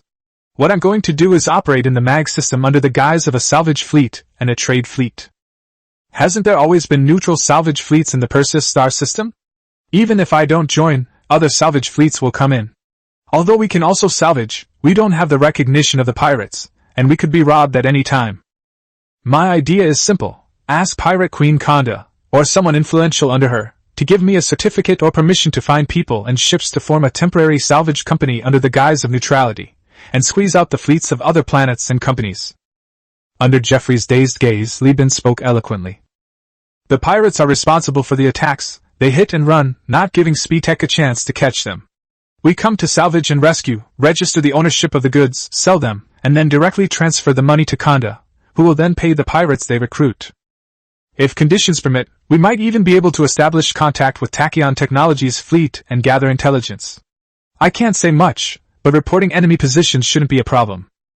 Looking at Dia's mouth, which was gradually widening, Li Bin solemnly said, I know that a few dozen boxes of heavy weapons isn't a lot of face, but considering how well we know each other and how pleasant our cooperation has been, you can talk to the family about setting up this temporary company. The Bellino family will also have shares, and they will receive a share of the profits after the deal is done. Dia first covered her drooping jaw, took a few steps back, looked at Li Bin, and after a long while lowered her hand, said in a very formal tone. Li Bin, after all this, I finally understand. If you don't die, you'll definitely have a place in the Perseus constellation in the future. The family and the governor have considered the salvage team, but someone as shameless as you, wanting to monopolize the salvage business of the entire star system, they really didn't consider it. That's certainly a good idea, a very profitable one, but, Dia asked with some concern. Are you sure you want to make this glove? Afterwards, Speedtronics will definitely use the AI core to conduct a review, and you'll definitely be on their list. Our family is doing alright thanks to new Magnos, but can you handle it? Li Bin laughed indifferently. The bold get rich while the timid starve. Rather than worrying about being killed by a giant corporation, you should worry about whether you can survive until tomorrow. Speedy Technology is indeed a first-class giant, but it is not without rivals. The hegemon, venture mining companies, and the Luddite Church are all eyeing it covetously. Ultimately, it's all about choosing sides. If you want to step onto the stage of the Perseus constellation, who can do it without choosing a side? Take Minshin Company, for example. They couldn't even be a dog of the Perseus Alliance, yet they were wanted by Tachyon Technology. In the eyes of the Overlord, wasn't that a pledge of allegiance? Besides, scavenging is a far cry from taking sides. I've never heard of a small fleet being qualified to side with a giant corporation. This joke is as ridiculous as Gambia claiming that its 1,000 soldiers could wipe out China. Li Bin stretched out his hand. Are you going to do this job or not? Give me a straight answer. I still owe a lot of money and I'm in a hurry to pay it off. Come on, why wouldn't you come? If you're not afraid, why should I be? Dia grabbed Li Bin's hand and shook it hard. He looked Li Bin up and down, finding it hard to believe that the man in front of him was actually not even 17 years old. He said in a joking tone, After this business deal is done, do you have any plans to get married? I have several older and younger female cousins. They're all great in terms of figure and personality. But the key thing is that my uncles have passed away, there's no one to take care of them, and they're all wealthy. As their older cousin, I worry day and night that they might get scammed. We'll see. Chapter 54. With 100,000 strings of cash around his waist, he returned to his hometown by boat. Chapter 54. With a fortune of 100,000 coins, Li Bin returns home by boat. Li Bin left alone with Dia because the matter was of great importance, involving a giant corporation, pirates, and the free planet, and the amount of money involved was incalculable. Li Bin could not bring anyone with him. When he returned, Jeffrey had already arranged for everyone to take turns resting and directed the transfer of all the cargo to the warehouse area, while also completing the repair work on the fleet's ships. Everything was proceeding smoothly. Looking at the report in front of him, Li Bin once again deeply felt that the success of his career was inseparable from the support and help of everyone.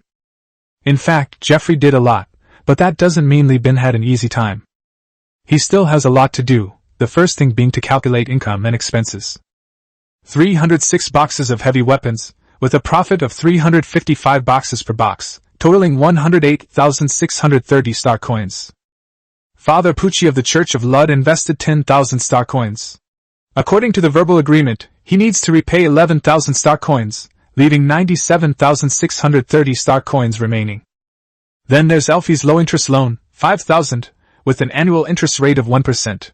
If you have enough time to go back, it will only take 4 months, so the interest is 17 star coins. It's practically an interest-free loan.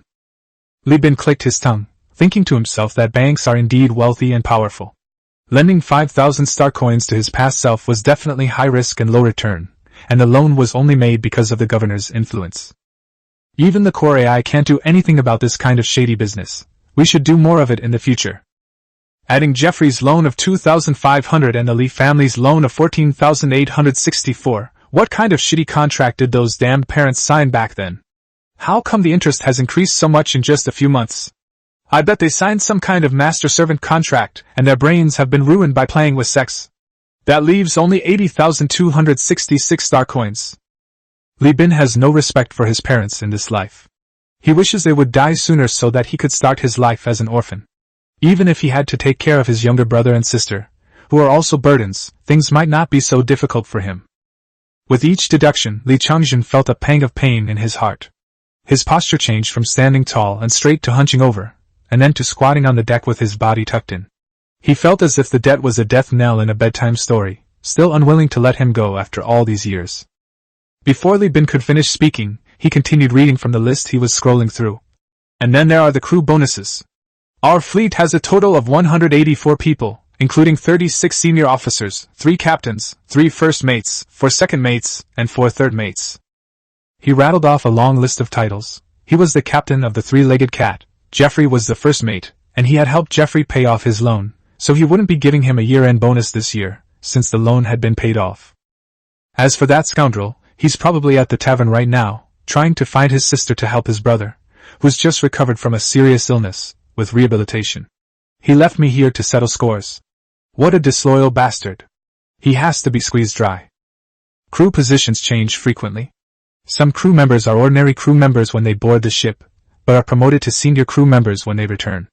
Their salaries change with their positions, and their final performance bonuses also vary depending on their performance. The data is very complex. Based on the recorded crew position list on the computer, the final figure is 4,136 star coins. That leaves 76,130 star coins. Oh right, we still need to pay back the money to the wine buyers. Those clients from Speedy Technology have vanished without a trace. The remaining clients only have 26 cases in total. Double compensation would be 10,556 star coins. Let's just settle it. That leaves 65,574 star coins. Regarding the wine, Li Bin had considered going directly to the interstellar empire to pick it up and make another profit. With his scheming ability, even if there were restrictions, he could find a way to get through.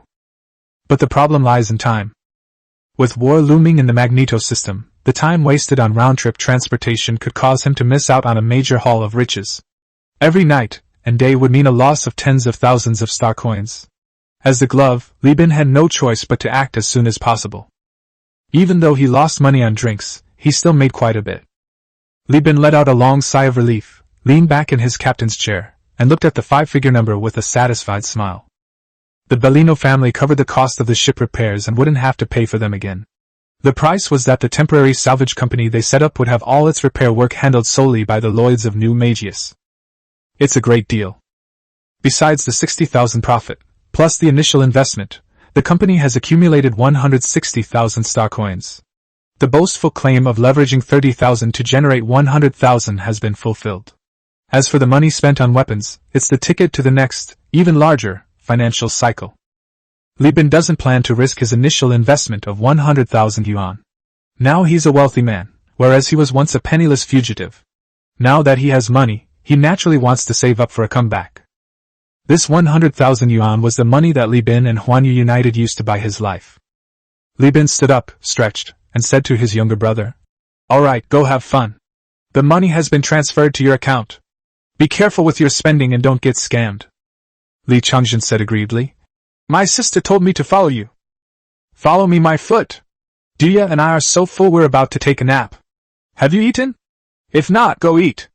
Are you waiting for me to cook you a Manchu Han imperial feast in my dreams?" After sending his younger brother away, Li Bin sent messages to each of the crew members, telling them to come to the bridge to collect their bonuses. Soon, after only 4 or 5 messages, the news spread throughout the ship, and the sound of hurried footsteps was mixed with shouts of, "Long live the captain!" The crew members ran excitedly, then slowed down in front of the bridge and walked in cautiously. Facing the captain who held the power to control performance, everyone felt the same tension they had during the interview, and cautiously lined up. Li Bin transferred the money to each crew member in front of them, and only released them after the bonuses had been deposited into their accounts. This was learned from the protagonists of other online novels, while they learned it from Yuan Shirkai's training of troops at Xiaozhan. So, Li Bin has essentially learned from 2 different sources. Although Li Bin wasn't sure if this approach would be effective in the interstellar era, he figured he could give it a try while he had fewer men. He'd take it or leave it. If it worked, he'd profit. If not, he wouldn't lose anything. Once the scale gets bigger, we'll probably just have to find a room to pre-record videos so the crew can go through the process and collect their pay. After finally distributing the money, Li Bin sent everyone away and returned to the captain's bedroom humming a cheerful tune. He collapsed onto the bed, wanting to sleep, but his mind was filled with thoughts of the 160,000 star coins and his future plans. Starting with 4,199 star coins, he grew to 160,000 star coins, a 15-fold profit, in less than a year. Not only that, they also gained 4 ships and more than 100 loyal crew members. Despite the large number of people and the generous salaries and bonuses, Li Bin still had an evaluation form in his mind that didn't exist in reality, recording the performance of all the crew members after they boarded the ship. On one hand, he provides compensation, on the other hand, he assesses qualifications. Li Bin's approach involves arranging crew members in a pyramid-like hierarchy, with the ranking based on only 2 standards: loyalty and ability. Li Bin is about to take a risk and try to get something from a giant corporation. The loyalty of the crew is the most important factor, followed by their ability. In fact, Li Bin even believes that it is okay if the crew members are not outstanding. He would even accept capable people as shareholders or even partners, rather than subordinates. In Li Bin's mind, the first tier consisted of Vulcan and people like himself, clean, loyal individuals from Elf, with no connections. The second tier comprised the captains and first mates of the Cat 1 and 2, and the Fat Orange, who had been selected through rigorous testing. As for why Vulcan wasn't placed in a more important position, firstly, his current abilities are still insufficient. He needs more training in areas other than engineering and combat. Secondly, in Li Bin's plan, he is positioned in a more important role. Jeffrey is a special talent. His abilities are only sufficient to be a subordinate, but he joined the company early and has shares, making him a semi-partner and semi-subordinate, which is an exception. As for his younger brother and sister, there's not much to say. They're related by blood, and Li Bin has treated them sincerely all these years, so they're a real family. If Li Bin has food, they have food too. I believe that even if their parents came back to life and wanted to take them away, the younger brother and sister would probably hang themselves without saying a word. Bound by blood and kinship, Li Bin was invincible in their hearts. If we really have colonies in the future, my sister can be the governor of the colony and be in charge of logistics, and my brother can be the leader of the ground army. Their personalities are suitable, and they are currently being trained in this direction. I don't feel comfortable handing these important positions over to others for the time being. We still have to let our family members, who share the same fate, take on these roles. At that time, Li Bin will continue to sail his ship, trade, mine, and excavate relics, living like an astronaut every day. It will be a good way to say that he didn't waste his time eating zizzalong in his previous life. Great. That's wonderful. Life is getting better and better. After thinking for a while, Li Bin finally got tired and closed his eyes and fell into a deep sleep. The next day, Li Bin led the fully repaired fleet, loaded another 500 boxes of alloy plates, and left the port, heading towards the EOS system. Docked on Tartessus in the EOS system, Li Bin finally allowed the crew to enter the orbital space station this time because there was enough time. Because of the strong religious atmosphere on the planet, coupled with its beautiful natural environment, Li Bin was worried that the crew might be captivated by the power of nature and mistakenly believe that nature's wonders were a religious force. Therefore, he did not allow the crew to land on the planet. He once again donated the alloy worth 1,500 star coins to support the refugees, repaying Father Pucci's investment with interest, and also bringing with him a trade request from the pirate king of Kanda. Because it involved causing trouble for Tachyon technology, Li Bin unsurprisingly received permission. From now on, as long as Kanda's nest continues to attack Tachyon technology, he can continue to purchase food from Tartessus as one of the representatives of the pirate king. As expected, once the fleet set sail, Li Bin took 600 boxes of food and paid 10,200 star coins as a cost. The fleet then set sail towards the Tulier system. We have two tasks when we go back this time. One is to buy a boat. At the Knight's Bridge jump point in the EOS system, on the bridge, Li Bin spoke enthusiastically over the loudspeaker. The Kazalin in the Tulier galaxy has the best automated factory in the Perseus Alliance. There are more finished ships there than in the Mag and Bios galaxies, and the second-hand ship trade is also more active. Our fleet size can be expanded again. The cargo capacity of 650 units is still too small and cannot meet our future needs. Secondly, we need to expand our manpower and recruit more engineering teams from the factory area. They are skilled metal and machinery operators. The salvage of the entire MAG system is our responsibility, and there is plenty of work to hone their skills. We also need to recruit Marines to protect our salvage sites. Li Bin waved his hand grandly, brimming with pride. Things are different now than they were a year ago. We have ships, money, and projects. Stand tall, target Elfie Star, and we will return victorious. On November 28th, 206 of the star calendar, the first and currently only fleet of the Universal Union Company, led by the company's founder Li Bin, embarked on a return journey of 5.2 light-years. Chapter 55, Despicable When Poor, Kind and Amiable When Rich, Part 1. Chapter 55 When poor, they are despicable. When rich, they are kind and amiable, Part 1. When the fleet of the Universal Alliance arrived near the Elf Orbital Space Station, the patrol team responsible for maintaining order stopped for the first time ever. Because what he was facing was a purebred local company registered in Elf, without any investment from giant corporations, monopolies, or financial capital. At the beginning of Star Calendar 206, the company's registered assets consisted of only a 9-handed wrecked ship, but now the patrol team faces a small commercial fleet. Really? Without financial backing, how could someone accumulate such wealth so quickly? When did such a capable person emerge in Elfia? Or did he sleep with some rich man or woman? The captain of the 4th Patrol Battalion, Bonkalef, stroked Ching Ranran's chin, thinking to himself that it couldn't be ruled out that pirates were using her as a cover for reconnaissance. To be on the safe side, he intercepted the strange fleet, ordered the patrolmen to dress properly, and then led his team aboard the flagship, where he encountered the most bizarre scene of his life so far. The fleet was commanded by the company's owner, who called himself Li Bin. He wore a captain's uniform on the ship but had no additional jewels or precious metal decorations, a rare sight among merchants. Showing off one's wealth through clothing, food, housing, and transportation to boost investor confidence was a cost-effective way to do so. This man named Li Bin was very humble, his tone gentle but not obsequious. During their conversation, Boncharev found himself being handed a pack of cigarettes. He glanced at the packaging. It clearly bore the Luddite Church's logo, a genuine, high-quality product made from real tobacco. If you squeeze it carefully, there's a hard object inside the cigarette box. It's probably an anonymous debit card. It was clearly a bribe, but Li Bin handled it nonchalantly, as if it had never happened. Boncharev swallowed hard, looked at the cigarette, said nothing, and silently accepted it. Furthermore, this company, which has been registered for less than a year, is very powerful. The crew members are eating pre-prepared food that is incompatible with their status. In addition, the canteen's supply list clearly lists today's menu, which includes dehydrated vegetables mixed with hot and sour starch puree, dumplings, buns, and other foods.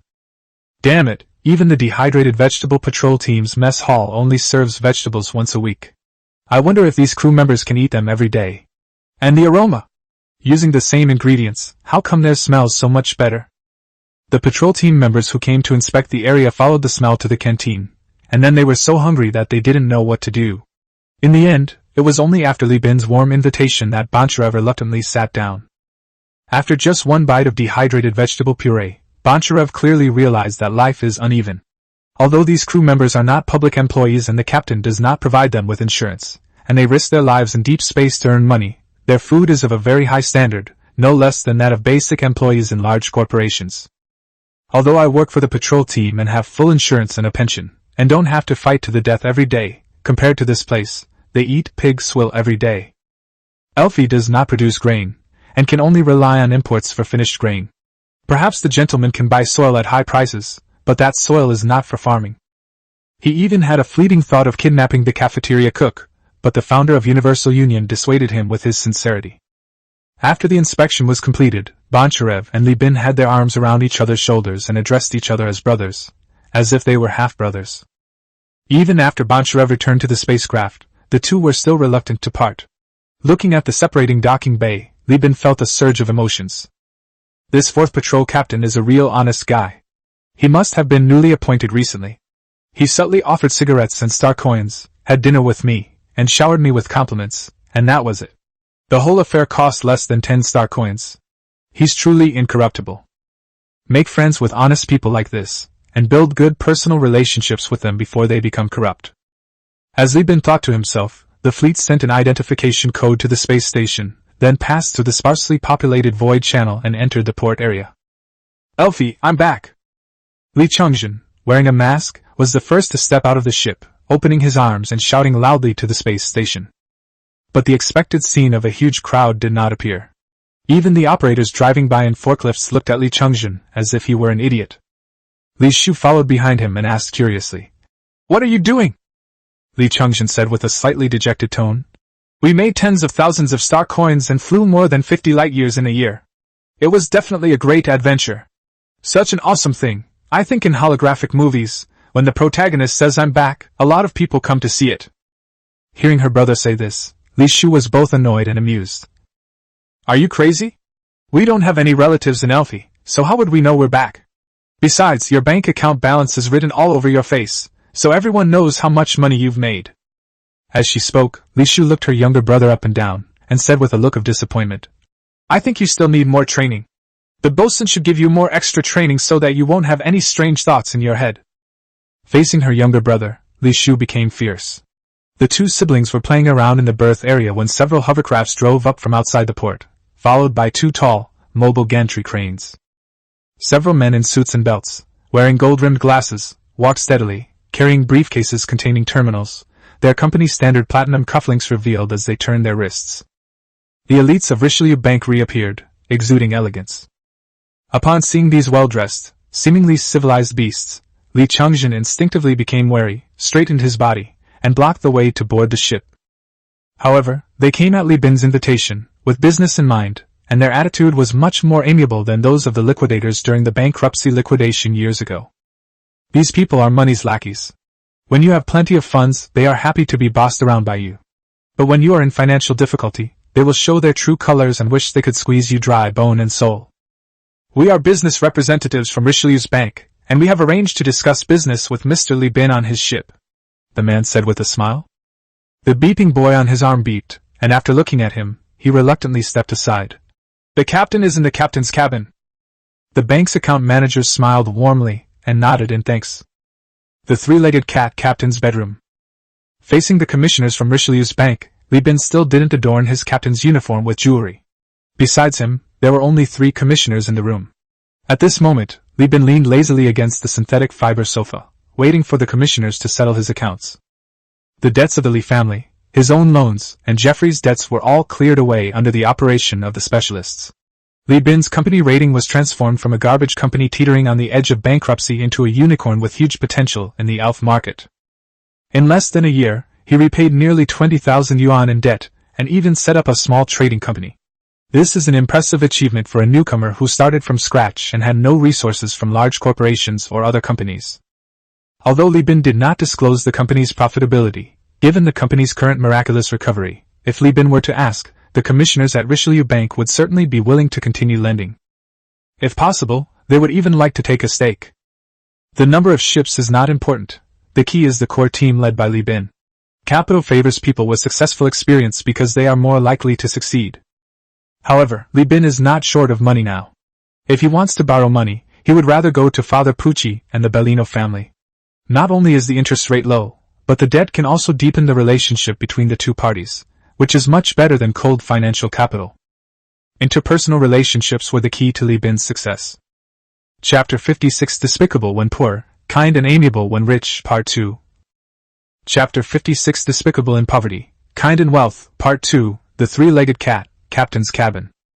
The air conditioning hissed, and the synthetic, formulaic incense lingered in the foyer of the captain's bedroom. This time, Li Bin didn't smoke or drink. His main point was that he had plenty of money in his pocket, and didn't care about any of that nonsense. The sales representative adjusted his glasses and smiled. "It's like this, Mr. Li Bin. The food items you ordered are all finished grains. Elf does not produce grain, but finished grains are not affordable for miners and the poor, so the market is much smaller." As soon as he heard this, Li Bin understood that the seller was using the facts to lower the price. Elf has a total population of about 1 million, which is equivalent to a remote city in China. 90% of them are poor, the remaining 90% are middle class, and the very last few are the rich.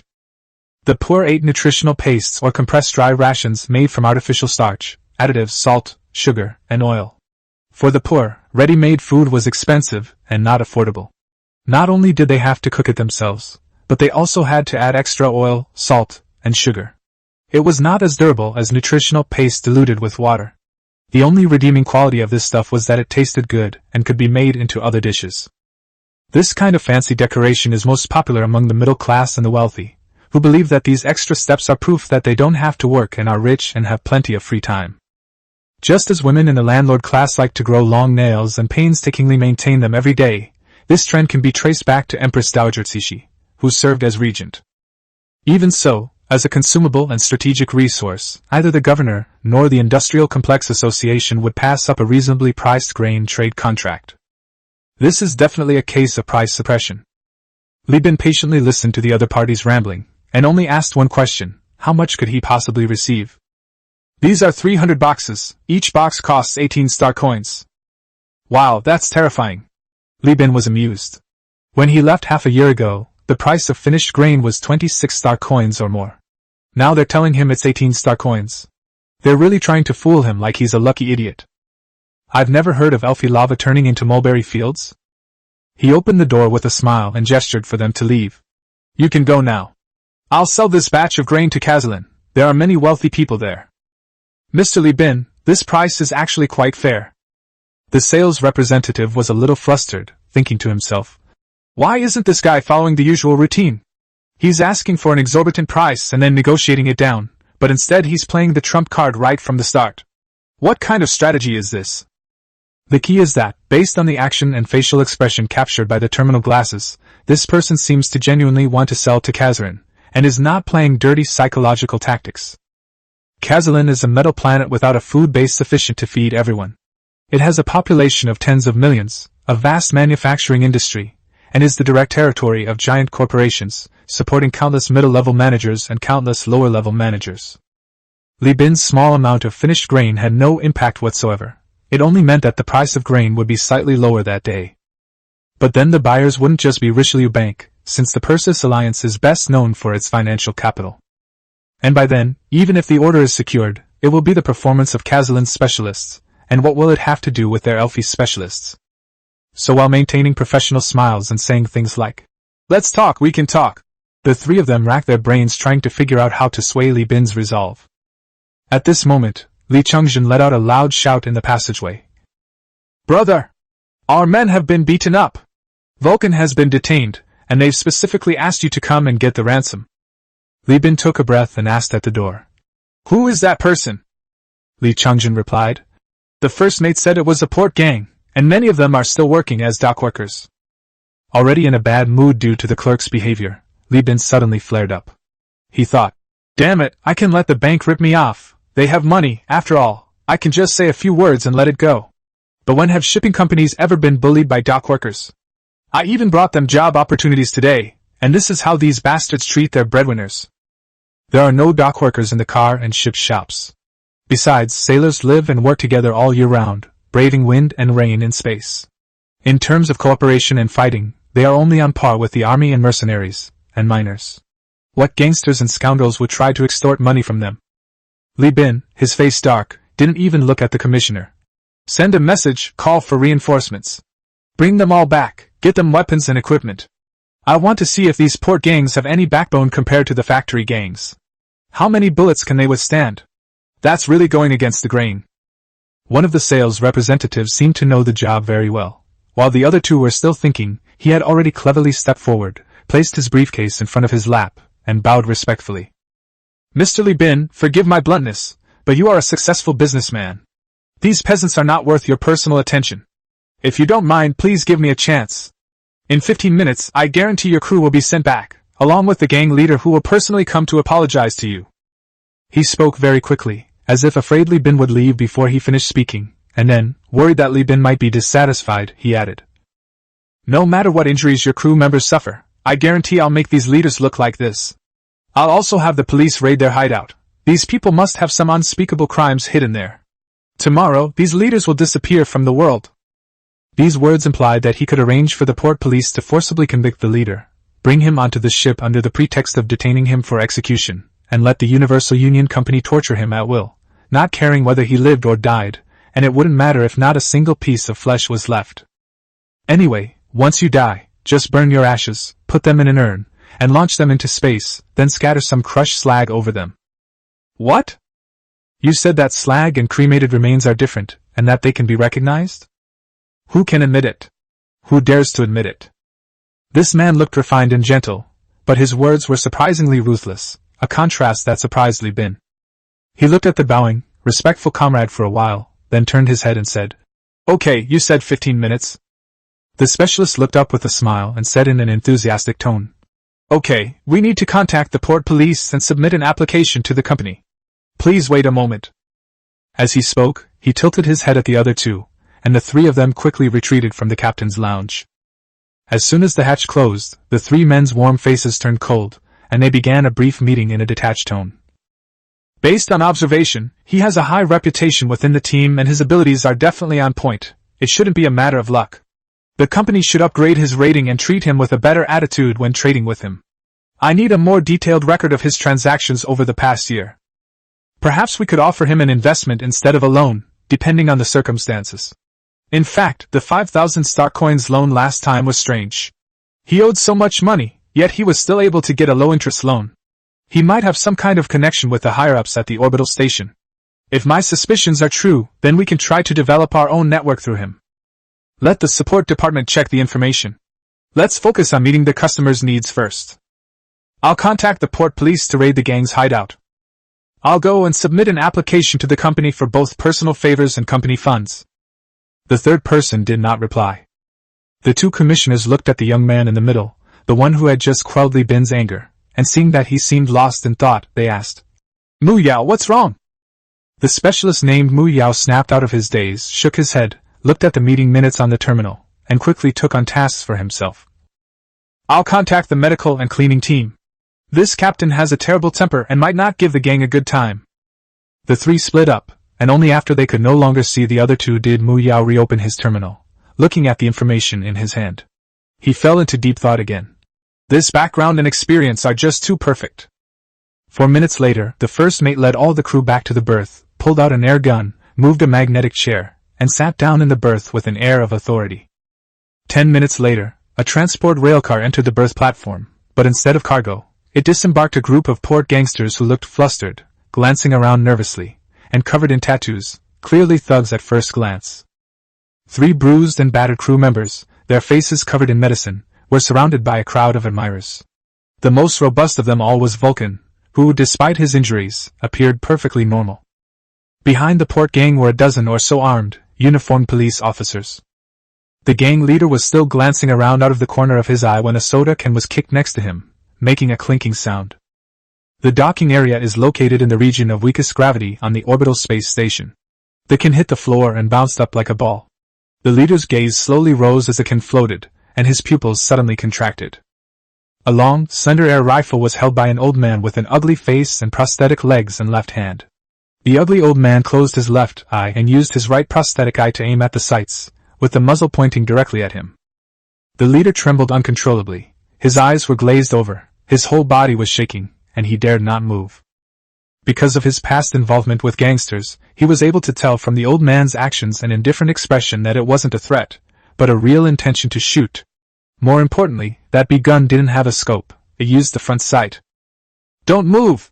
I'm not very confident shooting at moving targets," Old One-Eye muttered, his fingers flicking slightly. The bullet left the barrel, shattering the empty can. The sound of the can exploding next to the leader's ear made him shudder, his legs involuntarily going weak. He was about to fall, but his magnetic boots held him back. He was like a snake that had lost its tendons, collapsing limply. Jeffrey, carrying a bag of empty soda cans, asked, "How's it going?" The one-eyed old man stretched his neck and chuckled. "I'd bet a star coin that the kid peed himself." Upon hearing this, Jeffrey reached out and pulled out another one, eager to try. "Again? Again!" Clang. The can landed at the feet of another leader. The old one-eyed man took a deep breath, turned his gun, and the can in the crosshair looked as small as a flea in dog hair. Gunfire continued, but the port police behind the crowd remained unmoved by the leader's terrified screams and pleas for help. As long as the Universal Alliance doesn't kill anyone in front of the police, they'll turn a blind eye out of respect for Richelieu's bank. If the fleet owner is willing to spend money, or even just treat everyone to a good drink at the police club, then even if there's an accidental killing, they'll turn a blind eye. As long as the alloy floor is wiped clean at the end and doesn't look unsightly, it's fine. Chapter 57 Under the Governor's Command, Secret Societies. Chapter 57 Under the Governor's Command, in the Secret Society, or in the foyer of the captain's bedroom, Li Bin sat up straight this time. The reason was simple.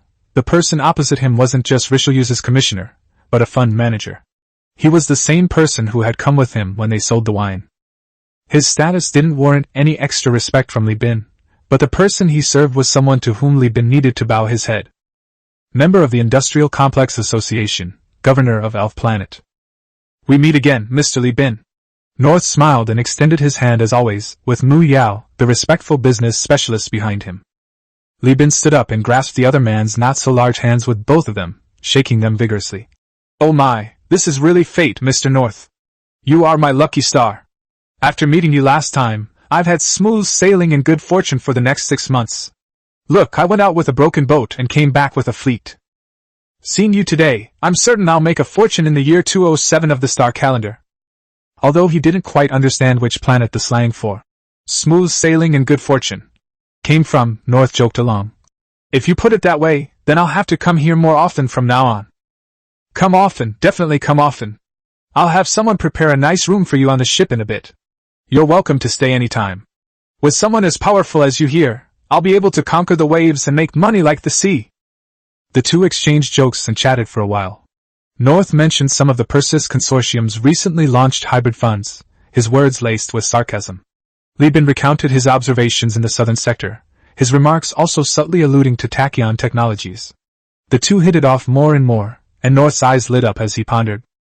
This Li Bin, what he said is so agreeable to me, and his background is so suitable. Does he really have a grudge against the giant company, or did he sense my probing and deliberately flatter me?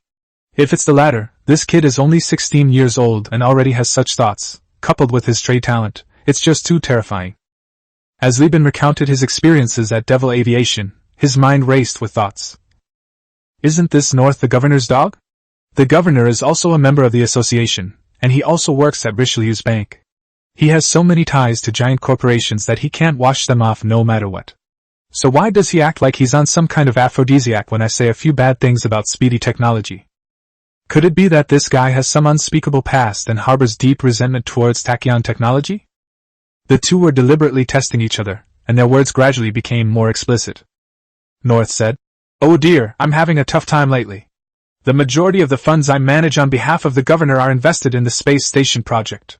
I was hoping to get some inside information by virtue of the governor's connections, but the Perseus Alliance has been driving down mineral and metal prices so badly that the space station's refinery is losing money. The Industrial Consortium Association is doing nothing about it, acting like a giant corporation echoing its pronouncements." Li Bin said, "Don't even mention it. I finally managed to build up connections in Magnolias and was just about to make my mark, but then Speedtronics and pirates are about to go to war, causing a huge uproar, and I can't do any business anymore. Speedtronics, such a huge company, why are they getting into a fight with mad dogs like pirates? It's shameful." After a long, rambling conversation about everything under the sun, the topic had reached a dead end. Continuing the conversation would transform the scene from mutual probing into one of kindred spirits, seemingly ready to swear an oath of brotherhood and raise their banners in a rebellion against the giant corporation. At this point, they both realized something and stopped talking. North waved for Muyao to leave, while Li Bin took the opportunity to gulp down several mouthfuls of water to moisten his throat. Once the door slammed shut, North stood up, took out a device, and began scanning the lobby in front of Li Bin. After finishing, he gave Li Bin an apologetic look, then took another device from his briefcase, adjusted it a couple of times, and finally sat down again. "I'm sorry, but this involves a major corporation, so we have to be careful." I understand, Li Bin said, indicating that he didn't care. North adjusted his glasses and slowly began to speak. "Well, I'm not just a fund manager, nor am I just an errand boy for the governor's office. I'm also a member of Quartz." Li Bin blinked, looking at North, thinking to himself, "Yes, you're from the Quartz Society, and so what? Who the hell knows what this secret society, the Quartz Society, does? Maybe your party activities involve mining quartz, or even synthesizing quartz using alchemy? Stop showing off and get to the point, buddy. There are tons of organizations in the world. In the 21st century alone, there's the Skull and Bones Society, the Illuminati, the European Union, the Avengers, the Justice League, Team Rocket. Their responsibilities include protecting the Earth and upholding love and true evil. Let's get something useful." Li Bin stared wide-eyed, waiting for the other person to speak. North looked at Li Bin, realizing that the other party might not have heard of Quartz, so he carefully chose his words and said, "Quartz is a secret society that aims to resist the rule of giant corporations." "Wow, this is so cool. Are we really going to start a rebellion by beheading chickens and drinking yellow wine?" Li Bin was shocked. He thought to himself, "Are we really going to go this far? Can a giant corporation just be rebelled against like that?" Seeing the genuine shock in Li Bin's eyes, North felt a sense of relief. This Li Bin finally realized that he had shortcomings and was not a perfect person. "You misunderstand. Quartz has no intention of changing the entire Perseus region. We only hope that Elfie can break free from the control of the giant corporation." "Oh, I see." Li Bin understands now. A more familiar way to translate this is to say that Europe belongs to Europeans, implying that they want to leave the US behind. Similarly, Elf is located in the Tulir Galaxy, which is nominally owned by the Perseus Alliance. Although Elf is a free planet, the Perseus Alliance controls most of Elf's large capital within the Industrial Complex Association through covert purchases, mergers, cross-shareholdings, and bribery. Through the association, Elfie could practically take whatever he wanted from the Perseus Alliance. Li Bin nodded and said, "It's a very realistic idea, but it's hard to say. Our Quartz sponsors other big bosses in the association who don't want to be held hostage by giant corporations." Upon hearing this, North looked sorrowful. "No, we only have one sponsor, the governor himself. The other bosses either completely submit to the giant corporations or dare not speak out against us, merely acknowledging our existence without directly sponsoring us." North recounted the bloody and tearful history of Elfie over the past 200 years with almost mournful words, each word dripping with blood as he lamented the ruthlessness of the giant corporation and emphasized that all members of Quartz were carefully selected and rigorously tested by the governor and the core members of the society. Upon hearing this, Li Bin already had a bad feeling. What kind of multi-stage selection process is this? They talked to me for hours and revealed all the key information, sponsors, and enemies. This is clearly a fight or die. Scheme. The giant corporations have been acting recklessly in the Perseus constellation for quite some time now, so it's normal for there to be resistance forces in the area. As long as it doesn't affect their profits, these money-grubbing giants are too lazy to spend money to clean up the mess. They'd rather spend their money on price wars with their competitors. Therefore, the giant corporation must be aware of Quartz's existence, but simply doesn't bother with it. So now that Li Bin knows Quartz's secret, he has nowhere to report it, as the giant corporation simply won't listen. Besides, Elphi isn't officially a directly controlled planet of the giant corporation, so it's normal for their influence to disappear, and it's not impossible for them to slowly take it back. At this moment, Li Bin began to ponder how to subtly express his allegiance to the Bellino family and put on another interstellar version of the "I wish we had met before I was married" drama. But North's next words made Li Bin's eyes narrow. Actually, you, like us, have suffered greatly from giant corporations. You just don't know that your parents' factory was maliciously targeted and went bankrupt in a monopoly operation orchestrated by the Industrial Complex Association more than a decade ago. After the association acquired your parents' factory, it was immediately restructured and became profitable. Chapter 58 was thankfully not a cliché plot point, otherwise it would have been quite disappointing. Chapter 58 is thankfully not a cliché plot, otherwise it would be a disastrous three-legged cat, captain's bedroom foyer. The atmosphere was somewhat somber in what was one of the few truly luxurious rooms on the ship. North had expected a huge reaction to his revelation of this secret. He was prepared to face Li Bin's anger and rage, and even anticipated being grabbed by the collar and pushed against the wall. But Li Bin's expression didn't change. He just stared at him, as if he had heard the neighbors talking about someone dying on the roadside on his way to work. Li Bin had seen that person before, but it had been so long that he couldn't remember what he looked like. He was just a familiar stranger. After lamenting the impermanence of life, Li Bin still had to go back to work as a lowly laborer to earn a pittance. The alienation was far beyond North's expectations. He felt a little uncomfortable, like someone who had dropped a bombshell in a group chat but only received "That's all?" from the other members, feeling like he had lice crawling all over him. As if to play along, Li Bin spoke softly in a supporting role. "Are you going to tell me next that my parents actually love me very much, and that they really wanted to start a family?" "No, I'm sorry." North, seizing the opportunity, shook his head and began to vividly recount what he knew. "Your parents never planned to have children. You and your younger siblings were forced to have them by the association, just so that the loan sharks could find an excuse to lend money, thus causing the debt to snowball until they became insolvent and went bankrupt. In fact, according to the information I found, your parents expressed their dislike for the children more than once during production capacity meetings and bidding, and even after you left the port, they treated your younger siblings very badly. Don't be angry yet, I don't mean they abused the children, but that they ignored them." North added, "Your parents don't want to pay for Li Shu and Li Changzhen's living expenses. It's part of the association's many expenditure schemes designed to quickly drain the factory's funds." Li Bin thought to himself, although his parents in this life were framed, their malice towards him and his younger siblings could not be erased. Hearing North's endless words, he even felt fortunate.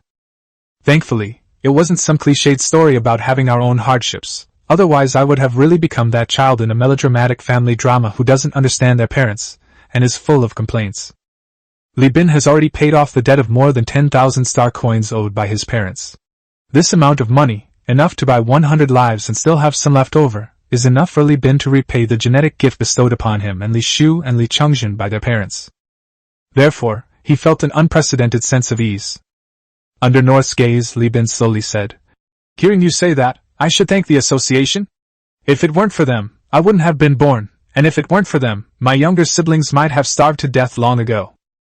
This surprising angle was something North hadn't expected, and he was momentarily stunned. Seeing North's astonished expression, Li Bin burst into laughter. "Just kidding. I can tell the difference between primary and secondary issues. May I ask, does the association do this kind of thing often?" "How can it not be much?" North smiled awkwardly and sorted out his thoughts. The association was initially a spontaneous organization, originally intended to integrate Elphi's resources, with the goal of using production capacity meetings and internal indicator meetings to guide development and avoid internal friction. The association's members were initially just outstanding entrepreneurs from various industries, but the nature of the association has changed over time. They used their power to seize other factories and companies, and their methods became increasingly barbaric. Since someone accepted funding from a giant corporation, They have reached a point where even the governor's office could not control them. Li Bin pondered. Then this association is rotten to the core, like a festering sore on top and pus flowing from the bottom. So the governor's idea is to target the association and eliminate the big corporations and their lackeys? That's not all. North perked up, thinking to himself. You've finally gotten to the point. The governor was well aware from the beginning that there was no chance of winning by directly confronting the giant corporations, so the governor only intended to deal with the surrender faction. He did not even intend to make these people physically disappear, but rather to crush the surrender faction's companies by supporting new enterprises. He said with a hint of excitement. This is also the original intention of Quartz. We are not an assassination organization, nor a political organization, but a business organization. We are constantly looking for and recruiting like-minded people in Elf. We will support ambitious individuals in starting companies through economic, policy, and channel support, and use business tactics to defeat our competitors. He pushed up his glasses and said, We know it's difficult, but the governor has been very patient. She's waiting for a perfect opportunity, an opportunity like the AI wars that will keep the giants busy, so that she can completely drive out the influence of the Perseus Alliance. Let Elfia be freed from the possibility of being controlled or even swallowed up by giant corporations, and become a truly free planet. Then, we can bask in the sunshine of the new world and operate freely without any constraints. North, in stark contrast to his previous composure, was now radiant with excitement as he spoke of his ideals. His skin was slightly flushed, and his hands were clenched into fists. This exuberant demeanor inexplicably reminded Li Bin of a historical figure who rose to prominence from a beer hall. Li Bin complied by making a few flattering remarks, roughly saying things like, You are truly idealistic, ambitious, organized, and premeditated young people. And the association is doomed to fail, and the giant corporations will disband. Then North, in a sincere tone, advised Li Bin. Li Bin, I met you 6 months ago. You had just been laid off from Minshin Company and were burdened with huge debts, yet you still dared to start your own business. The first time I met you, I thought you were a person who dared to think and act. The loan approved for you was not only because of the wine, but also because of you as a person. Mu Yao is actually a member of Quartz Society. He was specially arranged by us to be a business specialist. Many people's first interview to enter Quartz Society is hidden in such ordinary trade. Mu Yao has reviewed your family information and financial situation and believes that you meet our requirements. So I came here under the pretext of helping the bank further screen high-quality customers. Actually, I am also very happy. I didn't expect you to succeed so quickly. After having a long talk with you, I feel even more that you are a rare talent. We cannot afford to miss out on someone as talented as you, so I sincerely invite you to join Quartz Society and create a great future together. As he spoke, he took out a terminal from his briefcase and projected a message. Although Quartz is a secret society, we have the backing of the governor and are quite powerful. We have members on space stations and planets, and we can provide a lot of help for your cause. Looking around, Li Bin saw that the members of the Quartz Society were spread across all levels of Elf society. From gangs to mines, from factories to markets, it has everything: Marines, transport teams, security teams, and port management. These documents, along with the governor's plans, confirmed Quartz's involvement. This means that as long as Li Bin joins, he can smuggle goods 100% in Elf without having to deal with patrols or pay taxes. What's more, this is an organization established by the governor, so he has a powerful backer. This is perfect, bro. It's like a godsend. Your organization is just what I'm looking for. How did you know I was about to pull off a big heist and was short of money and manpower? Quartz Society just happened to come knocking on my door with some good news. If you had just said you had the resources and money, that would have been enough. Why did you have to say we can't miss out? It's like you're saying I'll kill you if I don't get you. Are you playing a Yandere simulator here? Li Bin was thrilled. His plan to monopolize the salvage company was a perfect match for Quartz.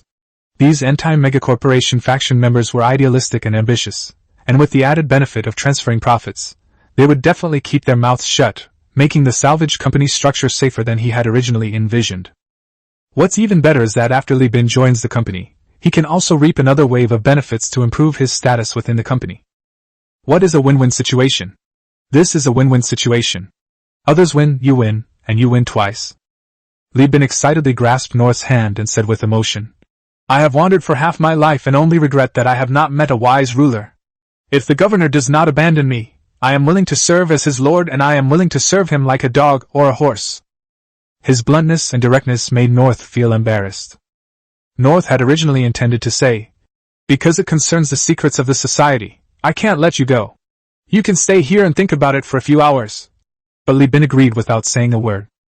Not only that, Li Bin also seized the opportunity, and before the induction ceremony even began, he started promoting his own project to North. "I have a connection in Mag. It's a bit risky, but the profits are very high. As the saying goes, fortune favors the bold. If you're interested in forming a society, I can make the connection. Why not join us and make money together?" North was in a state of mental disarray for what felt like the umpteenth time since meeting Li Bin. This guy doesn't play by the rules at all. Chapter 59. This man is a great talent. Fortunately, he is a fellow traveler. Chapter 59. This man is a great talent. Fortunately, he is on the same path. A hovercar with the gold-painted logo of Richelieu's bank on the side silently drove out of the port. In the soundproof cabin in the back, North rubbed his temples, looking tired. The newcomer I met today was exceptionally talented, with unpredictable negotiation skills and a knack for catching me off guard with his surprising remarks. But his greatest strength, however, lies in his business acumen. Kanda, the pirate king who colluded with Magius and the Magius Galaxy, actually wanted to use pirate attacks to monopolize the salvage business. This was tantamount to asking a tiger for its skin. What's even more outrageous is that Li Bin was not satisfied with his business of supporting two companies. He actually wanted to use quartz to drag Elf into the water. North was thrown off balance by Li Bin's combination of a fancy negotiation and a daunting challenge. He didn't dare to agree to Li Bin's terms in person, but instead noted down the conditions and hastily retreated. Thinking of this, North felt guilty, realizing he had let down the governor's kindness and support. But the thought that if he introduced Li Bin to Quartz Society would be greatly enhanced, increasing its chances of success, made his heart burn with excitement again. Such outstanding talent would surely be able to advance rapidly even if he joined a giant corporation, right? Although such a major event still received the approval of the society's core members and the governor, this deal is too profitable. The prospects are bright, but the risks are mainly borne by the pirates. High returns and low risks make it hard not to be tempted. Thinking of this, North sighed. This Li Bin, he's got a firm grasp on Quartz's need for star coins and help to expand.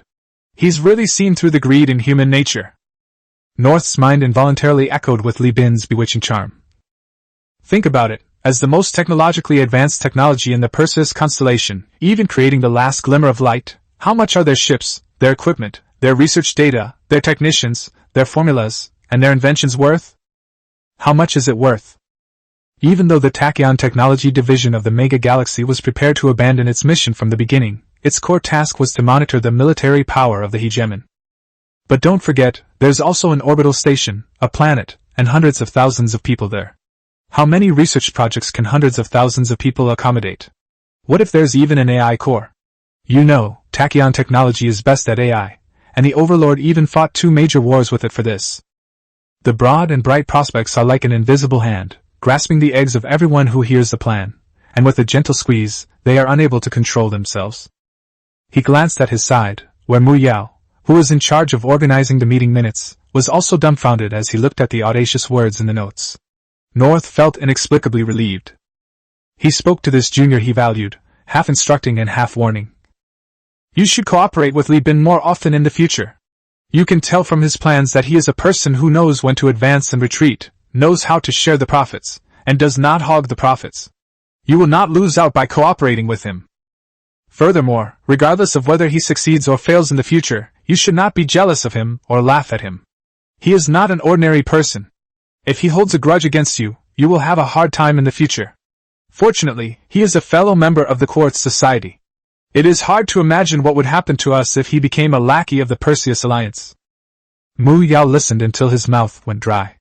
North, as a senior colleague, had also risen from the ranks of a business specialist. Many talented people had been introduced to the company by him.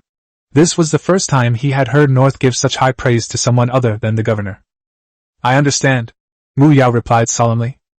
Li Bin, on whom North had placed high hopes, hummed a cheerful tune. Good luck to us, and walked out of the cabin with light steps. The scene before him surprised him greatly. Many of the gangsters were limp, but the space station didn't have enough gravity to pull them down, and the magnetic boots kept them pinned to the alloy floor.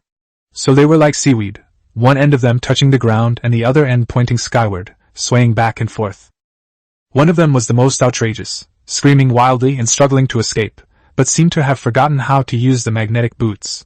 His crotch was also bulging, as if he was defecating and urinating at the same time. If his spacesuit hadn't been properly sealed, the entire docking area would probably have been affected. Li Bin looked at Jeffrey. "First mate, what's going on?" Jeff turned his head away sullenly. He looked at the old one-eyed man, who glanced at the first mate, then at the captain. Finally, under the captain's pressure, he had no choice but to recount the story of the first mate shooting at the target himself, though he spoke of it in a very casual manner. Regarding the can-throwing incident, the retired Marine wrote extensively. "Captain, I really didn't mean to scare people. I just wanted to practice my shooting and keep my skills sharp. Who would have thought that the first mate would keep throwing cans near those people? I can totally understand the first mate's desire to avenge the crew, but I also think he went a bit too far. He threw the canister at the same man 7 or 8 times in a row, even hitting him, and then asked me to shoot. Luckily, I'm a good shot and didn't kill him. But the man was so terrified by the exploding canisters on his body that he was completely dumbfounded. First mate, you could have just shot him dead. There was no need to make him lose face like that. You fucking..." Jeffrey was shocked. He never expected that the old one-eyed man, who always seemed to have a world-weary look on his face, would actually have a mouth that was black and white inverted. That's true.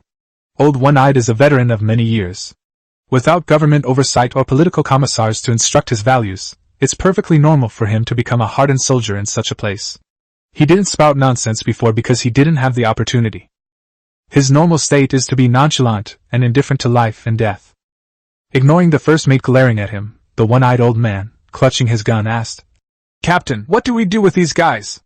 If we just shoot them, the blood will splatter everywhere and be hard to clean up. Or should we take off their masks and let them suffocate?" Li Bin said, "Don't rush, I haven't asked what happened yet." He called over Vulcan, whose face was injured. It turned out that the incident occurred at the Star Coffin Tavern, where Vulcan and his crew were drinking and celebrating at the bar. The ship's doctor, Amanda, was beautiful and had a background in the mafia and had taken medical training courses. She had an intellectual and aloof demeanor like a mafia boss, which attracted a group of port gangsters who invited her to participate in a multiplayer game. Seeing that Amanda was being harassed, and having reformed himself since following Li Bin, he deeply resented his past as a hoodlum. So he led the engineering team to stand up for him, and the two groups got into a fight. "Did you win or lose?"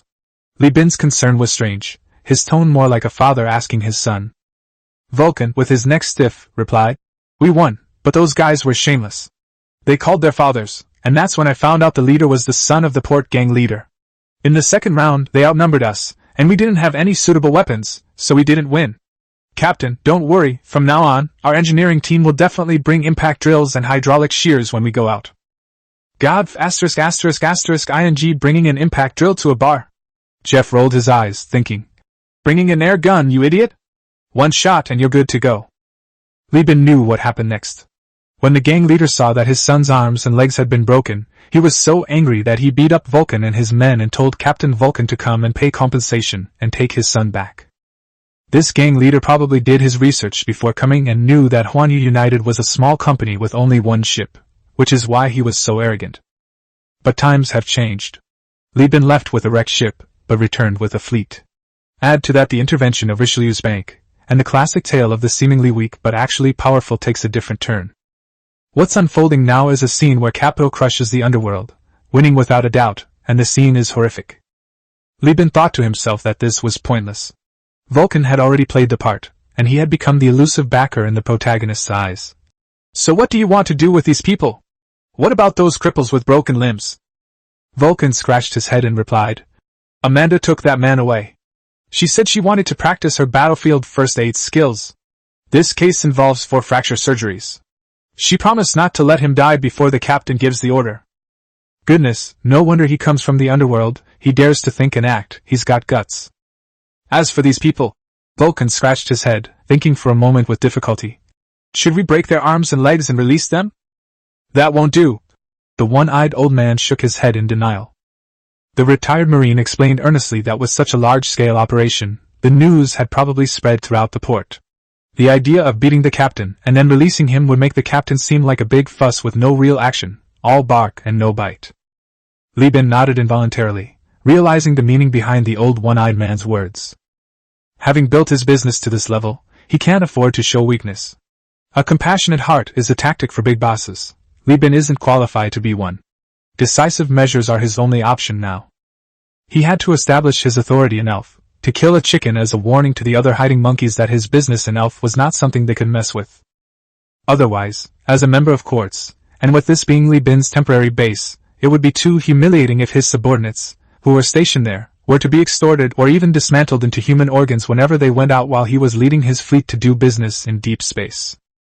Even if it's just to show the crew how loyal and protective he is as captain, a group of people must be severely punished. In terms of ruthlessness and decisiveness, Li Bin still has a lot to learn from the one-eyed old man. How about this? Anyway, these people are all gangsters who have done a lot of dirty and shady things. They also exploit the dockworkers' hard-earned money and charge all sorts of fees. They are utterly wicked. I'll treat this as charity and only punish the ringleaders. What do you think? Li Bin, who had no recollection of the fact that there was a former gangster in his fleet and that Vulcan, who almost became a leader, was right next to him, offered a solution. As Li Bin spoke, he looked at the one-eyed old man and said, "Anyway, I think everyone else was scared to death by you two playing with soda cans, so they've learned their lesson." Vulcan, who had already lowered his head in shame, quickly said, "Whatever the captain says goes." No one else objected, and the old one-eyed man reluctantly nodded, and the matter was settled. The police quickly sprang into action, dragging the other lower-ranking members onto the train tracks, leaving only the ringleaders behind. The crew members all went off to have fun and brag. Today's events had brought great prestige to Universal Union, and there were plenty of people in the taverns and brothels in the dock area who wanted to hear the aftermath. The crew members were happy to boast about their company and captain. Only Jeff looked around the scene with a hesitant expression, then moved closer to Li Bin. "Captain, I have something to tell you." Li Bin looked over in surprise.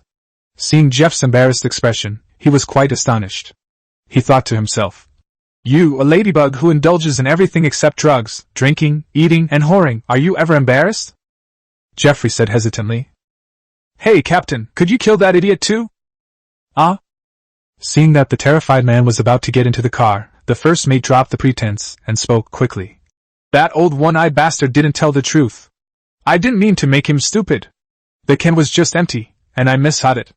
I have no grudge against that man, so why would I deliberately mess with him? This scared him to death. He doesn't look like a rich man with a family. He has no parents or children. He's an idiot, and no one will take care of him. He'll probably go hungry from now on, and eventually starve to death because food is so expensive.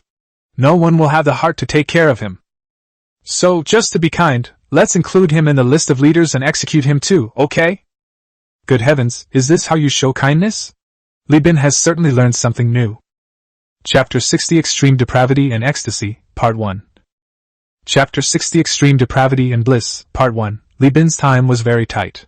He only planned to stay in Elf for 2 days. On the first day, he would let the local crew members on the ship go back to their hometowns to visit their relatives. On the second day, he would hold a recruitment fair to recruit new crew members from the factory area to join the engineering team. Through mentorship between experienced and new recruits, coupled with the wreckage scattered across the battlefield, these individuals can quickly grow into qualified operational crew members. The battlefield is extremely dangerous, stray bullets and wreckage pose a risk, and personnel losses are inevitable. In addition, war is unpredictable, so Li Bin had to recruit more than the required number of ships and purchase an additional batch of destroyers and frigates to meet operational needs. While waiting for North's reply, Li Bin took the opportunity to explore Elf. Before, when he was poor, he could only wander around the living quarters, the port, and the factory area. Now that he had money, his remaining balance was his entrance fee, and he could go anywhere except for the governor's mansion, associations, and administrative institutions. He wore his terminal glasses and read information from the internet to his 2 younger siblings. The younger siblings looked around at the scenery with great curiosity. It was only then that Li Bin discovered that the Elf space station, which was 6 kilometers in diameter and shaped like a screw, was not without its luxuries. In the very center of the space station, there was a garden, complete with pavilions, fountains, streams, sculptures, music, flowers, birds, insects, and fish. He bought tickets and brought his younger siblings, who were experiencing nature for the first time, to enjoy the rare and beautiful scenery. Li Shu was all right, just lingering there, reluctant to leave. Li Chongjin was the one who couldn't bear to leave the garden. The butterflies and birds seemed to have awakened his childlike nature. If someone hadn't stopped him, he probably would have been like a kid from the 80s or 90s, climbing trees to steal bird eggs and going into the water to catch shrimp and fish. Before leaving, this guy, who was already taller and stronger than Li Bin, actually bit his finger and asked, "Big brother, when we have money in the future, how about we build a garden on the ship?" It seems he hasn't completely lost his mind because of the garden. He still remembers the prices. Without saying a word, Li Shu grabbed her younger brother's ear and began to scold him. "A garden? A single shrub here costs 80 star coins, and a tree that meets ornamental standards starts at 180 star coins. How many star coins would such a large garden cost? Did your money fall from the sky or arrive by meteorite? Can you afford to spend it like this? I think I've been too lenient with you lately. Go back and find the bosun for some extra training." After scolding her younger brother, Li Shu quickly came to persuade Li Bin. "Brother, Changjin was just joking, don't take it seriously. He hasn't had enough of his hard times yet, and you came back. Let him grow up for another 2 years and he'll mature. This money isn't easy to earn, so focus on the company first. Once I've grown my butterfly flowers, I'll give him a pot." What could Li Bin say to his sensible younger sister? He could only comfort her, saying that bread would come and a garden would come, it just would take time. Aside from these luxurious decorations, poverty is the dominant theme of the space station. In the past, Li Bin would take the rail transit from the port to the living quarters. This time, he had some free time and walked through the cabin passageway, only to find that a group of homeless people lived in the narrow and winding passageway. These people had miserable faces, were dressed in tattered clothes, and were covered in what they called clothes made of plastic that was haphazardly sewn together. Their faces and bodies were covered with large fluorescent tattoos. At first, it's hard to see what's tattooed. But once the airtight door is opened and other modules are briefly exposed, the excited electrons in the tattoo absorb the light energy. When the electrons return to a stable state, they release a dim light, making the text visible. One session costs 60 points and includes a portable health checkup device to ensure virus-free status. Equipment maintenance. Furniture for sale, all items 30 points. Electronic component recycling. Heavy element mine is hiring. Interested parties please contact us. Fluorescent tattoo 1 point per square centimeter. Moss mud 50G 4 points coupon. Job seeking. I am skilled in port operations, hold an engineering vehicle driver's license, and have experience in industrial applications. Job requirements. Possesses MAOE genes, excellent physical fitness, willing to engage in underground boxing, hand-to-hand combat with machines, and capable of life or death situations. Here, people's skin is their billboard. Some people tattoo their skills and expertise as resumes, some tattoo their services as signs, and some simply sell their skin by size to the gray market and the underworld, allowing them to display dangerous advertisements on their bodies. The toxic fluorescent agent was under the skin, separated by a layer of soft plastic film. Many people had scars and sores on their bodies, all caused by the leakage of the fluorescent agent under their skin. They didn't care. They simply dug open their skin to remove the tattoos and bought some strange powder from a nearby drug dealer to apply. Once the wound heals, it will be another advertising space available for rent. If it doesn't heal, it will just rot there. Li Bin simply couldn't understand what the ingredients of those unknown powders were, since there wasn't even a single plant to be found here. These people were truly at the bottom of society, earning less than half a star coin a year. They huddled under their robe-like clothes, staring at the passing workers and crew with eyes full of envy that could kill. But when they saw Li Bin in his captain's uniform, their eyes lit up again. "Captain, are you hiring crew? I'm open to a lifetime contract. 3 star coins a year is fine. 1 star coin? Then I'll take no star coins, just provide meals. Sir, come on over, 200 points, this year's 12. Boss, are you recruiting suicide squads? 15, no. 7 star coins for my life." People slowly emerged from the cocoons, stretching out their gray, dark red, cracked, burned, or intact hands, waving them up and down yearningly, a sight that tugged at the heartstrings. Leading her younger siblings, she walked forward silently, refusing every hand that reached out, but the owner of the hand stubbornly approached, and the voices gradually became noisy. "Sir, please hire a laborer. I'm very small, I can squeeze into the fuel tank." As those people drew closer, they blocked the way. Other people who had jobs saw this, cursed their bad luck, and turned away from the passageway to take another route. A foul and complex stench assaulted my nostrils, a smell even more pungent than the chemical pools of a refinery, carrying the strange odor of rotting biomass. My biological instincts constantly warned me that what was in front of me carried pathogens, was extremely dangerous, and could potentially cause an infectious disease, sending chills down my spine. Those eyes, hidden under hoods and dirty hair, were the only white parts of their bodies. They spoke with their yellowed and blackened teeth scraggly, their whites twitching occasionally, their pupils contracting as they stared at Li Bin, their gaze shifting from time to the two people behind them. Jealousy, longing, desire. Li Bin pushed aside the hand blocking his way. The man staggered, and the emotions in his eyes changed instantly: love of life, resentment of death, fear of illness, unfulfilled desires, hatred of those he hated, and unwillingness to accept defeat. Perhaps it was their hatred for Li Bin's indifference to their suffering, or perhaps it was the long-term repression that made them unable to control their emotions. As Li Bin moved further and further away from the passageway, the crowd gradually became restless. The criminals hidden in the crowd began to make unwanted advances. Li Bin, without making a sound, stretched out his hand, his body in a state of alert, activated the air cylinder, and the concealed air gun was in place. Chapter 61 Extreme Depravity and Ecstasy, Part 2.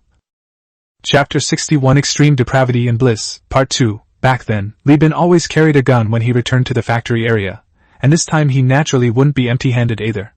His younger brother, Li Chungjin, also carried a chainsaw sword modified by the engineering team at his waist, which was more than enough to protect himself. However, he really didn't want to kill these unfortunate people unless he had to. The ordeal for giant corporations is cruel enough. They're not pirates or gangsters, just a bunch of unarmed guys. The majority of the anxiety in the crowd stemmed from their eagerness to find employment and market themselves, even if it involved dishonesty. Some were willing to risk their lives for a comfortable life. Only a few criminals were mixed in, and these were the ones who posed a real threat. However, the situation did not allow Li Bin to question each person individually. If the crowd became enraged and opened fire, accidental injuries would be inevitable. He pulled the air gun out of his wrist, causing a slight jolt in the crowd and a tense atmosphere to form. Time ticked by, and it seemed that Li Bin's handsome face softened his murderous aura. Some of the people who had surrounded him retreated, but those who remained still looked at him with pleading eyes, and there were even some who stirred up trouble in the crowd. The man seemed to think that people talking in a disorderly manner could cover for him, so he paced back and forth and mumbled to himself, unaware that he was like a student cheating on an exam, and the teacher on the podium could see through him at a glance. Who's begging on their knees, all while swaying left and right and shaking their head? Are they playing football here? They must be out of their minds. This man's foolish behavior suited Li Bin's wishes perfectly. It seemed the chainsaw sword was no longer needed. He shoved the man in front of him aside, took a few steps, and pointed the air rifle at the man's face. The man froze, staring at the dark muzzle of the gun, and stammered, almost crying. "Sir, Li Bin succinctly said. "You're the one who's been shouting the loudest, saying you're trying to steal my head, huh? Perfect, I'll borrow your head for a bit." After saying that, he simply pulled the trigger, and the bullet immediately hit the man's forehead. The man's body shuddered and went limp. The crowd was terrified and quickly made way, bringing peace and quiet. Li Bin pursed his lips and started the airtight door. With a hissing sound, the old man with an e-cigarette in his mouth came into view. His mechanical prosthetic eye mercilessly scanned everything in the passageway. His 3 prosthetic limbs hung limply at his sides, and his only remaining right hand was covered in scars. The bosun glanced at the situation inside and calmly said, "Captain, we received an invitation from Richelieu's bank. Manager North is hosting a banquet at the Chromium Club. The first mate sent me to pick you up." Before leaving, Li Bin turned his head slightly and saw the crowd behind him, who seemed to fear him, or perhaps the busy and orderly port area outside the door, silently retreating into the dark and gloomy depths of the passageway. Li Bin sheathed his gun and left with the silent Li Shu and Li Chungjin. The airtight door closed, isolating the suffering and darkness behind the metal. The old one-eyed man took everything in, his face expressionless, but a fleeting, almost imperceptible look of satisfaction crossed his eyes. Killing one person to intimidate the crowd actually prevented a bloodbath caused by the crowd's agitation. What's that called again? Oh right, he once said it's called using ruthless methods to show a compassionate heart. Great, he finally learned it. Outside the valve, Li Bin frowned and asked, "What's going on with these people?" "Oh, them? They're poor," the one-eyed old man said, unsurprised. "Most of them are refugees who fled here after their homes were destroyed by giant corporations. Some were laid off because they were disabled at work, some went bankrupt and were in debt and couldn't get out of poverty, and the rest are fugitives and drug addicts," he casually remarked. These kinds of places are everywhere. On a planet, they're called slums. On an orbital station, they're called rat dens. They don't stay in one place for long. The police at the orbital station can chase them away at any time to prevent them from gathering, but before long, they're all back together again. Who knows how the news spreads? There were only a few people on this road yesterday. Captain, you're unlucky. You've run into a bunch of rats. Li Shu covered her mouth, trying her best to control herself, and only after Li Changzhen took a bag out of his bag did she snatch it and spit it out. Li Changzhen was deeply shocked. He then realized that the days when he and his sister lived at the bottom of the factory area, eating nutritional mud and living in exhaust fumes, were not the worst. He belatedly asked Li Bin, "Brother, so if you hadn't come back, my sister and I would be like these people now? My sister would have to have all these colorful things painted on her face too." He didn't really care about his own situation, but he couldn't accept that Li Shu had ended up like this, and his expression was very agitated. Li Bin looked at Li Changzhen seriously. "Do you think I'm working so hard so that my family can live this kind of life?" He assured his brother. "You won't do that, and those days will never come again." Li Changzhen nodded seriously, never doubting his elder brother's words. He then turned to ask the one-eyed old man, "Boss, why did the police only drive them away? If they can't survive here, they can go to other planets to find work. What about the ticket price?" The one-eyed old man spread his hands.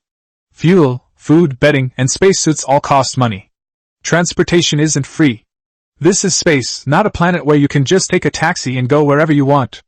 Without a ship, do you think you can traverse the void on your hands and feet? What, are you cultivating immortality, kid? Don't be silly, apprentice. Do you think any of these people can afford a single star coin? Shipping costs skyrocket with distance. If they want to leave, I doubt they'll ever save up enough money." Then, Li Changzhen originally wanted to ask why the governor's office didn't provide assistance, but he immediately remembered the planet Tartessus he had visited before.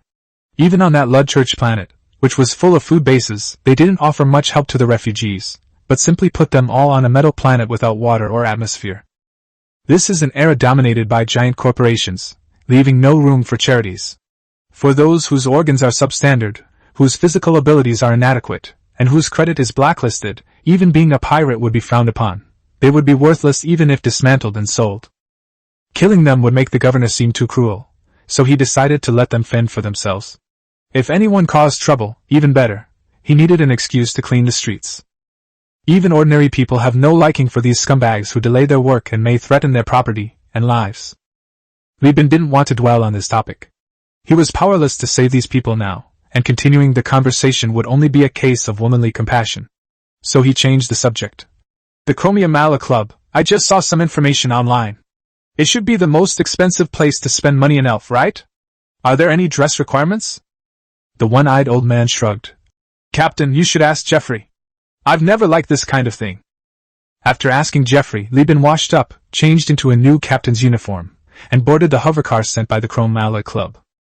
Chapter 62 Extreme Depravity and Ecstasy, Part 2. Chapter 62 Extreme Depravity and Ecstasy, Part 2. The hovercar took the VIP lane, bypassing the residential module station and going straight to the commercial module station.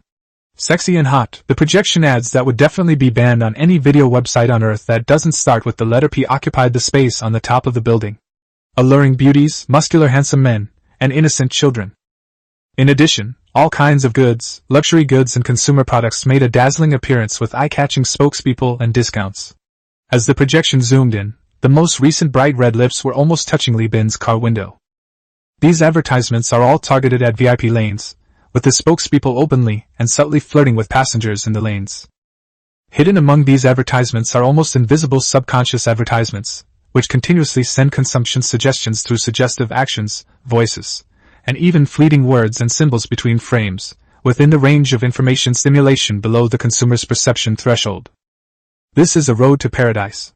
Although Elfie's paradise is like a rural-urban fringe compared to Kazalin and Freeport, it is still a promised land that those cabin rats cannot reach.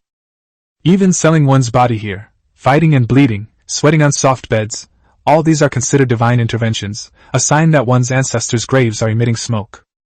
Looking at the colorful scene, Li Bin's vague guess became clear at this moment. He realized that the governor might not be fighting for the Elfids, but rather establish the quartz society for his own rule. When Elf is a free planet, the governor's power is unlimited. But when a giant corporation controls Elf, the governor becomes a rubber stamp and may even die unexpectedly at any time. What about sudden death, drowning, or taking elixirs of immortality? What Elfie is Elfie of the Elfie people?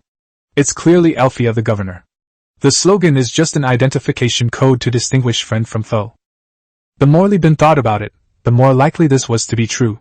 He recalled that the advertisements around the passageway and the daily consumer goods in Elf's shop showed that the products of the governor's companies were just as ruthlessly devouring everyone's wealth as other forms of capital.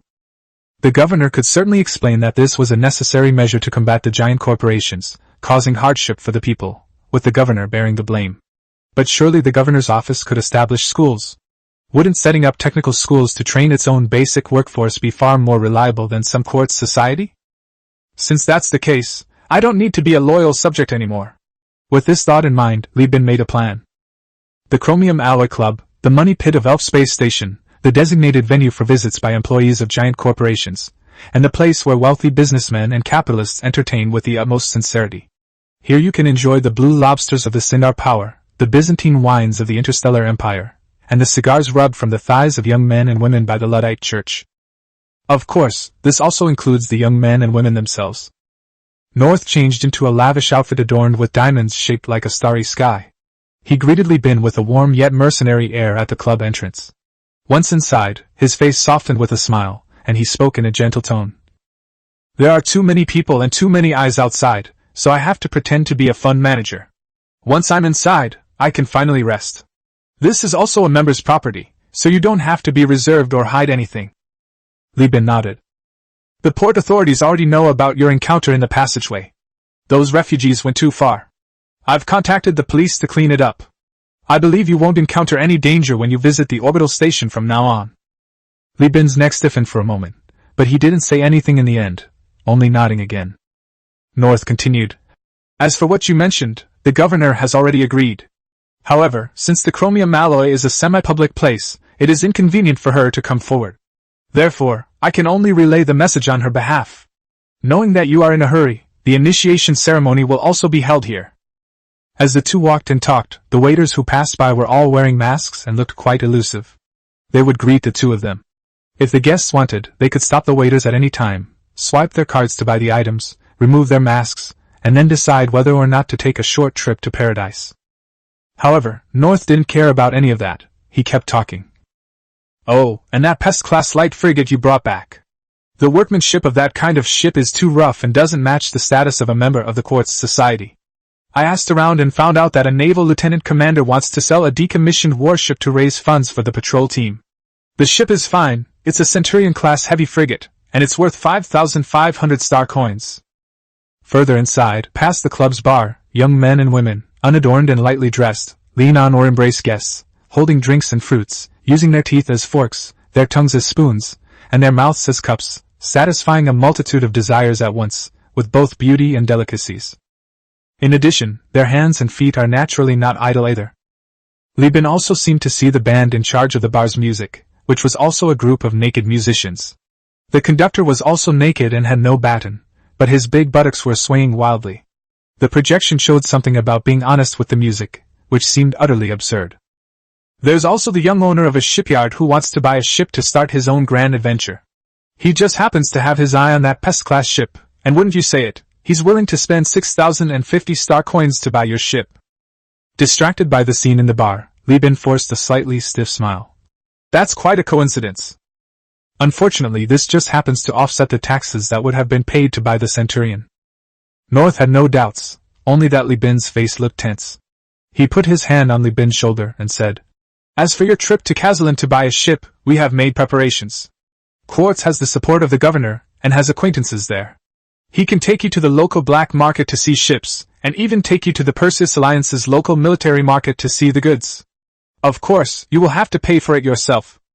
He made a small joke and patted Li Bin on the shoulder. We've arrived. Distracted, Li Bin then noticed that he had somehow ended upstairs in a deep and stylish corridor, with solid wood paintings, unknown alien plants, and a luxurious carpet that appeared to be woven from cotton. These luxuries appeared quite understated in the dim, simulated candlelight.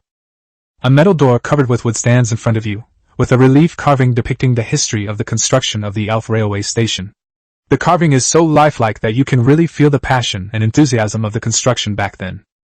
North swiped his hand across the door, and a beeping sound came from somewhere as the door slowly opened.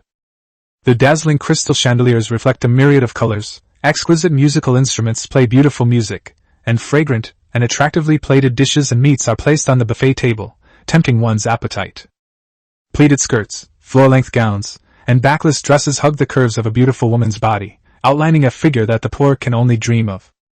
Suits, jackets, and uniforms adorn the handsome man, perfectly complementing his unparalleled and charismatic aura. Everyone was smiling, every finger was clean, there was no dirt under their nails, and every outfit was well-tailored. North led Li Bin into the room and introduced him in a loud voice. "Ladies and gentlemen, Quartz Society has discovered another talented young man today. This banquet is held in the name of his induction ceremony. Let us welcome our new member Li Bin." Amidst restrained applause and curious, welcoming gazes, Li Bin, beaming, strode forward and bowed to the crowd. He recited the lines he had already agreed upon with North, expressing how honored he was to work with him. Everywhere you look, there are smiling faces, and everyone seems to be above worldly concerns. It is a place where learned scholars converse, and there are no uncultured people among the visitors. There is the noise of music, but no tedious paperwork. This place represents all kinds of people, but it doesn't include the poorest group. Li Bin felt a bit nauseous. He had only just entered the room, but he was already missing the stuffy, circulating air on the three-legged cat. Chapter 63 Holding two families in one hand. Chapter 63 Supporting two companies. The more extravagant the induction ceremony, the more uncomfortable Li Bin felt. The expensive and exquisite food tasted bland. As for the extravagant extras after the banquet, he brushed them off with the excuse that business waits for no one. Only after getting into the car, opening the window, and feeling the slightly strange smell of the space station being flung at his face by the high-speed hovercar did Li Bin finally feel relieved. Most of the attendees were merely witnesses to the initiation ceremony. Very few actually had a real connection with Li Bin. Besides introducing the various roles, the meeting mainly consisted of North, representing the governor, exchanging views with Li Bin.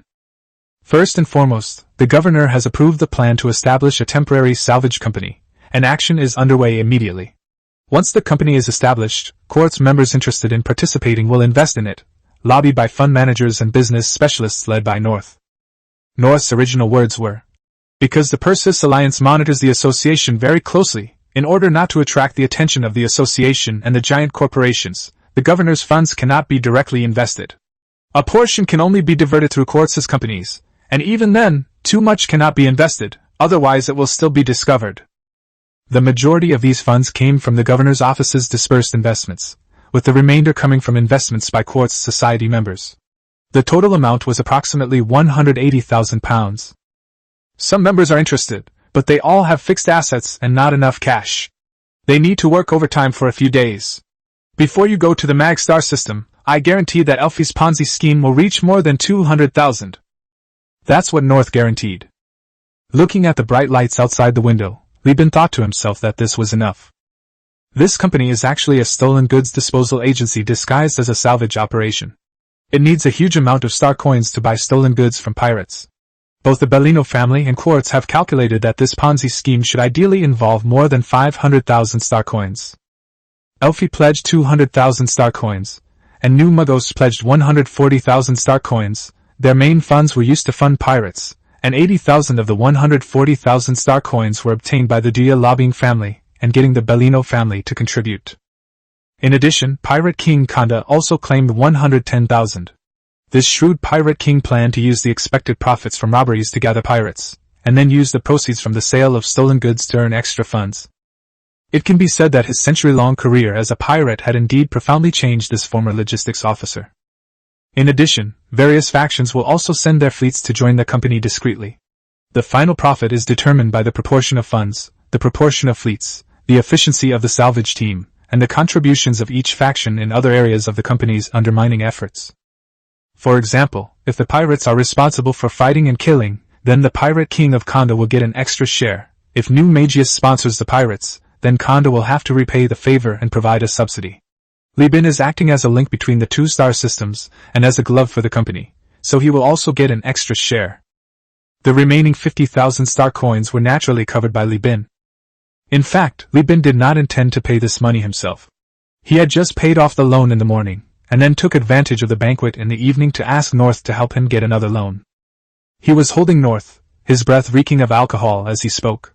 Ricelius or Legendary Financial Bank, or even USA or USA Bank, I need to borrow 50,000 star coins.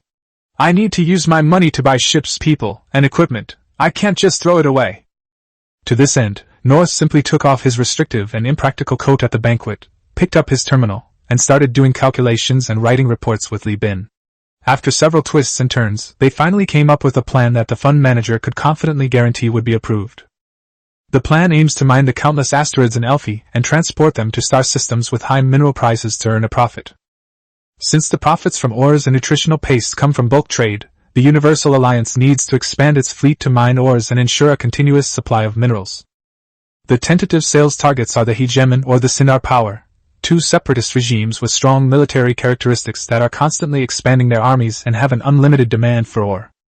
In short, this plan is guaranteed to make money, provided the Persis Alliance doesn't go to war with the Hegemon or the Sinar Power within 3 to 5 years, or is unfortunately targeted by pirates every day. At the very least, the loan can be repaid. North, with his arm around the woman, waved the terminal in his hand. Many people have proposed this plan, but it has been rejected. But don't worry, do you know why? Li Bin raised his glass in a toast. Because I'm a member of the Quartz Society. I have allies in the governor's office, banks, mines, and government. I'm determined to win this project, and the return of the human realm to the Persis constellation won't change that. That's what I said. Ha ha ha, good. That's ambitious. So the loan was agreed upon. The spaceships used for mining could also be dismantled to remove spaceship and space station wreckage. The transport ships were then sold off as stolen goods. The plans were all just to fool people. Once the money was in hand, how you spent it was none of your business. The supervisor sent by your Richelieu's bank is Mu Yao. According to the length of time he joined the company, he is my senior. In terms of status, he was appointed by the company to assist me in developing the business. He helps the company supervise, but he doesn't help you. I'll be writing all the daily project reports. If I'm in a good mood, I'll earn a little. If I'm in a bad mood, the whole thing will be a disaster. I'll make reading the reports a roller coaster ride for you, clearly treating you like a Tom and Jerry toy.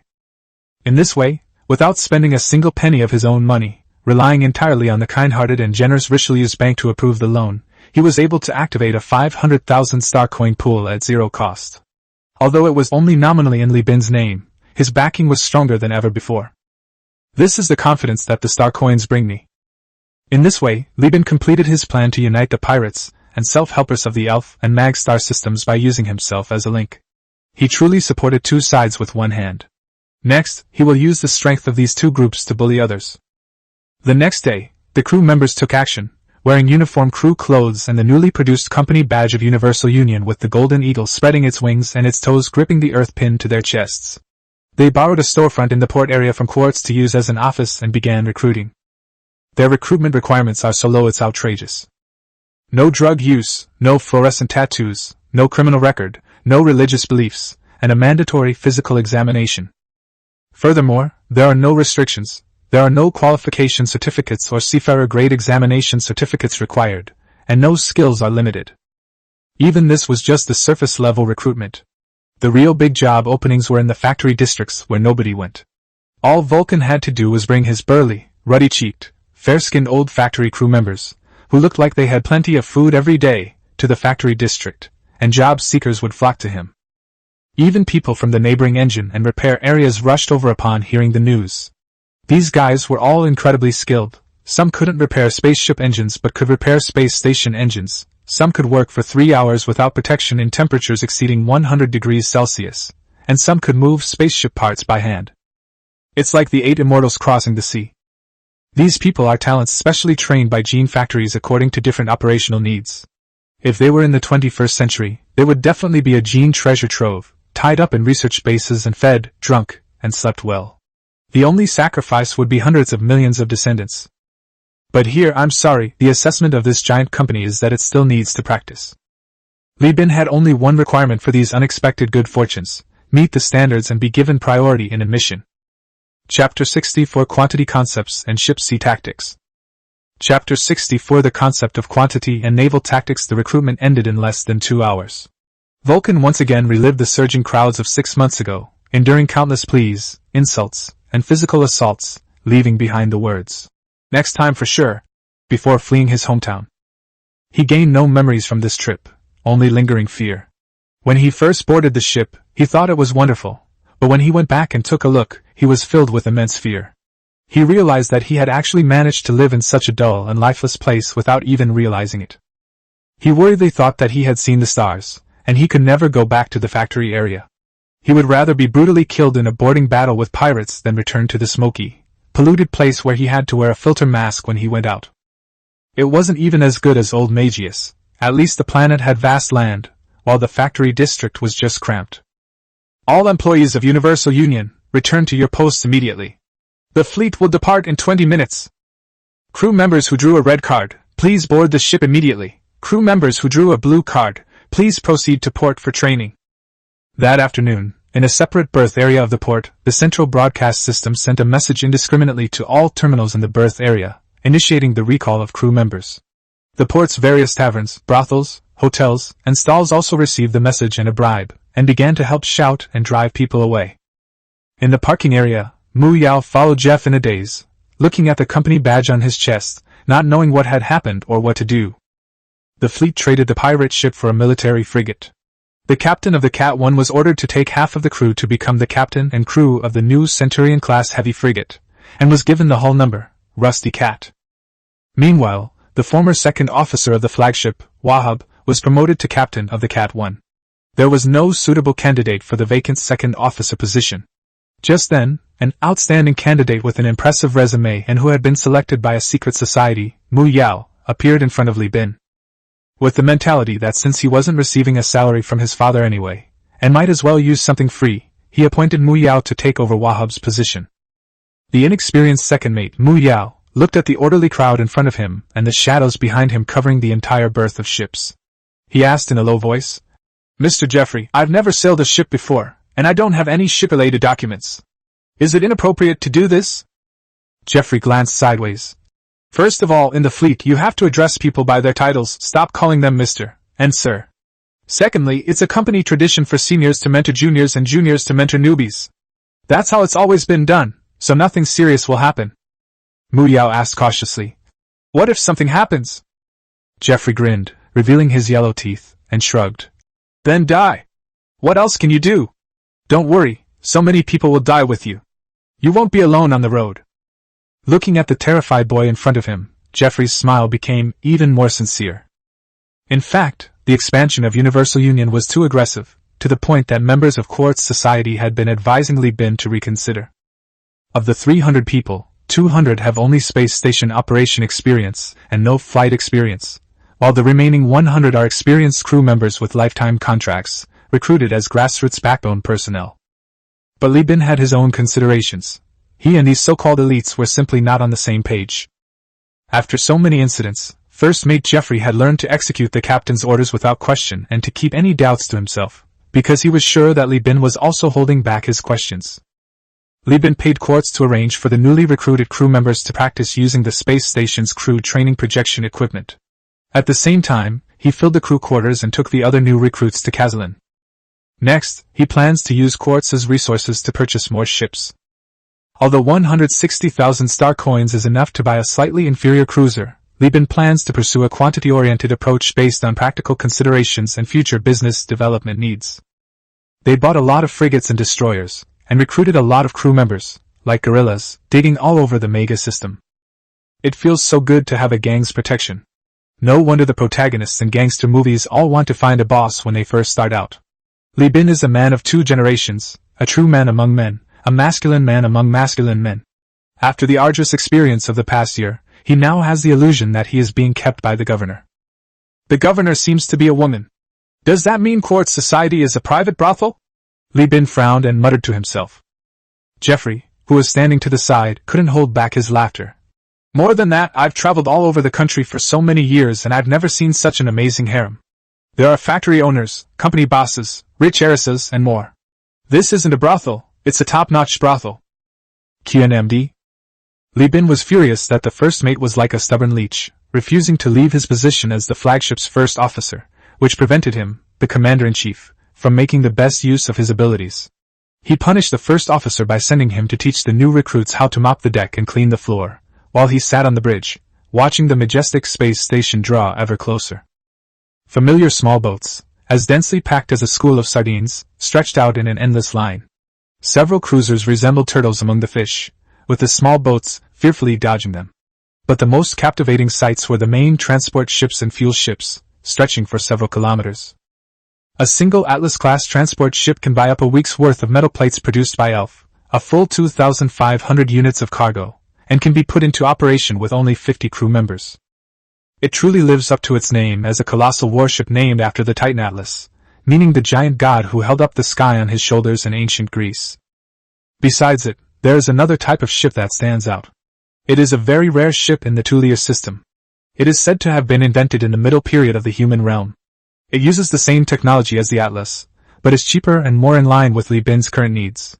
It is 3.6 kilometers long like the Atlas class, but only half the width of her beautiful ship. The Baldridge class has a cargo capacity of 1,200 units. Because the Atlas class is named after the giant god who carries the sky, Li Bin jokingly calls it the Little Grand Secretary class, paying homage to Yen Shifan, the character in the TV series who was in charge of the 2 capitals and 13 provinces of the Ming dynasty.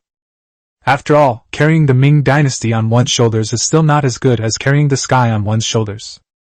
However, this ship costs at least 50,000 star coins to build, and if you were to actually buy it on the market, it would probably cost 70,000 to 80,000 star coins.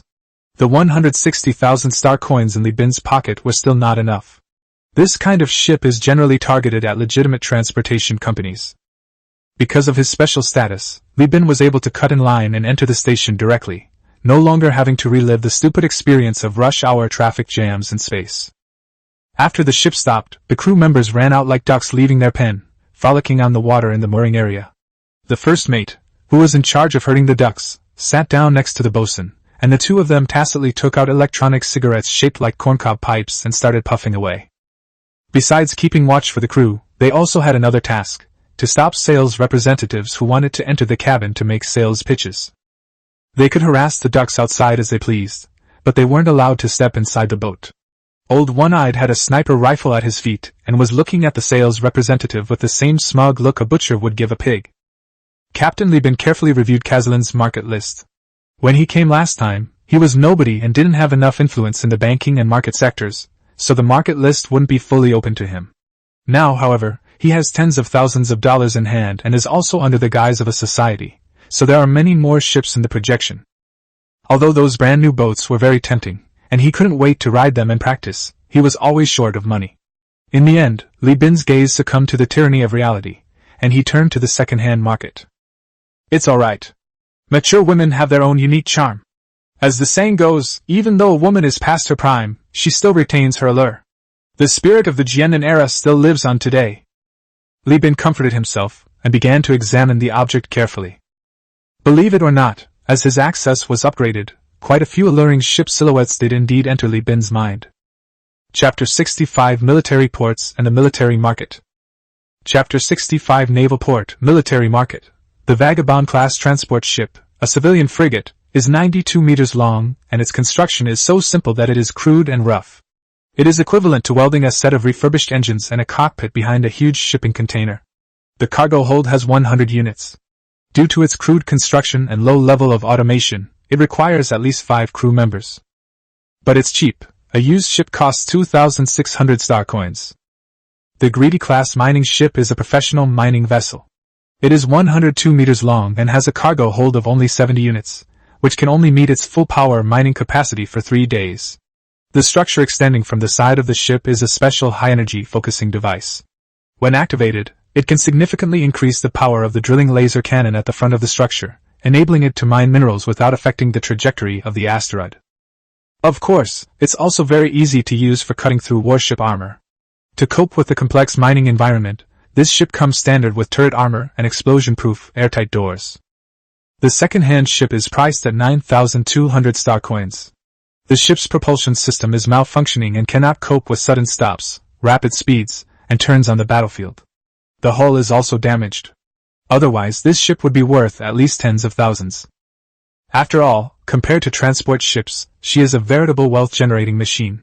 As long as 4 or 5 greedy ships mine, and a buffalo or a little grand secretary's ship is used to transport and sell the minerals, the star coins can flow in steadily and endlessly. In addition, there are Mudskipper-class cruise ships and civilian frigates. The ships are 88 meters long and are standard interstellar human transport ships designed in the era of the human realm. They have a cargo hold of 70 units and a carrying capacity of 100 people. Their armor is so fragile that it cannot even withstand a light machine gun. They are slow and not flexible in turning. However, the ship is equipped with spacious bedrooms, washrooms, canteens, and lounges, which can make up for the lack of space in other frigates and reduce the psychological pressure accumulated by the crew of these ships during deep space voyages. Most importantly, there are quite a few of these boats with battery pack malfunctions or insufficient engine power, and they are inexpensive, costing only 3,000 star coins for a used one. Of course, there are also the Hellhound-class and Hound-class ships that Li Bin has repeatedly encountered during his voyages. As armed cargo ships, the former is 306 meters long and is a civilian destroyer, while the latter is a 110-meter civilian frigate. After being equipped with mining equipment, the weapons positions can both dismantle ships and fight. However, Li Bin had no intention of purchasing either of those two types of ships.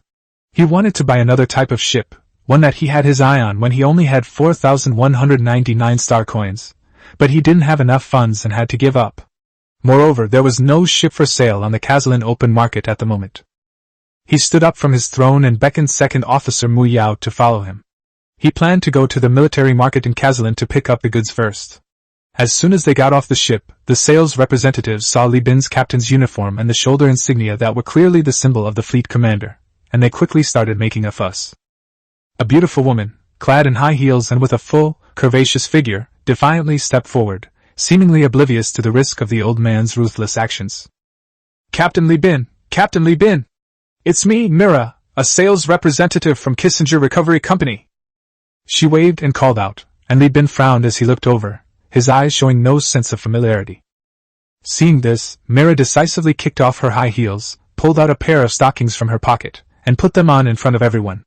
Her movements were graceful and poised, without any shyness or coquettishness. They were 30D black stockings, and once they were on her legs, her original bare flesh color was covered by delicate and transparent black, making her legs look incredibly voluptuous. With a short skirt and crystal-rimmed black glasses, an air of intellectual sophistication from an office lady is undeniable. He didn't recognize her by her legs, but her confidence and intellectual air were unforgettable. Li Bin suddenly remembered. "Oh, you're the beautiful woman who sold me the heavy weapons and introduced me to Old One-Eyed. It's been so long, how come you're still in sales?" "Nonsense. Who do you think is like you, getting rich overnight? In just over half a year, you've amassed a fortune of a few thousand star coins? I still remember your shopping history. You stingily bought some heavy weapons, and I even had to pull strings to find you veterans." Before long, they had a fleet and even more powerful connections. It was like going from slingshots to cannons. They even forgot how sincerely they had been providing this service. Mira smiled on the outside, but cursed inwardly. She was a top saleswoman, very familiar with the top salespeople in various small companies. As the boss of Kissinger Recycling Company, at least she didn't have to clock in every day. As long as she got orders, the boss would go along with her. This is much more comfortable than being a nobody in a big company, where people can just go and be treated like dogs, but she wants to be treated like a human being. Li Bin beckoned her over, and Mira trotted over, her graceful legs swinging. Old One-Eye also turned his gun, aiming at the other eager salespeople. Mira was, in effect, his introducer. He was just giving her a chance to say a few words as a way of repaying a debt of gratitude. Whether she succeeded or not was none of his business. As for the others, they could be dismissed instantly. As the beautiful woman drew closer, Li Bin tilted his head and said to the second mate, Mu Yao, "I still need to go to the military market, so I'll leave Mira to you. She's a smart and eloquent woman, so be careful. I've sent all the items we need to buy to your terminal, so you don't need to worry about anything. Just make sure you can close the deal and aggressively negotiate the price. Don't be too lenient with her. I have only one request. Even if you have to throw your 100+ pounds of flesh onto her bed, you have to buy what I want at the lowest possible price." "Does this mean I should seduce someone?" Mu Yao, who considers himself an elite, was bewildered by Li Bin's crude yet somewhat elegant way of speaking. The idea of showing tenderness and pity for women sounds ancient and refined, but he was being asked to sell himself. It was like putting gold on a turd. Leaving Mu Yao and Mira to fight each other, Li Bin hailed a ride-hailing car and headed towards the Kazalin military port. Li Bin was stopped before he could enter the military port. After the soldiers verified his documents, identification code, and genetic information, they put him in a military vehicle. Inside the vehicle, there was no signal, and he could neither see nor hear anything outside. As soon as the car door opened, the deep and wide naval port came into Li Bin's view. The recessed structure of the naval port ensures that it will not become the first target in the event of a surprise attack by an enemy fleet. Due to military needs, the entire port was cleaned very thoroughly, with no graffiti or trash stuck to the metal plates. The metal plates, coated with high-temperature resistant matte paint, appeared lead gray overall. Indicator lights flashed, and advertisements with slogans such as freedom, democracy, and fairness, along with bounties from giant corporations and news reports, played in turn on various projectors. However, they all share a common characteristic. They maintain a consistent style with the port, exuding a military solemnity, without the flashy elements of external projected advertisements and programs. There are no subconscious advertisements whatsoever. In the military, there is absolutely no room for commercial innuendo or brainwashing. They were private soldiers kept by a giant corporation. Although they were given the name of soldiers, they had no trace of the demeanor of the soldiers from the previous generation. Instead, they had the ruthlessness and lawlessness of mercenaries. Yes, just like the old one-eyed man. The soldier leading the way didn't say much, leading Li Bin into the berthing area. The military market seemed to be separate from the berthing areas of other warships. There were only a few dozen warships scattered here, the largest of which was a cruiser. An Eagle-class military cruiser, with its 1.1-kilometer-long hull curves and powerful firepower, is flawless and costs over 100,000 star credits. Li Bin only admired the ships for a short while before turning his attention to the other vessels. The naval port's berthing area was enormous, large enough to accommodate destroyers, serving as both a berthing area and a maintenance platform. The spaceships, hundreds of meters long, are suspended from the dome by trusses. Upon closer inspection, they resemble a giant whale skeleton in a museum. From a distance, the overlapping ships look like specimens of a flock of birds soaring in flight. Several of the figures were the very ships that Li Bin's fleet urgently needed. Barber-class mining frigates, and a series of Buffalo-class cargo ships modified from their hulls. Chapter 66 New Connections, Military Sales, Get Days. Chapter 66 New Connections, Military Sales, Get Days. There are examples of civilian ships being used as warships since ancient times. Ever since cannons were mounted on decks, it has been common to see merchant ships being requisitioned as warships during wartime.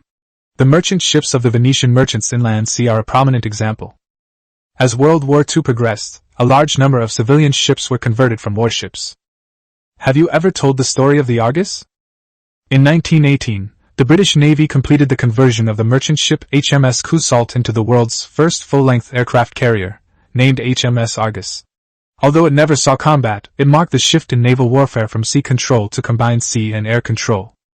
Well, Li Bin has already enjoyed enough stories about World War II ships and women of ships, so he won't bring them up again. If there's one type of spacecraft that's most easily converted into a warship, it's definitely the cargo ship. The simple hull structure and the large, spacious cargo holds are like a blank canvas, capable of accommodating the designer's boundless imagination.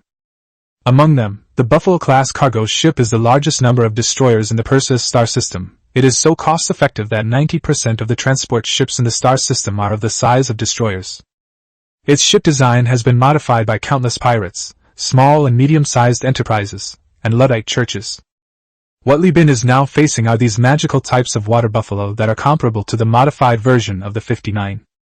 There's the Buffalo 2 Malawin Quachas, which was converted into a firepower platform, the Buffalo 3 Malawin Quachas, which was converted into an aircraft carrier, and the Zebu class, which was created by a giant corporation based on the Buffalo hull, by combining Hellhound, Hound and other space debris. Of course, this is just a tiny fraction of the great Buffalo Kai family. Ships appearing on the military market are generally war booty or decommissioned vessels retired by the military. They may have various problems, but generally speaking, as long as they qualify for the market, buying any of them is excellent value for money. This is the rigorous selection process for military personnel. The key is that since he's a member, Li Bin's shopping spree is tax-free.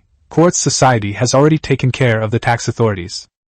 Using test drives and evaluations as an excuse, Li Bin lingered in the market all day until the terminal received a message from Mu Yao, at which point Li Bin finally learned how much capital he could still use. I bought 100 contract crew members, each with 95 star coins. I also bought some daily necessities and distributed them. After exchanging finished food and the company's members who specialize in transporting nutritional pastes for food and money, I no longer have to worry about their food, clothing, housing and transportation. As a result, Li Bin still had 160,174 star coins when he arrived in Kazalin. His decision to send Mu Yao to target Mira of Kissinger's company was actually well considered. Kazalin's sales representatives were of varying quality, and although Li Bin could spend a lot of time finding cheaper companies, he simply didn't have the time. Moreover, this woman named Mira is very skilled at collaborating with other companies' sales teams, forming temporary alliances to share goods and launch cost-effective product combinations. This would save Li Bin a lot of time and energy, allowing him to focus on the military market. 6 Vagabond-class ships, 1 Greedy-class ship, and 2 Mudskipper-class ships, all frigates, for a total of 30,800 star coins.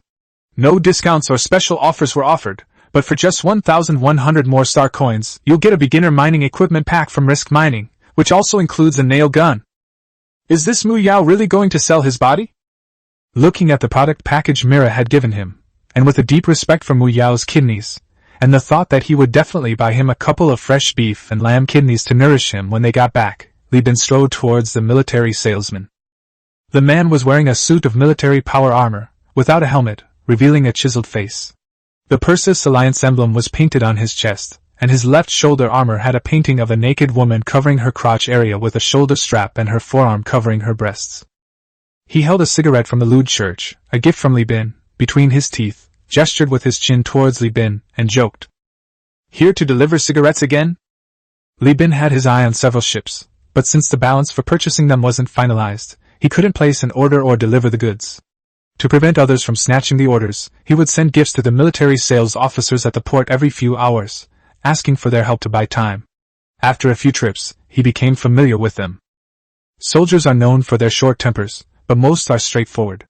Li Bin's request was within his authority, so he was generous, giving him a pack of cigarettes worth 5 stars in one piece, with a small anonymous debit card tucked under each pack. His sincerity was so great that Li Bin felt embarrassed. Li Bin waved his hand with a grin, appearing completely guileless. The money's in. He clasped his hands together in a pleading gesture. Brother Shu, can we make a deal? I want to buy 2 boats, but I'm a little short on money. The military salesman, Junjishu, frowned. How much is the difference? Several thousand star coins, that's quite a lot short. Please help me, Brother Shu, Li Bin said, then took out a small box from his briefcase. When Junjishu opened the box, he found a brass pendant. It was crudely made and had no value other than being recycled and refined. Under the other person's skeptical gaze, as if they were joking, Li Bin rubbed his hands together like a fly. I've heard a story about 2 soldiers, one retired and one still in service, who met by chance in a tavern and sparks flew. After Li Bin finished telling his story, Junjishu frowned and looked him up and down, tapping the edge of his power armor on his neck with his gloved fingers. Don't play the riddle game. The channel is open. Everything I eat is shared with my comrades. Just tell me what you want. As expected of a giant corporation, even though it controls multiple star systems, it's still fundamentally a business. How can they be so open about bribery? Li Bin has learned something new once again. Several military salesmen, also dressed in power armor, waved to Li Bin from a distance. Everyone here shares the benefits. We split the money every week. You not only have to convince me, but also everyone else. Junjishu spread his arms, gesturing for Li Bin to be more open. Li Bin rubbed his face vigorously, muttering, Okay, I'll try, and took a few deep breaths before saying, This thing is worthless, but I have a way to turn it into a treasure worth at least 500 star coins in a day. Oh? Junjishu's eyes lit up. Tell me more. Go to a tavern at the port tonight. I'll send you the address later. Wear the pendant around your neck and cover it with your collar. People will naturally approach you. I've prepared the script for you. Just act out the whole transaction process in front of the bartender. Just say that you both have military experience and get along very well. Then you open your clothes to let some air out and show the pendant. The person will say it's his family crest and ask how he got it. You just say you found it online. The pendant isn't worth much, but the family significance it carries is very important. This descendant of the family is willing to pay a lot of money to buy it. Of course, someone as upright as you wouldn't sell it. You originally planned to give it to him directly, but he insisted on paying you. In the end, you couldn't refuse and received at least 500 star coins as a thank you fee.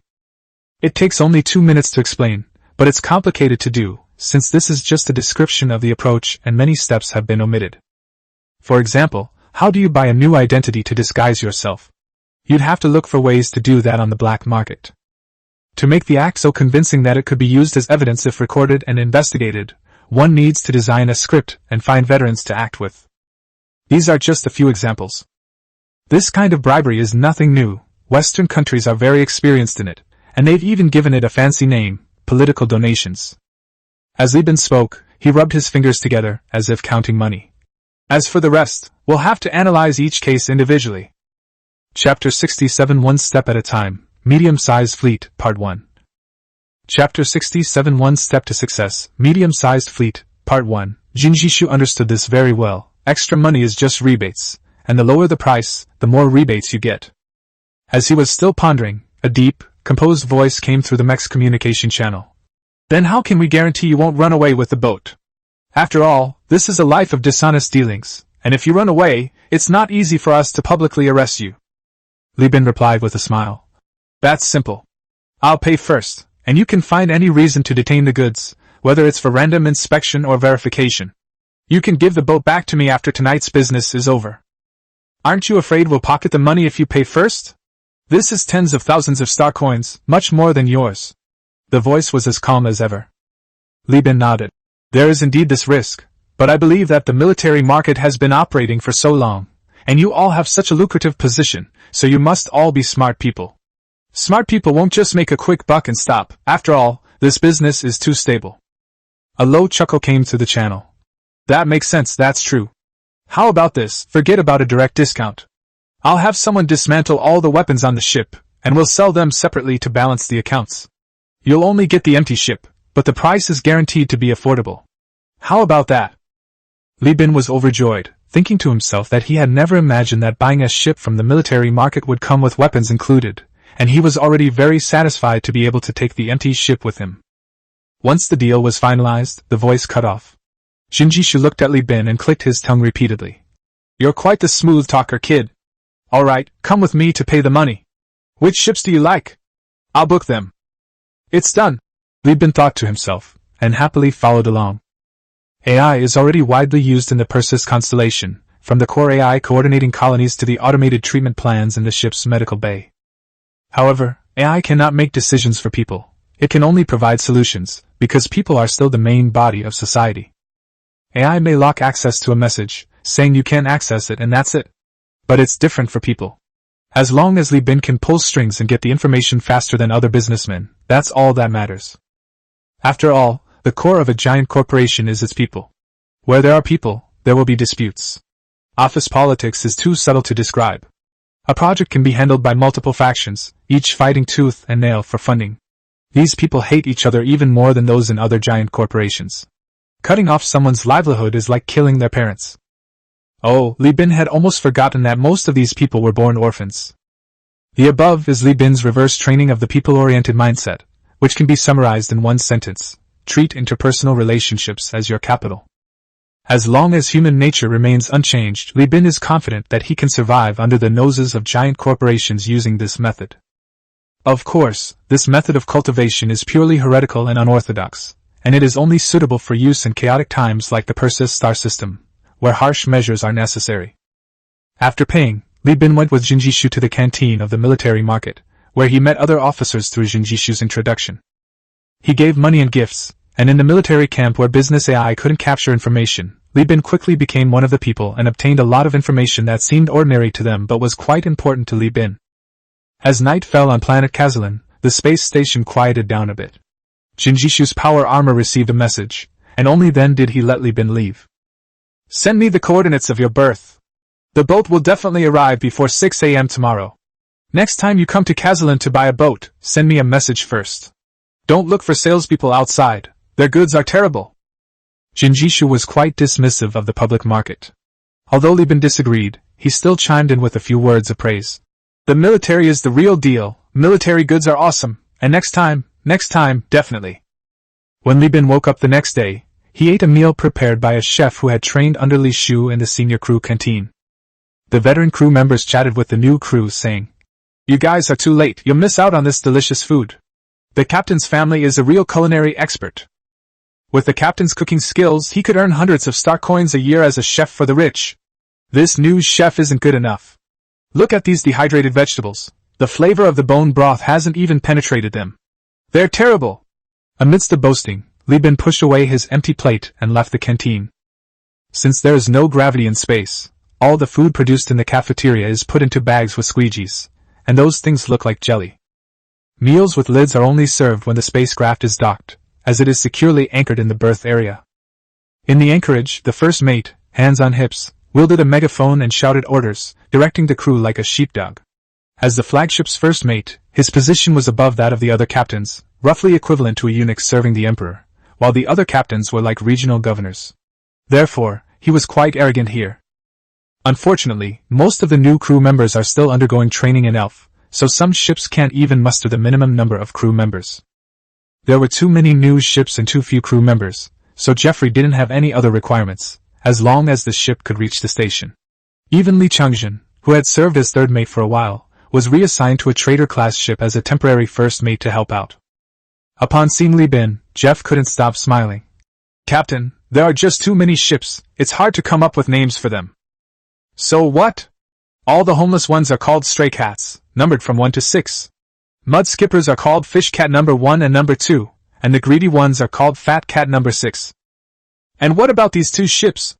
The first mate pointed to a Barber-class ship and a Buffalo II Malawian Quach's ship that had sailed in from the naval port, his voice booming.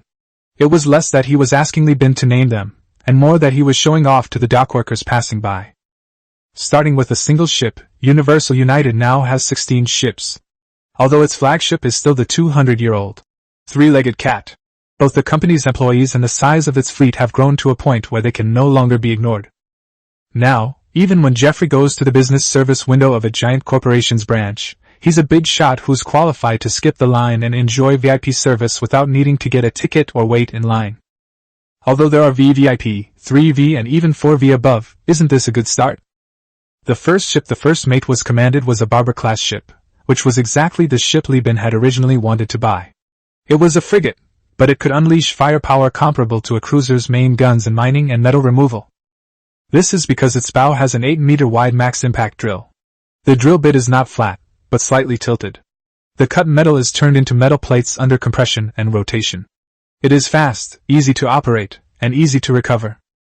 What's even more ingenious is that, because these drills required the spaceship to collide with wreckage and asteroids, the entire ship was reinforced from the design stage, and it comes with reinforced weapon bases and a sturdy structure from the factory. Just like a woodpecker's brain won't get a concussion from pecking wood, the Barber class won't fall apart from working at point-blank range. With such a robust hull, it can withstand several rounds of fire on the battlefield, which is more than enough for a frigate. As for issues like insufficient battery packs and slow speed, compared to its price, those aren't problems, they're just value for money. Chapter 68 One Step at a Time, Medium-Sized Fleet, Part 2. Chapter 68 One Step at a Time, Medium Fleet, Part 2. The Barber class was converted from a Conqueror-class frigate by the giant corporation Venture Mining Company. As one of the later established companies with a weaker technological foundation, its ship conversions often feature brilliant designs while being very pragmatic. These are perfect ship girls for poor captains. If it weren't for the distance from the core star system, Li Bin might have joined them from the start, bought a mining ship, and honestly mined to pay off his debts. The other ship is a salvage platform, a spaceship with no output capabilities. Rather than a spaceship, it is more like a mobile engineering station. This 336-meter-long behemoth has only one cockpit and one bed, accommodating a maximum of 2 people. The cabin is only 8 square meters, with pitifully small living space. However, it has a very important capability. It integrates and loads a large number of deep space operation machines. It includes a 75-meter-long gantry crane, 3 folding robotic arms that can be replaced with impact drills, engineering pliers, and armor-piercing cones. It also includes a large amount of exploration equipment and operating devices, capable of identifying and removing hazards from debris before it is removed, and even locking high-value items through the metal of the debris. Simply put, If deep space operations are likened to treasure hunting on a beach, then this is the metal detector that treasure hunters dream of. Unfortunately, it can only accommodate 2 people, but it carries 20 sets of professional single-person exploration equipment. In the future, engineering teams will no longer have to painstakingly make boosters from gas cylinders for space operations. This is one of the reasons why Li Bin insisted on buying a cruise ship. Working on a salvage platform is extremely difficult, comparable to salvaging king crabs in Alaska, fighting in World War I on the Somme, or fighting in World War II in Normandy. Li Bin looked at the 2 ships with satisfaction. The Barber-level ship is called Hairless Cat, and the salvage platform won't be named. By the way, did the people who came tell you the price? I did, the first mate replied, licking his lips with a hint of disbelief. That guy was wearing a power suit with the giant corporation logo. He said 2 ships would cost 24,000 captains. You're not going to sell your genitals, are you? You should introduce this good deal to the brothers. A few thousand star coins a night. I'm a poor bastard, genitals aren't worth much, 1,000 a night is enough. What the hell?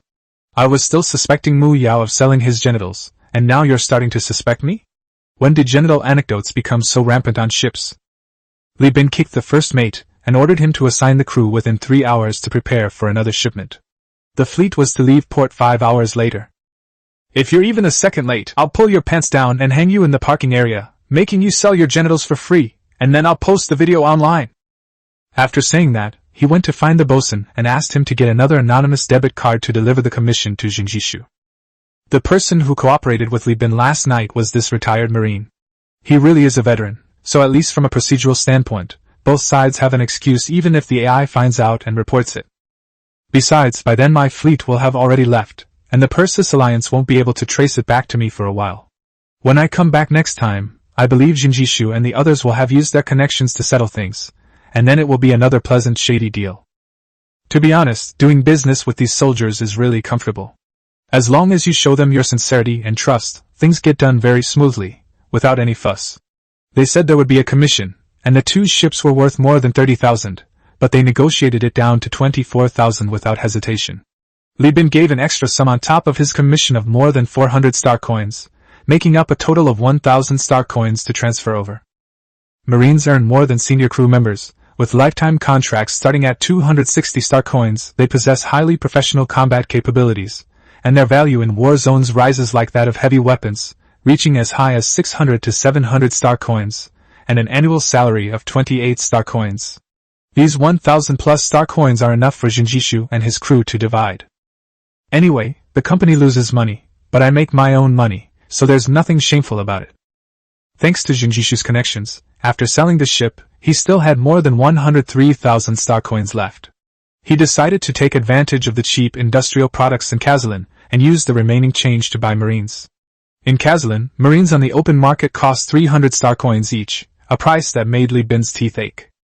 The Marines and crew don't receive a penny of the money spent on these lifetime contracts. It's the company that pays for their power armor and the tactical knowledge and experience they possess.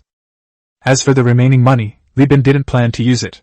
It was his life-saving money. If the subsequent adventures failed, he needed this money to turn things around. He bought 10 Marines and put them under the management of Old One-Eye. In peacetime, they could serve as inspectors to check for leaks and betrayals by the crew and to supervise deep space operations. In wartime, they would serve as the backbone of the armed sailors. Finally, when the fleet was about to leave port, and the berth area was deserted, Li Bin still hadn't seen the second mate. He called out to Jeffrey. "Hey! Where's the second mate? Is he really going to sell his genitals?" "Oh, him!" Jeffrey, engrossed in directing a fleet of 16 ships on the projection screen, called out without turning his head. "Didn't you tell him to use any means necessary to bargain with Mira?" They talked all day without reaching a conclusion, so Mira challenged him to a fight, saying they would pilot fighting robots and whoever won would get their deal. Before the fight, Old One-Eye gave him 3 combat serums, intending for him to take them one at a time, but the kid got too nervous and gulped them all down at once. They won in the end? Oh, she won. She came down as red as an engine exhaust, her subcutaneous capillaries were almost burst, her ears and nose were bleeding, and she was foaming at the mouth. She looked like she was about to die. She was sent to the ship's doctor, Amanda. TSK, I really can't believe it. Such a gentle young lady can drive a combat robot like Optimus Prime in your stories, Captain. It's a pity the second mate was drugged. He was like a bio-Megatron. When the robot was destroyed, he just picked up a crowbar and jumped on board, tearing down the cockpit door on the other side. Li Bin was shocked, finding it hard to imagine a sophisticated woman in stockings and glasses risking her life piloting a robot. Is there a video recording? Yes. Everyone's recording it. It's way more exciting than any underground boxing match. The area was packed with people, and there were even betting pools. I made a little money too, Jeffrey said gleefully. The fleet returned to Elf Space Station and regrouped the crew. The company had 460 registered crew members, but if each ship in the fleet retained only the minimum number of crew members, it would be 169. This meant that the remaining crew members could either disembark during operations to dismantle the wreckage or take turns resting on the Fishcat, Mudskipper cruise ship. The number of people far exceeds the demand, but considering the busy business in the future and the fact that the fleet will be converted into spacecraft production capacity as soon as the funds are returned, these people may not be enough. Li Bin's hope is that during the salvage operation, a large number of destroyers and frigates can be used to form a small fleet, relying on numerical superiority to achieve the scale of a large fleet. Only in this way can we reap as much of the benefits of war as possible. However, considering that as the company expands, both Li Bin himself and the crew members rotating through the fleet will need spaceships for transportation, Li Bin decided that the first thing he would do after receiving payment for the next business deal was to buy a shuttle. This thing can take off directly from a planet and has the ability to travel through hyperspace.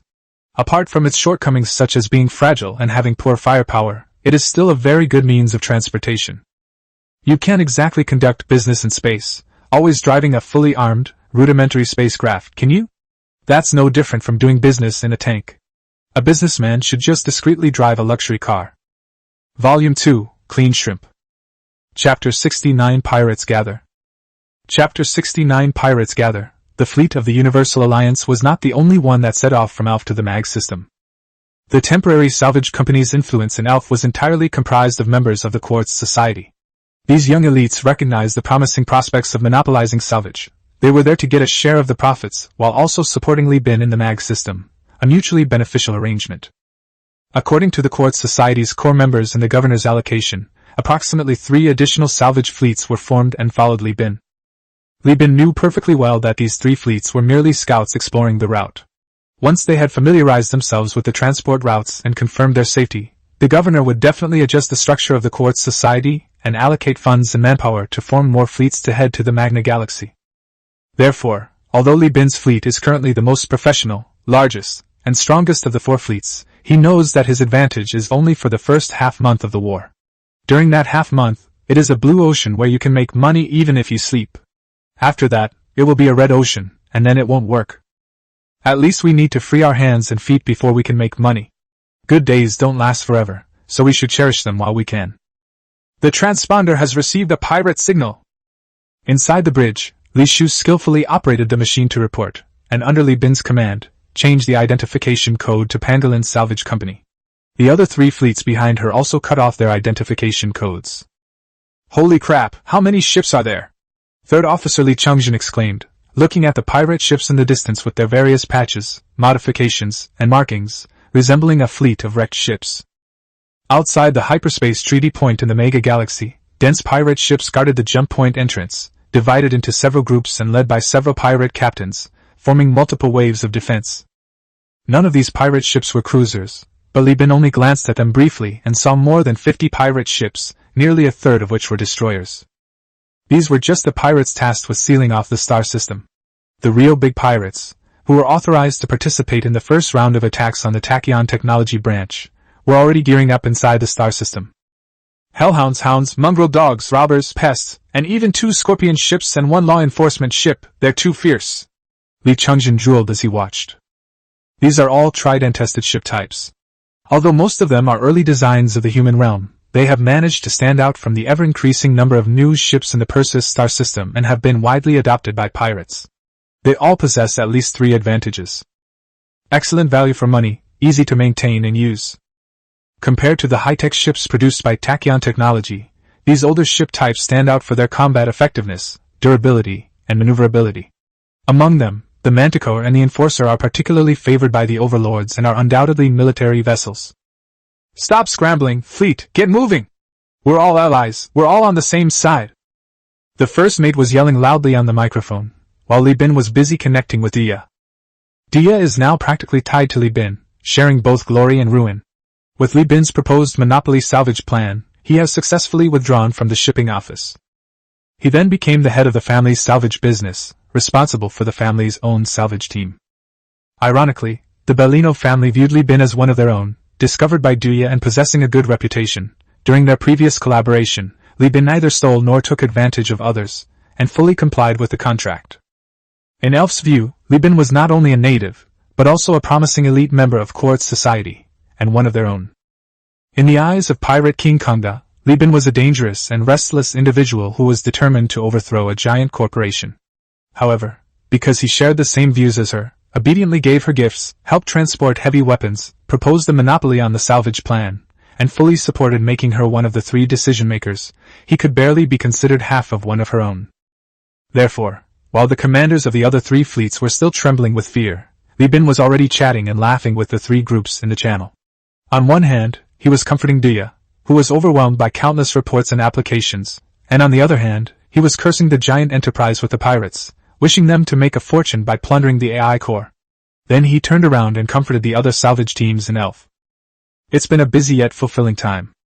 Upon entering the MAG system, the frequent contact signals nearly overwhelmed the ship's transponders. The MAG system is teeming with free-spirited pirates. They are not qualified to participate in the mission to attack Tachyon technology, nor do they have the strength and discipline to guard the jump points. They can only wander around the system, waiting to rob fleeing ships and unsuspecting foreign salvage fleets after the war breaks out. At the new Magnos orbital station, Li Bin finally met Dia, whose dark circles and stubble made him look particularly haggard. Dia hugged Li Bin, a weight finally lifted from his heart. He simply lacked the ability to handle specific business matters. These reports were driving him crazy. Everywhere they went, they needed crew, ships, and supplies.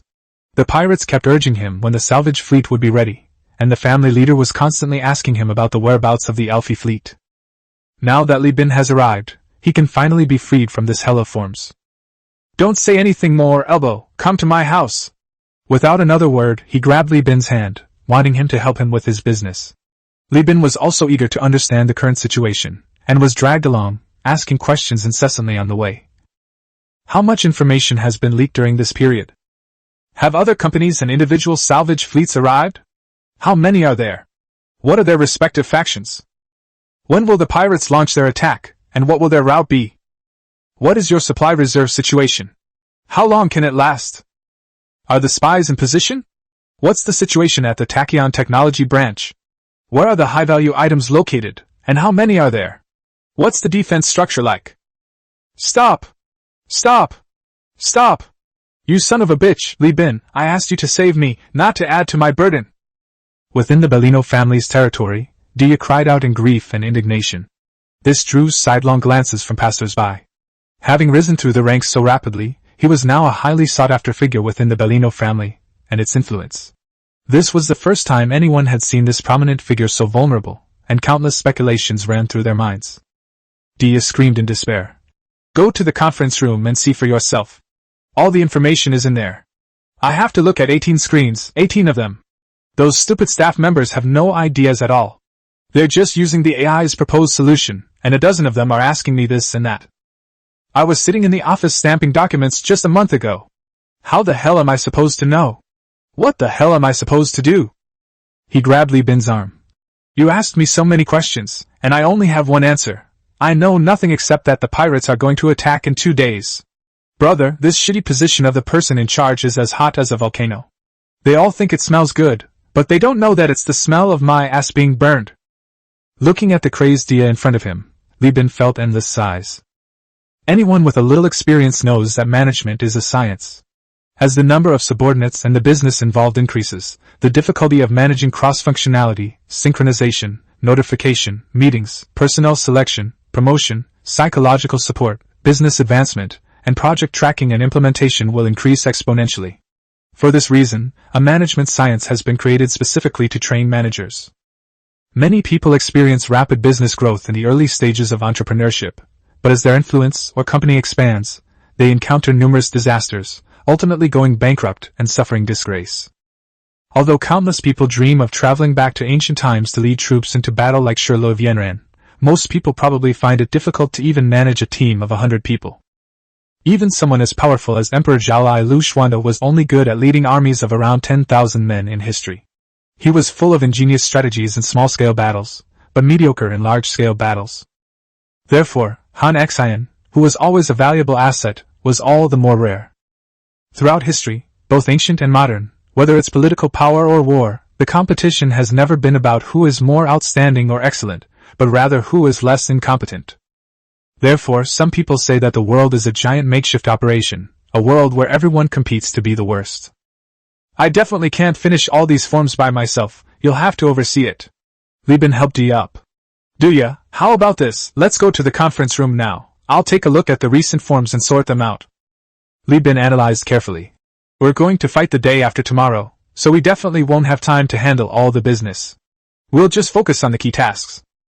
Dia looked at Li Bin with teary eyes, feeling as if a halo was rising behind this guy, and he was about to become a saint. Chapter 70 The Main Battleship Fires. Chapter 70 The Main Battleship Fires.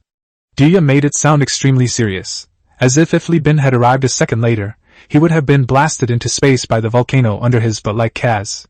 But when Li Bin arrived, he was surprised to find that his staff had done a pretty good job. With the help of AI, these staff members can analyze and produce reports very quickly. However, Dia's position is neither high nor low, and there is too much content from both above and below that he needs to review. Simply put, the business was running smoothly and there was nothing wrong with it. It was just that Dia's brain was overheated and couldn't function properly. It's like when a newbie blames the game for a problem when their computer can't run it smoothly. Li Bin observed this, offered a few words of comfort to Dia, then connected him to the internet, plugged it into the brain-computer interface on the side of his neck, and sent him off to have fun in the online world. He then closed the conference room door and said to the Bellino family advisors watching him, "With so much data processed by everyone, I probably don't need to introduce myself." Everyone nodded. Li Bin nodded. "Alright, what tasks does Dia need to do? There should be a summary table, right? Let me see it first." One of the aides hesitated. "But this is a family secret." Li Bin looked at him without any emotion. "I was the one who brought this plan in. I know more than you do. What's there to hide? What could be more secret than colluding with pirates to attack a giant corporation? Or are you waiting for things to go wrong and for Duya to be held accountable? Let me tell you, once Duya is caught, the first thing he'll do is take you all away. Then your family will be looked down upon by the governor and other families for their poor performance. Do you really think your family will have time to investigate whether you're innocent during wartime?" This is not Li Bin exaggerating. The situation of high-ranking officials being incompetent and lazy is actually common all over the world. If those in power were all as wise and capable as everyone imagines, Li Bin's previous life's Earth would not have been a place of constant war, where marijuana was legal everywhere, and where the world's leading city had the highest obesity rate. The more widespread phenomenon is that as long as the results meet the expectations of those in power, that's all that matters. As for anything else, it's just a few minor setbacks. The aide who had been speaking looked at his superior, who had already closed his eyes and was completely immersed in the network world, swallowed hard, and obediently took out the data. Li Bin stretched his neck, spent half an hour reviewing the master plan, sorted out his thoughts and the names of his staff, as well as the projects they were responsible for, and the people involved in those projects. He closed his eyes and thought for more than 10 minutes. When he opened his eyes again, he began to call out names one by one and quickly process them according to priority. The biggest advantage of having a photographic memory is that Li Bin can quickly memorize all the information and then recall it as needed. Because he doesn't need to directly command the front lines, Li Bin doesn't need to accumulate experience in related projects. He only needs to compare and verify past indicators and data, ask questions, and then report back. Since Dia is the scapegoat, Li Bin can choose to try his best to gain benefits for himself without affecting the interests of the Bellino family. Since this position is not particularly high, Li Bin will not encounter problems that require him to utilize his experience and perspective, so he can organize things very quickly. The massive amount of data and work was completed quickly. Li Bin processed each item one by one, and then handed the terminal to Dia again and again. Dia once again experienced the joy of stamping documents. He was having a great time in the online world. When he logged off, the mountain of documents had been cleared. "So fast? You're amazing!" Dia praised without reservation. Li Bin rubbed his sore eyes. "Fast my ass! Can't you see it's already been a day and a half? The pirates will start fighting in another half day. Ah? Dia jumped up, anxiously asking. What about the family's fleet? We set off early. We finished processing your family's data half a day ago, and now we're working on the pirates and Elfie's data. Li Bin tapped the table as he stood up, glanced at the various screens in the conference room, noted down the galactic topography map, gravity data, and natural parameters, and picked up his coat. I've finished my work, but I have to rush to the next stop. I'll be going now. Talk to you next time. Your portion of supplies, Biababa said. Li Bin sniffed. Staying up late, and the air conditioning had made his nose a little stuffy. I finished the report an hour ago, and you signed it and sent it to the dock area. My fleet is ready to set sail at any time. Bean Sprout, hurry up and get married. Find a capable woman to help you. You won't go far on your own. He patted Dia on the shoulder and left amidst Dia's astonishment, and the weary yet respectful and terrified gazes of his staff. The staff members present all felt they could handle Dia's job, but they couldn't work as efficiently as Li Bin, who didn't need a terminal and could work flawlessly. One of the staff members muttered under his breath. Damn, if I hadn't seen him eat 9 packets of nutritional paste and drink water and go to the bathroom, I would have really suspected that he was an AI. Back on the bridge, Li Bin immediately urged the fleet to set sail, while boasting to his younger siblings. This time we're going to make a fortune. I did all the work on the ship parameters, maintenance, resupply, and route planning for all the temporary salvage companies. I also compiled the names, personalities, and fleet strengths of the major pirates, as well as the route and geographical parameters of the star system. I even managed to sort out some tachyon technology data stolen by spies. We're going to strike it rich this time, Li Shu, you know what? We're going to make a fortune. Li Bin had more data in his head than the commander of the salvage fleet under the Bellino family's own command. The fleet approached Tibicina, a binary star system in the Mag system, where the primary star is a blue giant and the other star, a white dwarf, hangs alone on the edge of the system. Its main component is carbon, but it does not have enough temperature to melt carbon. Therefore, it does not rely on the heat of nuclear fusion to resist gravitational collapse, but instead relies on the electron degeneracy pressure generated by extremely high-density matter to support it. In plain terms, it was small and cold, unable to provide enough warmth for Tibicina, who was surrounding it. Therefore, the hydroponic farm built by tachyon technology on this planet mainly relies on 2 nuclear power plants to supply the laboratory, and then uses heating lamps to simulate artificial light to cultivate some of the food, thus solving the dietary needs of the local upper-class residents.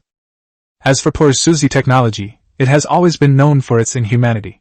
The cost of building additional nutritional paste manufacturing plants cannot be recovered by the limited local residents, so it relies entirely on the invisible hand of the market to regulate itself. Tibicina is inhabited by approximately 600,000 humans, of whom 550,000 live in the planet's underground cities. The planet has countless ravines, several kilometers long, created by tectonic movements. The underground cities were built by excavating into these ravines, using the geothermal energy from the ever-flowing magma deep within them to power the entire city, nuclear power for the upper levels and geothermal energy for the poor. Furthermore, because the planet's atmosphere is so thin that it is almost non-existent, meteorites can impact the ground without any obstruction, allowing the underground cities to utilize the Earth's crust for shelter. In addition, the planet's gravity is 1.9 times that of Earth, and within a few dozen meters of the surface, there is a dense layer of magma spewing out, along with heavy, inert gases held captive by gravity. Perhaps in tens of thousands of years, when there are enough of these inert gases, this planet will be able to have its own atmosphere. The other 50,000 people live in the spacious and bright space station, consisting of military personnel, researchers, staff who serve these people, and a small number of business people. No matter how powerful this planet once was in the galaxy, relying on its status as a giant corporation, it is now destined to decline. With hundreds of pirate ships already assembled, led by 2 Mora-class aircraft carriers and 1 high-tide-class long-range missile boat, converted from interstellar cruise ships by the pirates, 3 large pirate fleets were advancing, while the 2 capital ships were slowly approaching the Tibicina space station under cover. A capital ship converted from a Tatras-class supercargo ship, 3.6 kilometers long and 1.2 kilometers at its widest point, a behemoth longer than a space station, reveals a despairing array of weapon positions. The other ship was the flagship of Pirate King Konda, an amalgam-class death barge, 4.1 kilometers long and 1.3 kilometers at its widest point, with its weapons compartments scattered haphazardly all around. These two main warships represent the foundation and resources that enabled Khanda to reign supreme in this desolate star system for 200 years. The hundreds of powerful ships of various ranks under his command are the embodiment of his power and prestige. The two capital ships, riddled with chaotic patches and tumor-like structures, were completely inconsistent with their core interstellar technology. They looked as if the designers and builders had each eaten mushrooms equal to their own weight, the result of fungal invasion and graffiti. It has a wildness reminiscent of Wyack, and a beauty born from the absence of a brainstem. As the gun positions were silently adjusted, the space station futilely deployed its shields. The cobalt blue, translucent shields kept the patrols guarding it out. Those weak patrol ships were torn apart by the roaring pirate frigates and destroyers, their wreckage scattered like the skeletons of waterbirds gnawed by pomfret. High energy reaction detected! Too many! It's the battleship's main guns firing! Li Shu exclaimed. In fact, she didn't need to explain. Everyone could see the dark red and orange-yellow flowers, tens of meters in diameter, blooming one after another through the observation window on the front of the bridge. Those were the main guns of a battleship, silently roaring in the desolate space. This is an artificial spider lily, a death knell of war, a harbinger of doom, and a vengeful fist from Aegeus, 200 years late from the beginning. Hundreds of shells and missiles are like hundreds of punches, meant to beat you to your knees and beg for mercy, meant to blow you to pieces. Chapter 71, Internal Strife Within a Giant Corporation. Chapter 71, Internal Strife Within a Giant Corporation. Colossal ships loomed overhead, blotting out the sun, with incessant artillery fire and a surging tide of warplanes. The Tachyon Technology Space Station fired orange, red, and azure lasers, easily melting down a prominent Cerberus-class ship. This ship, which had once fought fiercely with Li Bin, couldn't even withstand the giant Enterprise's laser lock for 5 seconds before experiencing the entire process of shield overload, armor melting, structural rupture, and fuel and ammunition explosion. Although the pirates' weapons were not as advanced as those of the giant corporations, their main battleship, a missile ship converted from the Atlas-class hull, truly lived up to its name, the Endless Fury. Its 2 large weapon bays were equipped with Storm missile launchers, delivering a continuous barrage of missiles comparable in size to rockets. In addition, the ship also launched short spear missiles and breaching cone torpedoes. These slow-moving explosive weapons were easily targeted by lasers mid-flight, but under the massive firepower of the ships and other pirates, the cobalt blue shield of the Tachyon Technology Space Station was turned into a flower bed. The entire battlefield stretched as far as the eye could see, with a hemispherical network of attacks firing in succession. Compared to this war, which was as awe-inspiring as the heavens, Li Bin felt that his previous battles against pirates were like kindergarten children pulling each other's hair. Not only is it not considered passionate, but in the eyes of those who have witnessed such a scene, it is almost cutely fragile. No wonder Old One-Eye dared to say he could protect himself after boarding. The bosun's reputation in Li Bin's mind has become even more impressive. In addition, the Mark IX, the devastating cannon, the Atria heavy railgun and other artillery fired in succession. The ferocious electromagnetic railguns and their huge shells carried unparalleled kinetic energy, and each hit caused ripples to appear on the shield. Despite the astonishing power of Tachyon Technology's lasers, as an energy weapon, their power was still excessive in a small sea environment. The main battleships tasked with assault missions were well protected by cruisers and destroyers.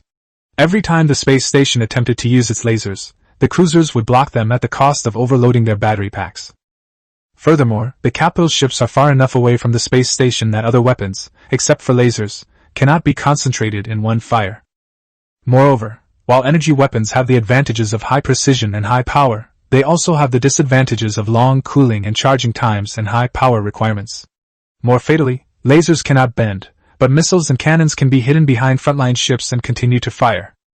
With both defense and offense relying on battery packs, the space station's radiant energy index has been rising steadily, with no possibility of decreasing. Pirate King Khanda, seated atop his flagship, the Revenge Fist, an amalgam-class death barge, issued a final appeal for surrender on the public channel. Your life is already like a candle flickering in the wind, while my pirates are endless. This is your last chance. Another outrageous, maniacal voice appeared on the channel, saying the opposite. Hatton, how does it feel? How does it feel? Watching me devour your fleet bit by bit, consuming your radiation energy bit by bit, doesn't it feel amazing? Are you about to reach your climax? Don't surrender, please don't surrender. I'm going to crush all your resistance into dust. I'm going to bestow upon you the ultimate humiliation. You idiot! Came the furious roar of Hatton, the commander of the Speedy Technology Division, over the channel.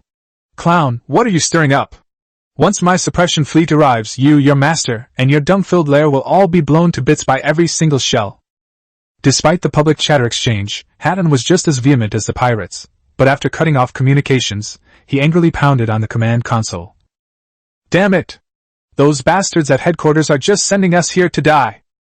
The others in the command center did not refute, and all wore miserable expressions. Yes, Tibicina was prepared for destruction from the moment it began colonizing with tachyon technology. Tachyon technology's influence is concentrated in the northeast corner of the core star sector. It has traveled thousands of miles across the two giant corporations, Sindar Power and Hyena Mining, to invade the MAG system in the southern part of the core star sector and colonize Tibicina. In fact, it is to monitor the movements of the Overlord. These two companies have fought two AI wars over the past 100 years and are now locked in a life-or-death struggle. In order to monitor the enemy's movements and incidentally develop trade, Tibicina was chosen as a branch. Before taking office, each branch head and commander was informed of 3 tasks. First, to secure the tachyon technology fleet in the southern sector. Second, to monitor the adversary in this close-quarters superpower location and to continuously send agents to corrupt them. And most importantly, when the next AI war comes, it will serve as a bridgehead to welcome the hegemon's fleet, collecting enough war data to send back to headquarters, giving headquarters time to assess the hegemon's strength. It sounds just like a Japanese bunker. But to Suzy Technology's surprise, instead of the 8th Route Army, they were met with bandits causing trouble near the bunker. Hatton warned headquarters 10 days ago, but headquarters responded indifferently, only saying that the tachyon technology suppression fleet could not be dispatched until the pirates made a real invasion, because the MAG system is adjacent to the hegemon and may provoke a fierce reaction from the hegemon. The company is not yet prepared for a third full-scale war, so please obtain solid evidence before reporting. If you unfortunately die, the company will provide your spouse and children with lifelong training and employment opportunities, if you are eligible. What kind of bullshit conclusive evidence is this? Does Hatton really think he can withstand the siege of the sensor torpedo array and the pirate fleet, single-handedly break into Conda's nest, catch that old woman, and interrogate her while slapping her? They've just abandoned them. Hatton knew that the company's top executives were a bunch of people with almost no humanity. Their plans relied heavily on the optimal solution from the AI core. They were probably thinking of waiting for the pirates to destroy Tibicina, giving headquarters an excuse, and then leading troops to destroy the star system, upgrading the entire star system from a bridgehead for monitoring the giant corporation to a frontline war fortress. The problem is, even if it were really possible, a bunch of idiots with AI brainwashed into their brains, completely disregarding human emotions, let alone the hegemon, the Persis Alliance, the Church of Lud, Hyena Mines, who would tolerate you planting landmines under their butts. Hatton anxiously bit his nails as someone in the command center reported. Radiation levels are approaching the warning level. The space station's battery packs can only last for another 3 hours. His face contorted, his teeth grinding together as he tried to keep his voice steady. Shut down all modules except the military and rotation modules. Requisition all ships on the space station, including those of neutral merchants and their cargo. Have the armory and marines prepare to build a defensive system within the station and distribute weapons. We don't have enough money. Idiot! Why don't you write an IOU? Hatton finally snapped at this ridiculous question, kicking the panicked, brain-dead staff officer to the ground. If we win, we'll pay back. If we lose, those high and mighty pigs at headquarters will have to pay. They've treated us like pawns. It's not unreasonable for me to ask for some compensation in advance. He cursed and roared, filled with resentment, but dared not even entertain the thought of surrendering. Conda is, after all, a pirate. Her power is arrogant at the moment, but she has no ability to compare with the giant T1 level tachyon technology. Her arrogance at this moment is like a mosquito biting her. Once she comes to her senses, the mosquito and the dirty puddle full of its eggs will be easily crushed. He will not suffer any extra pain if he dies in battle. But if he surrenders and is defeated by the giant corporation, then Conda will definitely capture him alive and hand him over to protect himself. What awaits him is the headquarters of Speedy Technology, worth millions of star coins, and countless cutting-edge human laboratories lining up to put projects on him.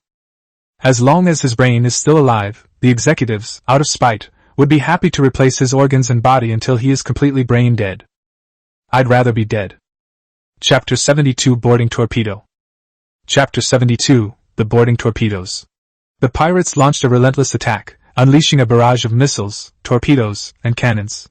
fighter jets, bombers, and escort ships circled overhead. The shields blocked the pirates' destruction of the space station, and the aftershocks of the explosions blew away to other places.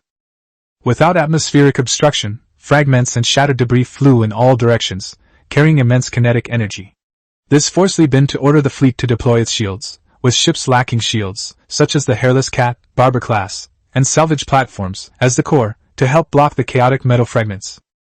A behemoth like the USS Three-Legged Cat, several hundred meters long, could remain unmoved amidst the aftermath of battle, but a frigate couldn't be so easily subdued.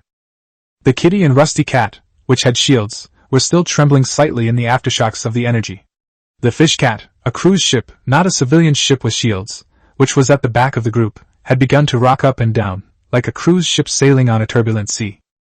Li Bin ordered all captains to record the battle using the ship's video recording equipment, and to conduct simulations and discussions with the captains, first officers, and second officers on the senior crew channel. Large fleet operations are invaluable in terms of both experience and records. These projected videos are mostly protected by various companies and forces, and only a few minutes of fragmented footage from a third-party perspective can be found on the public network. Although the current global alliance is only a medium-sized fleet, it has a considerable number of ships, making it necessary to conduct relevant training in advance. Li Bin is well aware that his company lacks relevant professionals. Every time he docks at a port, he subconsciously searches for high-quality captains and command personnel. Unfortunately, even now, there are not many qualified people in the company. Left with no other choice, they had to ask Old One-Eyed and the Marines they had recruited earlier to act as guides, using their combat experience in conjunction with the current battle situation, to discuss the issue with the experienced crew members in the company who had received crew training. It doesn't matter if you draw the wrong conclusion. Pirate King Kanda and her staff are demonstrating their standard answer on the battlefield, so just follow along. Looking at the dense data on the projector, Li Shu subconsciously reported. 5 hours and 31 minutes into the battle, this is the second time the Tibicina space station's battery pack has overloaded. Compared to before the battle, the space station has shrunk considerably. The Old One-Eyed Man shared his experience. The design of a space station is different from building a house on a planet. Many structures are mounted on it and are prepared to be destroyed from the beginning. The external ports, berths, armed platforms, and armored modules are not only firing points but also the defensive structures of the space station. An airport was hit by a catapult missile. The Tachyon technology employees who had no time to leave were blown away by the blast wave. The airport was shattered into pieces and swallowed up like a giant beast. As modules failed and detached one by one, the structure of the space station gradually became clear to everyone. The Old One-Eyed Man, who had extensive experience in amphibious operations, continued. This space station is not only small, but also conservatively designed. It seems that the designers intended it to be an outpost from the beginning, with the aim of delaying as much time as possible when firepower is insufficient. These discussions only exist within the channel. Ordinary crew members are not eligible to join. Looking at the shield that hadn't risen yet, Li Chengzhen humbly asked. Teacher, I've heard that pirates aren't afraid of death. This battery pack is already overloaded. Why don't they try sending a frigate full of pirates to board it? The Old One-Eyed Man glanced at his apprentice and pointed to the large energy weapon on the top of the space station in the projection, saying, See that? It stopped working right now because it's out of power, but as soon as the battery is restored, it and the automatic defense equipment inside the space station will be able to restart and go online. With the shield blocking out any further assistance, this is a situation where we're trapping the dog. Li Bin added. Moreover, pirates are not an army and lack discipline. Pirate King Kanda went to great lengths to set up such a large-scale operation, and there was no need for him to send his men to their deaths. Otherwise, the pirates would harbor resentment. As they spoke, the lights on the Tibicina space station came back on, and the energy beams from the top shot out again. The pirate fleet immediately and calmly adjusted its formation. The fleet moved smoothly in the hands of the 200-year-old pirates. Only the pirates who had temporarily joined the hunt reacted a bit too slow, and were hit by the energy, and had their ships blown up. Although no cruisers were lost, the destroyers were like silkworm cocoons strung together, pierced, melted, and turned into clean, neat pieces, or exploded. Li Bin noticed that, in addition to the space station, the ground defense facilities on Tibicina were also firing, but because the space station was too heavy, it did not even dare to approach near the near-Earth orbit for fear of being torn apart by gravity. Therefore, although these ground artillery pieces made a lot of noise, they were all in vain. Old One-Eyed also noticed the situation and warned. It seems the space station is doomed. The ground defense commander is panicking. Tachyon Technology has always liked to appoint technicians as commanders and captains. They are good at training AI. In space naval warfare, Tachyon Technology's captains have the highest minimum standards. The implication is that the captain and commander of Tachyon Technologies relied too heavily on AI, lacking sufficient professional knowledge and mental fortitude. While AI provided a safety net, it couldn't guarantee their own success. The ground commander must have received the AI's report, but the instinct for survival led him to order the artillery to fire, hoping for even a 1 in a billion chance of saving the space station. As long as the space station exists, pirates will not dare to launch an orbital drop. Protecting the space station is protecting themselves. Even Li Chungjun could see that this move was inappropriate. Having been carefully educated by the old one-eyed man, he had made significant progress in the field of warfare. Isn't this suicide for Coco? The heavy ground defenses are all fixed. Opening fire like this exposes her own firepower positions. The pirates can just use fixed-point orbital bombardment. His expression was one of confusion. The one-eyed old man sneered. Simulated training and real combat are different. You can fail 10,000 times in the former, but in the latter, you only need one to decide life or death. This commander probably has no real combat experience. His score is just inflated. Other Marines nodded in agreement, with some even saying they liked this kind of opponent the most. They said that if they encountered such an opponent, they shouldn't bother with strategies or battle plans, but instead organize decapitation squads to launch multiple waves of attacks on the command chain, making it look like they were going to assassinate him. These battlefield newbies would quickly lose their composure. This is just empty talk. The pirates realized that the final moment was approaching, so their attacks became increasingly ferocious, unleashing a barrage of firepower. The third shield only lasted for an hour and a half before being automatically shut down by the space station. They want to conserve power for an internal battle, Li Chungjun concluded. Not only that, they also want to destroy all the cargo inside the station. The old one-eyed veteran, true to his reputation as a seasoned Marine, analyzed the situation incisively. This is a trap set by the enemy commander. If the pirates board, we'll have to attack each hatch one by one. If they don't board, it's exactly what Hatton wants.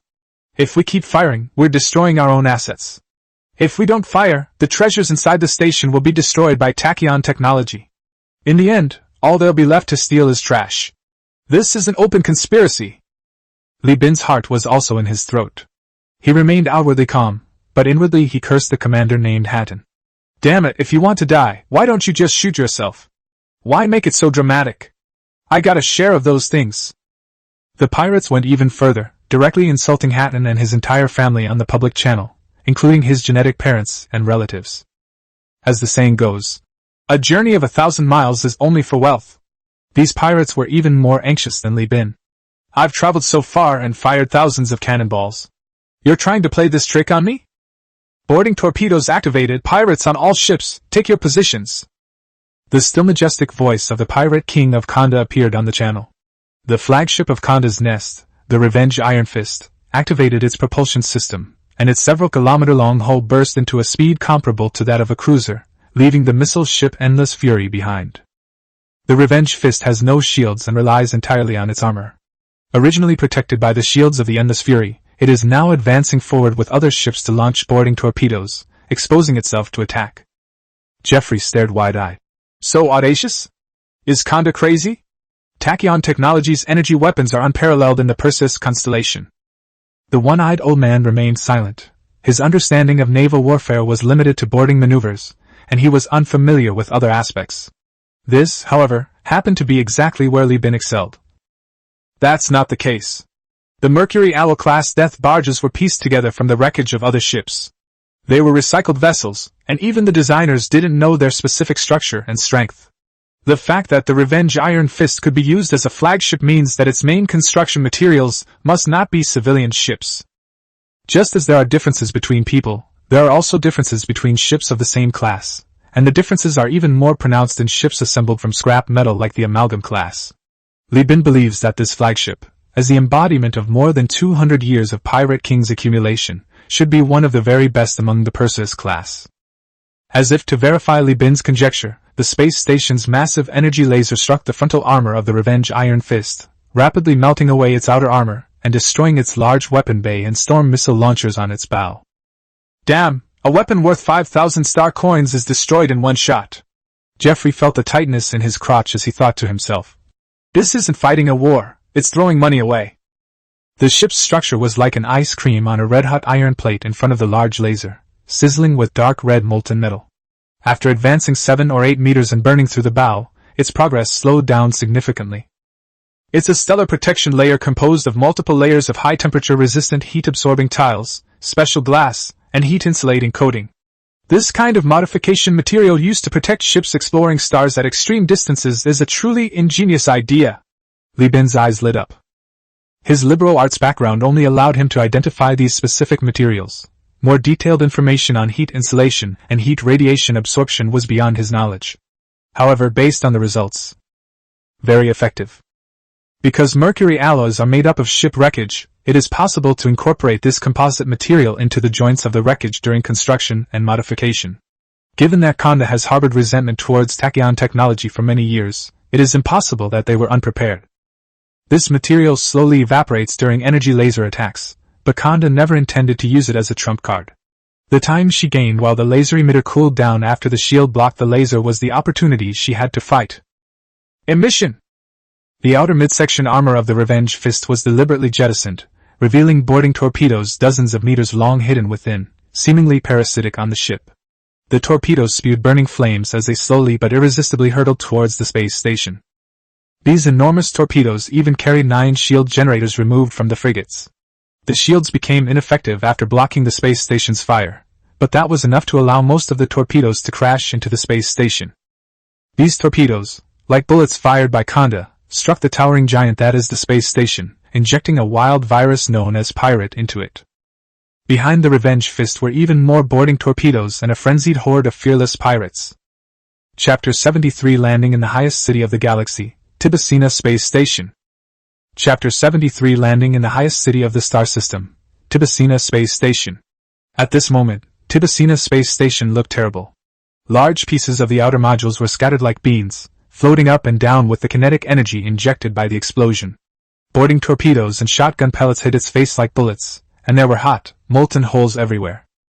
According to Old One-Eye's calculations, the pirates liked to overcrowd their boarding torpedoes, and this time, at least 500 people were crammed into the space station.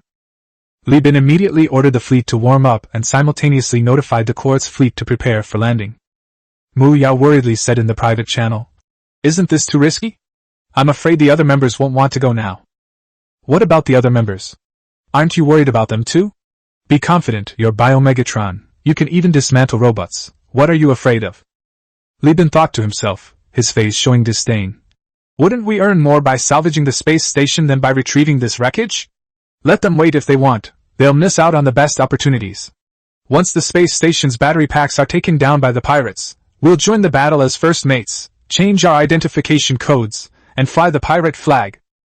After the